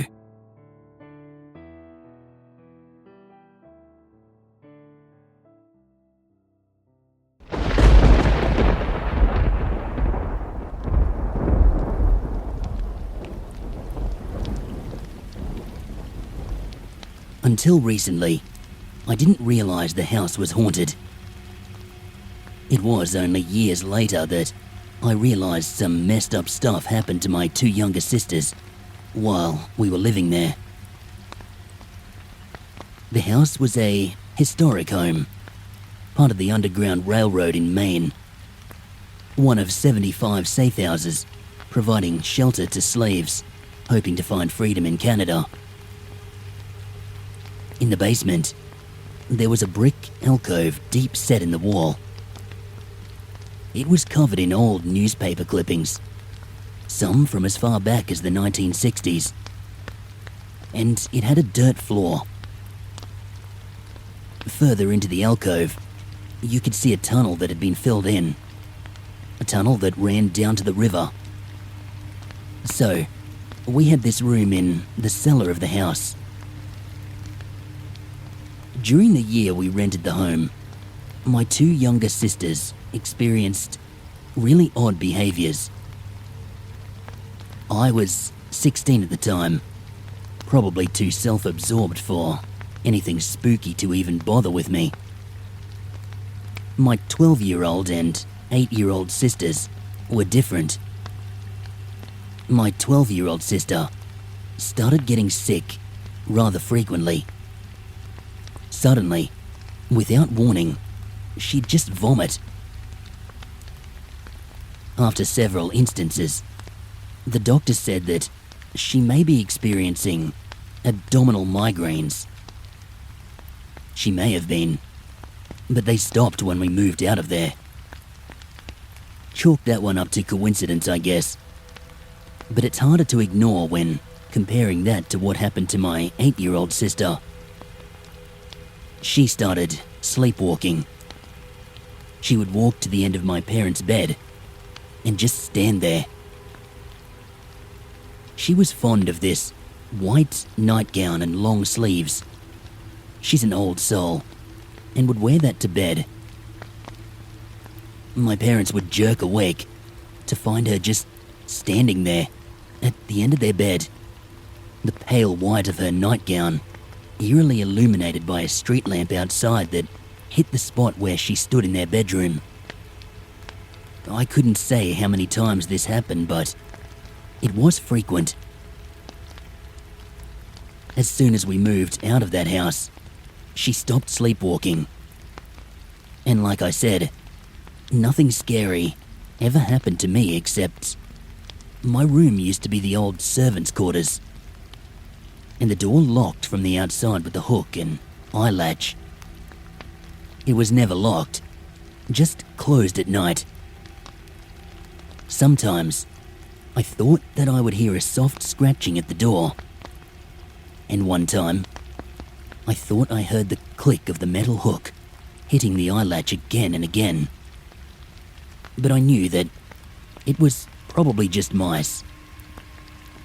I mean, come on. It was an old house.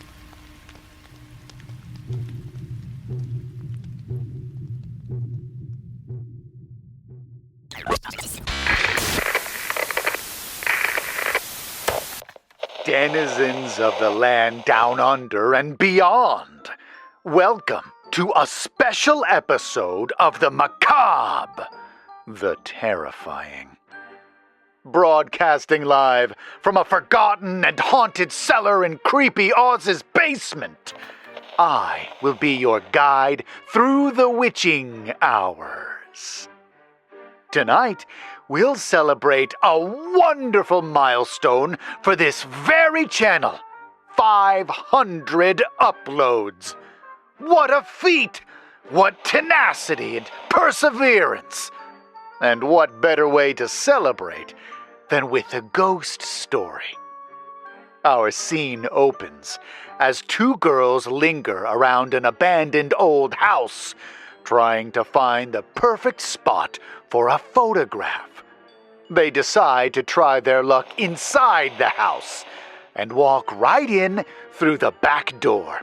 But their intrusion doesn't go unnoticed, and there is a price to pay for breaking the stillness. This story is called The Silence on Chester Street and was written by A.G. Hilton. Just beyond the town limits, derelict Chester Street housed the oldest standing structures in the area. Most notable was the residency of James Parsley, owner of the long-abandoned textile mill, or so Alice had been told. Despite living nearby her whole life, she had never heard of the man, his house, or this silent street. Now that she was here, all she could think was that it was too quiet. "Stop it," Blair said, fiddling with her camera. "What?" "You're imagining something in those windows." "I wasn't." She was. More, the windows looked like hooded eyes, the ajar back door a slack-jawed mouth. "It's eerie, though. It'll make for some great Halloween shots." "What if the sheriff drives by? It'd be our luck to get caught trespassing." "You think the sheriff will be snooping around this old place? No one comes out here. Besides, since the front door's barred, we'll just slip in the back here." Alice conceded. Since arriving, she'd scarcely heard chirping birds, much less any passing cars. In fact, even the evening breeze had died away. Looking about at the other abandoned homes, she wondered how a place could exude such firm stillness. Blair entered the back door. Alice paused behind her and half expected the door to snap shut like a Venus flytrap. But, of course, nothing happened. She chuckled to herself and followed Blair into the Parsley house. Blair was in her element. "Nice! This is some real Addams Family stuff. Come, sit over here." Alice sat in a dusty chair, her legs thrown over the armrest as Blair adjusted her camera. The interior of the house was nothing short of a time capsule. Dust covered every surface, and it seemed none of the furniture had been disturbed since the home was abandoned. The large dining room table was still set with dishes and cutlery, awaiting a feast that would not come. More high-backed chairs faced away from them, huddled close to a fireplace at the far wall, as if their last occupants had been in a conversation left unfinished. "Isn't it weird?" Alice asked, between camera flashes. "Huh?" "This stuff being here. These are antiques. You'd think someone might have stolen something sooner or later." Blair snapped a picture of a cobwebbed candelabra on the table. Glad they didn't, though. Maybe we can even take a keepsake. These are nice houses. Who just walk away from them and leave all this? And why didn't anyone else move in? Nobody seems to know what happened. I asked my grandpa about it, but he didn't know anything. He didn't really seem to know what I was talking about. Nothing on the internet either. It's like this place was forgotten. Alice went to one of the windows. The other grand houses of Chester Street looked back, lonesome and dilapidated. But looking on, she felt that she could see back to when the houses were first raised in their glory. A time when old cars drove down the road, when the mill was shiny and new. Despite the houses looking run down, it occurred to her the street itself was smooth and uncracked. The lawns, too, while certainly not mowed in years, looked far less wild than they ought. "Hey," Blair was at her shoulder. "Come upstairs real quick, and then we'll head out." The upper floor lay as silent as the rest of the house. Beds were neatly made as though awaiting sleepers, and the bathroom cabinets were stocked with old toothbrushes, pastes, and other toiletry products that would never be used. Feeling suddenly like intruders, they returned to the ground level. Together, they walked quietly through the living room, past the high-back chairs huddled at the hearth side, and to the back door, now unwilling to break the stillness. Blair fumbled with the door handle before turning to Alice with a sheepish grin. "So, it's stuck." "What?" Alice pushed forward. The knob turned easily, but the door would not swing. "It's probably just the heat," Blair said. "Makes the wood expand." "But I don't remember closing it behind me." Alice felt a claustrophobic panic surge. She went back to the dining room and returned with the heavy candelabra. "We'll make a way out." She swung at a nearby window. The faintest of cracks appeared before a shock ran up her arm, and the crack resolved itself as the blow rebounded. Both stared on, dumbfounded, at the dented candelabra. "What the—" Alice began attacking the other windows with fear-driven ferocity, but each one repelled the blows. Finally, she dropped the candelabra to the floor as the claustrophobia pushed in. Sweat beaded on her forehead, and bile swelled in her throat as she heaved the stale air. "Just calm down," Blair said, eyes racing. "We'll try to break out the front door or something." Alice heard not a word. Instead, she watched as the metal candelabra rippled and the indentations worked themselves from its surface as if they had never been. She would have screamed, but Blair beat her to it. She rushed to the living room and found her friend transfixed at the hearth.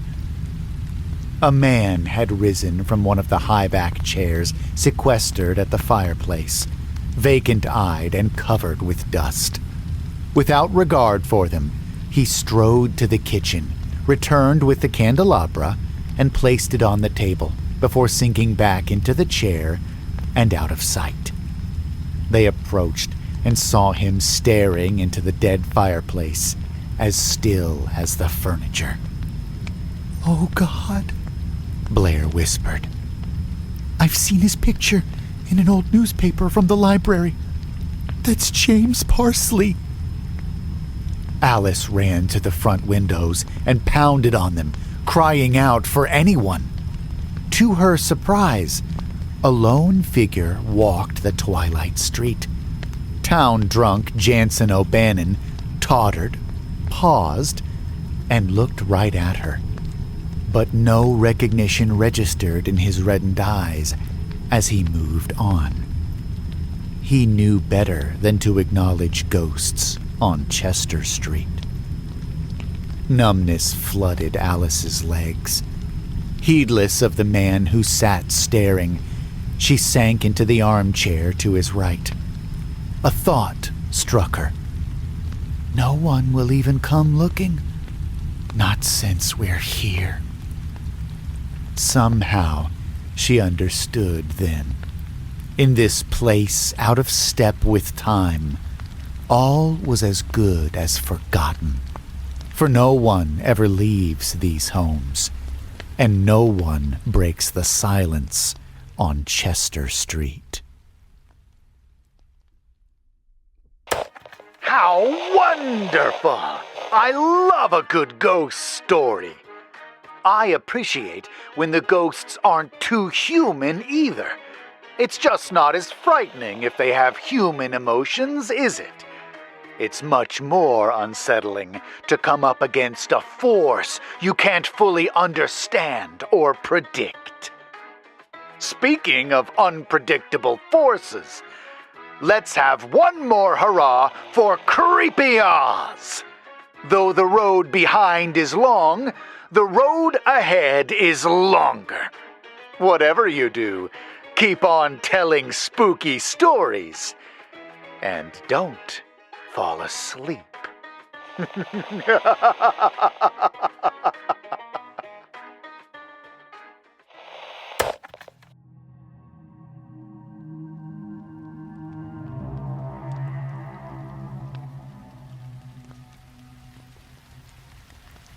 I've heard them again.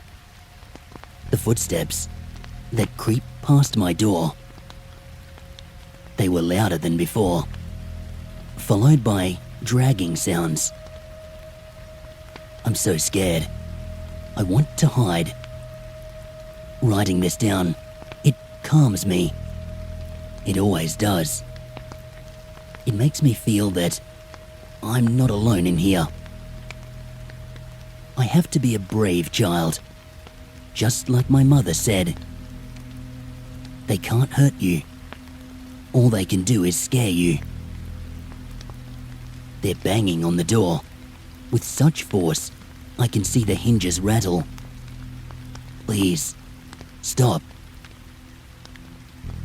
The noises have stopped now, but I am still frightened. I just want to feel the warm touch of someone, for them to tell me that I am safe. I don't feel safe here. I back away from the writing scrawled haphazardly on the walls of the previously boarded-up bedroom.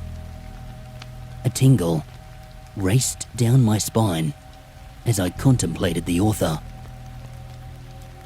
Ever so gently, I felt something tug at my hand before instinctively grasping at it. I leant over, as if to listen. In a whisper, I hear, "I don't feel alone anymore."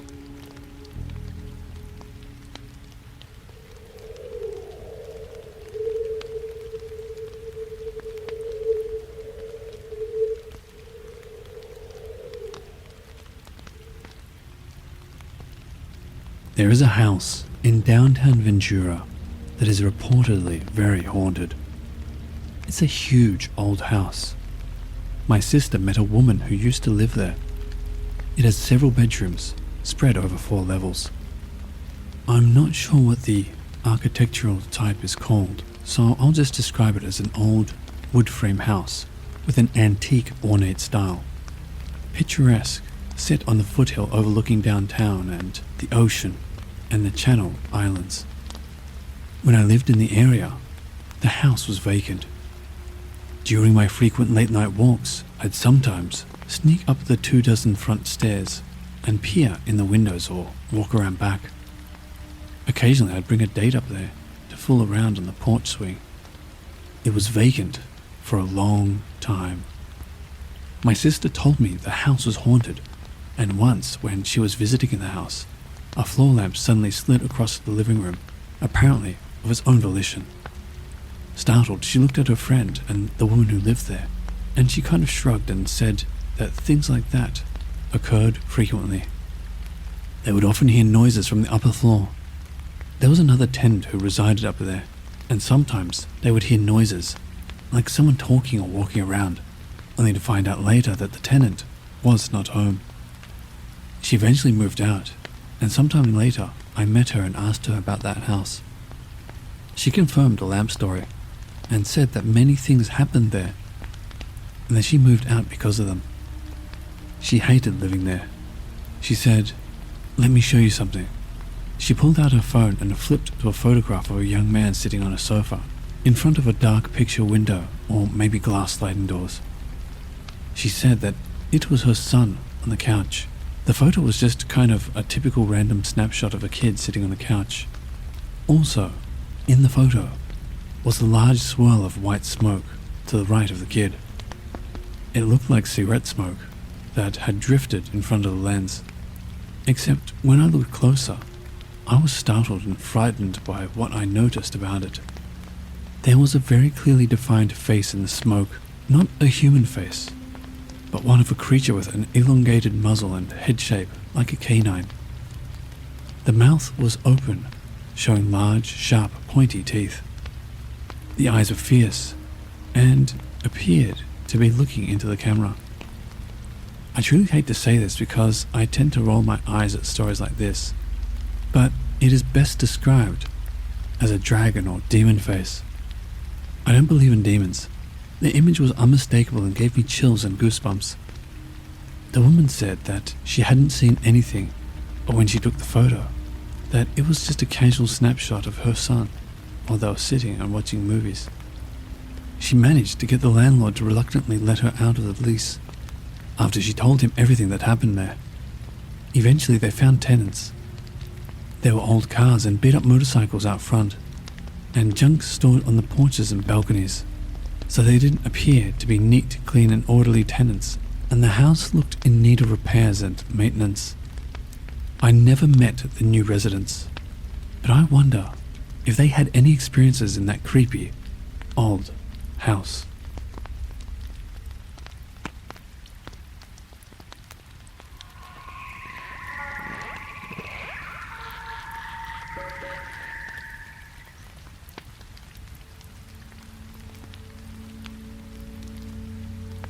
I met the love of my life at 23. I was a single parent, and I quickly fell in love with this woman who was able to fill a void in our lives. It was a whirlwind relationship, and we married sooner than I would care to admit.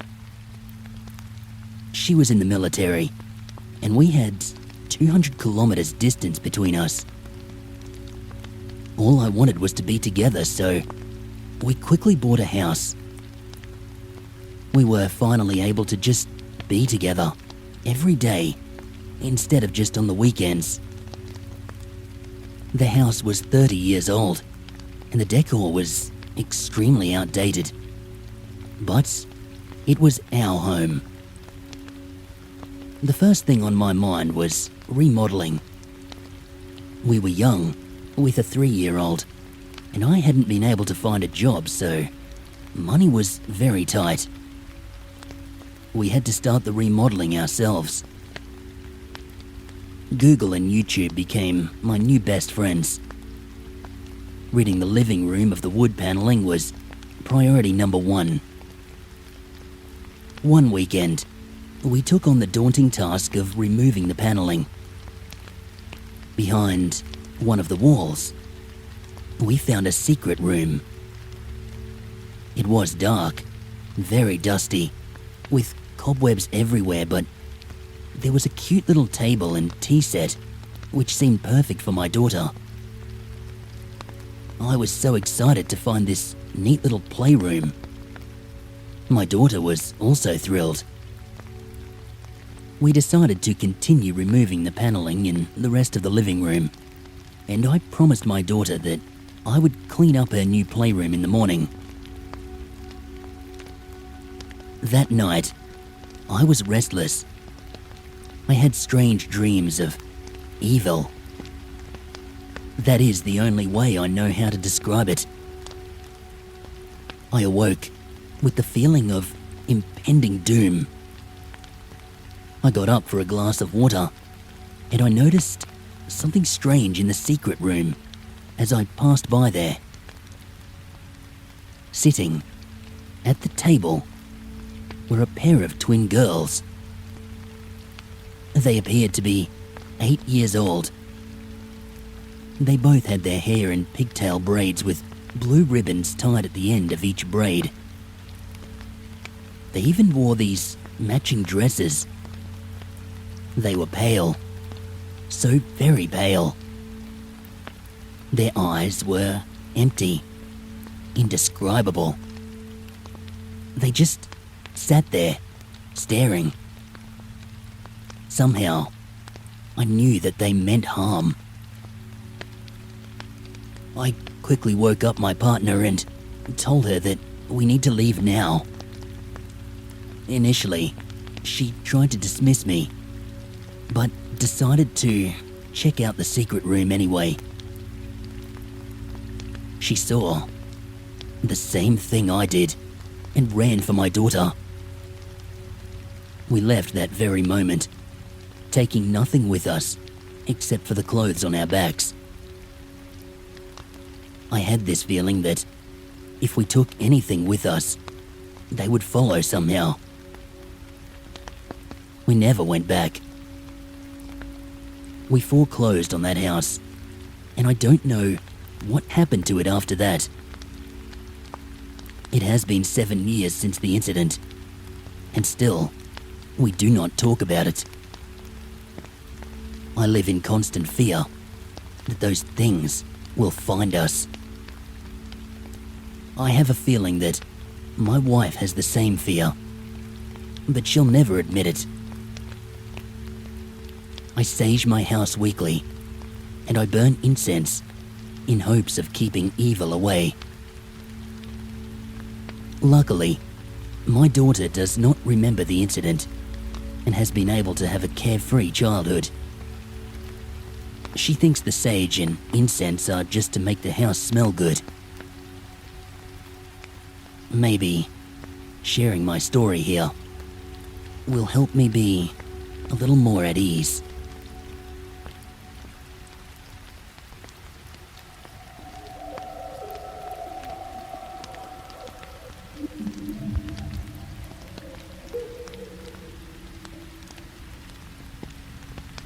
When I was a teenager, I used to hang out all the time at my friend's apartment. He lived in a 3-story building on the middle floor. His place was pretty old and small, but it was nice enough. Because it was only a 3-story building, there was no elevator, so I would often run into residents on the stairs or in the communal areas.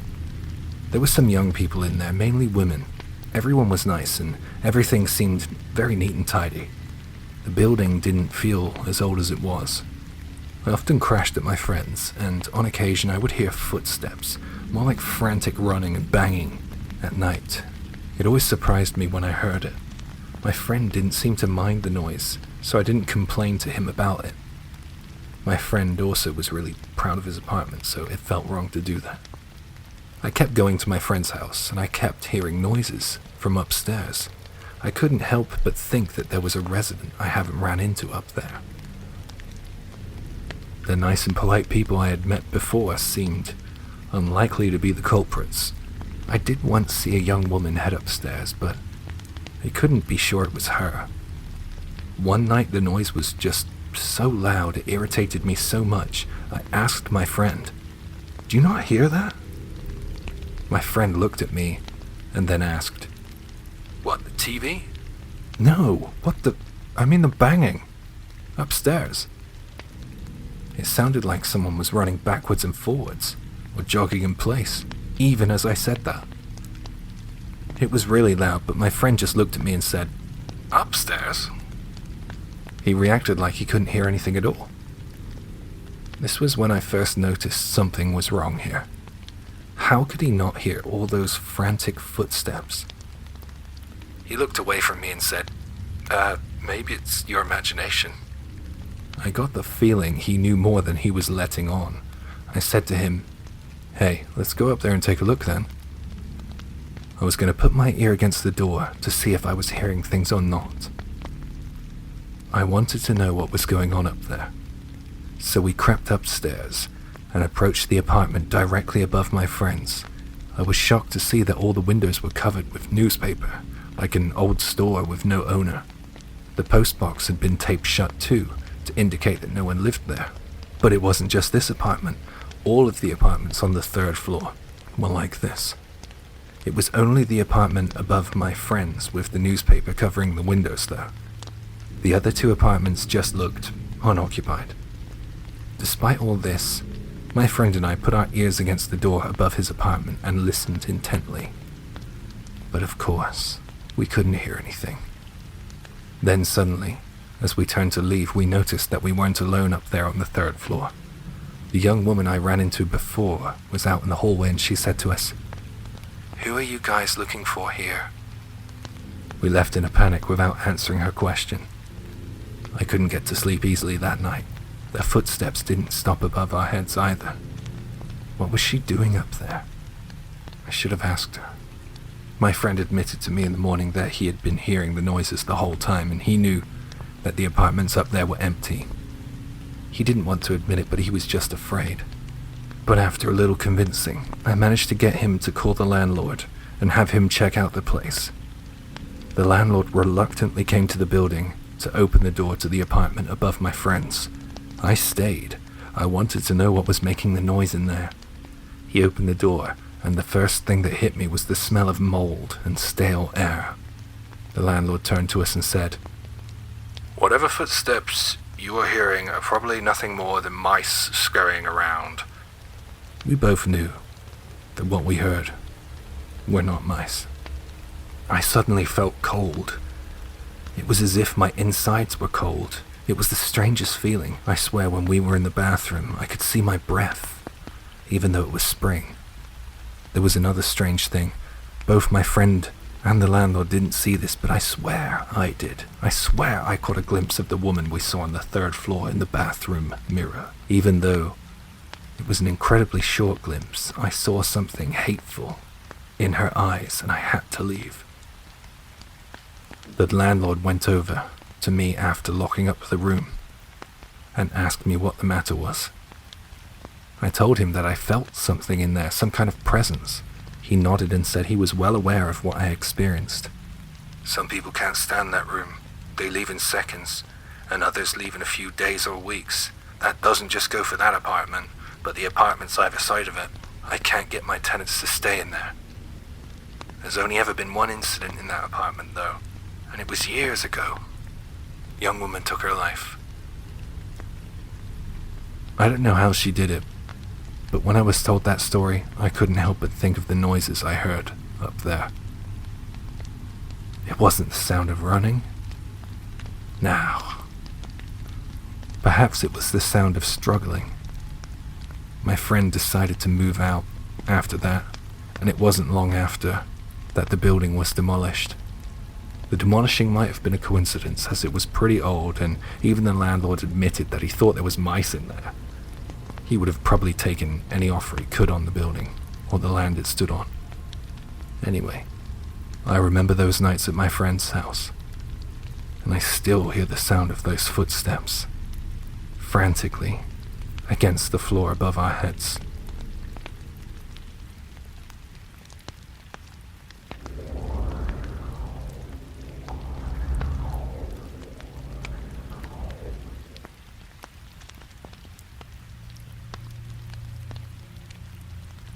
I'm currently 20 years old, and I've always lived here in the Gold Coast, Australia, for my whole life.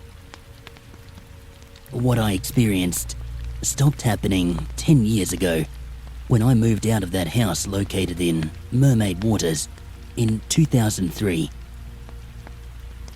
It doesn't seem to be a problem anymore. But I'm very interested to hear what other people have to say about the situation. So, when I was 3 years old, 1997, I moved into a stereotypical Mermaid Waters home at the time. It was obviously built in the 70s, and I had a really big bedroom, painted bright colours and got plenty of sunshine through the window. It wouldn't exactly be the type of house you'd ever consider to be haunted. From what I can remember, because I was so young, but as I got older the memories became very clear. I had always found it difficult to sleep at night there. I would toss and turn for literally hours on end. Every night I had trouble. It didn't matter how tired I was. I always felt uncomfortable, like something wasn't right. There were some nights where I would see someone wander into my room. They would just appear out of nowhere by my bedside. The person looked like she had just come out of the shower or bath. At first, I thought it was my mum, as it was a female adult with this dark green towel wrapped around her head. My parents would use these dark green towels in their ensuite. I could see she had red hair poking from underneath the towel. My mum also had red hair for the first year or two we lived there. And she wore this mint green dressing gown. Again, my mum owned a similar green dressing gown for most of the time we lived in that house. But see, that's where the similarities end. She glowed a bright light, and I could never see her feet as she faded down after the knees, and she looked like she was floating and hovering far from the ground. I remember I would ask her, "Mum, is that you?" But she wouldn't even look at me. She would keep a blank face and just wander around my room before slowly heading down the hallway, passing my sister's room and fading away completely as she reached my parents' room doorway. When my mum dyed her hair blonde and exchanged her green dressing gown for a pink one, and when she denied my questions about if she came into my room at nighttime, I was pretty darn certain that this woman was not her. One evening, I managed to get a verbal response from her. I asked her, "Mum, is that you?" She was sitting on my bed this night, by my feet. She looked at me and smiled and said, "I'm not your mum." She had this deep, awful voice and sounded distorted almost, like poor quality from fuzzy speakers. Then she got up and headed down the hallway as per usual. I don't know why I never told anyone about her back in those days, but I guess I just thought it was normal, because it started happening to me when I was so young. However, not long before moving out of the home, my sister said to me, I would always imagine a woman walking in the hallway past my bedroom door at night. She still remains convinced that she only imagined this. But I know different. The woman, however, wasn't the only visitor I saw whilst living in that house. On 2 occasions, when I was around 6 or 7 years old, I remember I had come home from my school late. I was playing in my room. I saw a man wearing a white mask and white clothing walk past my bedroom window. Both times I came running out of my room screaming. I told my dad what I had seen, and he checked outside. However, no one was there, of course. Another visitor I saw only came one time, but was probably the strangest. It happened when I was 6. It was late at night. Everyone was asleep but me. I noticed the shadow of a figure up on my wall, no one else was in that room to be making the shadow. The shadow was very short, like only 3 or 4 feet, extremely skinny, more thin than any other person I've ever seen. The shadow had horns or spikes on its head, and it seemed to be carrying a stick or a spear or something.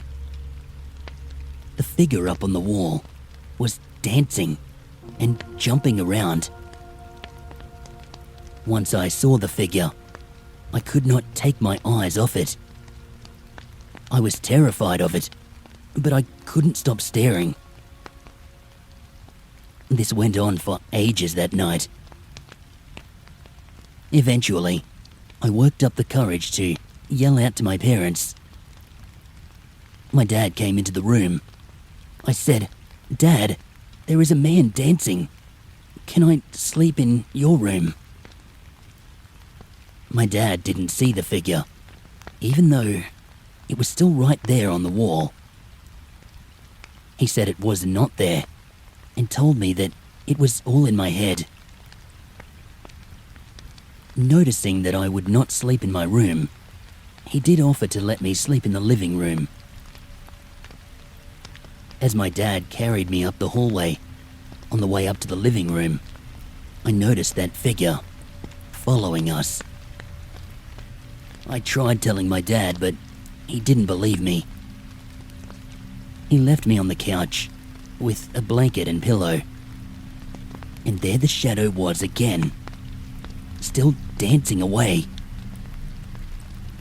I kept on watching the figure until eventually I fell asleep as the sun just began to rise. When I woke up, the figure was gone. Once we had left that house and settled into the new place, I was 9 at this time. I told my mum what I had seen in that old house, probably because I was getting older and realizing that what I saw wasn't a normal thing for kids to experience.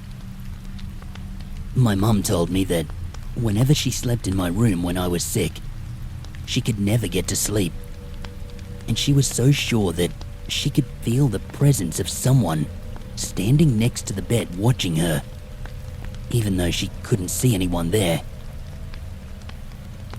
Since moving out of that house, I've not seen anything similar to what I did in that Mermaid Waters house. I'd love to know if anyone has had similar situations, or might be able to tell me what those beings were and what was the attraction to my room. I'm just curious, and thinking about it, still to this day, gives me the chills.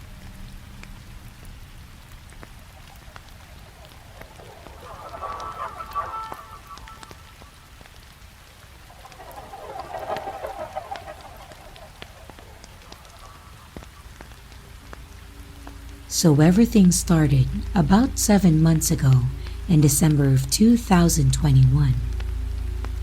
It was one of my first nights being home alone, and I had been home alone hundreds of times for the day, but this was one of the first through the night. I was playing games on my computer when I heard my dog start barking hysterically. My dog is not one to just bark at nothing, especially not in the house. So I knew something was up and went to check on her, and she was alerting to something down the hallway to the front door. She started growling. Then I heard the lock on the front door rocking back and forth. I immediately thought that someone was trying to break in, and the lock was rattling for about 20 seconds before it stopped. Then a few seconds later, I heard 3 thumping, creaking footsteps above my upstairs. This freaked me the hell out, so I checked every room upstairs and then checked the camera outside, and there was nothing. There is a glass storm door on the outside of the front door, so whatever was moving the lock was from the inside of the house. That was it for a few months, so I kind of forgot about it until my dad started asking if me or my mom were walking around upstairs in the middle of the night. Neither of us were up, and my dad said that he kept hearing footsteps and faint talking for 4 days before it stopped. And a few nights ago, I was up at around 2 a.m. when my parents were asleep, and I could have sworn that I saw someone about 8 foot tall standing in the pitch black living room. We have also noticed over the past months that small things like soap bars, screwdrivers, and yarn would go missing for a few weeks and turn up somewhere completely different and out of place. The first event in December was about a month after my grandfather passed, so I like to think that this is him giving us signs. But every time something happens, it feels like my heart stops. Like something isn't just messing with us for fun. It's a very weird sensation, and any insight would be helpful.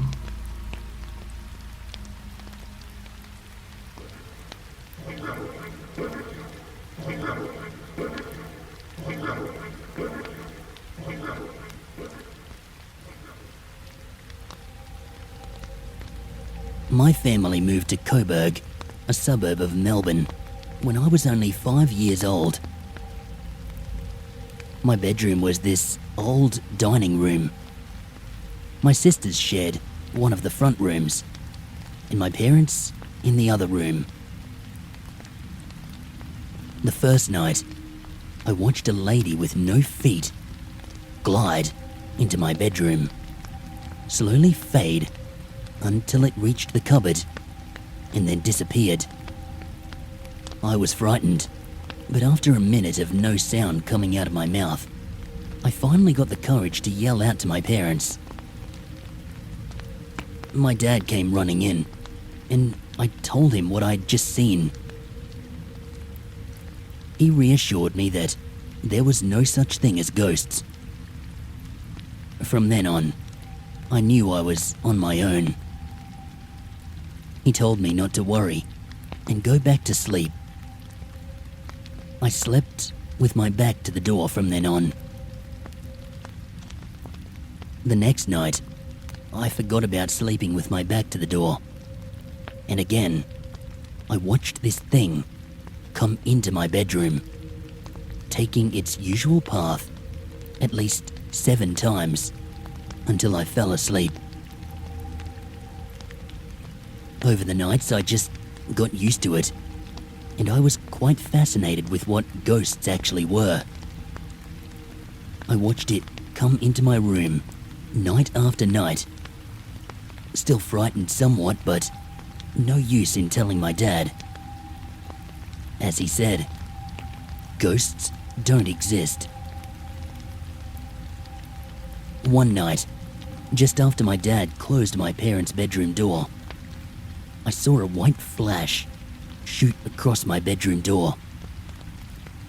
I was not in the mood tonight, so I faced towards the wall so I couldn't see what was happening. That was when I noticed a light coming from nowhere. I sat up and tried to work it out, but I couldn't. I laid back down and looked at the light on the wall. It was like a perfect circle, bright as a small torch. That's when a shadow blocked some of the light. It looked almost robotic, with skinny arms reaching out to me.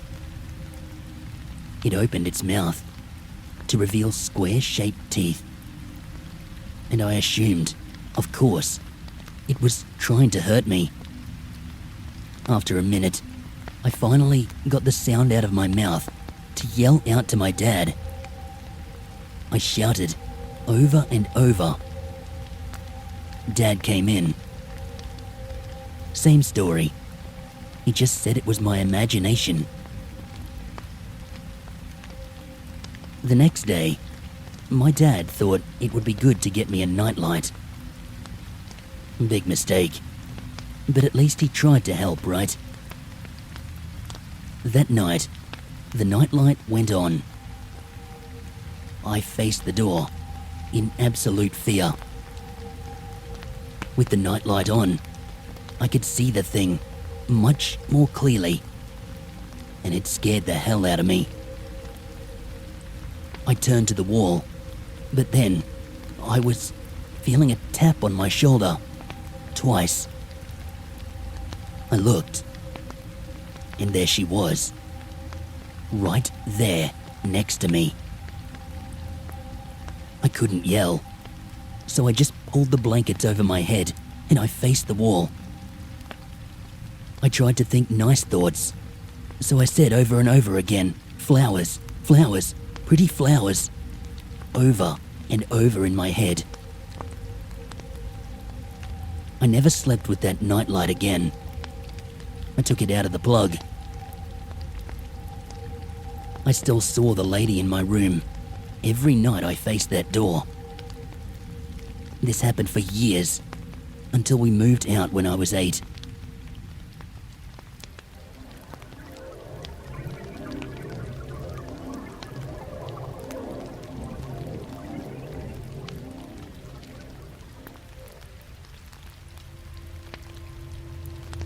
Ever since I first saw this house, I knew I wanted to own it and live there someday. It was my dream home, overlooking one of the local rivers, and would have had an incredible view. I was on a river tour on a historic boat, listening while the tour guide talked about the interesting places in the local area that were worth seeing, especially along the shoreline. There were historical houses from when the area was first settled, some of the old military buildings, and other things I wasn't really interested in. I sat up the top, taking in the afternoon sun and away from other people, spending more time focused on the scenery, and I was only half listening. I saw it among several trees, peeking out, and my eye was instantly drawn to it. I remembered seeing a picture of it when I was a child, and even back then, I wanted to go to the house and own it someday. It was a 2-story house with white faded paint and a large balcony that overlooked the river. It had broken windows and clearly had seen better days, with vandals going in to damage the property, at least from what I could see from the outside. The tour guide said it had been owned by a wealthy landowner who died through mysterious circumstances, and ruin followed the family, even when they tried to escape. He also added that the local legend said it was haunted, and anyone who tried to purchase the home ended up losing everything. That the house had ended up claiming multiple people's lives. It all sounded interesting, and other people asked if there were ghost tours available. He said no, for the safety of the guests, and then the topic moved on to another feature. The rest of the tour was relatively boring. When the tour ended, I went back home. I, however, never forgot about the house and decided I need to learn more about it. I started researching the house and found some YouTube videos about it, even older posts on dead forums that discussed all the different theories. I tried to find it on Google Maps. I had to change the year in order to find it, going all the way back to 2008, when the house was in reasonable condition, and it was still visible from the road. It looked to be abandoned here too. In 2012, it looked like there had been renovations that had been started, but for whatever reason, they were never completed. The bricks and other materials left there were later stolen. I worked out the address, and I won't share here for, well, your safety. I don't want you or anyone else to get hurt. I searched for it again online, and found sites talking about the rumored history. Apparently murders and other perverse crimes happened here. However, There were no police reports or any newspaper articles about it. All gossip. I didn't think it was fair for such a beautiful home to fall into ruin. I contacted the council to see who owned the property and if they were willing to have me buy it. I discovered the owner lived overseas and had never even visited the property. She inherited it from a wealthy relative and was waiting for the local area to become more marketable in order to get the best price. However, dealing with the many issues the house brought was annoying at best. The end result was I received a decent price to take it. I was given a week to make a decision and given permission to visit the property. The driveway was non-existent, and the closer I got to the house, the fantasy of fixing it up was fading fast, with the estimate cost of it all. When the real estate agent opened the garage door, we found copper thieves had stolen the wiring out of the walls, and any leftover furniture had been trashed. Graffiti coated the walls, and the estate agent told me that the bones of the house were still solid. As I walked through, I realized the cost was adding up, far more than what I could afford, but I still wanted to go through the house. Questionable rooms with a bathroom. Inside the shower, it was filled with a variety of dead animals, some fresh and other skeletons. The tiling scraped from their claws as they tried to escape. I don't know how they ended up in there. The pair of us coughed, and the agent forgot himself, hilariously, even slipped into a rough accent and caught himself on. The kitchen, you could tell it was beautiful when it was new, had all the cupboards ripped out, and vines had grown up through the drainage pipes. I climbed the beautiful staircase. The wooden beams hadn't been polished for so long, yet it retained its splendor. I nearly forgot everything else when I went up. All the other rooms were filled with broken bed frames, the vanities and chests of drawers open with nothing inside them. As I walked on the creaky floor, I wondered whether I would be able to handle all of this. All the doors had been left open, except for one. At the end of the hallway was a closed door, and I had a weird feeling when I got closer to it. It was sharply cold, and I asked the agent if he knew what the room was. He told me it was probably a bedroom. He was pale and couldn't stand still. Clearly didn't want to be there anymore. I opened the door, and to my surprise this room was different. It was a child's bedroom, clean. The wallpaper wasn't damaged by graffiti or the elements. The bedding looked fresh, covered in teddy bears and other stuffed animals, while porcelain dolls rested on the shelves. There was no dust anywhere, and the carpet was clean. By the large bay window was a rocking chair, with a pillow on it, looking out at the river while another boat was floating by. I asked if someone had been living here, or if there was a squatter. Without it, why was this room so intact? There was also the terrifying thought of, why would a squatter have a kid's room prepared? The agent and I kept looking around the room for any clues. He stood near dolls and looked at them. I think he was frightened, and I opened up the bedside table drawer. There was a book closed with a lock, a gold chain with a locket, and a small bouquet of dried flowers. I picked up the diary. I remembered having one just like it when I was young, and I managed to get into the lock. I remember having one just like it when I was young, and I was able to break the lock. Maybe this was owned by the last resident. I saw a shadow coming in from the doorway, and thought the real estate agent was getting ready to leave. I called out, "Just a minute." I flicked through the pages, and the handwriting was beautiful, cursive, and as I kept going, the handwriting was becoming more erratic and aggressive the more I turned. "I hate them" was repeated all over the pages. It didn't change until I reached the final one. In jagged, black lettering it said, "Kill."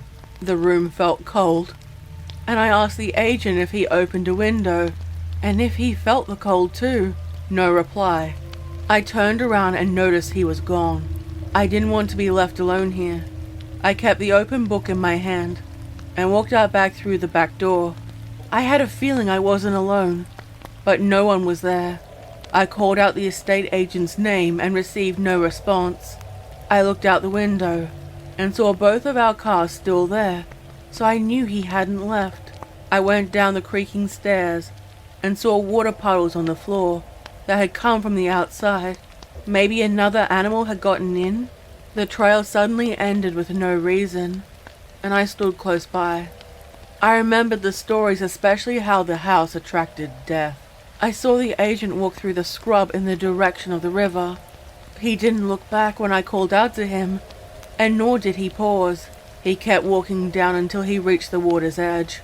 I expected him to stop, but instead he walked straight into the water. Nothing slowed him down. I saw bubbles where his head would have been under the water, and finally, they stopped. He gave no sign he was going to do this, no warning, nor any sign he was having trouble in life. I took out my phone and called the emergency hotline. It connected then dropped, so I tried it again, and the same thing happened. I walked back to the house and called. This time it wouldn't connect at all. I heard faint laughter coming from the dark hallways, and it felt like whoever this was coming closer. I didn't want to be pestered by a squatter or a homeless person, but I have to admit, it didn't feel like any of those. I left and went to sit in my car, feeling slightly safer in there.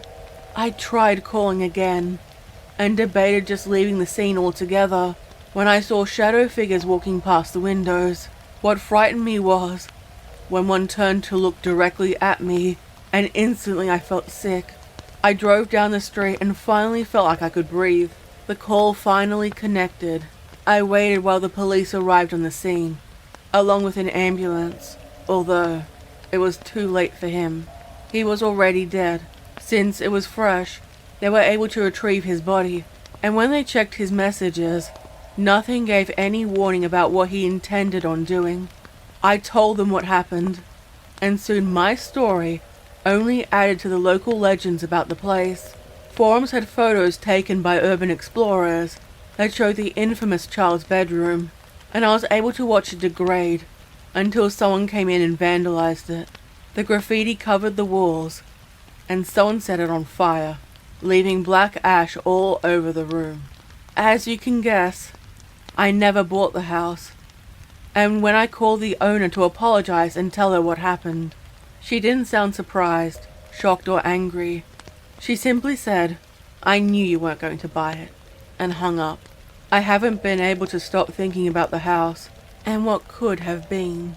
As far as I knew, what happened to the real estate agent was the only death ever reported there.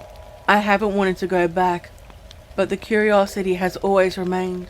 I've been scared to share my story, because it might encourage some people to go there. I don't know if the shadow figures were bad entities, trying to cause problems, or the ghosts of people who had died there. I still don't know what the laughter was, and I never want to hear it again. Sometimes late at night, I can hear that creepy laughter and feel like I'm being watched. And I wonder about whatever it was in that house, because I think it followed me home.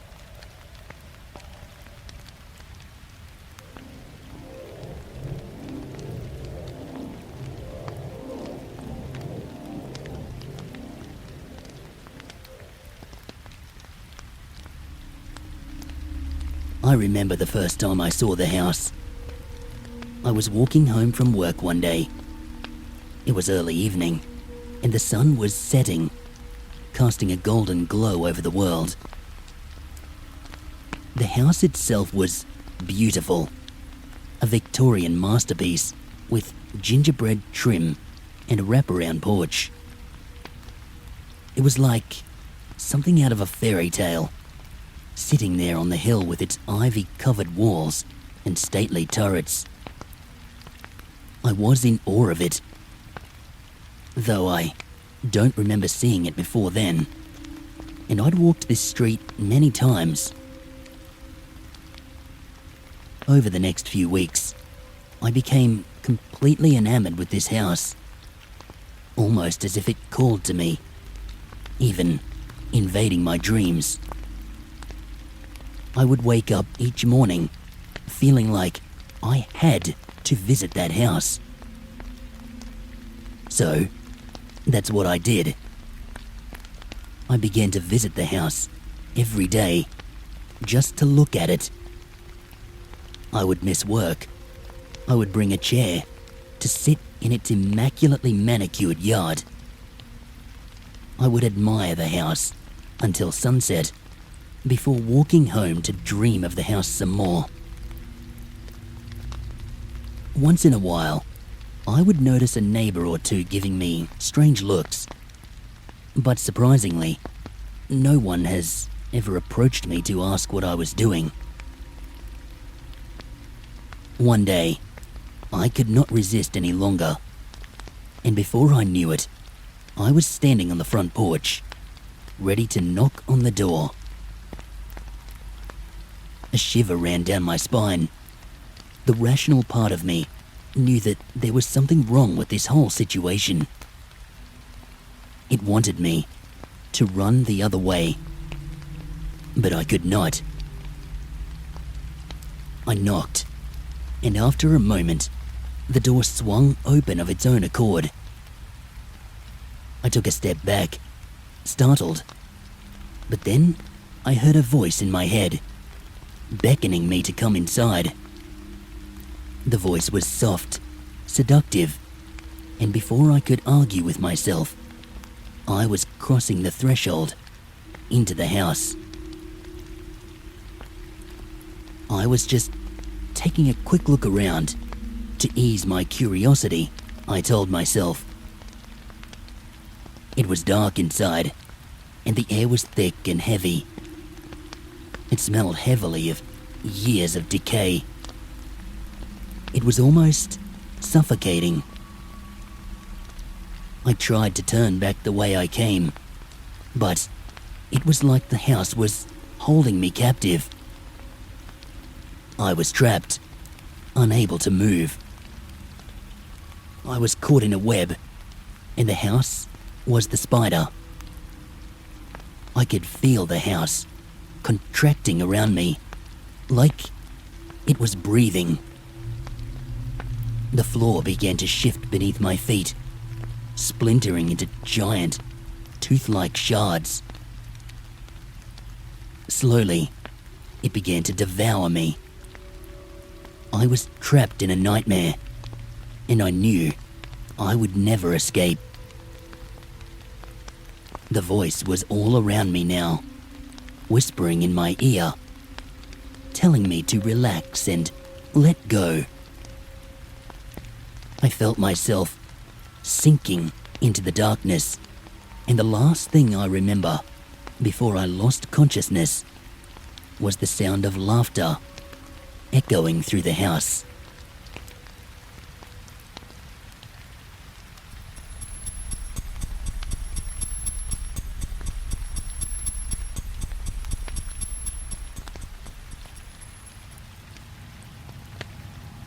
This happened to my sister and I when we were pretty young.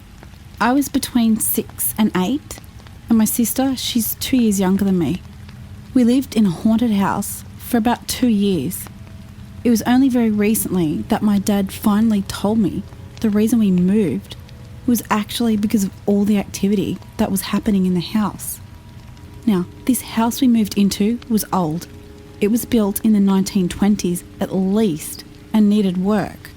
My dad's a carpenter and had built so many houses over the years. Renovations were nothing new to Mum and Dad. What is it that they say about renos? That it can awaken the ghosts or entities that once were in the house.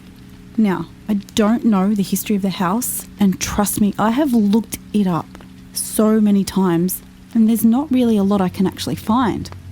One thing I have found is that no one lives there for very long, and that quite often the house sells for a very low amount of money.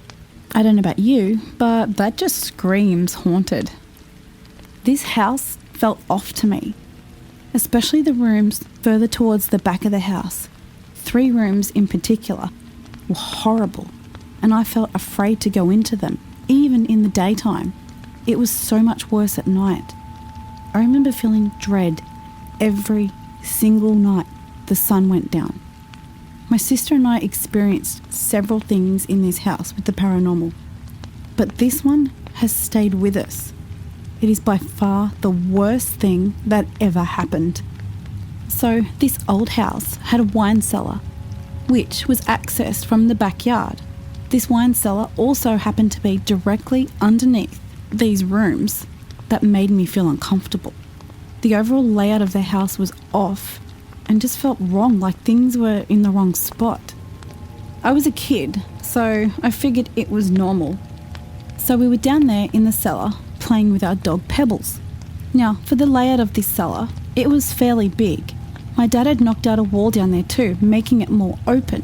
There was an opening on the south side, which was the entrance, and on the west side was a wall of bricks with the decorative holes in them so light would filter in. The cellar itself was divided into 2 rooms. The first section was where we were playing with our dog, and the second, which had a wall with a crawl space or hole in the wall that led into underneath of the house and each room. This was to gain access to the wiring to the heated flooring. So, as I said, we were playing with our dog when all of a sudden I remember feeling quite uneasy and the need to just look up. And there in the dark area of the cellar stood a large figure. This figure was almost like the outline of a really big man, but I couldn't properly make out any features. Our dog was barking and my sister and I just stared at it. We were terrified. We somehow knew it wasn't a person, and the fear that I felt was like nothing I had ever felt. Even thinking about it now sometimes scares me. I froze and I couldn't move. I couldn't scream. I couldn't say anything. I just stood there with my sister. Now, I have spoken to her recently too, and she said she remembers it having yellow eyes. I remember the height and the outline of its shoulders. The most terrifying part was the way it looked at us. It gave us the most terrifying grin. It was like it wanted to hurt us. We stood there staring at its grin, and to this day, neither of us can get it out of our head. It tilted its head back, as if it gestured with its head, and then moved its hand like it was trying to beckon for us to follow him further into the darkness of the cellar. My little sister grabbed me and we ran out of there. I don't think I would have been able to move if it wasn't for her. It was the scariest thing that happened to us while we were in that house, and I was glad when we moved 2 years later. Since then, we've always referred to it as the demon in the cellar.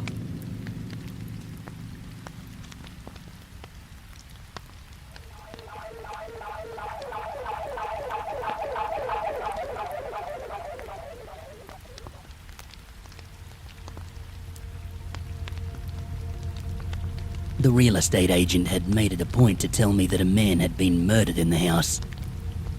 That's why it was selling for a bargain price. I assured her that it did not bother me. People around the neighborhood warned me that it was haunted. I didn't believe them. Pretty soon after moving in, strange things began to happen around the house. Lights would be on, even though I swore that I'd turned them off. Lights would sway back and forth. The sound of footsteps would fill the hallway at night. I didn't think much of it at first. The brain has a way of playing little tricks on your senses, especially when you live alone. It didn't take long to up the ante though. I came home from work one day to find the house in a total wreck.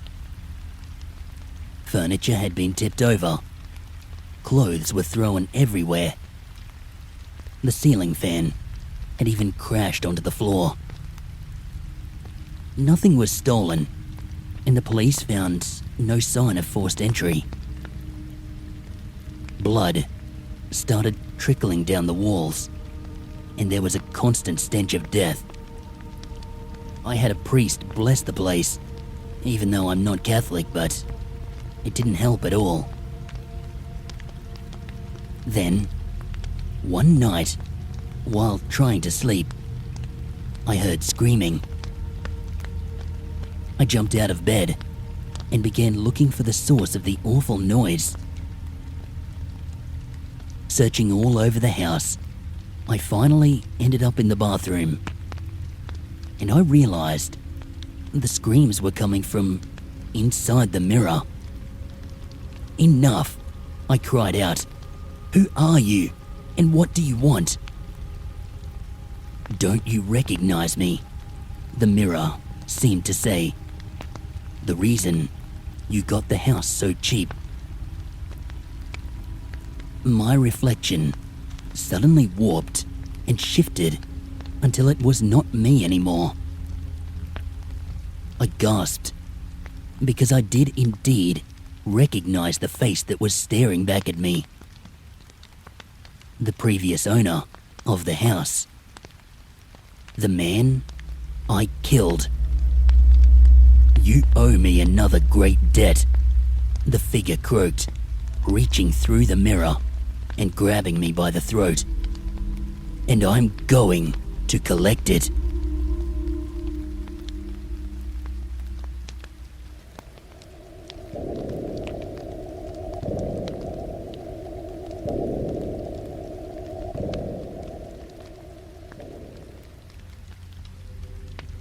My story begins around 1987. I was a somewhat normal 11-year-old boy up until that point. My parents were separated, and it was a rough time for us. We lived in this tall apartment building on the 19th floor. I was interested in things like Dungeons and Dragons, but my mum never bought me that kind of stuff. I did borrow a book from a kid at school about the monsters in Dungeons and Dragons a few weeks before my experience began. The night was a little different than most, because my mum let me sleep on the couch in the living room that night. It must have been a weekend. I think I may have had a nightmare, but I awoke in the middle of the night. Off in my mother's room, I heard her boyfriend's watch alarm start beeping. I heard him get up to turn it off. And my mum muttered something and he replied. I didn't think anything of this. Sometimes the alarm would go on. I don't know if he knew how to set it right. A moment later, our VCR made the noise like when the tape started to play. I wasn't afraid at that point, but was wondering what was going on. I sat up and began to look around the room. It was dark, but not overly dark that night. I didn't see anything, so I just laid back down to go to sleep. Looking up from this position, I saw the most terrifying thing I had ever seen.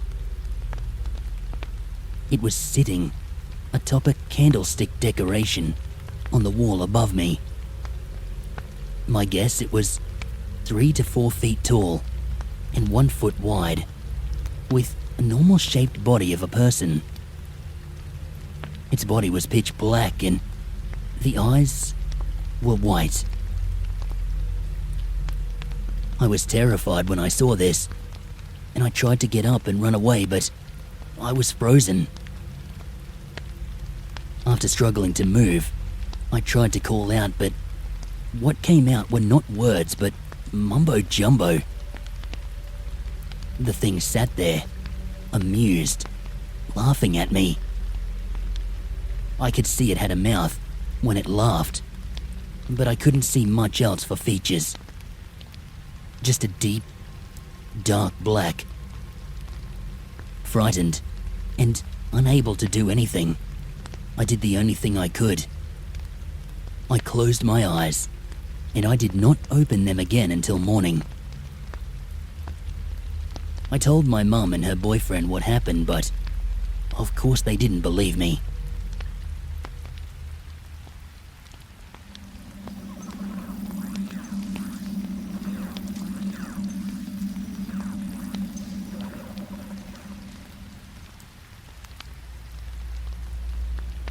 what Timmy saw. Timmy had had a hard life in his short 3 years.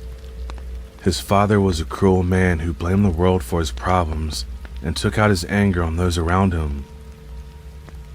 His mother, Mary, had been too often the target of that anger, but when his father directed the anger at Timmy, Mary knew she had to leave. So one night, she took Timmy and disappeared without a trace. Eventually, after weeks in shelters, she found a job at an old hotel that boarded her and Timmy in exchange for help looking after the place. But Timmy still hasn't started talking. Mary was concerned, but the doctor said there was nothing wrong and Timmy would talk when he was ready. So Mary spent time with him every day, making sure he felt loved and safe. She'd hold him and read to him and teach him words like mommy and home and sky and friend. He still didn't talk, but at times he'd smile at her or look off in the distance and point and laugh, so she was content. One night, Mary awoke to the sound of someone trying to open the door. She figured it was just a guest who had the wrong room. But then she heard a crash and was immediately awake. She grabbed Timmy and ran into the bathroom. There she locked the door, hid under the bathroom counter, and prayed. Minutes went by, and then Mary heard the voice she'd prayed never to hear again. Mary, Mary, I know you're in there. Mary gripped Timmy tightly and prayed her husband could not enter, and for a moment, she thought her prayers were answered. Then she heard a crack and the door caved in, and the man who haunted her nightmares stood before her. Mary was desperate to protect Timmy, but she'd never been able to stop her husband before, and knew she couldn't now. Please, don't hurt our son, she begged with tears in her eyes. This is what you deserve, whore. Mary backed away, but she hit the rear of the bathroom and had nowhere else to go. She closed her eyes and prayed to God and St. Nicholas to protect her son. Suddenly, Mary heard a strange noise and opened her eyes to the sight of her husband floating in midair, clutching desperately at his neck. As he struggled, a panicked look came over his face, and his body twisted and began to fold in on itself. Limb by limb, he jerked and contorted until the last of him disappeared into nothingness, leaving only the fading echo of his screams. Shocked, Mary stared at the empty space where her tormentor had been. She saw the air shimmering faintly. Disbelieving, she looked down at her son, pointed at her excitedly. "Mommy," he said, the first word he had ever spoken. Then he pointed at the space above where his father had been. "Friend," Timmy said, and smiled.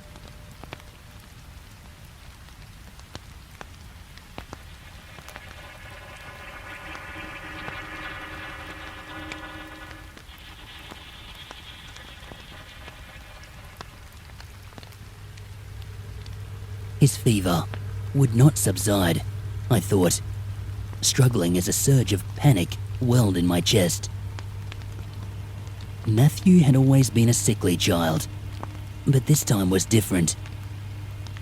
I cradled his head, feeling the unusual stiffness in his neck. His eyes looked as though they had seen too much for his 5 years of age. It was the living room. It was the damned house. I fished my phone out of my pocket, careful not to disturb Matthew.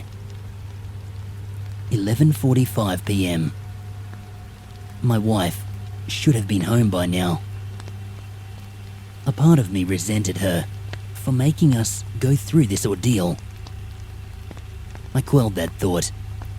This wasn't the time nor the place for conflict. She was on call after all. I would call her if she hadn't arrived by 12:30 a.m.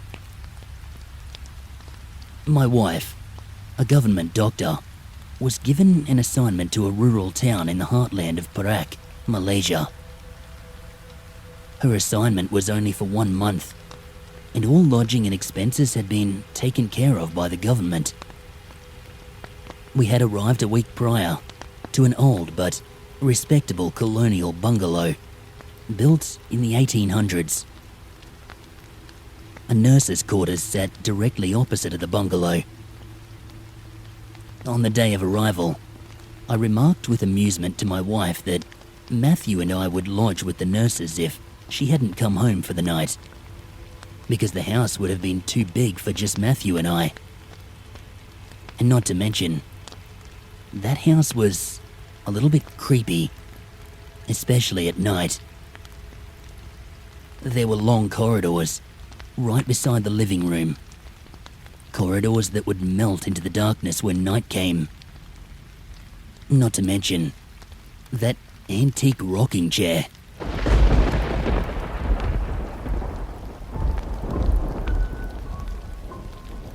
A crash of lightning pierced my reminiscence and brought me back to the present. I heard a dreadful but familiar click as the lights shut off. I would have screamed out if I could. I would have run out of that house with Matthew if I could. I willed myself to remain calm. Matthew was in no shape to move. Doing so would only worsen his condition. My wife would return, and we could talk about moving to a different lodging. After all, it was just darkness, and no darkness was as bad as bad people. Wait a minute. Did I see the rocking chair by the window move in my peripheral? No, it couldn't be. I directed my gaze to the chair, willing my eyes to adjust to the darkness, and silently praying for the chair to remain still. I breathed a sigh of relief as I saw that it was indeed still. I pinched myself. Snap out of it. Your paranoia is not doing Matthew, and certainly not myself, any good. Matthew moaned.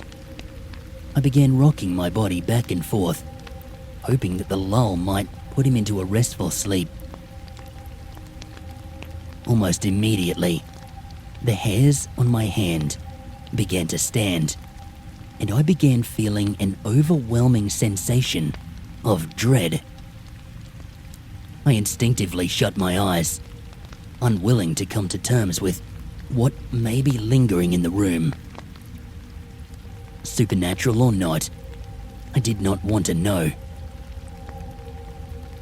And then I heard Matthew crying. Although his cries, they seemed to be coming from the floor above. His sobs were agonizing, almost exaggerated. It was like nothing I'd ever heard. They sounded as if he was tormented. Worse, he sounded inhuman, as if an entity was making a mockery of what a human child might sound like. Without even thinking, I scooped Matthew up and dashed for the door, running frantically towards the nurse's quarters. I banged on the reception door like my life depended on it. Almost immediately, a matron opened the door and ushered me into the quarters. Without asking me for an explanation, she prepared a room for me and asked us to rest for the night. I was too tired to protest as I embraced Matthew and fell into a deep slumber. I woke in the early morning to Matthew's snores. Gingerly, I placed a hand on his forehead, and I was relieved that his fever had broken. It was not long before I heard my wife asking for us in the corridor outside. In my head, I was ready to convince her that I was not going back to that house, and I was ready for the ridicule. It was what we would do to each other, after all. I was quite surprised when she immediately agreed to us staying in a hotel for the duration of her placement in Perak. She told me that the matron had filled her in on the need-to-knows, and she would give me a rundown after we had checked into the hotel. As we left the quarters, the matron gave me a sympathetic look, gently squeezed my arm, and without so much of a word, returned to her duties. According to the matron, the house had been haunted by a Pontianak. Pontianaks were women who had died during childbirth. Their spirits would linger in this world, vengeful and spiteful, seeking to be given another chance at motherhood. Unfortunately, there was no way that the nurses could report the hauntings to the government. After all, governance had to rely on facts in making decisions, not superstitions. On that night, at approximately 12 a.m., the matron had seen a beautiful woman sitting by the window of that old house in the rocking chair, brushing her hair. To her horror, as she watched, the woman removed her head, placed her head on her lap, and sneered at the matron, as if she was aware that the matron had spotted her. I did not blame the matron for not coming and telling me what was going on.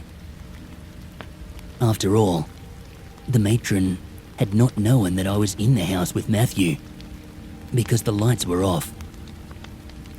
Oh, and the matron mentioned to my wife, almost as an afterthought, a telltale sign that a Pontianak was at a distance was the loud and nearby wailing of a child.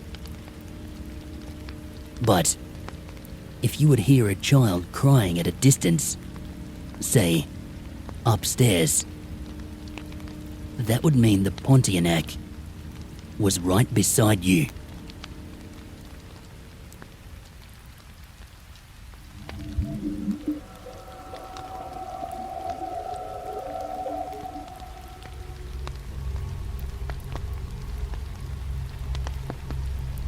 Coming on here to share a story of an old house I lived in when I was younger. Brace yourself, it may be long. We moved in there as a family, my parents, my brother, and I, when I was around 7. It was a semi-detached UK house, with 2 bedrooms and a loft. The bedroom my brother and I shared had access to the loft, via a standard door and a staircase leading up to the large loft ensuite. My father used to sleep and work there before he moved out, as my parents were separated for a long time before their divorce. While he still lived there, however, I became accustomed to the sounds of him walking in the loft and down the stairs to me and my brother's bedroom. This is important for later. Again, I knew the inside and out what footsteps sounded like when someone was in the loft, or walking down the stairs to the bedroom. Anyway, before my father moved out, a lot of stuff happened between him and my mother. So I remember starting to feel a deeply troubling energy whenever I was in the house. After he left, I still continued to hear footsteps of someone pacing up and down the loft and sometimes down the stairs to the door where my brother and my bedroom was. My mother would often go up there to use the ensuite, so there were many occasions where I heard the pacing and went out thinking I'd find my mother there, but the loft would be empty. I heard these footsteps a lot in the evenings, all the way from downstairs in the living room. They were heavy, and sometimes would slow down or speed up. I dreaded when my mother would send me up there to get some wrapping paper or something else. I distinctly remember walking up to the landing where the main bathroom, master bedroom, and my bedroom, while still hearing these footsteps going back and forth. I reached the attic door, and the minute I would open it, they would stop. Sometimes, when I felt brave, I'd do a thorough check of the loft space and ensuite. Again, finding no one there. This went on for months, maybe even a year. And to add to the footsteps, the door which led to the loft began to sometimes open slightly and then slam shut. I put it down to a draft despite no windows being open and despite the force in which it was being slammed. I also deeply considered that I, an 8-year-old, was going crazy. I thought maybe the divorce and the negative experience in the house were making me see and hear things, and I was resolved to confide in my mother for help, which I didn't. One day, my mother wanted to go food shopping. There was a Safeway about 40 minutes walk away from the house, but on that specific day, I was too tired to do the 40-minute walk, and I threw a tantrum. Adamant I was going to stay home by myself. My brother and mom left, and I sat down on the sofa to watch TV. The sofa was against the wall of the staircase leading up to the landing with the bedrooms. After about 20 minutes, I began to hear the footsteps pacing in the loft and started getting spooked. I remember thinking, it's all good, they'll stop soon, or if they don't, nothing bad will happen. There's nothing up there. And then they started coming down the loft stairs. At this point, I turned the TV volume way up. I consoled myself with the idea that this was a usual thing, and I remember telling myself, it's okay, they'll stay there. But they didn't. I started hearing them heavily walking across my room. That feeling was like absolute horror. Like someone was up there and now knew I was alone. Again, I thought, okay, as long as they stay a floor above me, I'll be good. I calculated in my head that the steps should have reached the top of the staircase leading to my floor by now. I held my breath, heard nothing, and was about to dismiss it all as stupidity. But then, it started walking slowly, but loudly down the stairs just behind me. To the right of me was the door entering the living room, and I made the decision that I was not going to look, because there was something there, and I could hear that something was there. Anyway, I started singing to myself. I sang Twinkle Twinkle Star so loudly over and over again. And to be honest, I don't remember much after that, apart hearing a knock on the door after what felt like literally only a minute, even though my brother and mother were probably only halfway to Safeway, and then opened it to see both my mother and brother back with the shopping. The footsteps continued after that like they did before this day, as well as the door slamming. I never told anyone, and he moved shortly after. I never brought it up again until I was about 11.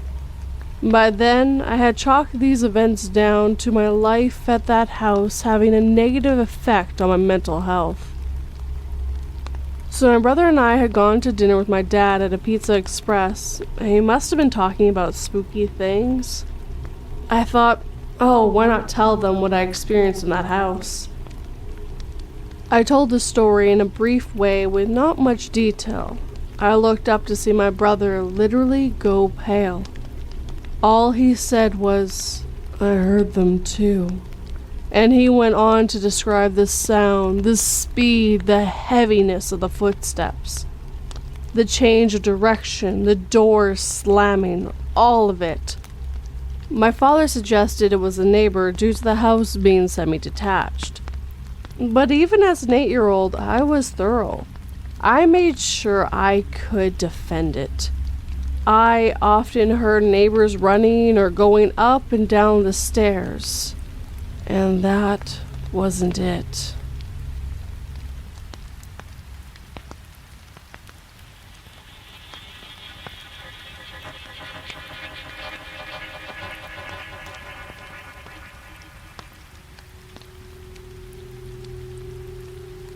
When I first saw the house, I didn't see the same creepy monstrosity that everybody else saw.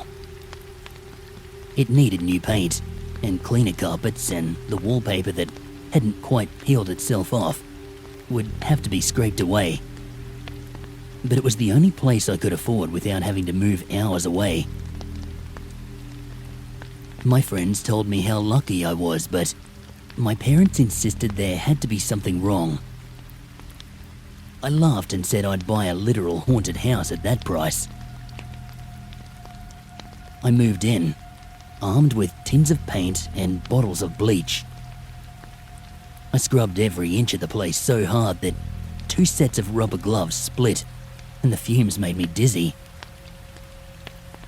I bought stupid little pieces of kitsch, none of which cost me more than $3, and I used them to make the rooms look lived in. Life was good. I realized I was being watched. About 2 months in. I didn't have any evidence, but I felt it in the same way that you can feel when someone else stares at the back of your neck. I turned off all the lights, looking for hidden cameras, but I couldn't catch them. I cut the whole house's power in case they remotely switched off their camera when they saw me headed to the light switch. But to no avail. My friend said I was watching too much true crime. I laughed and lied and told them I'd stop being so silly. Really, I had just shifted my focus to the supernatural. I knew something was there, even though I had not found it yet. I googled spiritualists and exorcists, but objects kept on falling off shelves, and I haven't truly felt alone for months. Everyone I've met has told me that my house was fine. My parents sent someone out to do a welfare check on me, as if anyone at all was hurt by my wanting to be happy in my own home. The conclusion came back around to true crime. I watched a documentary about someone living with a man living in their attic and realized that whilst I'd been told not to go up there, this house did have an attic of sorts. A tiny space with no room to stand, but enough room to hide, surely. I clambered up without a ladder, and I crawled through the space. I fell. The reason I'd been told not to go up there, it turns out, is that the floor of the attic couldn't support a human's weight. I landed all wrong, and my neck snapped like a twig. And now I know that there are no ghosts here, because I would be able to see them as clearly as my own hands, instead of the blurry mess, like the new human that moved in. She is safe with me, but I know that she feels watched as I skulk around in the house I'm bound to, and that she fears me when I rage and throw her useless knickknacks off their shelves.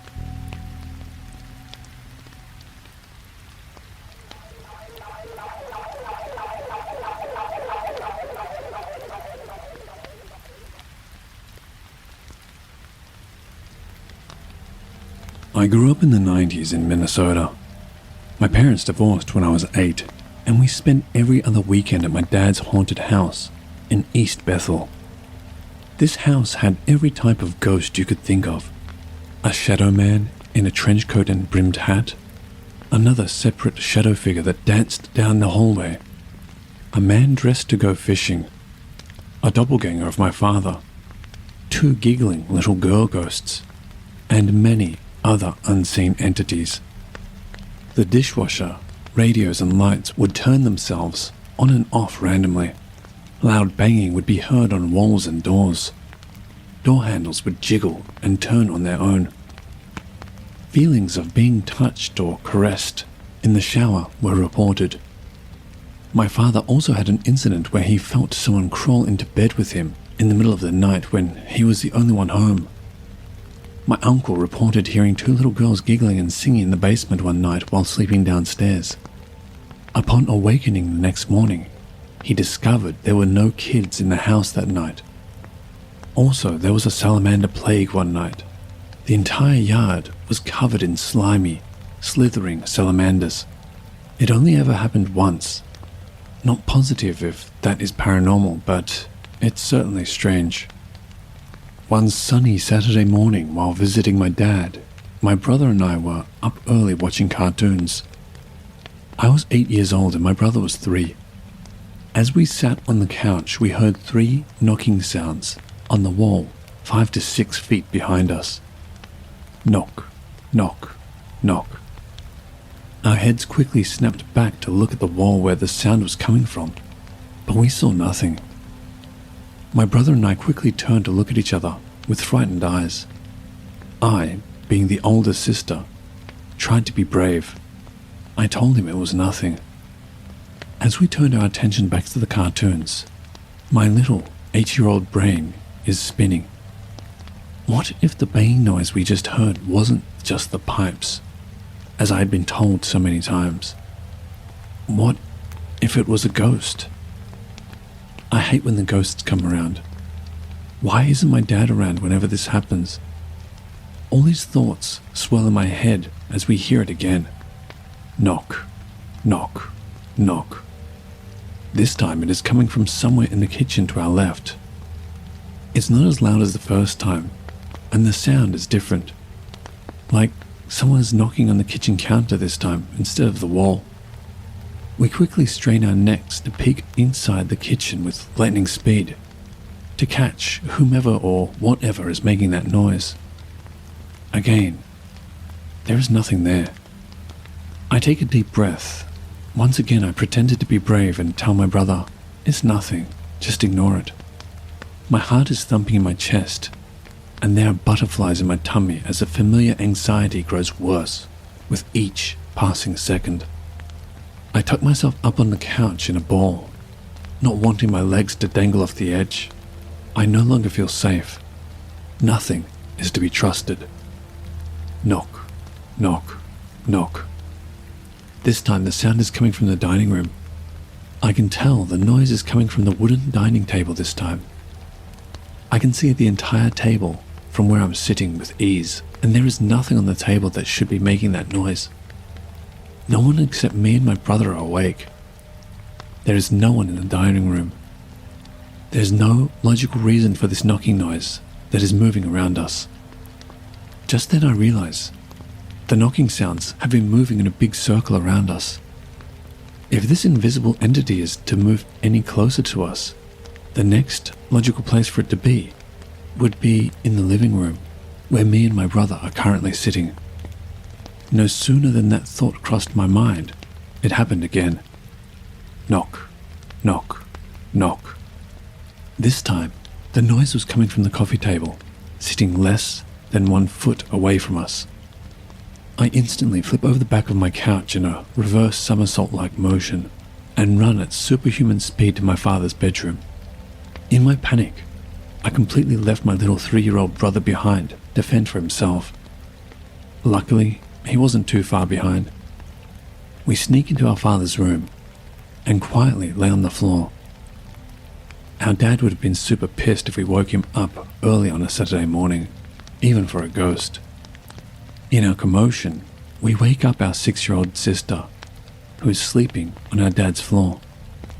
Us 3 kids always slept on his floor together when we were visiting. So we quietly whisper what just happened out in the living room to our sister. As we are telling her this story, something catches our eye. We can see a black shadow under the small space between the bottom of the door and the plush carpet. This black shadow is slowly pacing back and forth in the hallway, just on the other side of the bedroom door. Back and forth, back and forth, back and forth, like this shadow is waiting for us. Unfortunately, I don't remember what happened after this point. Somehow the rest of that memory has been lost with time. But I know for sure, we didn't open that door. As an adult, I often wish I would have been brave and opened the door. What would have been waiting? Would the entity have entered the room and attacked? Would we have been shocked and confused to find the hallway empty? Would the grey shadow just keep pacing the hallway, oblivious to our frightened, curious eyes? If you get this far, thank you for listening to my story. This was one of 3 of my personal, scariest experiences living in this house. I've done a lot of research on the home and property over the years, and can't find any evidence of any death or tragedy that would account for so much paranormal activity. I've also reached out to previous and current owners to see if they had any strange experiences. The 2 families who lived there previously said they never had any strange experiences. Neither did the family who lived there right after my family. The family currently living there did not respond to my questions, and in hindsight, I regret even asking them. It wasn't cool of me to even put that thought into their head. Prior to the home being built, all I can find is that the land the house sits on was part of a farm for a family that I could find little information on. So, was my family haunted? Were we all suffering from 12 plus years of mass hysteria?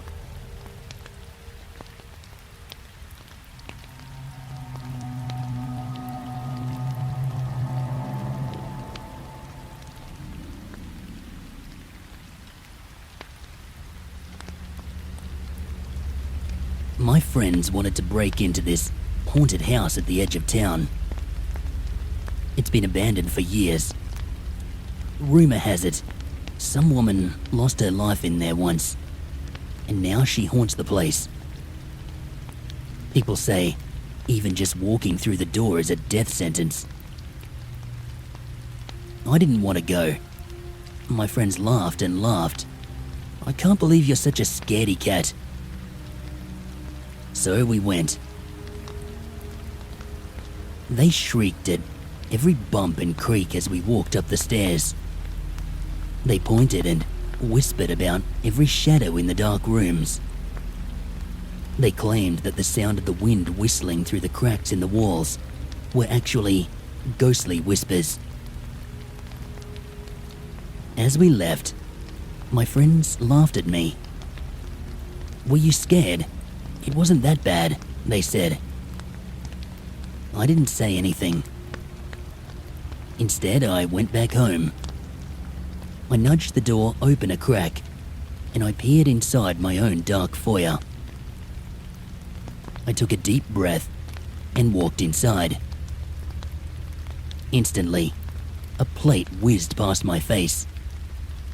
I ducked to the side, but it caught me against the side of my head and shattered. I felt blood dripping down to my neck as I crept into the kitchen. The floor was covered in shattered flatware and bloody footprints. I could hear whispers bubbling up from the drain, speaking my name over and over. A deep thumping sounded from beneath the floorboards. "I'm sorry I was gone so long," I said. I won't do it again. The thumping stilled. The whispering paused. I didn't wait for an answer, knowing that there would not be one. I crept up to my bedroom instead, where the shadow woman always stands in the corner. I hate when she's there, but it's worse, far worse, when she's not. Were you scared? My friends had asked. No, I wasn't, because I know what a real haunted house looks like.